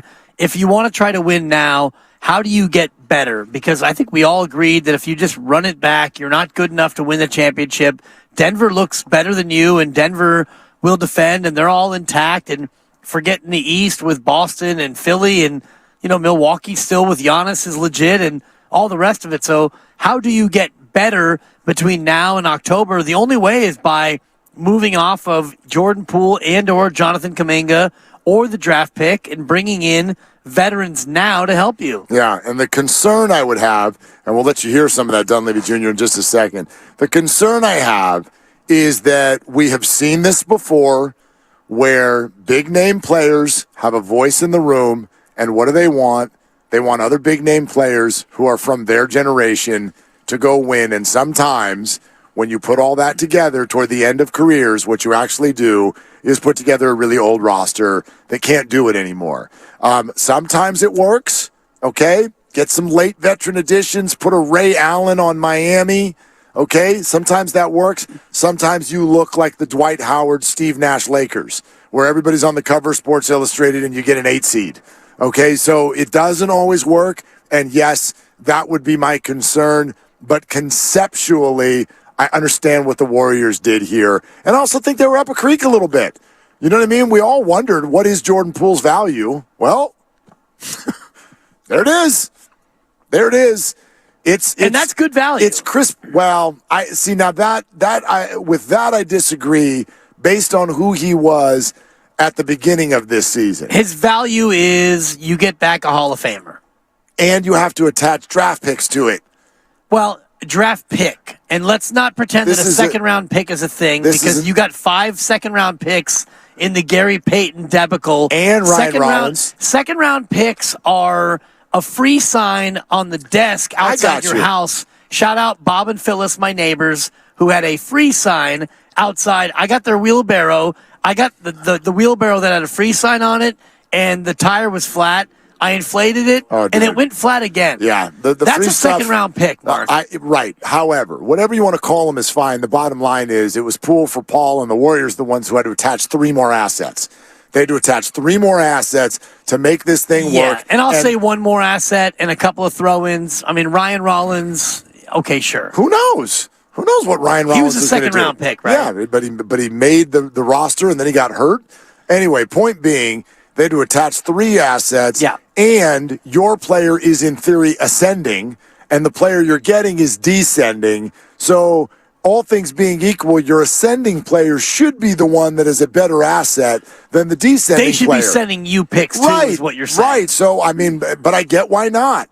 Like, yes, his value got hurt this year. No two ways about that at all. All right, before we go back to the phones, which we want to do a ton of today, 888-957-9570. It's Willard and Dibbs. We're live on the floor at Chase Center for the NBA draft.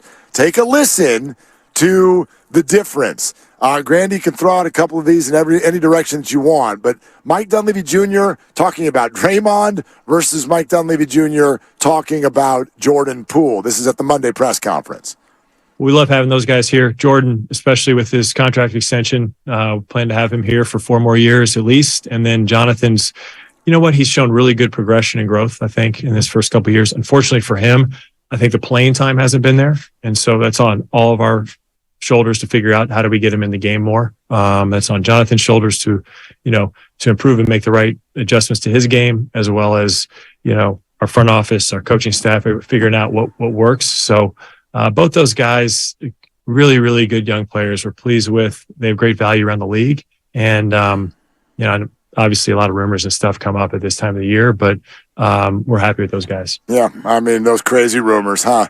Yeah, don't ever listen to those. No. Listen, you could hear it right away. Even being asked about the young guys, he says Jordan Poole for about 2 seconds because, we love him with his contract extension. He's going to be here for 4 years and longer. And then he goes on and on about Kuminga, which makes me think that there's a little bit more thought into the future of Kuminga. But just kind of circles back to, we love those guys. They're good young players. And, of course, they're going to gas them up publicly because they want the league to think that the Warriors want to keep those guys because that can only help trade value.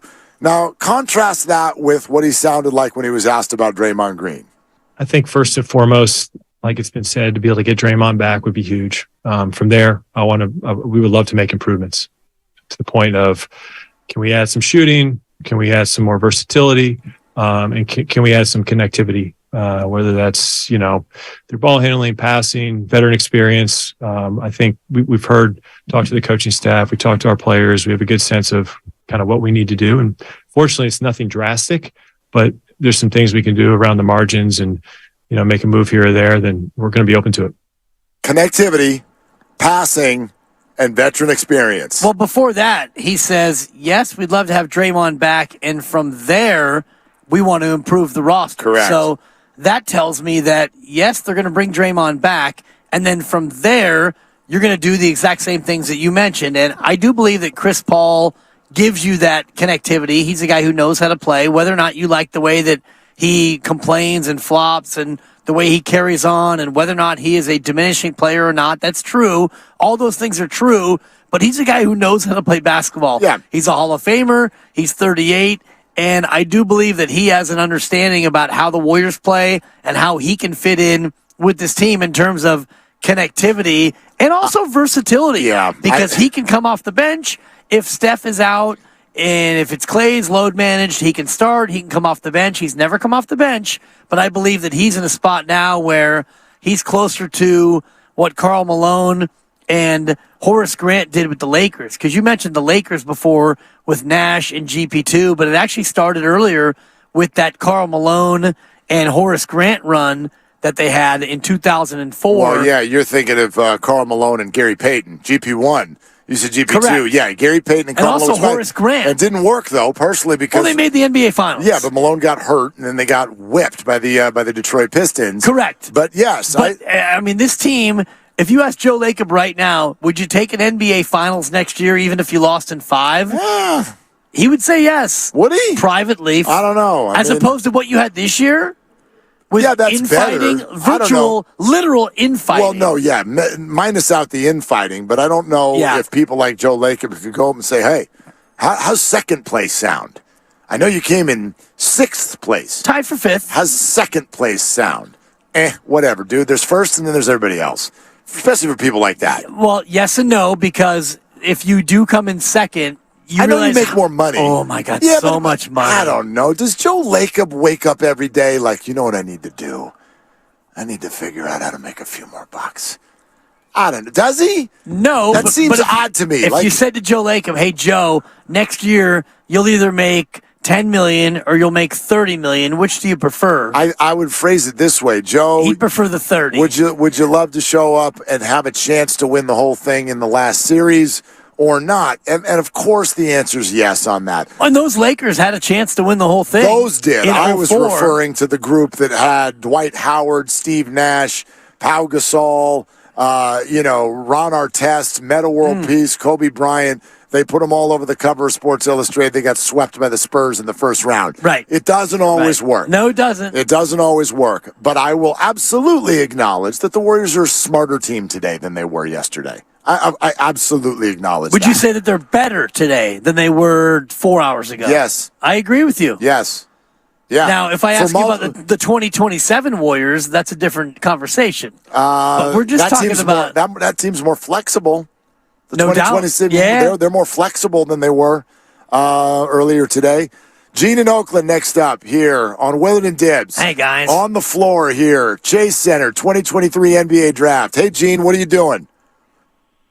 Sitting outside my office right now. Not a bit. Till I finish with you guys. So, yeah. You can I finish with us. agree. We're a better team now than we were 4 hours ago. I wanted to get CP3 when he was available. But, with certain conditions that I didn't want to spending a lot of money on him. Well, we're going to be spending a fair amount this year, but we do get relief in the future as compared to keeping Poole.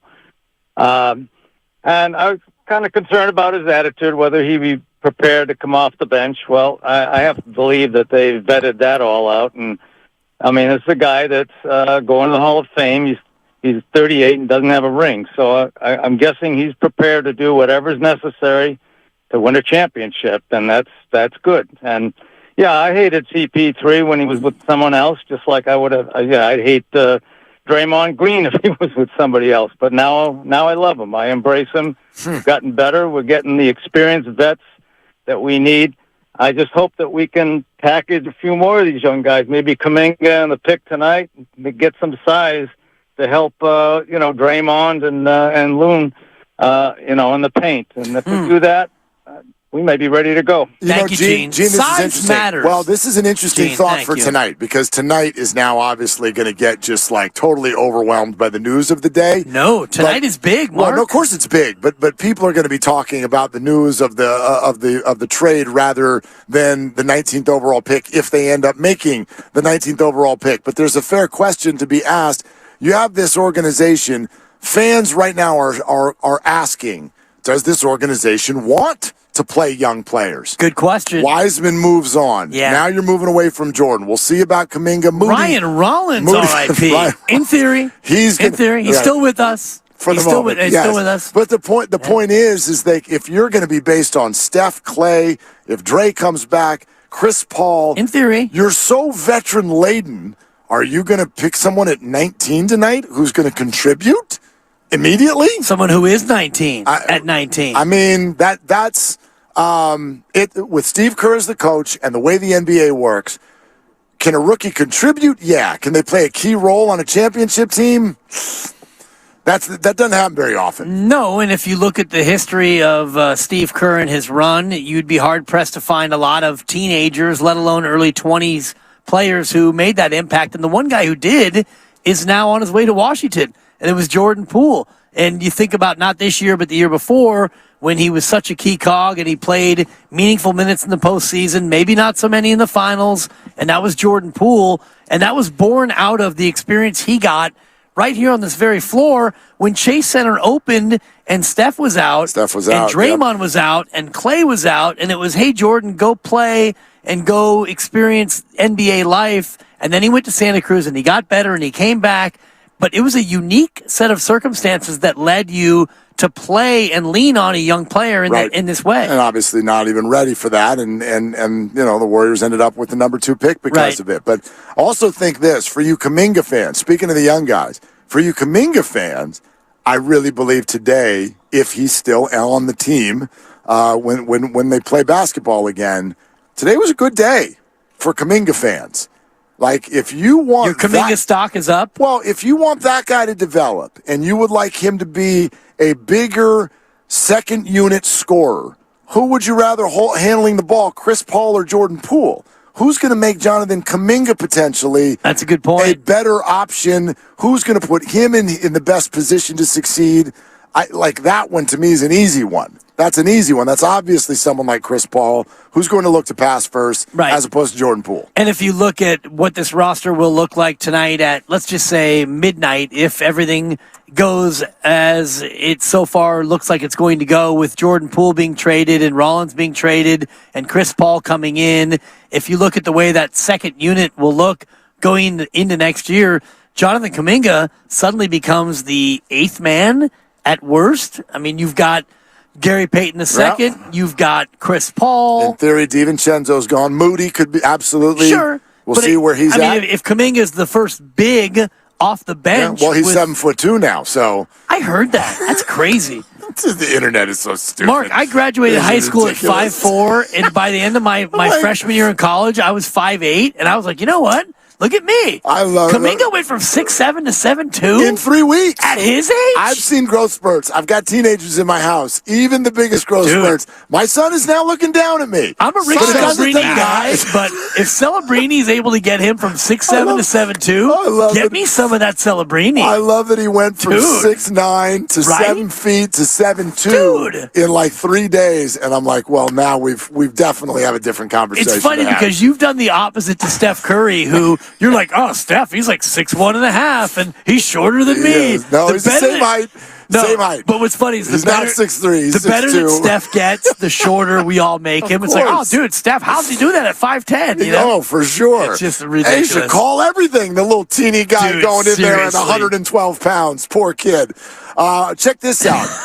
Speaking of the internet, we've got our poll up right now on 95.7 The Game. Show. Your mind doesn't have to go there. It just does. Your thoughts on the trade, you've got 3 options. I love it, I hate it, or I'm not sure yet.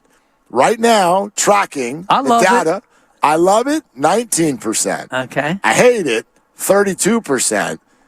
Not sure yet, 48%.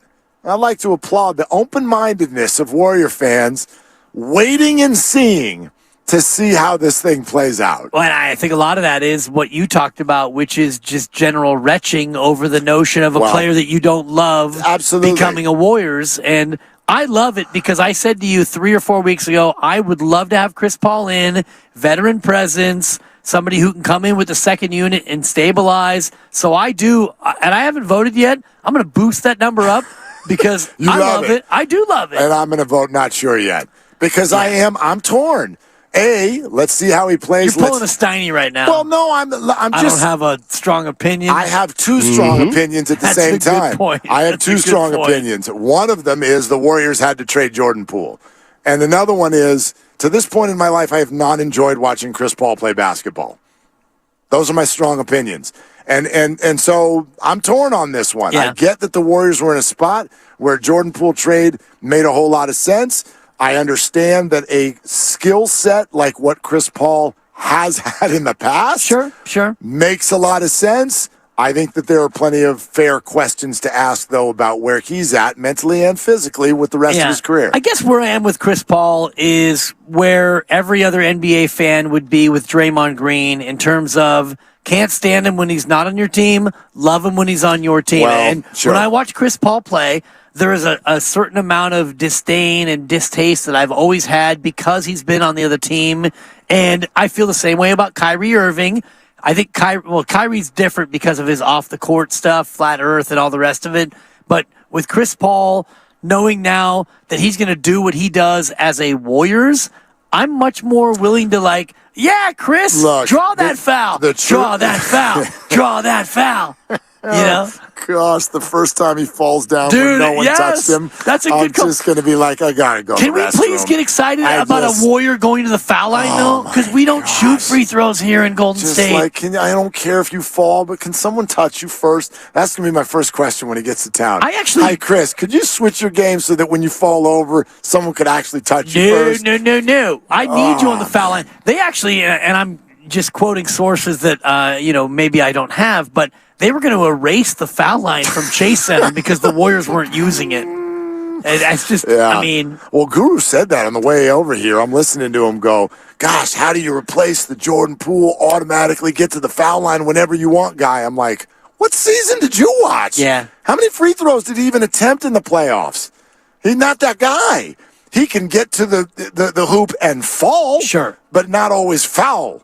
That's two different words, fall and foul. I'm just sick of watching playoff games where it's the free throw disparity. Lakers 14, Warriors 0. Okay, yeah. Part of that's because, LeBron James, you breathe on him, he gets fouled, he goes to the line. But the other part of it, they don't really go to the hole like that. Chris Paul, he's going to get to the foul line. And he's a veteran, Mark, and we know in the association, you've been around long enough to know that vets get calls, and now we've got a guy who will throw his beloved bald head back. One thing the Warriors have is vets. Wow, do they have vets? Yeah. What's Carmelo Anthony doing? Seriously. Give me Dwight Howard. Let's go. Gosh, here it is. So 888-957-9570. We're going to keep taking your calls on this throughout the afternoon as it's NBA draft night and we're on the floor at Chase Center getting ready. And who knows where the night is going to go next? Do the Warriors make a pick? Are there more trades to break? But this one we're still working through, and that is Jordan Poole reportedly on his way to the Washington Wizards along with Ryan Rollins and 2 future picks, a protected first and a future second, in exchange for Chris Paul joining Steph Curry, Klay Thompson, and don't forget, potentially Draymond Green. I feel like we've all decided that he has signed now with the Warriors because of this move, and I agree with that. I never thought he was leaving, but that's not an announced done deal yet either. Sure, nothing's a done deal. No, that's true. I'm these things we've heard. getting my draft coverage all lined up, Mark, and I just saw this headline. Victor Wembanyama wants honest feedback from his new coach. Oh. Dude, you're playing for Popovich. You're going to get it. You don't need to worry about it. That's the most hilarious non-story ever. Maybe that's his way of saying he doesn't want the Spurs to pick him, and he's going to Eli Manning this thing, and who knows what's going to happen next. We're presented by Fremont Bank, full-service banking, no compromises. Get over to YouTube. We're live on the floor at Chase Center. You can watch the whole show, youtube.com/957 The Game, and we go straight to your phone calls coming up next on Willard and Dibs. Ever since we got Xfinity.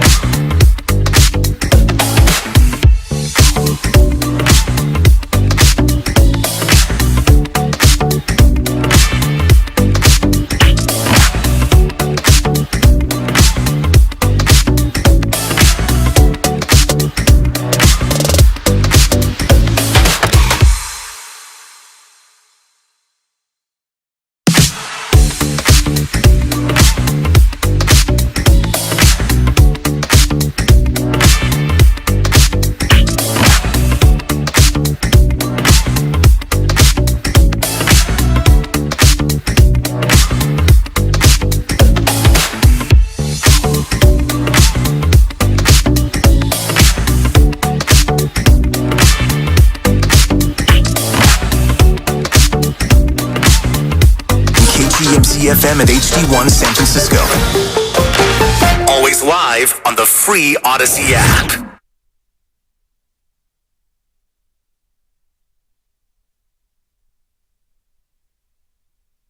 Now back to Willard and Dibbs live from Chase Center for the NBA Draft.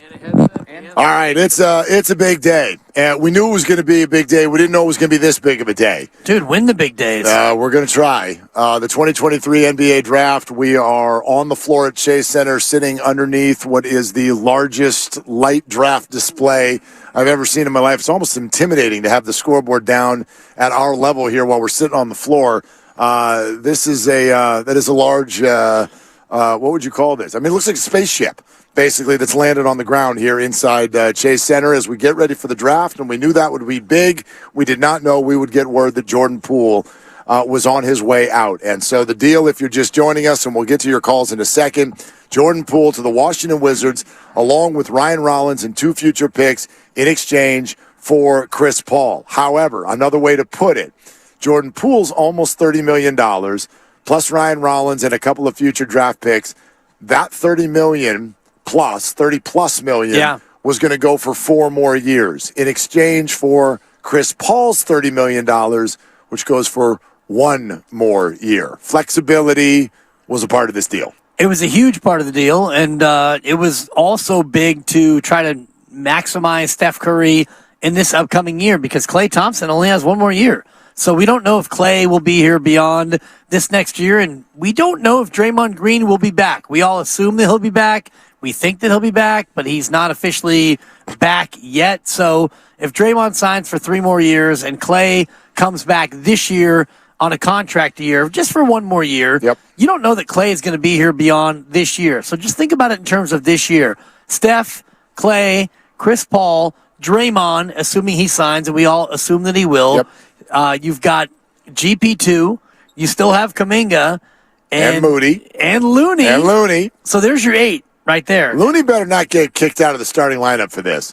You want to talk about the most emotionally unpopular thing that could happen, which would be inserting Chris Paul over Kevon Looney into the starting lineup. So you're going to play Draymond at the 5 right away, straight out of the gate? That's not happening, Mark. I think there would be certain playoff series where that would be what they try to do. You see that they felt, for instance, at times having 2 quote-unquote non-scorers on the floor at the same time was not a viable act. Sacramento. There might be times where that 5 does play together. There could be times where they finish a game, but I don't think they'll start. If that happens in April, then it's a different story than if it happens like opening night and it's 3 guards and Draymond Green and Wiggins. And we forgot Wiggins. We always forget Wiggins in these conversations. I think he loves that. He's forgettable. That's what he is. Let's get to as many of you as possible. Can we please? 888-957-9570. You talk, I'll eat, because the good people at GOTS brought us food. It's looking good. And I'm getting down. Yeah, I think that might have been the good people with the Warriors who just went and got something at GOTS for us. GOTS deserves the shout out because it's their they made the quality food. Yes. I don't think James Kincaid fried up these fries. We don't have confirmation, though, that he did. I'll get back to you. All right, thanks. Mike down.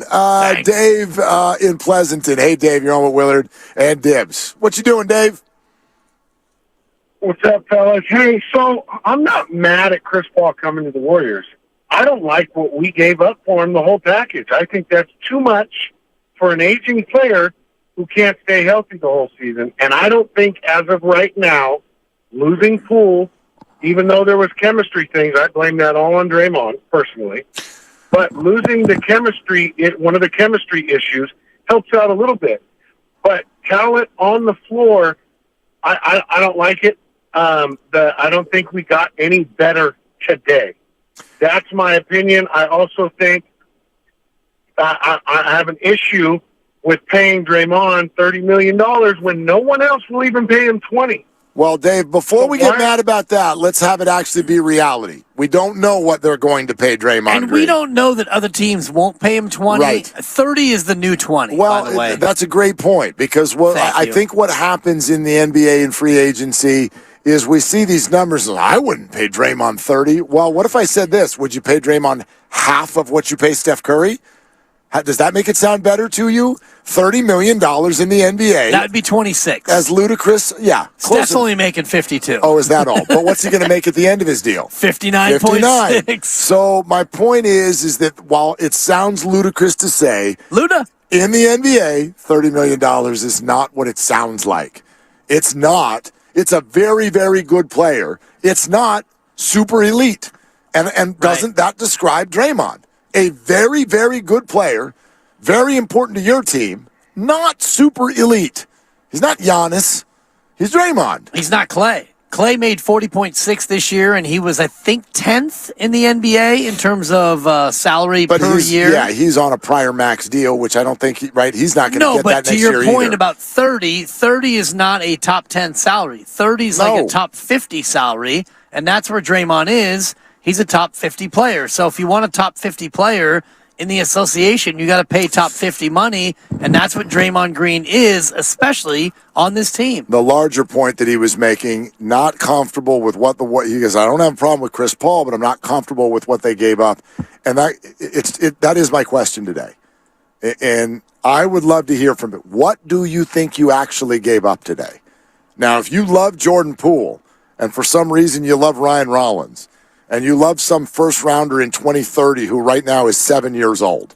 If you love those things, awesome. Love them. Probably 12 years old. Whatever. You had me doing the math because I was like, wow, how old is that kid right now? How old is he? Yeah, how old is he? If he's a 19-year-old draft pick. In 2030. He's 12 right now. Okay, so if you want to get excited about a 12-year-old who's got handles, right?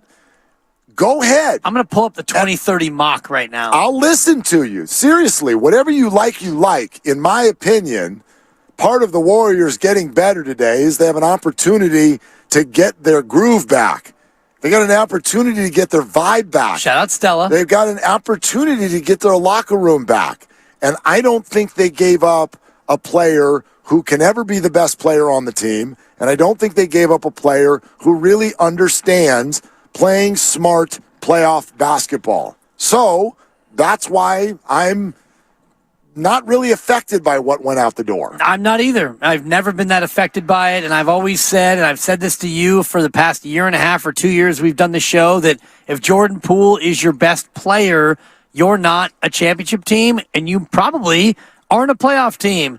You're a 41-41 type of team if Jordan Poole is your best player. And I've made the Kemba Walker comparison a bunch. Kemba Walker at his absolute best in Charlotte was 22 to 24 a night. Yeah, he was an all-star because he was in the East and he was a volume shooter and he was a volume scorer, but he had a couple of the worst seasons in terms of field goal percentage in the history of the association. And I look at Jordan Poole now in Washington, and I saw Mark Spears tweet this out earlier, and Steiny said it as well. I'm going to bet money on Jordan Poole to lead the league in scoring. Great. Good for you. Yeah, Jordan sweet. might average 30 a night. Get him on your fantasy team. Get him off your real team. Yeah, that's exactly. If Jordan Poole goes for 30 a night, you're going to be a 32-win team, and you're going to be back in the lottery. And that's the way that goes. If that's what Jordan wants, then that's what Jordan gets. That's yes, he has the dynamic physical ability to do that. That's never been the question. The question is, do you know how to make the right play at the right time, the right pass, the right whatever? We could all sit here right now and have 8 games come up in the back of our mind where Jordan did something inexplicable in the middle of a basketball game, usually toward the end, right? The game in Utah, like all of the things that he did that made Steph throw a mouthpiece or Clay throw his hands up in the air or Draymond walk off the court. He made bad decisions repeatedly down the stretch in basketball games. And I know we get excited about young players going into the future, but even those of you who are against this trade and defending Jordan Poole, I think you're conveniently leaving out how frustrated you all were at watching him play in the fourth quarter of games this year. So more on that coming up. Back to your calls at 888-957-9570. We're sponsored by Lucky California, and we're on the floor at Chase Center for the 2023 NBA Draft with big Jordan Poole trade news. It's Willard and Dibs. Lucky is helping to fuel your summer with free fuel for a limited time. Now through June 27th, earn up to $20 in gas rewards with purchase of specially marked items throughout the store in one transaction. Fill up the cart, then fuel up with free gas. Learn more at luckysupermarkets.com. Hey, it's your boy Guru. Every time we put a rat on the table during our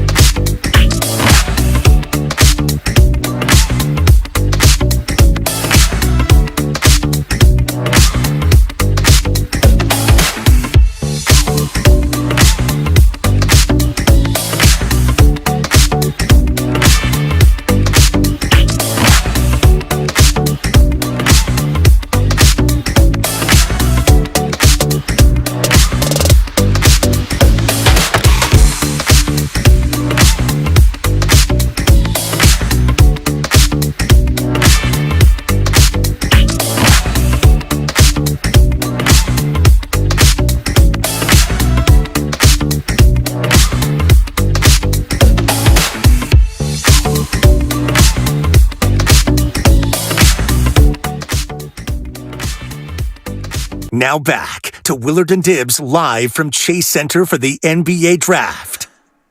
That's right. We're on the floor getting ready for the draft, but let's be honest. We're talking about what's already gone down, and that is Jordan Poole to the Wizards in exchange for Chris Paul. We're going to get to your calls. Patrick Baldwin Jr. expected to stop by in maybe about 10 or 15 minutes. I could go for a PBJ right now. You know what? I actually have one in my bag. You're so cute. Yeah, I'll show it to With him. the I'll be like, crust cut off. yeah, just so adorable. Just to commemorate your My appearance. partner. I made a PBJ. So he's going to come on by. Get over to YouTube right now. Patrick Baldwin Jr. is going to join us in about 10 minutes, and you can take a look at it right here at Chase Center as we get ready for the draft. But we're talking about this trade, and look, I'm like many Warrior fans today, in that it's going to be very, very difficult to have Chris Paul wearing a Warrior uniform. However, I will also admit this: we have shown as sports fans, and I don't mean us here in the Bay Area. I don't care who you root for. Sports fans have shown that you will wrap your heads around the player you think you would never welcome. Richard Sherman was a 49er and a beloved one. Man. Oral Hershiser pitched for the Giants. So did Randy Johnson. We could go on and on. Players who you think are the most hated ones out there. If they come play well, you will emotionally figure out how to deal with it. Right? I know that. Well, I mean, David West is a great example. I mean, I remember how much I hated David West. Did you hate David West? Of course not.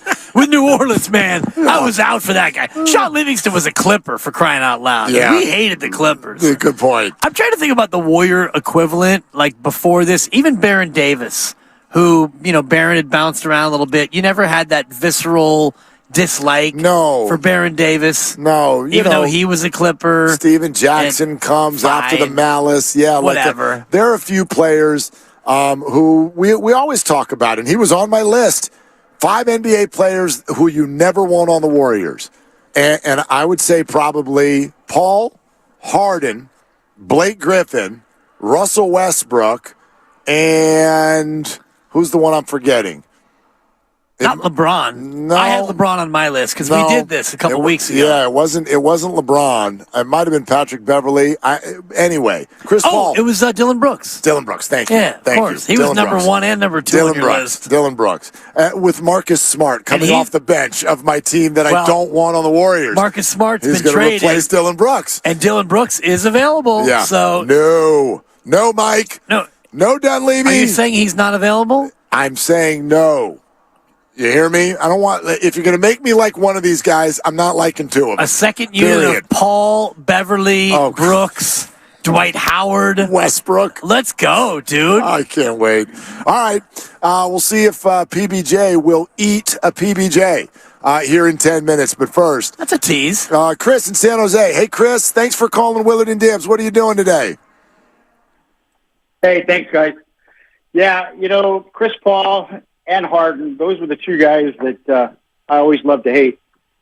But I tell you, Chris Paul, a 38-year-old Chris Paul, and the amount of load management that Kerr's going to do, we haven't had a backup like that since Sean Livingston.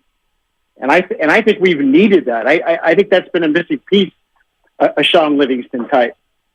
So I'm excited about this trade. Well, Chris, I tell you where you have. Yeah, Chris. I tell you where you have what I think is a really, really solid point. Whether it's Chris Paul or anyone else, you could just put any veteran presence in there or whatever.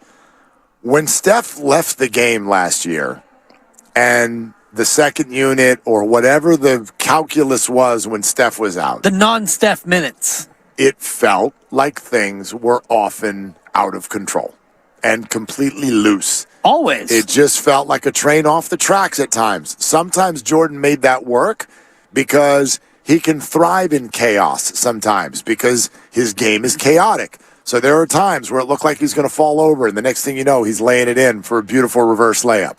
So I get that. But whatever Chris Paul is at this point in his career, I will admit he is that. He's a stabilizer. I think he is the type of person who, when Steph is not in the game, you put the ball in his hands, and you're confident that it's not going to just go sideways. It's not as dynamic. It's not as likely to end up in the hole from him, but it is going to be calmer. I'll give it that. and he's going to make players around him better. I never got the sense that Jordan Poole made those around him better.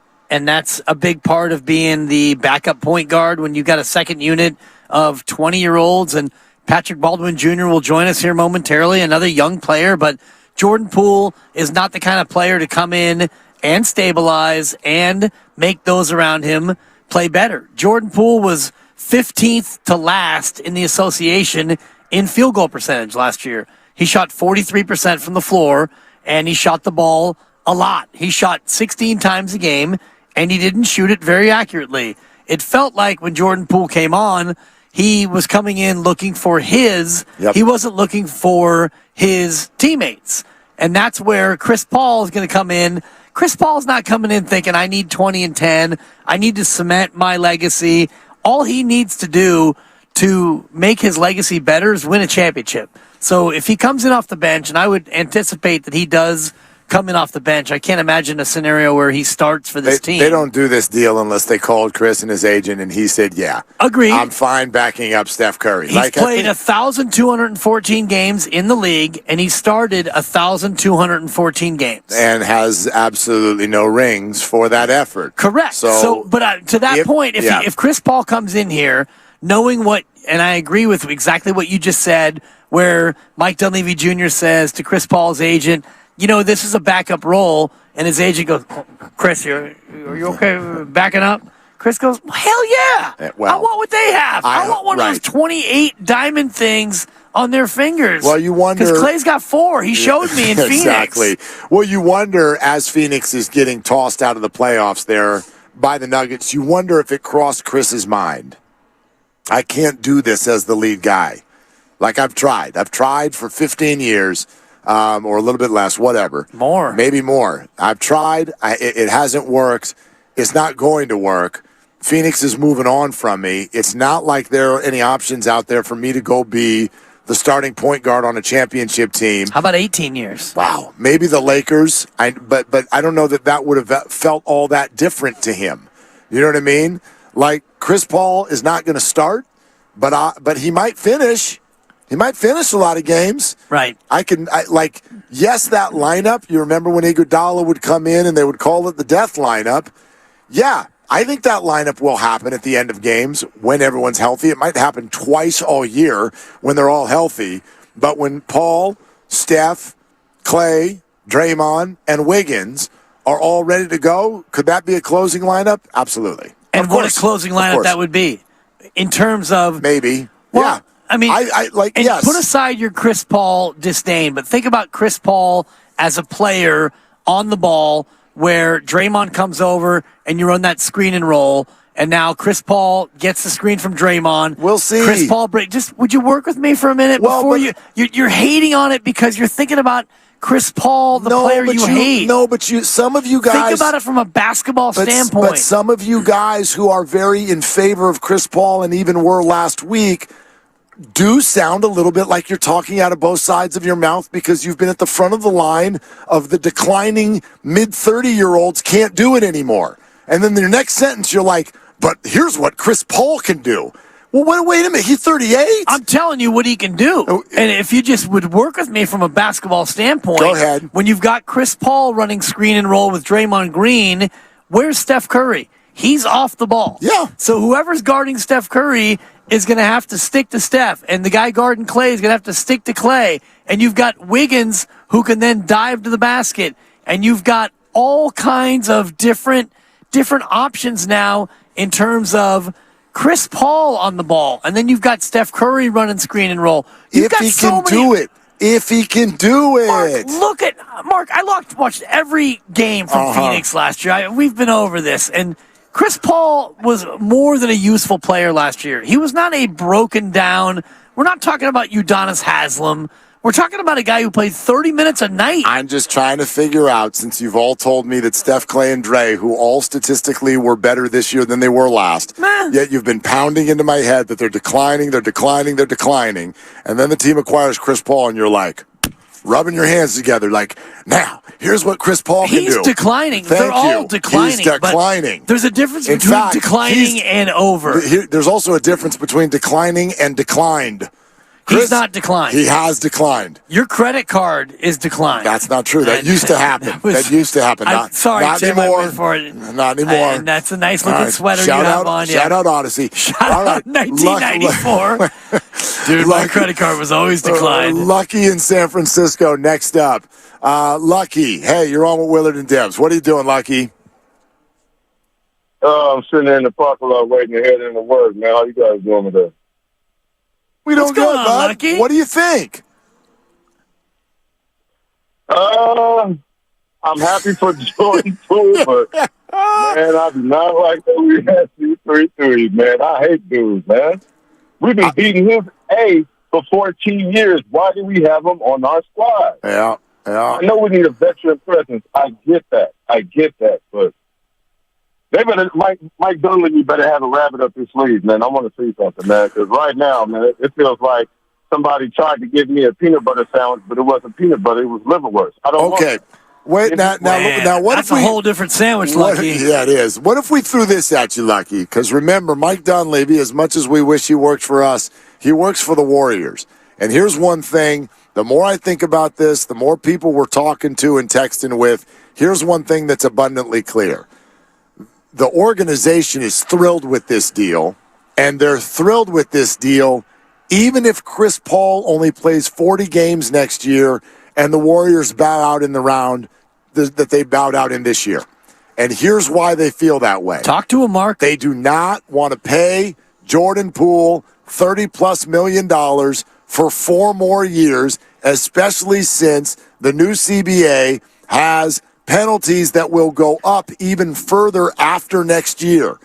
Their thought process is we need to limit how many people on the team are making huge dollars. And the fact that Poole was automatically going to be one of them for 4 more years really gets in the way of the team wanting to do Steph and Clay and Draymond, and then after those guys retire, maybe other max contracts. I think that is as big a piece of this as the basketball side is in this upcoming year. See what I'm saying, Lucky? Right. I get that financial part of it to save us some money. I get that. It's like, okay, well, we have a box of cereal that costs us $5, but if we get rid of it, we can have another $4 in our pocket. You know what I'm saying? So I understand that. I get that point. But it's just on the player aspect. I don't know. He has to tell me something that he can stay healthy, man, through the playoffs. Definitely we're going to need him. So if he can stay healthy through the playoffs, okay, I'll have to just ride with it because I trust the Warriors. So we'll see what happens. Thanks, Lucky. Lucky, I hear you. But we've been over this. Mark and I went through his playoff log, and only twice in his long career has he been hurt in the playoffs. And I know that recency bias would tell you that this year was one of them, and maybe they lost. No, it is, and it was, but I don't know if they lost because of it. But his whole career, it's not like he gets hurt every year in the playoffs. Not every year. But he has multiple times before, and now he is 38 years old. I want to just mention, though, this financial aspect. It's not just as simple as saving money. It's also gaining flexibility. Right. I think the Warriors' plan here is not. I mean, this is where I do think you listen to Joe Lacob. When he says, come hell or high water, we're winning no matter what the rules are. This is what he means. It's not, I want to save a bunch of bucks and have it in my pocket.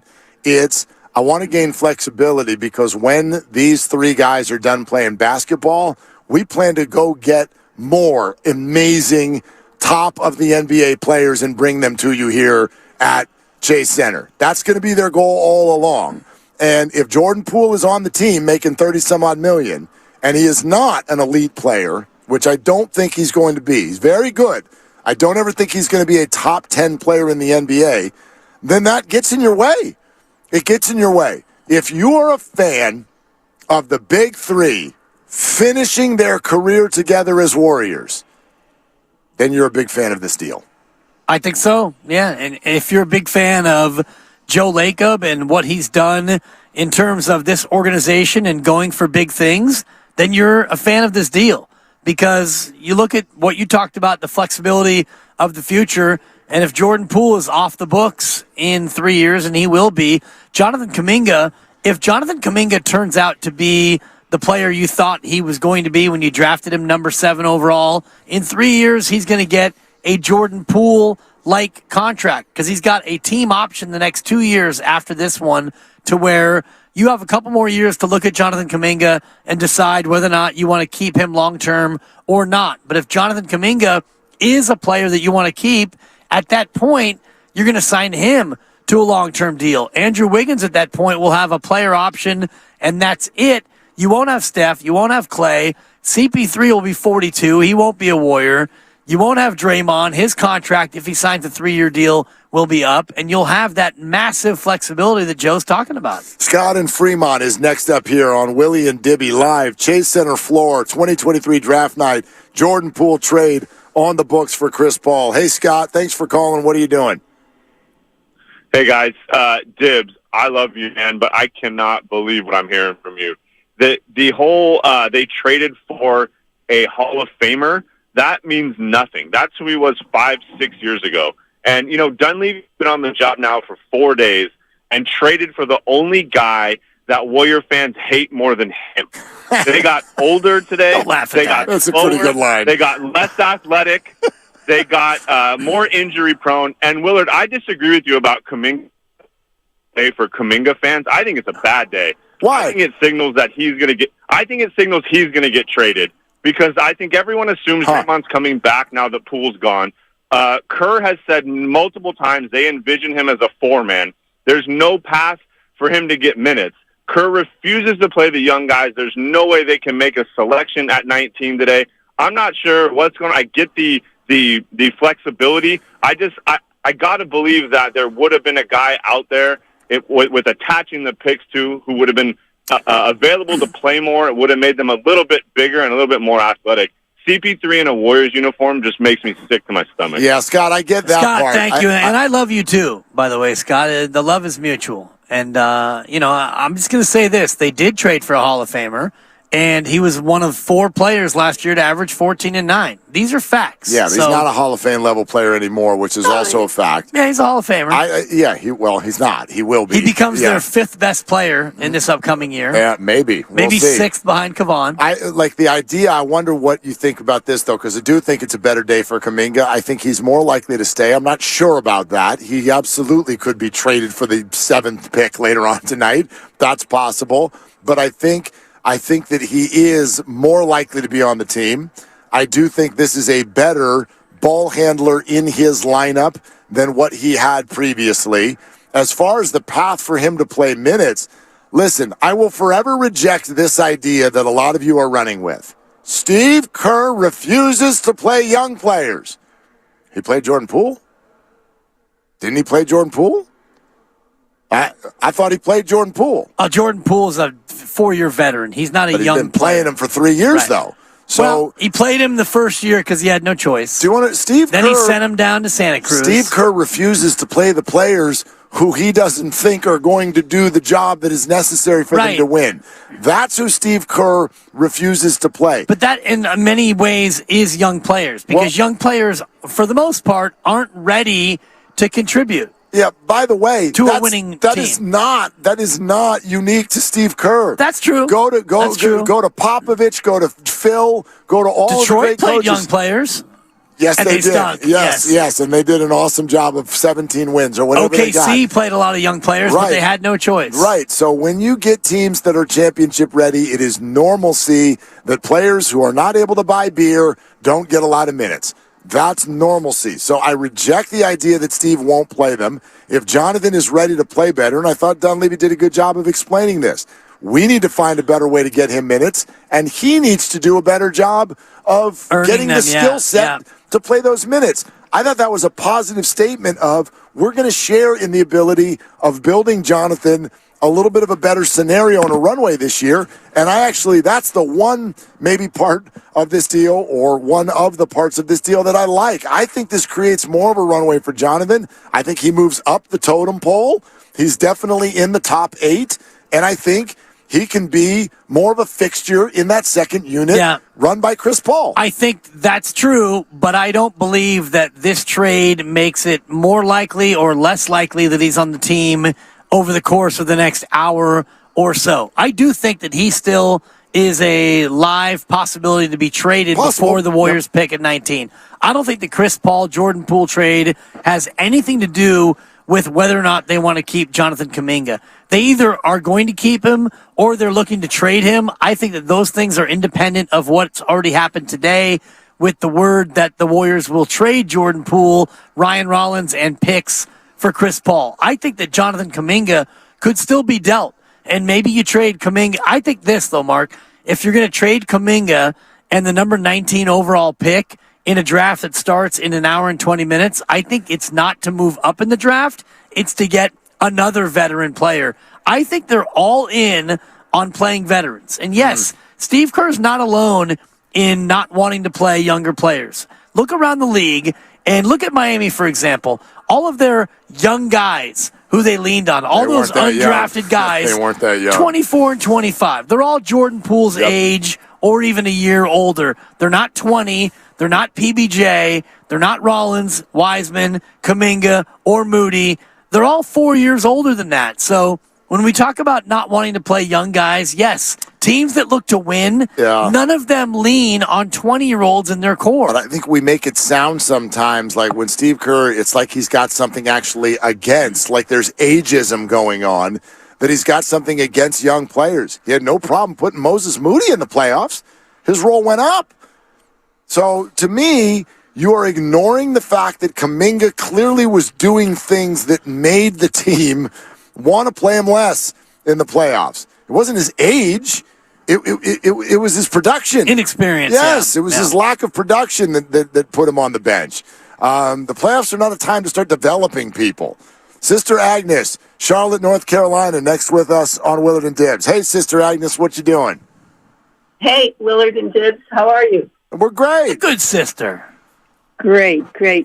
I think you've spoken enough about Chris Paul. I mean, he's from this area here, Clemens, went to Wake Forest, but just not crazy about it other than giving Steph Curry the 65 games he needs to be eligible, which he wasn't eligible this year. So I know that's not a big deal to the Warriors, but getting those awards do mean something for legacy.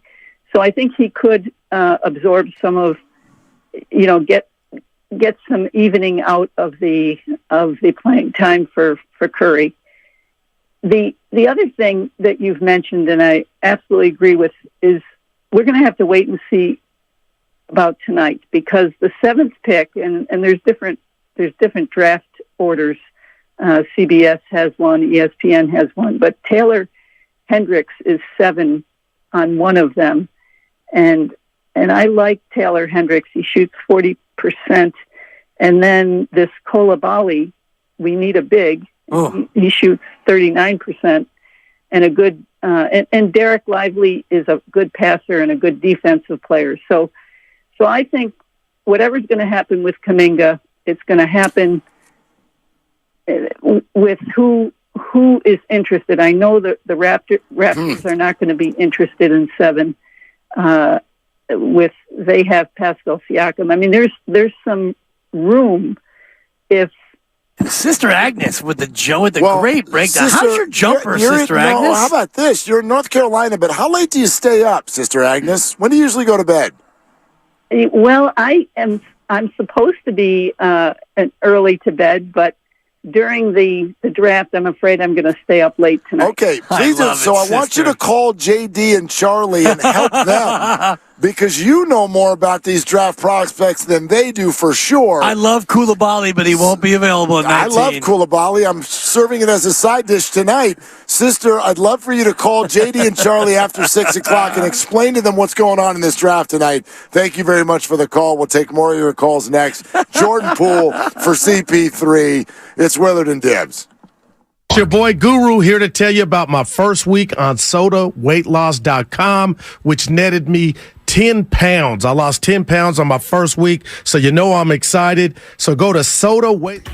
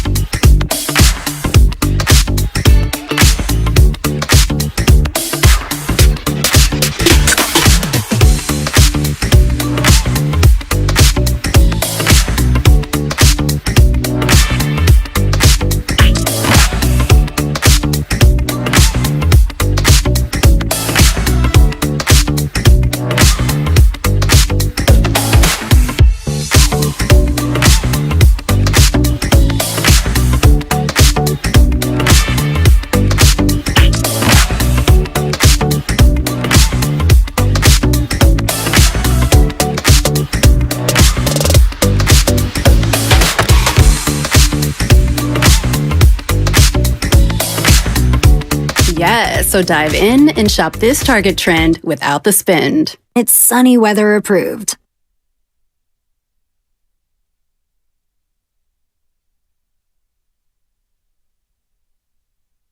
Now back to Willard and Dibbs live from Chase Center for the NBA Draft. All right, here we are on the floor. 2023 draft, a little bit over an hour away. We're all just sort of still working our way through the deal. I think NBA deals, you can't always just look at them on the surface. Okay, Chris Paul for Jordan Poole. What the hell are they doing? There's all these different pieces, right? Do you see it maybe also this way? Ryan Rollins being included in the deal opens up a roster spot. So is that for whoever is going to be announced with the 19th pick? Is it for a veteran minimum? What is it? But when you look at the other assets that got sent out in this deal, in some ways, it's almost like maybe the future second-round draft pick is so that you will take Ryan Rollins, who was injured last year, and opens up a roster spot that the Warriors would like to use with someone else. Yes, I see that, but you also have the Dante DiVincenzo roster spot. I don't think that Anthony Lamb will be back. J. Mike won't be back. So there are roster spots that are available. So when you look at the roster as it sits, and we'll count Draymond as in because we all think that Draymond will be in. I'm seeing Steph, Clay, Wiggins, Draymond, Peyton, Looney, Kuminga, Moody, PBJ. That's 9 spots right there. Yep. So you still got 6 spots, and you've got, your various Lester Quinoneses, and you've got vet min players. You've got the possible draft pick at 19. So it's not really a roster crunch. Although, when you look at Ryan Rollins' 1.7 coming off the books, if they do pick somebody at 19, that player immediately makes 2.7 slotted money, first round slot. So that would cost you an extra $1 million on what you were going to pay Ryan Rollins. Right, absolutely. All right, get on over to YouTube, and you can take a look as we get closer and closer to the draft, and we're here on the floor at Chase Center, Willard and Dibbs, and taking your phone calls on the big news of the day, which is the Warriors pulling the trigger on a Jordan Poole trade. He goes to the Wizards in exchange for Chris Paul, and yes, the Warriors have, I don't want to say they've confirmed this publicly, but through multiple sources, the Warriors have confirmed Chris is not here to be dealt again. He is not here to be waived. Chris Paul, ladies and gentlemen of Dub Nation, is here to play for the Warriors. And that, for me, is still one of the hard parts about sort of accepting this deal as a fan. I get it. I've made no bones about the fact that I thought the Warriors had to trade Jordan Poole, would trade Jordan Poole. Yeah. And here we are. But the idea that it is Chris Paul, one of this fan base's least favorite players, I understand it from the finances, I understand it from the skill set, but there's an emotional factor here that is going to take a minute. And I get that, and you're not alone, Mark, and I'm not trying to rush you through the process because it's going to take some time, and luckily it's June 22nd, and the Warriors opener, which the schedule hasn't been released yet, but I'm going to ballpark it and say it's October 20th. You got 4 months to warm to the idea, and there will be an introductory press conference when this all gets finalized, which I don't think will be until July.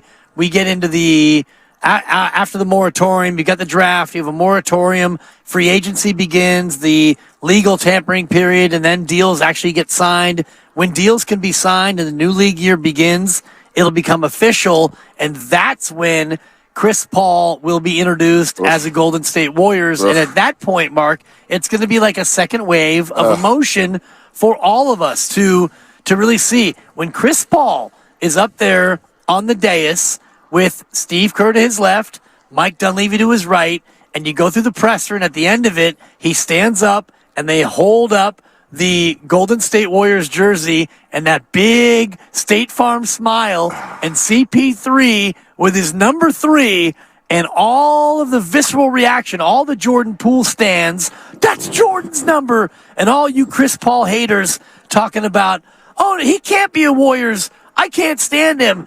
That's what's going to hit you like a second wave of emotion. So for me, I love the trade.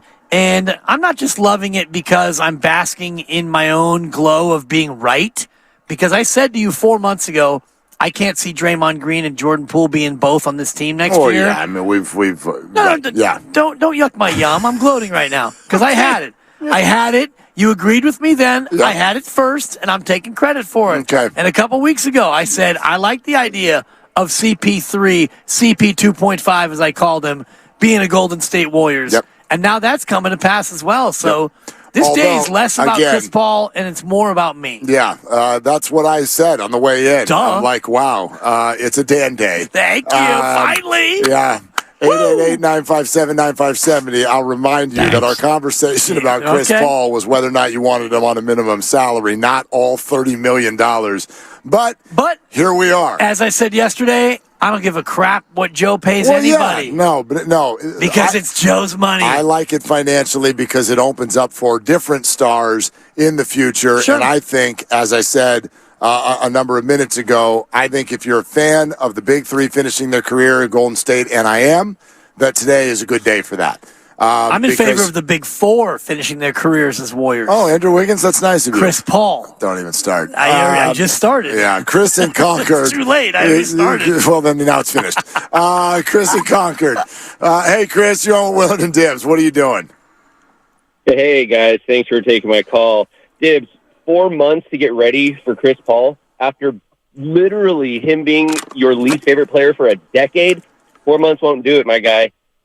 Basically, I wanted to ask you guys a quick question. What do you do when it's your favorite team of all time, the Warriors, picks up your least favorite player of all time in Chris Paul? I know you say you can wrap your head around it. I don't know if I can do that. So I just wanted to get your guys' opinion. Yeah, what I do, and Thanks, Chris. I wouldn't call Chris Paul my least favorite player of all time, but he is on my top 5 list right now of players I did not want to see put on a Warrior uniform. But what I do with that is I work to try to find an open mind, and then you wait and see if it works. I will be mad at the Warriors if they do this and it goes wrong. I will be mad if Chris Paul comes in and plays like a broken down old pickup truck. If he does that, then I think you've got every right to be very frustrated. Now, if he comes in and it works like a charm, and at 25 minutes a night, you get a flash of a future Hall of Famer who is going to open up the floor for Kuminga and Curry and all that, then, yeah, I'll admit what many of you are saying. We'll forget our hatred for Chris Paul because we're Warrior fans. We don't have a choice. It's not like we can go, well, okay, that's it. I'm a big Kings fan next year. No, we're Warrior fans, and if that's who's playing, then I want it to go well. And we've done this for years in many different ways, whether it's the Richard Sherman example so many bring up. Well, that's a great example because it came in and it worked, and they went to the Super Bowl with Richard Sherman. Right, or there's another way to look they got at it. cooked in the Super Bowl, but which is like go to baseball. Every single fan who's a fan of a team and a player who was guilty as all hell of taking steroids, you couldn't understand how the other fans for the other teams were rooting. How can you root for Manny Ramirez? I don't even get Roger Clemens, yuck. And that's how people looked at us. And they look at us that way with Draymond. How can you root for that guy? Yeah. Because he has one of our jerseys, so we don't have a choice. And that's going to be the deal now with Chris Paul. I'm going to have to root for the ball to go in when he shoots it. Right. You're going to have to root for every part of what Chris Paul does. When Chris Paul dribbles and nobody touches him and he flies to the floor and he gets the call, you're going to have to applaud that as he goes to the foul line and knocks down a couple of free throws. I don't have to do that. You are allowed to still be annoyed by characteristics. Sure. I was annoyed by characteristics of Jordan Poole, but I still rooted for his shot to go in. You could be annoyed by characteristics of Klay Thompson, and we all were this year when he was hunting his shot in October and November. I mean, a few you bad were less shots. annoyed, but to a greater point about the fan base, there were fans who were annoyed by Klay Thompson, who came out of a summer where he didn't play at all and immediately was hunting shots. There were fans that were annoyed by that. I get it, and that's fair. So to your point about being annoyed. Yeah, but that's to me a little, when we're talking about characteristics, I didn't like your shot selection to me is different than I don't like the way you play. Like you like the way Jordan plays when he goes for 40. But at times you don't like the way Jordan plays when he's dribble, fall down, and when he's calling his own number. In general, I didn't. I did not like the way Jordan Poole played because it did not appear to be a smart brand of basketball. I don't think it's winning basketball. I've never been a huge fan of Jordan Poole, and I said to you a year and change ago that I don't think that they should have signed him. Now, a year later, I understand why they signed him, and I do believe that they signed him knowing that this was a beautiful out clause in terms of if you don't sign Jordan Poole a year ago, you don't have the same ability to do what you're doing to Jordan Poole now. I'm not going to act like the Warriors predicted and they knew that Jordan Poole's career was going to go sideways. No, but it was a safety net. It was at about, the very least. It was about control and either or. Either he takes off and takes the next step and you're like, we locked our guy up, or you have him as a trade asset if something doesn't go right. So, yeah, I'll agree with it from that standpoint. And I didn't see it a year ago in terms of the way it could possibly play out. Right. And it's all playing out today in that very fashion. I didn't think about it. The Warriors were playing chess, not checkers, in terms of, okay, Jordan, if you don't progress, if you don't become the player that we need you to become, and the punch set a lot of it into an orbit that nobody could have possibly seen. But once that happened and the year went the way it went and the vets showed a certain amount of frustration with him and you realized Jordan and Draymond can't coexist, well, then you realize, geez, we have this whopper contract we can trade and get a real veteran back in exchange. You're listening to 95.7 The Game, KGMZ FM and HD1 San Francisco, always live on Twitch, YouTube, and the free Odyssey app. This is Willard and Dibbs live, 2023 NBA Draft on the floor at Chase, and we are exactly 1 hour from the draft getting started. That will be piece 2 to today, which has already had a very big blockbuster for piece 1. Jordan Poole for Chris Paul. Chris Paul is going to be on the Warriors this year. Omar in Oakland. Hey, Omar, what are you doing? I'm over here about to play some golf. I just wanted to say, Twilight. I'm not even a Warriors fan. I'm not a Warriors fan, but I feel like that was not a good trade because you could have got better assets for Poole. He's only 23, and he averaged 20 points a game as a second, third option this year. Very limited role. He's sometimes starting, sometimes coming off the bench. I feel like he's going to thrive in Washington and average about 25, 24 points. Well, Omar, not to interrupt you, but can I ask you, when you say you could have gotten better assets, how do you know that? I mean, there's been plenty of talk that his value was down, obviously. This is what you do. Since you're not going to use Kuminga as much as you would because you guys are a championship contender, you package Kuminga and Poole and that first-round pick that you guys gave up to the Wizards and go get an OG Anunoby or go get somebody like a Miles Turner or go get somebody, a player that's not too young and is not too old. It's right there, and they're like 25 to 30 years old. Or even Brogdon. You know, like you guys could have got Brogdon. Chris Paul's 39 years old, and he doesn't shoot the three ball at elite level. Yeah, he's a veteran. He has a lot of experience, but he's known to get injured, and I just don't see it working out. I just feel like the Warriors lost the scoring option with Poole that wasn't really valued as much as you guys. You guys don't know what piece y'all have. Like, he's a top young guard. He could be a Shea Alexander, I feel like, if he goes to Washington and balls out. Well, whether we agree on that or not, that's a basketball point, and you're leaving out the relationship part, which was obviously a factor. It was obviously a factor, Omar, that couldn't get on the same page. Jordan and Draymond could not coexist like they could have, but not at a level that was going to allow the Warriors to be at their peak. The other thing you said, package him with Kuminga. Okay, interesting idea. What if the Warriors are being genuine? What if they love Kuminga? Yeah. I know everyone's like, they'll never play a young player. What if they do? What if they come back and they're like, Chris Paul is going to look to put Kuminga in the right spot on the floor and look to get him the ball. And my gosh, the guy who used to run Lob City can now play with Kuminga, who, man, can he finish a lob? Like, what if that's the way this plays out? No, it'll be the way it plays out because Chris Paul is a great point guard, and you may question his injury history and his durability. Those are all fair things. He's 38 years old. One thing you can't question is his ability as a point guard. He's one of the 7 best point guards in the history of the league. He's among the all-time leaders in assists. This guy knows how to play point guard. And if you have a young player who struggled with a second unit that didn't really have a point guard, Jordan Poole is a scoring guard. He's a me-first point guard. And Kuminga was playing with him and with Klay Thompson. Klay Thompson's not a guy who's looking to get anybody the ball. And Klay Thompson's not the kind of player to really make those around him better in terms of finding them too often and getting them into scoring position. And now you have a guy who will do that very thing. The nature or the notion of Jordan Poole as an elite scorer, 43 players this year averaged 20 or more a game. That's 8% of the league. And miss me with the Shai Gilgeous-Alexander comparison. Yeah, I'm not there yet. Gilgeous-Alexander shot 51% from the floor this year in averaging 31.4. Jordan Poole averaged 20.4, and he shot 43% from the floor. Can we? They are different players. This is something I've heard already about 8 times today, and I want to get out ahead of it. There are a lot of people going, you watch. Jordan's going to go average 30 for the Wizards next year. I don't care. I don't care if he averages 40. I don't care because the Warriors are going to be better than the Wizards next year. The question about Jordan was never about whether or not he could score.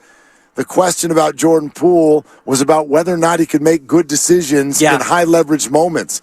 And the answer was too often no. And the other question about Jordan Poole was, could he get over it? Could he coexist with Draymond Green? I think, again, it's a no. And then the last question, which is the one that I still find to be out in this sort of mystery land, which is, what is it that Jordan Poole did both on and off the court to make it look like everybody in the organization was worn out by him? Because I noticed that this year. And I think a lot of people just go, okay, X's and O's, he can score. Great.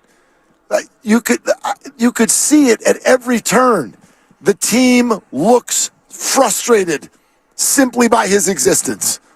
And there's got to be reasons for that.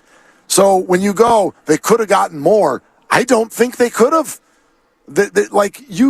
Your job as a GM is to get the most you can get.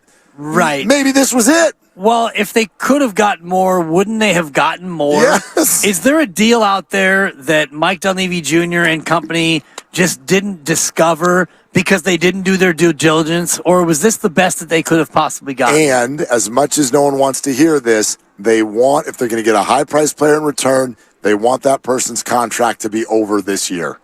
That's what they want. That's what they need, because they would love to next year be able to offer a contract to Klay or have some room to go get somebody else. So they don't want someone who has 2 or 3, 4 more years left on their deal. OG Anunoby was mentioned, and he was a guy that I thought that they could go out and get. But I don't think that they had an opportunity to get Anunoby and said, you know what, we'd rather have Chris Paul at 38 years of age. I think Toronto's going to get better offers than Jordan Poole for I would agree with you. And if Toronto the Kings are after him. If Toronto says we want Kuminga and Poole, then Golden State's going to say no. And I get the sense, Mark, and you said this earlier, and I'm starting to agree with you more and more, that the Warriors are not saying that Kuminga is untradeable, but when it comes down to a Kuminga and Poole blockbuster, they would rather just trade Poole and get less for Poole, which is why they included Ryan Rollins and a future first, a protected first in 2030, and a second rounder, whatever. They got a bunch of those in the GP2 trade. I'm with you. I'm not putting it in ink that Jonathan Kuminga is even going to still be on this team tomorrow. But in this moment, I feel like today was a really good day for Kuminga. I agree with you. In a Warrior uniform. Can Jordan Poole be Damian Lillard? Damian Lillard last year averaged 32.2 a game. I'm saying this in terms of the comp because people want to say, oh, Jordan Poole can go out there and lead the league in scoring. Well, last year it was Joel Embiid, winning team. Luka Doncic, winning-ish. Damian Lillard was third. They didn't win. Gilgeous-Alexander was fourth in scoring. They didn't win. Then it's Giannis and Tatum. They were the only players to average 30 or more. So can Jordan Poole average 30? Absolutely. But Washington is more likely to be Portland than they are to be Denver. Yeah. Oh, of course. You know? Of course. Yeah. Even if he does average 30 a game, it leads to what? That's what I would want to know. If Washington suddenly gets the 4 seed in the East next year and Jordan Poole is their leading scorer, now we have a conversation. Yeah. If he scores 30 a game and they finish 11th, I do not give a rip at all. Lee in Fairfield, next up on Willard and Dibbs. Hey, Lee, what are you doing? Thanks for calling. Hey, guys. Hey, Dibbs, you did a great job, man. Hey, Willard, I'm glad you cleaned it up, man, because let me first say I used to be a Larry Bird hater. But what I realized when I was dealing with my hate, I loved how great of a player he was. And like Dibbs is saying, at the end of the day, Chris Paul is still a Hall of Famer. I think the team will improve. But I think I just hate the hate statement when it comes to players, especially when if you say you're a fan. If you're you're a fan. Now, Lee, I never use the word hate. The way I will state it is I do not enjoy, to this point, I do not enjoy watching Chris Paul play. Now, you can ask me to clean it up in any sort of a way. I've said it the same the whole day. Clean it up, Willard. I do. Like, if he's on the Warriors, I don't have a choice. If you're asking me if my fandom of the Warriors is going to be challenged by this, of course not. My love for the Warriors is much stronger than my distaste for Chris Paul. So there's no choice here in the matter. But to this point in my life as being an NBA fan, I have not enjoyed watching the way he plays. And yes, I will still be conflicted when he falls down when no one touched him. I'm still going to be conflicted, Lee. You're highlighting some things that maybe he's done over the past 2 years. Chris Paul is still one of the greatest floor leaders this game has ever seen. Now, maybe he's had to cheat a little bit over the past 2 or 3 years to make his career last. Oh, Lee. Talk to me, Lee. Lee, you're giving him a lot of leeway if you think this started 2 years ago. You can't spell leeway without Lee. Lee, first of all. Get the drop ready, Grandy. I lived in L.A. and here we go. And worked the arena every night when Chris Paul played for the Clippers. That was 6 years ago, Coach. And where was I?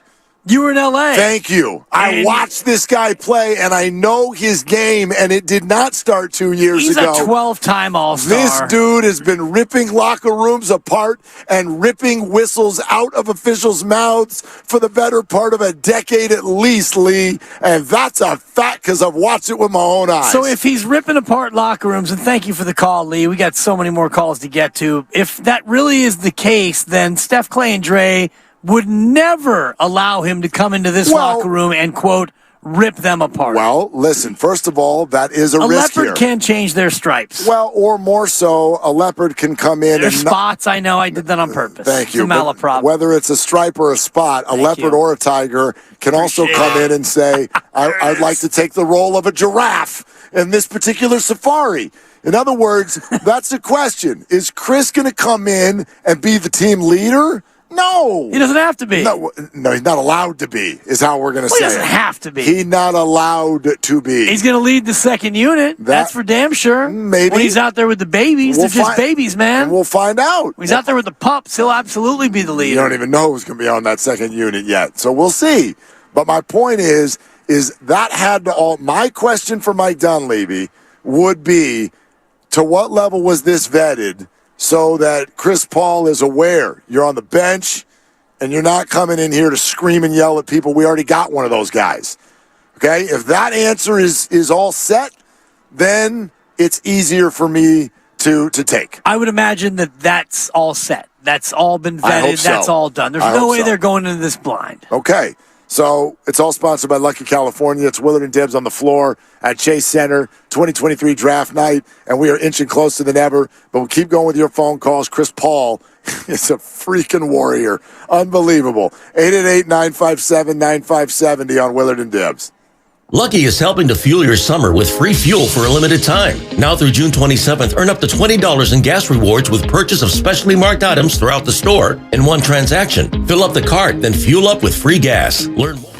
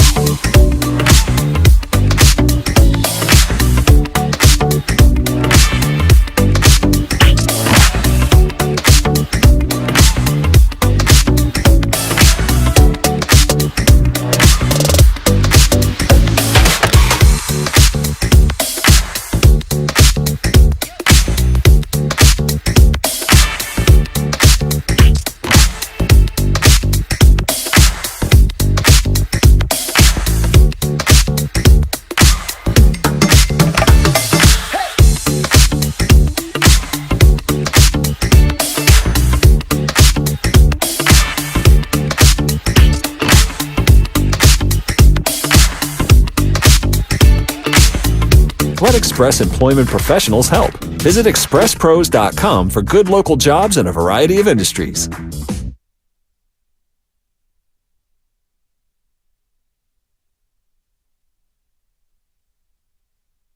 White dribbles, takes a three off a screen. No good. Wiggins for the rebound. 5 seconds to go to Poole. Poole crosses half court, fakes and fires from half court on the way. He got it! He hit it from half court! Poole walks away and says, yes, sir! I got this. Steph Curry goes over. Well done, Yeb Padawan. Well done. Now back to Willard and Dibbs live from Chase Center for the NBA Draft. What was your favorite Jordan Poole moment in his career with the Golden State Warriors? Might have been that one. That one? I was here for it. Money time! Money time! One of those classic moments where you're trying to beat the rush to get to the concessionaire and or the bathroom. So you leave your seat, and before you fully leave Chase Center and get into the tunnel, you pause at the top of the stairs, and you look back, and you see Jordan Poole let fly, and yes, you watch it, and splash, and it's goosebumps, and it's like, yeah, Jordan, I love you, Jordan. I never doubted you, JP. Yeah, exactly. Been behind you the whole way. I expected some of this. GSW Vera on our YouTube feed, and thank you to each and every one of you for watching. And we promised you PBJ earlier, and I'll show it to you right now. There it is. That is half of a PBJ sandwich. Apparently, that's the only PBJ that we're going to be getting. That's fine. In person. No, in all honesty, we kind of got to the point of matching schedules and getting to the point where we really want to continue to just talk to each and every one of you on a day like today and get your reaction about CP3 coming to the Warriors.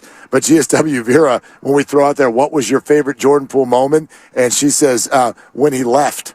Oh, that's not cool. Well, Vera. no, but that's real. That's not cool, though, bro. But why is it not cool? Because you're making it seem like he didn't have moments that were more worthy than his departure. Okay, I hear you on that. Vera, I'm sorry.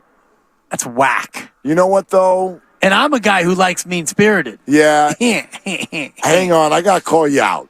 Call me out. I got to call you out. Dial it up, coach. Because, see, this is my phone. This is my phone. I see your phone. See my phone on Call YouTube? Me. You want to know what this phone does during Warrior games? Oh, boy, here we go. And not just you. Here we go. It's not just Captain you. Showthread. Hey, Showthread. Hey, all my San Mateo High School Bearcats, class of 93. Yes, I said he was I didn't say he was unplayable. Hey, Kyle Heidenreich, who's texting me right now. Hey, Kyle Madsen. Hey, all of my friends. Hey, every friend I have. All you do during Warrior games this year is blow this thing up with how you can't stand Jordan Poole. He makes mistakes. That's all you guys have done. It doesn't mean that you can say, oh, the best memory is him leaving. For 10 months, you have not let this thing take a minute off. You do the same thing. Yes, but I'm not being disingenuous because I'm sitting here telling you I wanted him to be traded. I'm not being disingenuous either. All I'm saying is to say that highlight is when he leaves Golden State, Vera. If you're gonna, that is mean-spirited, and that is short-sighted. It's very Dibley-esque. It's not, because game recognized game. And I am not the guy who, on your way out, I'm the guy who will bury you while you're here, and when you're gone, I will reflect on what you did well not to your face. and what you did wrong. Always to the face. That's true. In the face. No, my point is this. How dare you? Don't use today to act like it was lovey-dovey with Jordan all year. But don't use it's today absurd. like, oh, the best thing he ever did was leave. No, I wouldn't say that. Come on. I would not say that. I think it was funny that she did. And if that's her favorite moment for Jordan Poole, then that's your favorite moment for Jordan Poole. But my point is, there's too much today of, oh my gosh, 20 points a game, young fella, up and coming. That's not what you said all year. We're here. We're here after every game talking to you. This phone wouldn't stop all year with all of the hair being yanked out of the side of your head because of things that Jordan Poole did on the court. Now all of a sudden that he got traded, they're idiots because Jordan Poole's up and coming? That's not what it felt like all year. Oh, you're trying to paint me with that brush? No, and I don't know I'm if you're painting doing everybody. that. No, I just said about 87 names. Yeah, and I would never be that person. And if I had $1 for every time I said, oh, Jordan while watching a Golden State Warrior game, I wouldn't have to work. Now, man, come on. Because we did text a lot. My Jordans were not like, oh, Jordan. It's, oh, Jordan. You did come in that day with the point that ended up being Festus Ezeli's rise to stardom. You did come in with the point that Jordan Poole was not good enough to play in the fourth quarter. And I stand behind it. Okay, so then answer my question. What did they actually give up today? They gave up a guy who is 20 points a game, but I don't think he's the kind of player that you absolutely need to win a championship. Now, would they have won their fourth chip without him?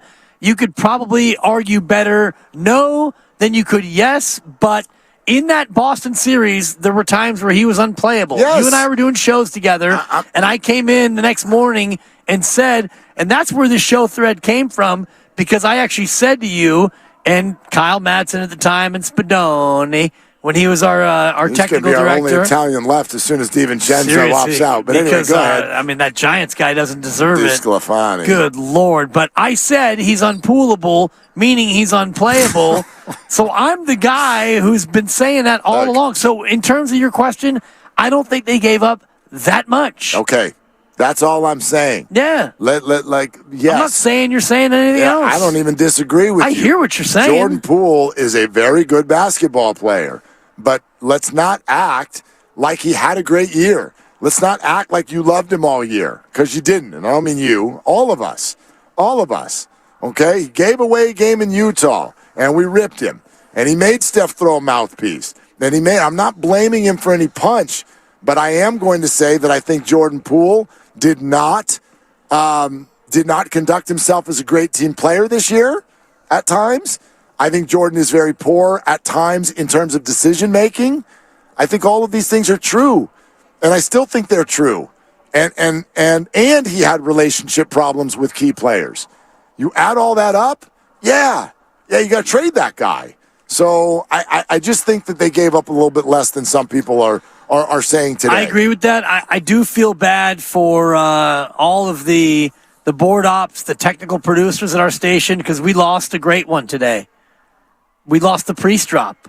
You don't know Jordan Poole. Oh, I don't think we lost that at all. Well, how often have we heard from James Wiseman since he got traded? Hi, this is still on the show every day. Thank you. Right. It's on the show every day.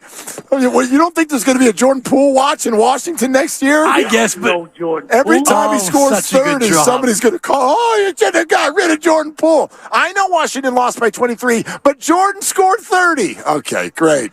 Grandpa Daddy and Hayward. You're on with Willard and Dibs. Hey, Grandpa Daddy, what are you doing? Oh, my God. I've been on the phone coming from Vallejo waiting to be on, and I love you guys, man. Dibs, Willard, you guys are cracking me up. You know what, Grandpa Daddy? You crack us up. I want you to know that. Hey, you know, I kind of lean more with Dibs because we both Grandpa Daddies, but you know what, Willard? You're spot on, too. Both you guys are spot on, man, because this is about pragmatism. And I think it's more about, we don't know what they do inside they talked inside the locker room, the organization. He couldn't get past the punch. It's not going to be a cohesive unit in the locker room. And look, who would you rather keep? Draymond or Jordan Poole? If you got a chance, if you try to run it back, it's obvious. And you saved millions of dollars, and you do got a veteran player, even though he's a flopper. Hey, Willard, I know, I agree with you. I know, I don't really like watching him, but you know what? He knows what he's doing, and you're right, Dibs. He can feed the ball to the youngsters, and I think they like Kuminga, bro. And I think Kuminga, hey, you get CP3 up there feeding the youngsters on the second crew, we got action, baby. Oh, yeah.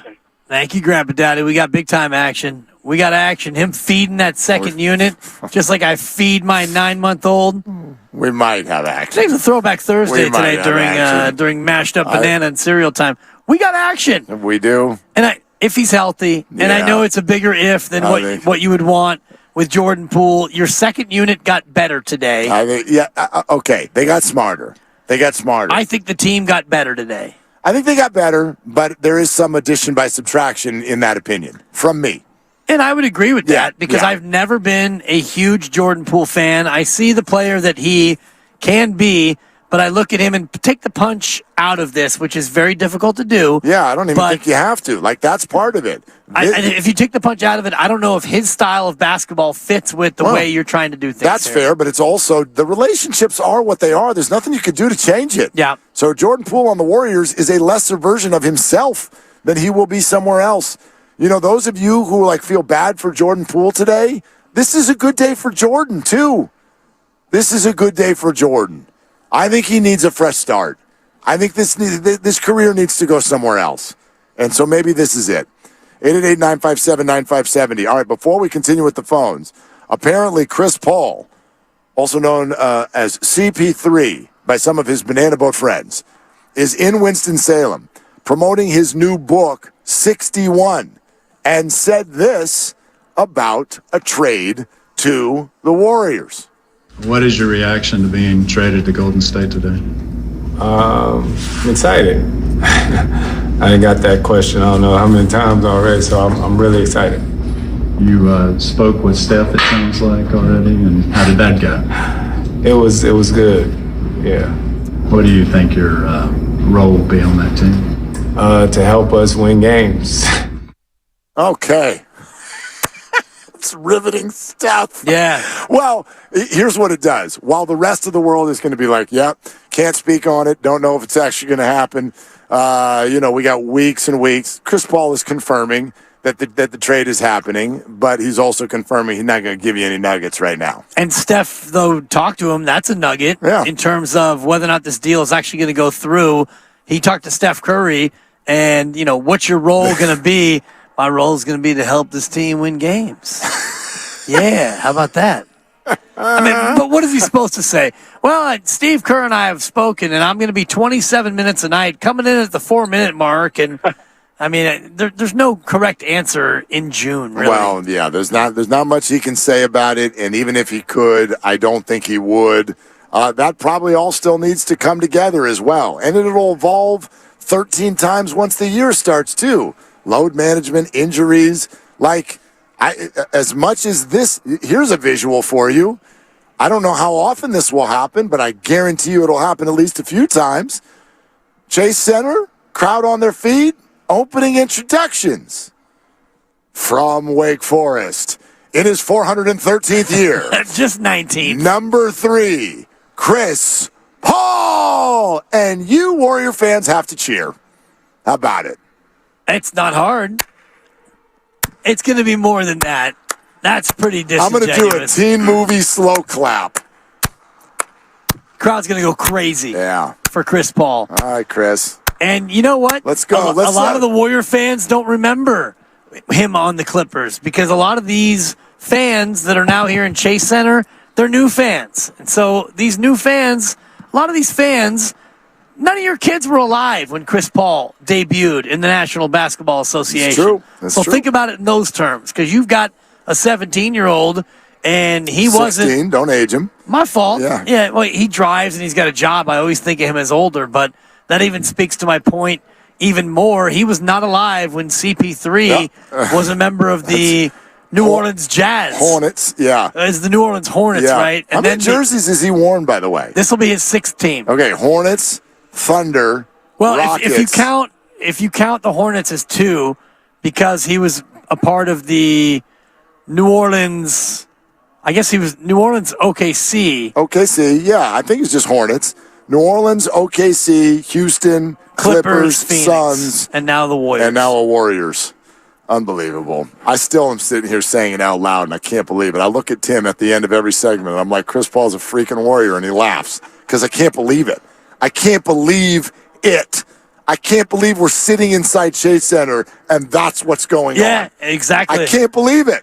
You're going to have to believe it, and it's going to become more and more believable as we get closer to the introductory press conference, which is coming in about 2.5 weeks. When this all gets finalized, you're going to have that. Now, we gave away a great contest to one person to be here when the Warriors introduced their new player taken today at number 19. I wonder if the Warriors don't take anybody at 19, if that winner then gets to show up for the Chris Paul introductory press conference. Because that would be incorrect, Dibs. Yeah. Oh, a Nahigian voice. joining us live. Wait a minute, ladies They and will gentlemen, win 2 God. tickets to a game this season if Okay. there's no press conference. Okay, if there's no presser, they will get 2 tickets to a game. Well, boss, while we have you here, is there a way that, and I'm thinking live on my feed as I like to do, but can we give away a bonus prize of somebody to be there when Chris Paul gets introduced in July?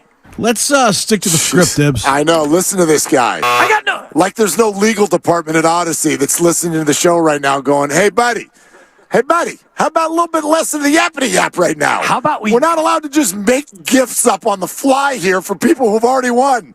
I'm saying in a separate contest. Why don't you come host a show for a day with me and you can have a day off? How about that? I We got 7 guys on hold. Let's go, guys. All right, there we go. Only 5. Come on, Coach. Good God. That's true. That was disingenuous, This man. guy. Andre in Oakland. Number 5. Hey, Andre, thanks for calling. What are you doing? I'm good. So I'm a Warrior fan, big time. I hated Chris Paul. I hated LeBron James. We usually hate people that give you competition, and they flop. They both flop. But if you size him up against Poole, in my opinion, Poole went from the pool party to the fool party, and I didn't really like how he ended it, and he turned the ball over so carelessly. And I believe you can get more out of Paul right now than you can get out of Poole. He even stopped shooting the free throws like he normally does. But I just feel like if you want a right now situation, I think Chris Paul would be a better option. And good luck to Poole. And hopefully, he does good wherever he goes. But we had a good year with him. But then after that, like I said, he went to the pool party, and I didn't like it. And it was very frustrating. So I understand that lady who said she didn't like him, and that was the best thing that ever happened when he left, because nobody needs that right now. We're trying to get a championship while we have Curry and the big 3. And I think Paul could fit in and drop dimes, and he don't have to score as much because he can drop the dimes and make other people score. So, I didn't like the guy, but we'll warm up to it. Well, if he plays well. Of course we will. Of course we will. Andre, thanks. There's something to be said when people earn a certain amount of credibility or a lot of credibility in their business, that you do allow them to have a say in who they work with. Take Kyle Shanahan, who I know had never even necessarily been a head coach, but he had a lot of NFL credibility. And they listened to him, and he said, I want John Lynch to be my general manager. I'd like to work with that guy. And the 49ers went, okay. And I would argue that things have gone pretty well since those two came in. I think there's an aspect of that going on here. Steph, Clay, and Draymond have earned the credibility within this organization to not have the only say, but a say in that we would rather keep doing this with Chris Paul than we would with Jordan Poole. That is only one aspect of this deal, but I think it's a big part of it. I think it's a huge part of, and even if it wasn't Chris Paul, I think that the second part of that is where the veteran word comes in, where we would rather do it with any number of players as opposed to Jordan Poole. And you saw rare frustration last year from Steph and Clay. Draymond, you'd seen it before. He actually walked off in the middle of a possession because he was so frustrated, which Draymond Green doesn't normally do. So I do think the addition by subtraction notion is an actual thing. And now the fact that you are able to add in a real veteran player, somebody who can come in and drop dimes in your second unit, it's going to help you right away. 888-957-9570 is the number. NBA draft starting in 24 minutes. We're live at the Chase Center for the draft. So more news is coming with the Warriors one way or another later on tonight. JD and Charlie will be along at 6 o'clock here, also live at Chase. Take you all the way up till 10 o'clock at night with everything going on. Let's keep going with the calls here on Willard and Dibs. Jack in Walnut Creek is next up. Hey, Jack, what are you doing? Hey, fellas. Just reacting to the news like everyone else.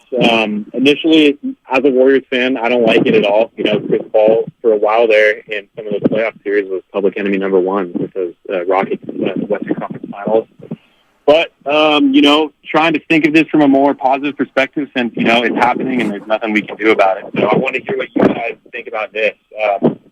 This is obviously going to mean full buy-in from Chris Paul. But if we get him, coming off the bench, and we have that veteran presence as now our kind of leader off the bench, paired with, I don't know, Kuminga, GP2, Looney, etc., that could be, a great, leader for the bench. He brings a ton of experience, and I guarantee you he's not making plays that make Steph throw his mouth guard. So obviously going to mean buy-in from him. But if that did happen and you see him as a bench leader, what do you guys think about that? Well, Jack, I personally think that that's key to this whole thing, and that is one question that still needs to be and will be answered. I would think that the Warriors vetted this and had conversations with Chris and his agent with regard to how they see him. It's always hard, I think, for us to imagine big egos on big names suddenly having awareness of their surroundings. So, yeah, I got questions. I got questions about whether Chris Paul knows how to tuck his type A personality away a little bit. Does he realize that this is probably a bench role? Are we wrong? Is it not a bench role?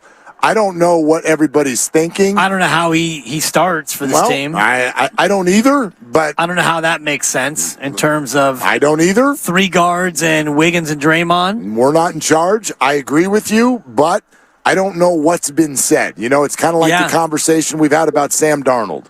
Why did Sam Darnold join the 49ers on day 1 of free agency? What did they tell him that made him say yes? You're definitely the backup quarterback. I don't know what they told him. I don't know what they've told Chris Paul. But I will agree that it is at least step 1 if Chris is ready to say that portion of my career, being a star, is over.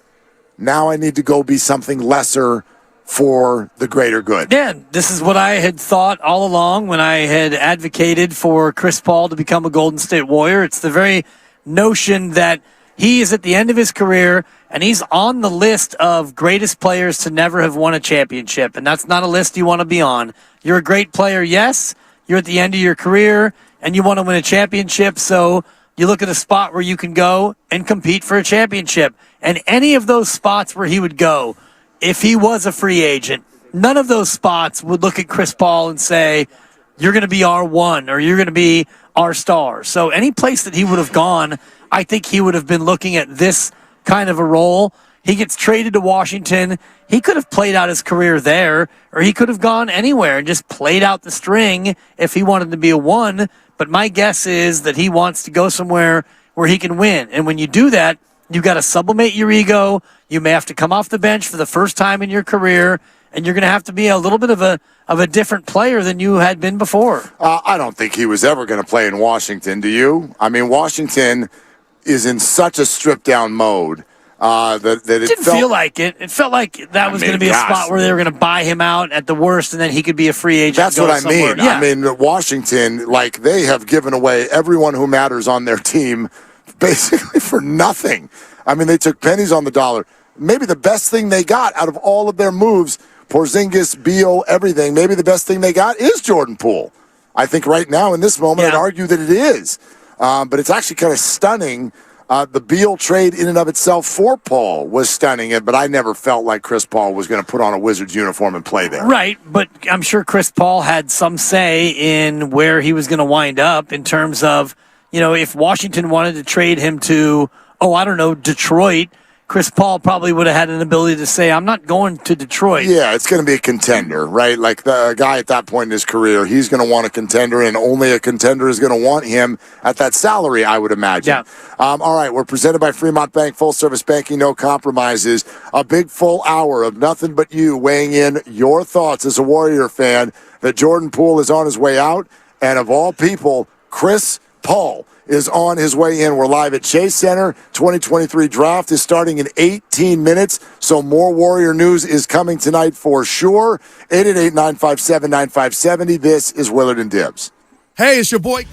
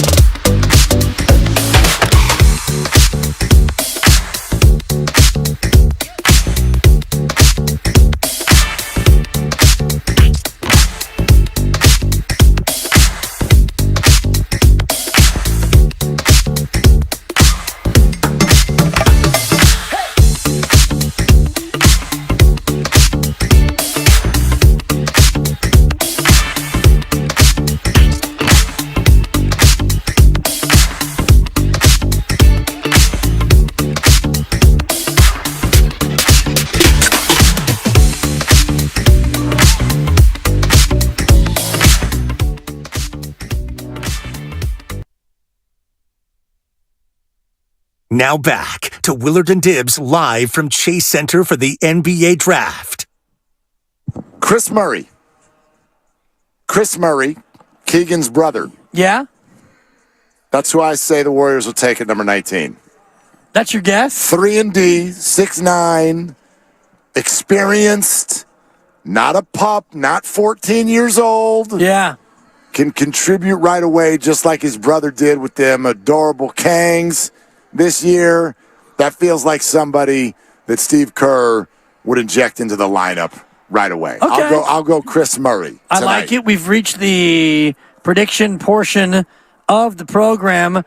I've got them taking Brandon Podziemski, the kid out of Santa Clara. Pay him. Pay that man his money. Podziemski. He's a 6'5" shooting guard, averaging 22 and 4 per 40 minutes. Very impressive guard at the draft combine. I know the Warriors had a look at him here in the pre-draft workouts. High IQ player, Mark. High IQ. High IQ. Brandon Podziemski. Okay.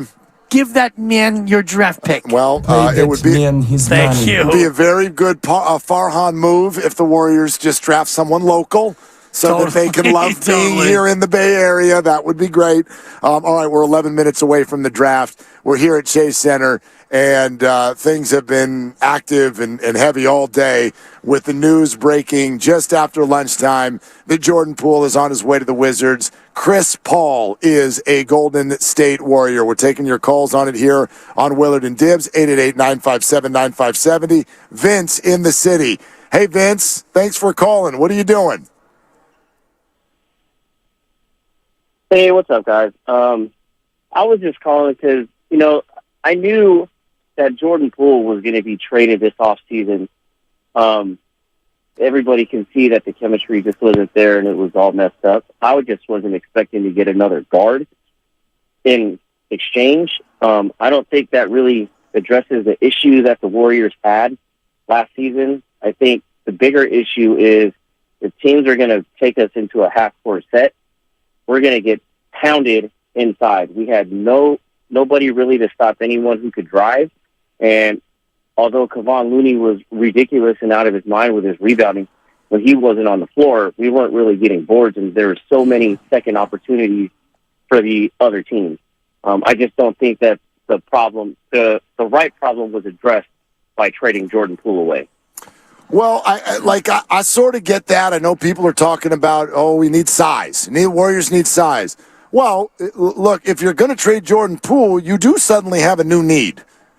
That would be, like a guard when Steph Curry's not in the game. Right. So that's why you got Chris Paul. He's a makes guard. sense. Yes, you trade a guard. Yes, he is. And you get a guard. And, yeah, you still need size. But the whole notion of the Warriors need size, to me, is a little bit of a misnomer because you've got Kevon Looney, who was, 20 rebounds a night in the Sacramento series and in the postseason. And you've got Draymond Green, who is not traditionally a big player, but he sure plays like it. And you're a team that has done very, very well going small. So even if you want to get size and you go ahead and you get, a big guy, a 7-footer who can't play the way you want to play offensively and defensively can't play the way you want to play defensively, which is switching 1 through 5 and all the rest of it, do you really need size at that point? Well, to me, if you need size, you're looking at a guy to come in and play 10 to 12 minutes a night as a traditional center because you've got Kevon playing 25 minutes and you've got Draymond playing about, 15 minutes as your center. So you really only need about 10 minutes of a traditional big. Yeah, I'm still scratching my head a little bit about the Warriors' quote-unquote need for size. I'm into it. I love it. I get it. I understand that they're undersized. I know that it makes it feel like how are they going to navigate Anthony Davis and Nikola Jokic in the West if you don't have size? But I also just keep thinking to myself, they just did that a year ago. They just did it. They just navigated those guys a year ago, and they didn't have any size then either. So I think that there's more than one way to eat a Reese's. Yeah. And if we've been over this, there really isn't. No, there is. You could cut the center out with a knife and be a weirdo. That's what they did in the commercial, right? Anyway, It can be done. I'm not saying it's ideal, but when you say, the Warriors need size, okay, how many minutes is this person getting? And who's going to the bench? Who's going to the bench? You've already got, your top 7, your top 8 are pretty clear right now. Who is it that you want to get out of there for this 7-footer who you're bringing in? That's my point, is you're not going to get anybody out of there. So all you'll do is take minutes away from Draymond Green playing center. And I guess that's kind of what you want to do, because Draymond Green playing center taxes him. And while it's an advantage on the offensive end at times against certain centers, and I'm thinking about the West, and Karl Anthony Towns is going to be a tough matchup as he continues to improve. You mentioned Jokic, the should-be MVP, the NBA champion, Nikola Jokic. Anthony Davis was a problem for you. So it would be nice to have size in terms of another punch you can throw against these teams that have more size than you do. But you're not looking for a guy to come in and play 30 minutes a night. Chris Paul's a Warrior. Can you wrap your head around it? Jordan Poole is gone. What do you think about the tenure he had with the GSW? We're taking your calls. 888-957-9570 as we head toward the draft. Let's go to Mike in San Rafael. Hey, Mike. Thanks for calling. What are you doing? Hello, gentlemen. Well, I'm driving north on the 101 in very slow traffic, listening to your show, enjoying the discussion. Very intriguing situation today. I'm a season ticket holder, so I've watched a lot of games in person and a lot on TV and away games. And I'd say Jordan Poole's a very exciting player, but I've seen the good and bad and the ugly like everybody else. And I would say, given where the Warriors are at with their core leadership team age, there's just not enough time for him to fix what he's got wrong. And so I think, when trading him, I don't have that feeling like, oh, my God. I think I'm like, I'm okay with that. My gut feeling is I'm okay with that.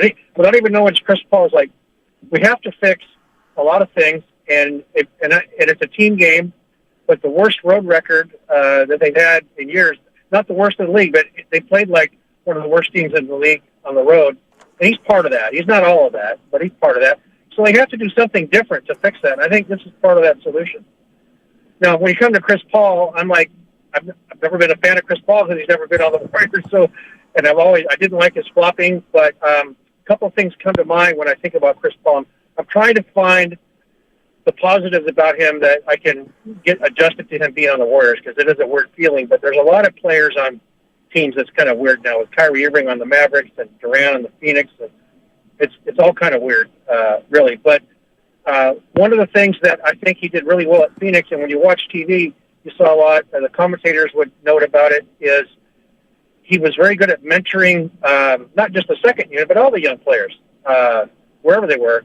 And I think that was something that's missing. Now that we have Andre Iguodala retiring, I think that could be his most important role in this team. I got questions there, Mike. I really do. I hear what you're saying. Thanks, Mike. And here's one thing I could see, for example. Jonathan Kuminga, who I think still has a lot to learn about the hows and the whys and the wheres on an NBA basketball floor for a playoff team. If Chris is playing alongside Kuminga a lot, could that help him? I've been on record a bunch of times today already saying yes. However, is Chris Paul the perfect, I'm going to put my young buck under my wing and show him the ropes in the NBA? No, he's not. He has driven a number of teammates out and up the wall throughout his NBA career. He is uber type A. He is huge ego. He is yelling. He is in your face. Is he going to be less of that because this is Draymond's locker room and to a degree Steph's? Maybe, hopefully, but I got questions. That is definitely one of the questions I have. And I don't think that they would sign on to him being here if they weren't at least somewhat assured that he wasn't going to be that, because if he tries to be that person in Draymond's locker room, that's not going to fly. Draymond's not going to allow Chris Paul to come in and start barking at people. That's not going to be the way this goes. And I just can't imagine a scenario where Chris Paul is going to be that tone deaf to come into a team knowing that you're not the alpha, knowing that it's Draymond Green's locker room and Steph Curry's locker room. And again, you've been around Chris Paul a lot more than I have, but I give Chris Paul credit as an 18-year vet to understand a situation he's going into and be able to read the room. I think you're completely right, but it's so much easier to say that in June when you're in you're at a book event with a collared shirt on, as opposed to when the emotions are running high in the middle of an NBA season. Like, yes, can people change their stripes? I guess. But you got to do it. You can't just tell people you're going to do it. Right. You got to be able to do it, and so I got questions. I have questions too, but I also think about the situation that he's entering into and knowing that Draymond Green is more strong-willed than Chris Paul is. And Draymond Green's been here for his whole career. So I would imagine that Draymond's going to have the locker room, if something were to come up where Chris Paul is challenging somebody, whether it's a veteran or a younger player, Draymond Green's going to be able to step in and say, this is not how we do things here, Chris. This is the Warriors' way now. You're on our team. You're going to have to step back. Next up, Cedric. Actually, before we do Cedric, let me remind everybody, you're listening to 95.7 The Game, KGMZ FM and HD1 San Francisco, always live on Twitch, YouTube, and the free Odyssey app. Now, Cedric in South San Francisco. Hey, Cedric, what are you doing? Hey, what's going on, guys? Just got off of work, chilling out. How you guys doing? Fantastic, man. It's been a big day.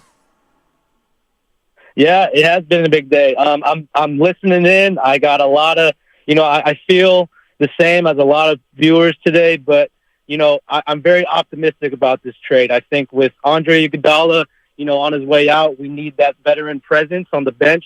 And, like you said earlier, if the first step towards all of this to being a success is CP needs to accept his role as the second unit leader.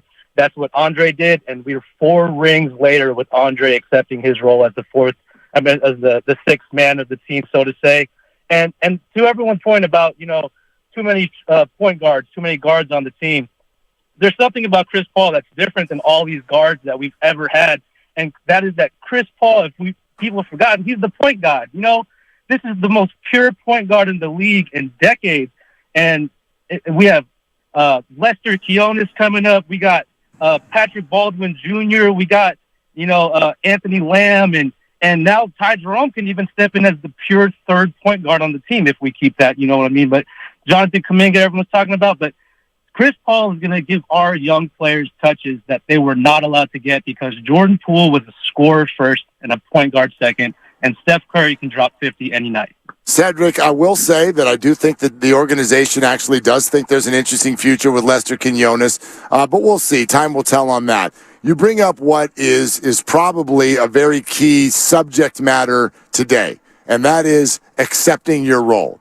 What is Chris's role, and will he accept it? Because as we now look back on Jordan Poole's time with the Golden State Warriors, that is one thing that I'm going to remember and continue to point out to people. Jordan did not accept his role. Well, what was his role? Now, that's a fair retort. The fair question, the unfair part of that was that the role changed every night. But every single night. But Jordan wanted it to be something that on many nights it couldn't be. We don't know Jordan Poole, as we famously have heard from Priest, but the expectation is... That's been put out there by plenty of people who are very embedded with the team. But now he has that role. So now we'll see if Jordan Poole is going to be able to thrive in that role. One thing I do know about Jordan Poole is he played all 82 games last year. So even though he may not have loved his role night to night, and at times he did shut it down. There were games where he chose not to shoot the basketball, and other nights where he shot it almost 30 times. So he was kind of all over the board. Jordan, you're going to start. Jordan, you're coming off the bench. Jordan, we want you to look to score. Jordan, we don't want you to look to score. Defer to Steph. Don't defer to Steph. You're in for Clay. Look to score. Don't score. I think that he was given a whole bunch of different roles to where it was difficult for him to exactly latch on to the player he's going to be. And now we get a chance to see Jordan Poole in a new role where, all right, go to Washington. You got a 4-year deal. Go out there and be Jordan Poole. We're not a championship team, so go out there and just play basketball. Well, I'll point this out. I think this is good for Jordan. Yeah. This is like people today are, oh my gosh, I feel terrible for the guy. I understand that, but this is good for Jordan. He needs a fresh start. He needs a different team that Draymond Green is not on. He needs someone who will give him a starting role, and then, we'll see where it'll go. But 888-957-9570 on how you're going to look back on Jordan Poole's time with the Warriors. And, hey, Dub Nation, will you accept Chris Paul? Are you ready to accept Chris Paul as a part of this dynasty on its back end? 888-957-9570. Johnny in Alameda's next up with Willard and Tibbs. Hey, Johnny, as the draft gets started, by the way, and reminder that JD and Charlie will just pick up the baton from us in 1 hour, take you all the way through the evening here on 95.7 The Game for all of your draft coverage, including the Warriors pick at 19. Hey, Johnny, what are you doing? What's up, guys? Just driving down 880 in traffic. But I just want to remind Warriors fans, and we do not like this guy, right? All these years, he was our nemesis, and it kind of reminds me of when Richard Sherman came from Seattle after that NFC championship. Man, he boiled my blood. So I don't know. We'll see how it goes, and I don't know.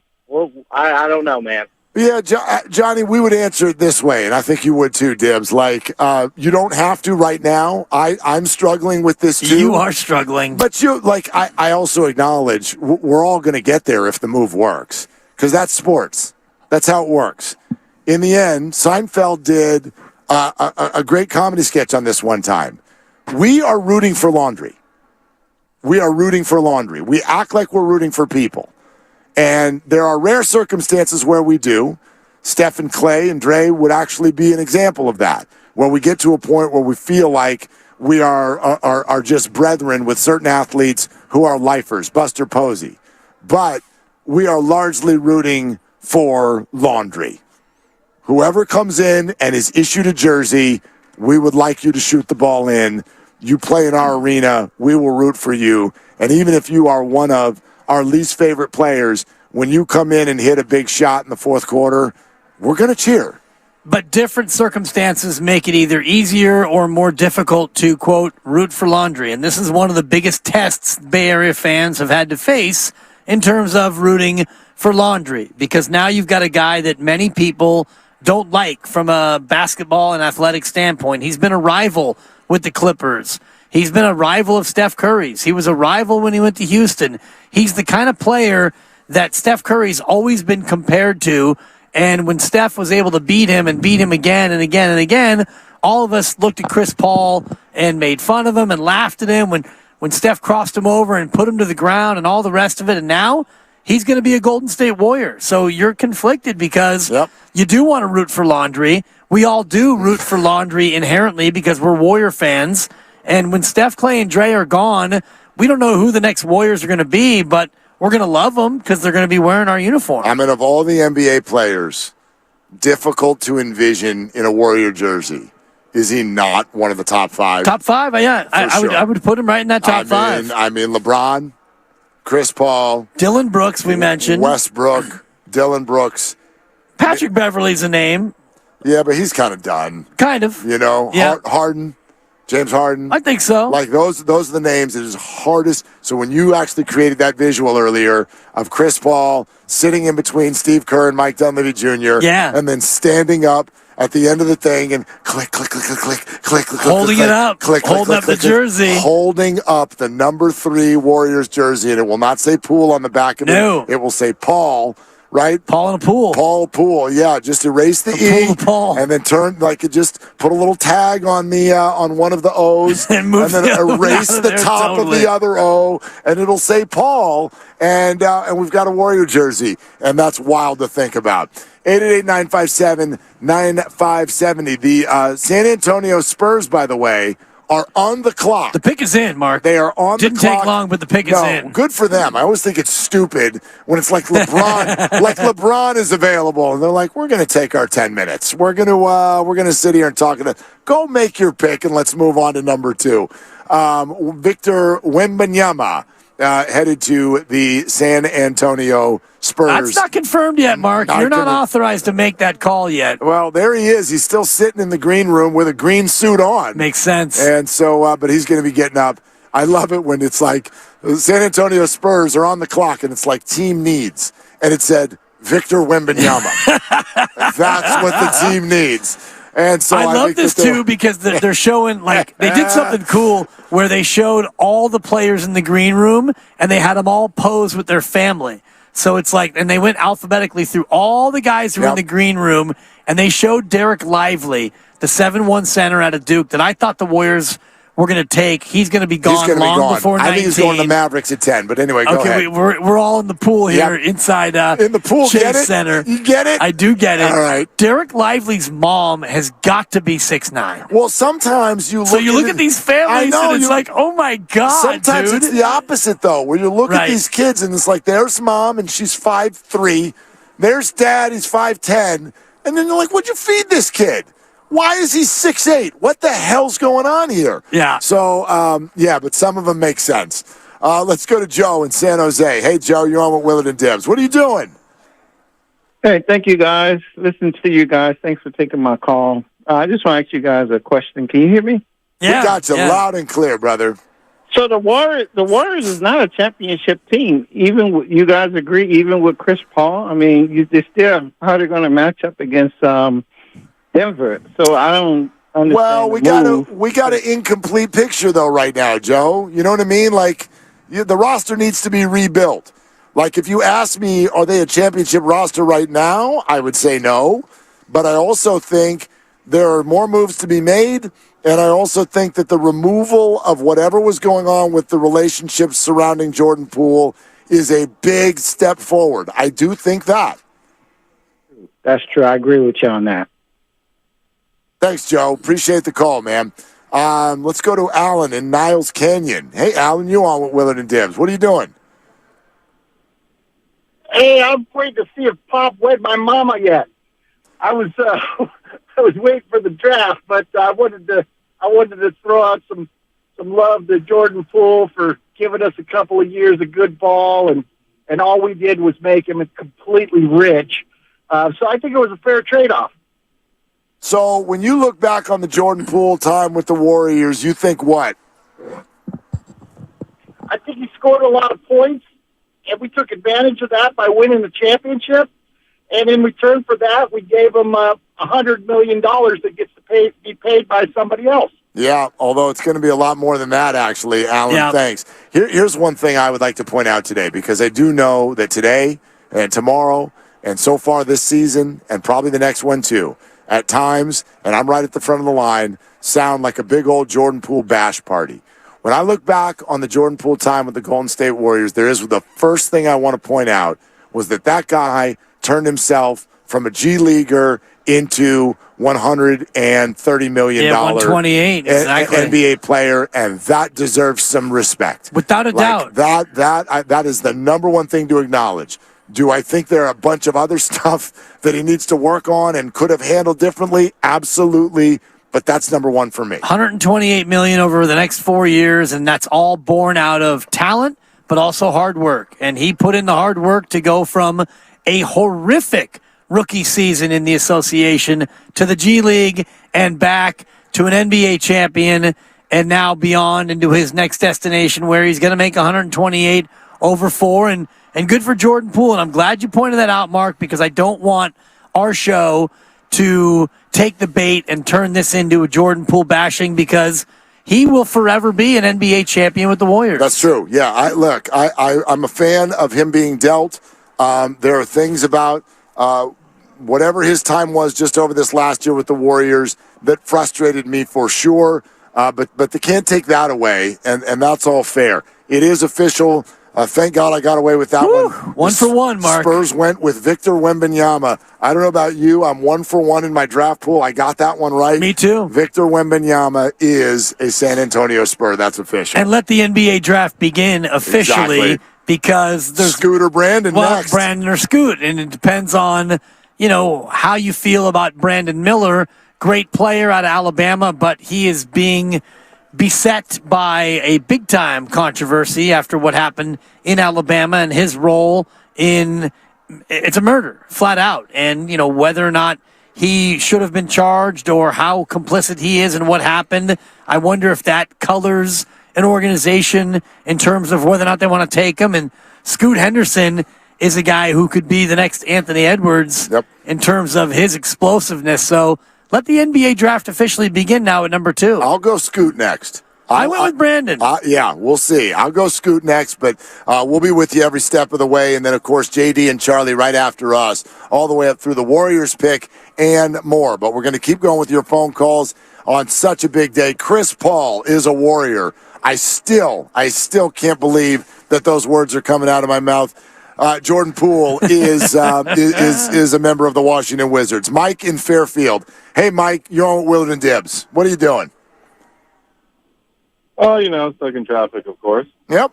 But no, I just wanted to say that it's a tough pill to swallow with Jordan Poole and us in turn getting Chris Paul because, like most people, I can't stand him.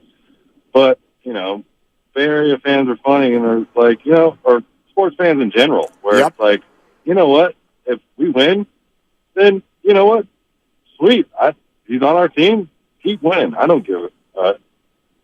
Yeah, careful. Crazy. But you know what I mean? Well, Mike, I don't think there's any exceptions to what you're saying right now. You know what I mean? Like, what would you have fans do? What would you have fans do? If you're not a fan of Chris Paul, what would you have fans do at Warrior games next year? What do you want people to root against the Warriors? Have you ever rooted for a team where, as certain guys pulled up for a jumper, you're like, I hope he misses so that other people can make it?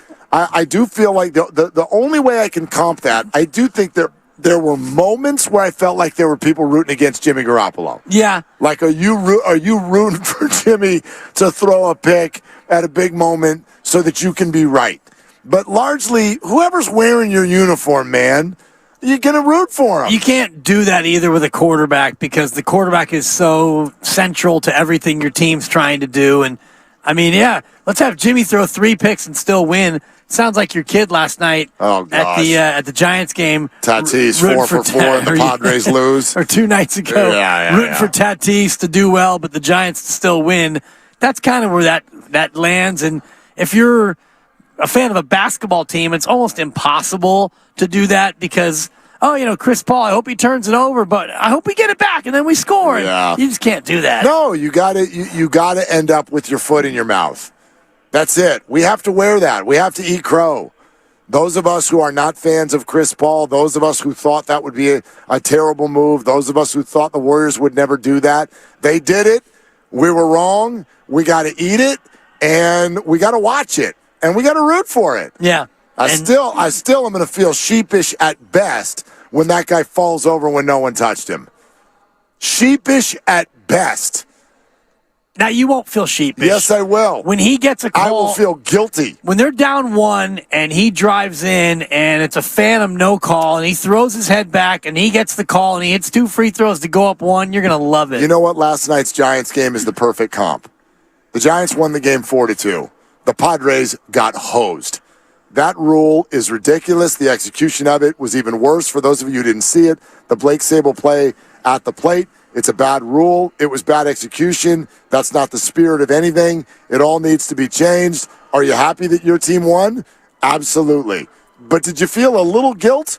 Yeah, kind of. Not a shred of guilt. I mean, not guilt, but I can acknowledge. Shaka Khan, I feel for you. The Giants got lucky. The Giants got a break they didn't deserve. And that's the way it goes. And they actually did deserve it because their manager is a genius, and he was smart enough to know the way that could possibly go if you challenge it. That's their video room. Gets credit even more than Gabe. But of course. Yes, the Giants deserve that credit. And they do. That's a great job. But beyond that, from a baseball standpoint, that's not something that any baseball fan wants to see.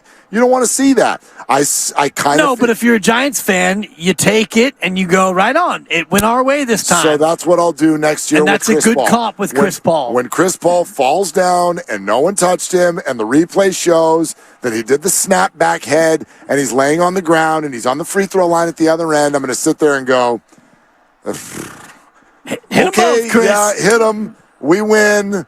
I don't like it. I don't think that's the way to do it. Yeah. But okay. It's the way it goes, and it's the same thing in football where a call goes your way or a flag for pass interference goes your way, and it really wasn't pass interference. Hey, you feel bad for the other team for a second, but you'll take the free yardage and you'll march it down the field and you'll move on. You ain't got no choice. 888-957-9570. Charlotte's pick is in.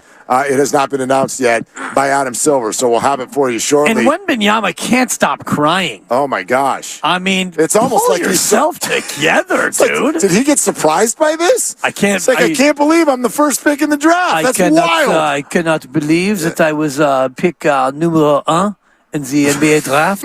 Numero 1. You didn't think I did it Wembanyama, did you? No. Did you, Mark? I will say Brandon Miller's on the phone and Scoot Henderson is not. That might mean Charlotte's GM is on the phone with Brandon. But he was playing Candy Crush. Yeah, here comes Adam Silver, and Charlotte's pick will be. It's Brandon Miller. I'm yeah. 2 for 2, All dog. Right. Let's go. You're 2 for 2. I'm running this table. I'm 1 for 2. Judy in Oakland next up here on Willard and Dibs. Hey, Judy, what are you doing?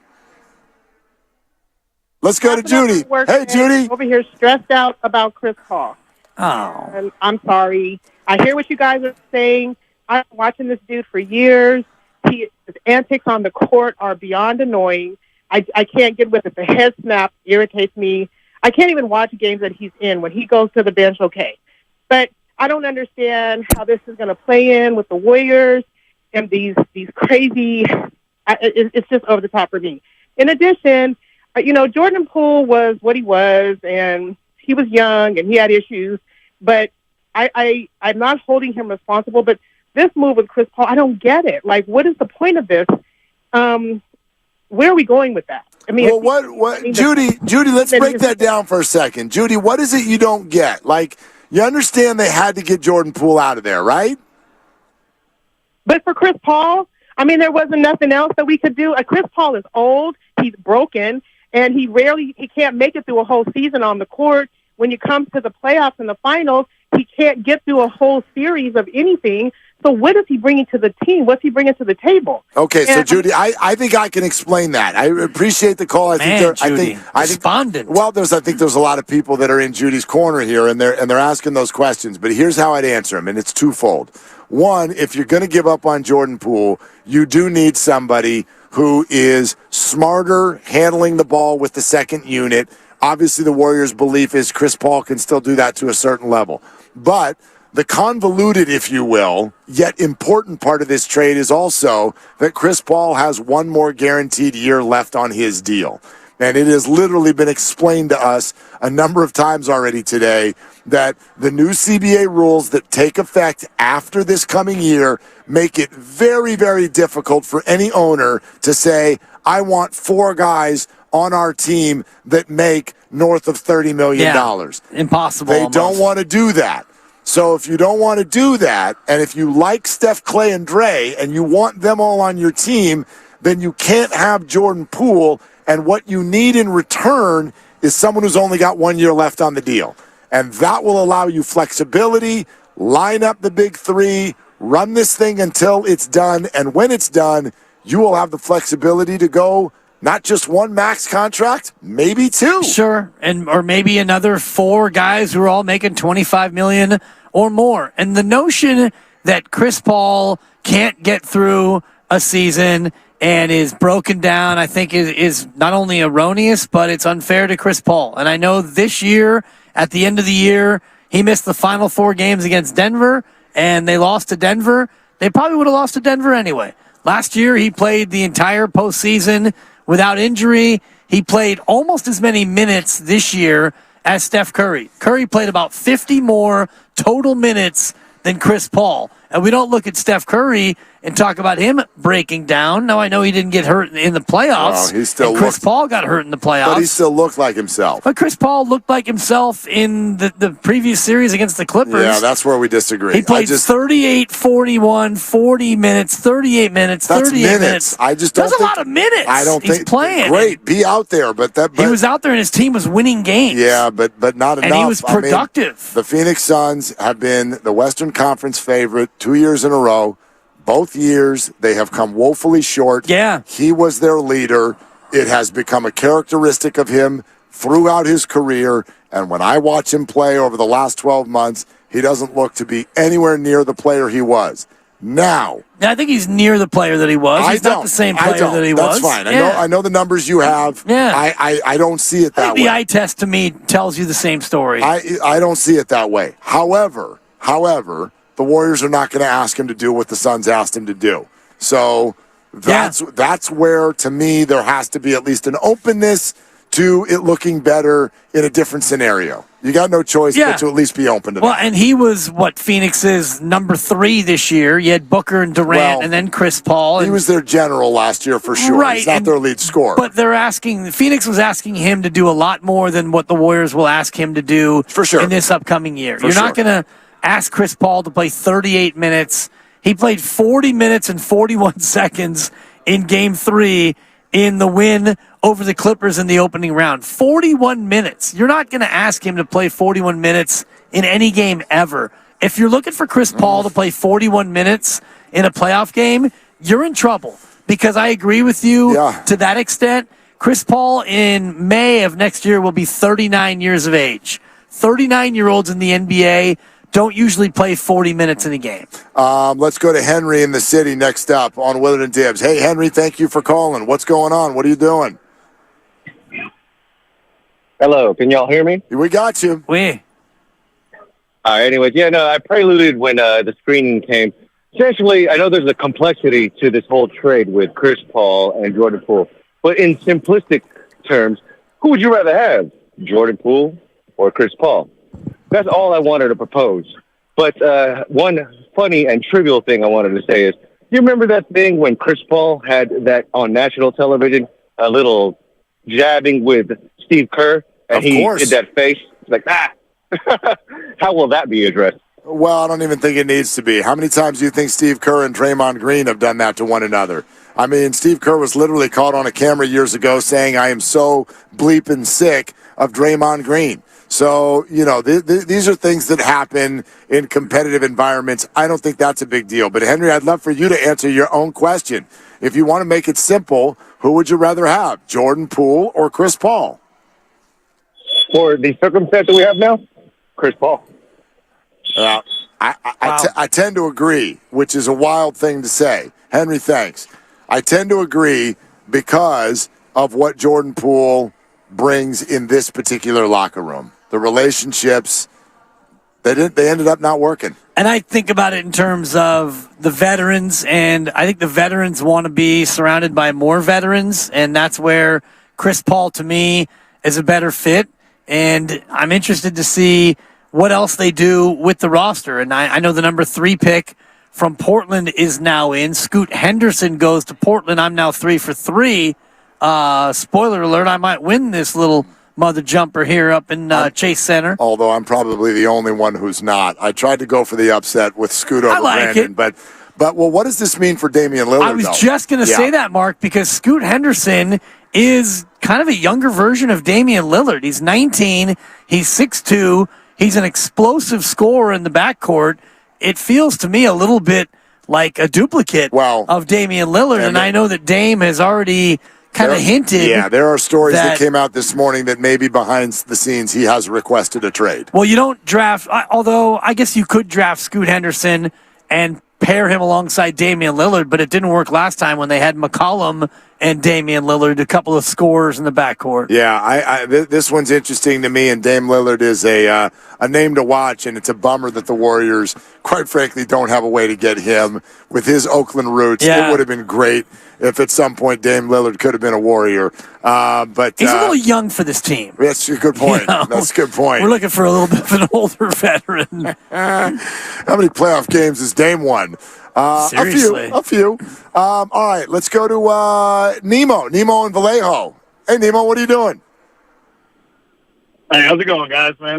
Hey, I'm listening to all this on the way. I'm not trying to jump on the Jordan Poole bashing, but, God, you got to believe that the guy, and I don't think we talked about it much because we were on his side and rooting for him, but he changed his whole persona and the way he played after getting his bag.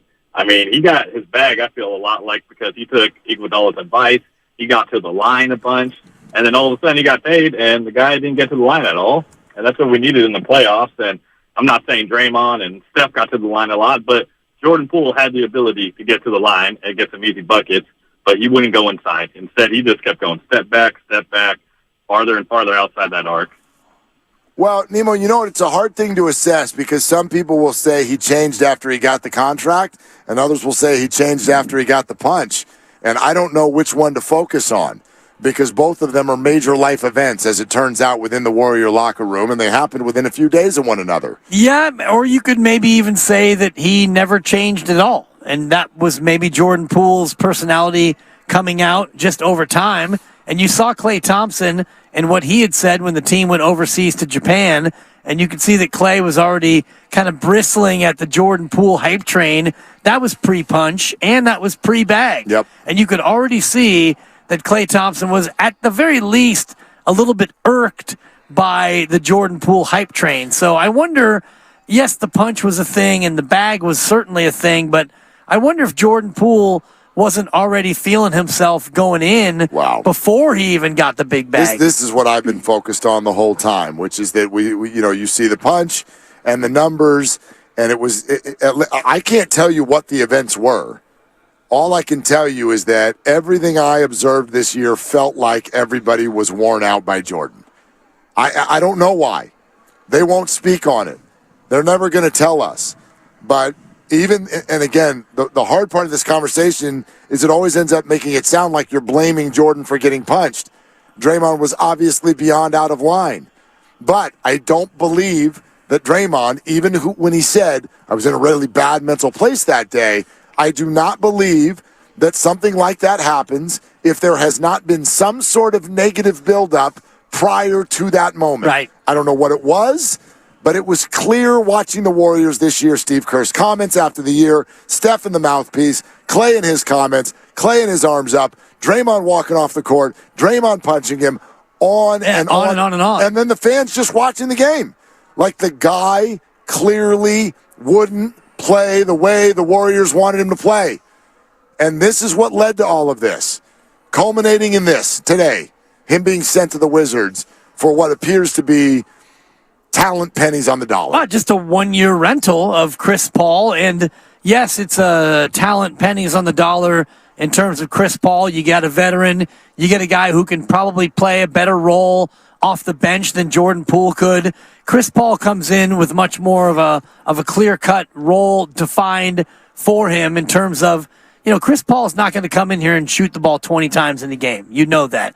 Chris Paul might not shoot it. Well, I don't know that, but he better He's never been that player. If you look at his career, he's never been a volume shooter guy. Right. Even when he was scoring, 20 a night, 25 a night, he's averaging 18 for his career, which, he looks to score a lot more early in his career than he certainly did of late. But I think you get a lot more clarity, and you also have roster flexibility going forward. It's just a one-year deal with Chris Paul. Willard and Dibbs live at the Chase Center. 2023 draft, which is already underway. Houston's number 4 pick is in. We'll give you that in a sec, but another reminder that a half hour from now, we'll hand it over to JD and Charlie, who are also here at Chase Center. They'll take you all the way through the whole draft, including the Warriors pick at number 19, so stick with us on 95.7 The Game. Manny in the city is next up. Hey, Manny, what are you doing? You're on with Willard and Dibbs. How's it going? About to get a haircut. First of all, I want to say I'm very happy for Jordan. He gets a fresh start somewhere else. I'm not going to bash him. A few calls ago, I would still keep Jordan's talent because I honestly think, as a lifelong Warriors fan who's seen Corey Maggette as our small forward, Ronnie Turiaf, Andres Biedrins, I cannot fathom Chris Paul on my team.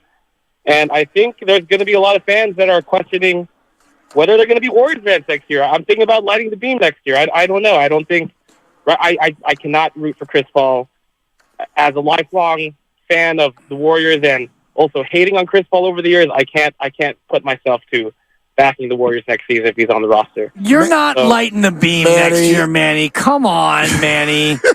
Manny, you sound a little emotional right now. I'm not going to lie to you because I'm over here saying some of what you're saying. I do not know how I'm going to wrap my head around rooting for Chris Paul. But switching teams? Come on, Manny. Come on, Manny. Manny. Come on, people. Manny, you're not lighting the beam, okay?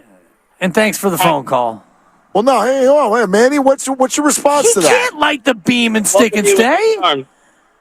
What's that? I think the Kings organization will welcome me and with open arms. I'm so angry about this trade, and I think there's a lot of us that are and shocked and confused. I really hope that this might be a piece of that we can trade to someone who wants Chris Paul, because we also don't need another guard. We need size. Like we traded a small guard for a smaller guard. Like that doesn't really make sense. I get in the financial standpoint it might, but I'm sorry.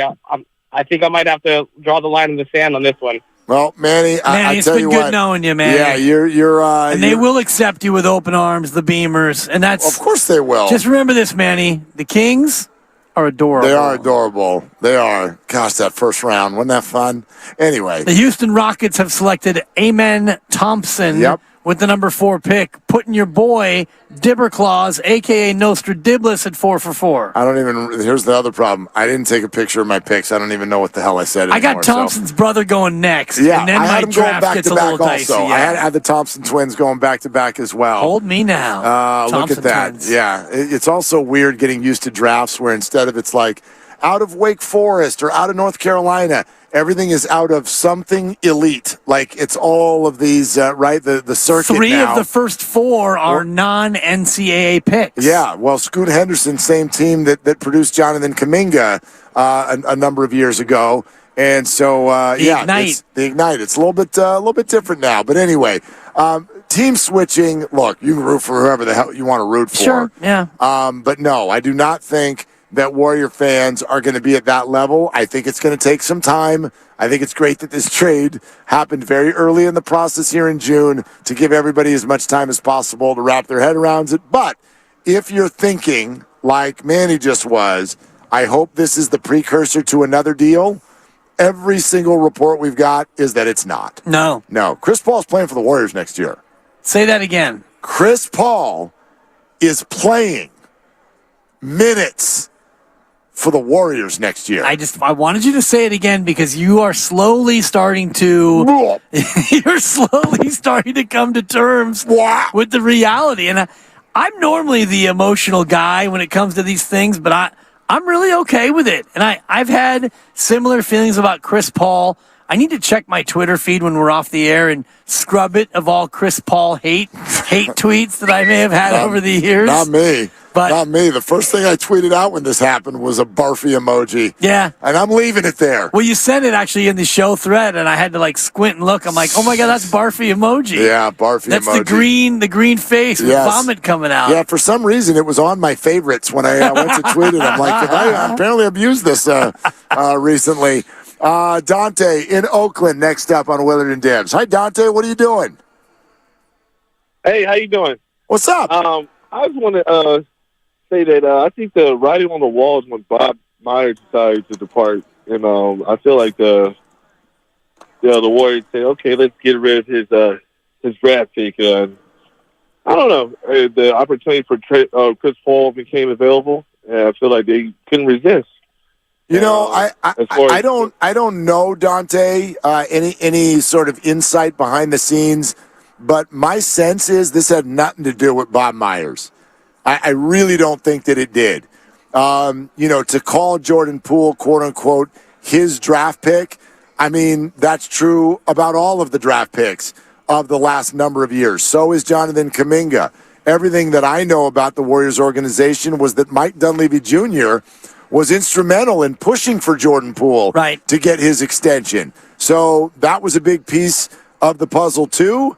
I don't think it had anything to do with anything other than this time and this space, which is to say that Jordan Poole and the Warrior organization, they had problems with one another this year.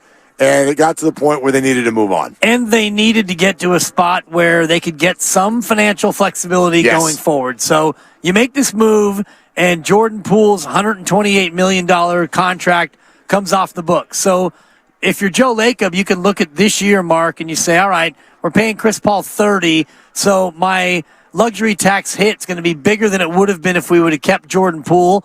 But next year and going forward, he's going to be alleviated somewhat in terms of additional tax hits because Chris Paul comes off the books. Right. Klay Thompson likely will make less.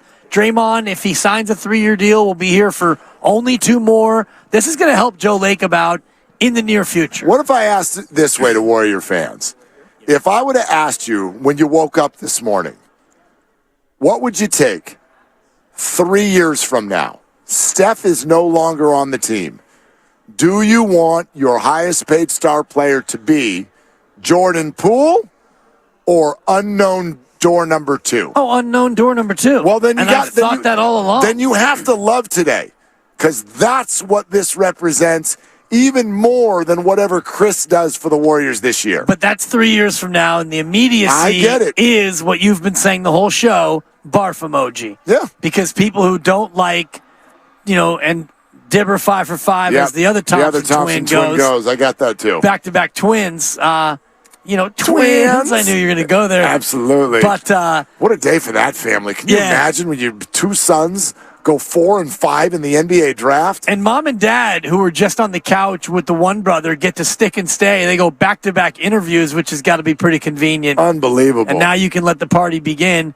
And Mama's just tearing up. That's so beautiful. Sweet. Yeah. She's like, I'm not getting 1 house. I'm getting 2. Seriously. I love it. I love it. Oh, that's a good moment. Yeah. That's a good moment. Pretty neat. So now 4 of the first 5 non-NCAA selections. Yep. All right, so we're 5 picks in, heading for number 19 with the Warriors again. JD and Charlie are going to have that for you coming up at 6 o'clock. But we got plenty more time for your phone calls on Chris Paul being a Warrior and Jordan Poole is not. 888-957-9570 is the number. More of your calls next. This is Willard and Dibbs. All right, it's Willard for Evolve Training Center. Are you looking to learn new skills and be a part of a community? That community is...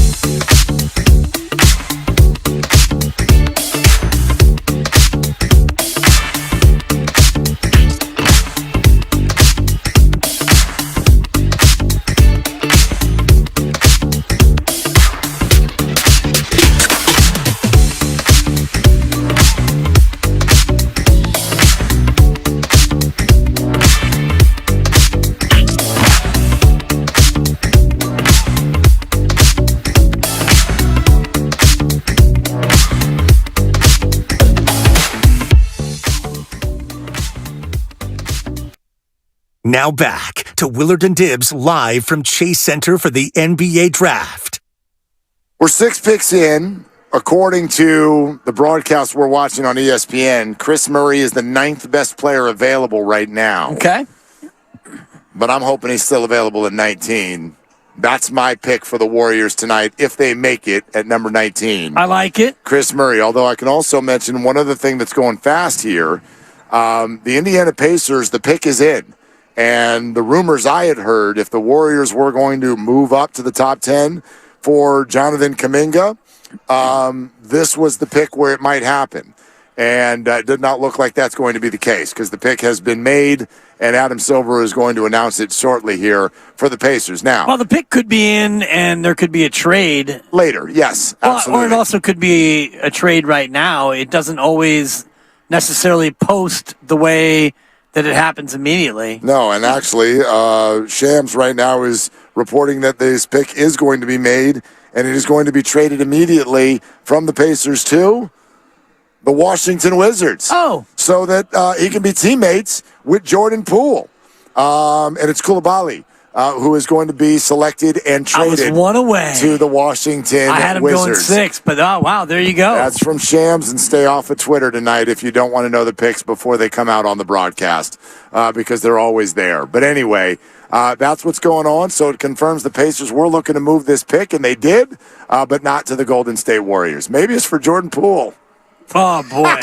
Well, we don't know who's going to Indiana for that pick. I would imagine that Poole is not in the air already, headed to Washington, so it would not be that much of an inconvenience if he got rerouted. And here is the commissioner now with the official notification of what has taken place. Yes, Adam Silver.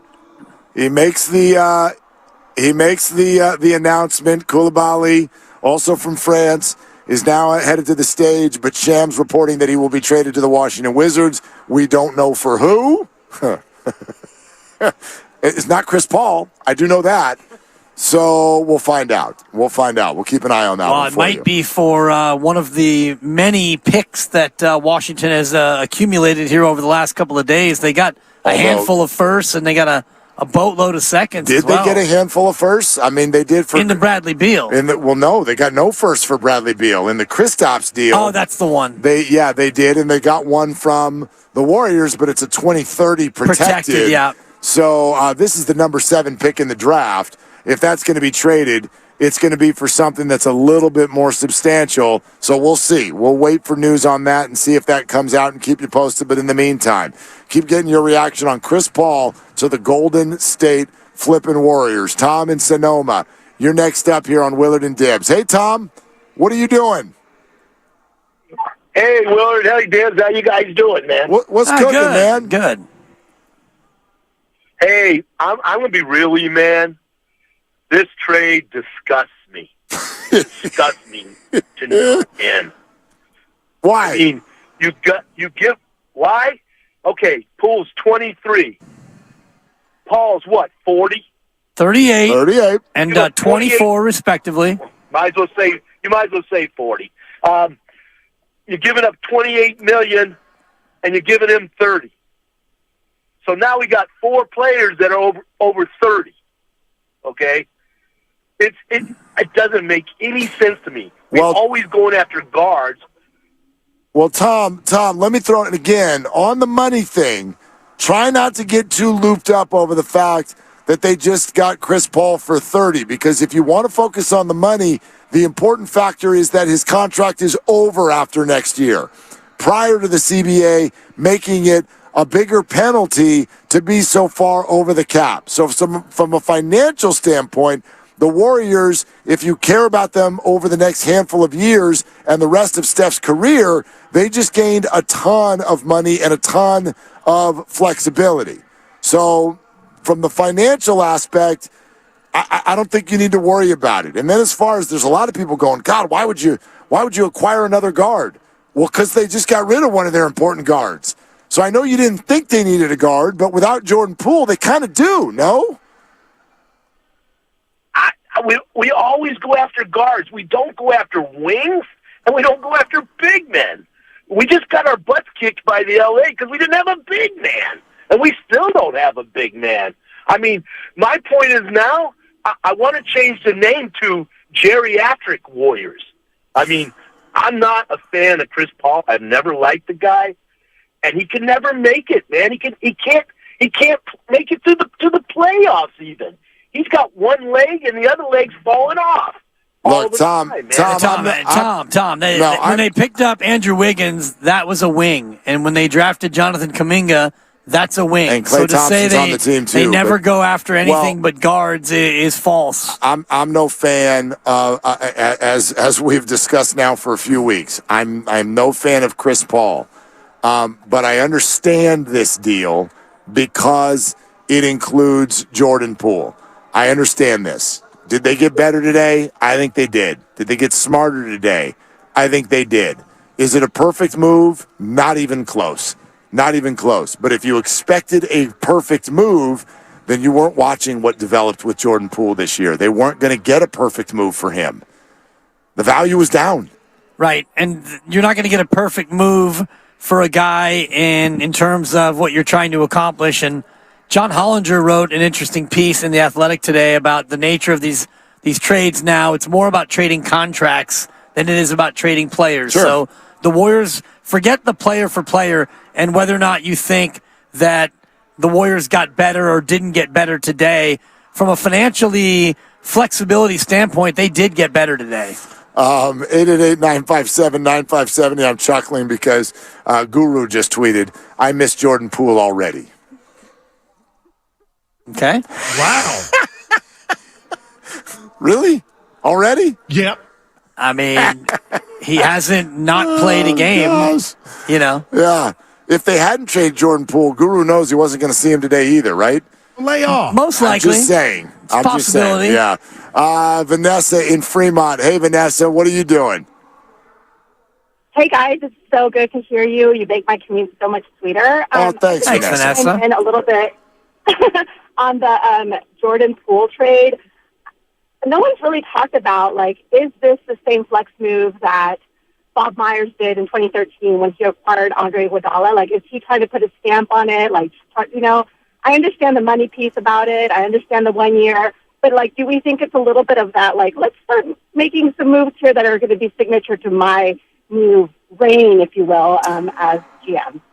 I don't think that necessarily, Vanessa, as much as this. What I think is an underrated part of this is that when Mike Dunleavy Jr. came in and took over, and whether Bob Myers did it this offseason or Mike, the Warriors had to trade Jordan Poole.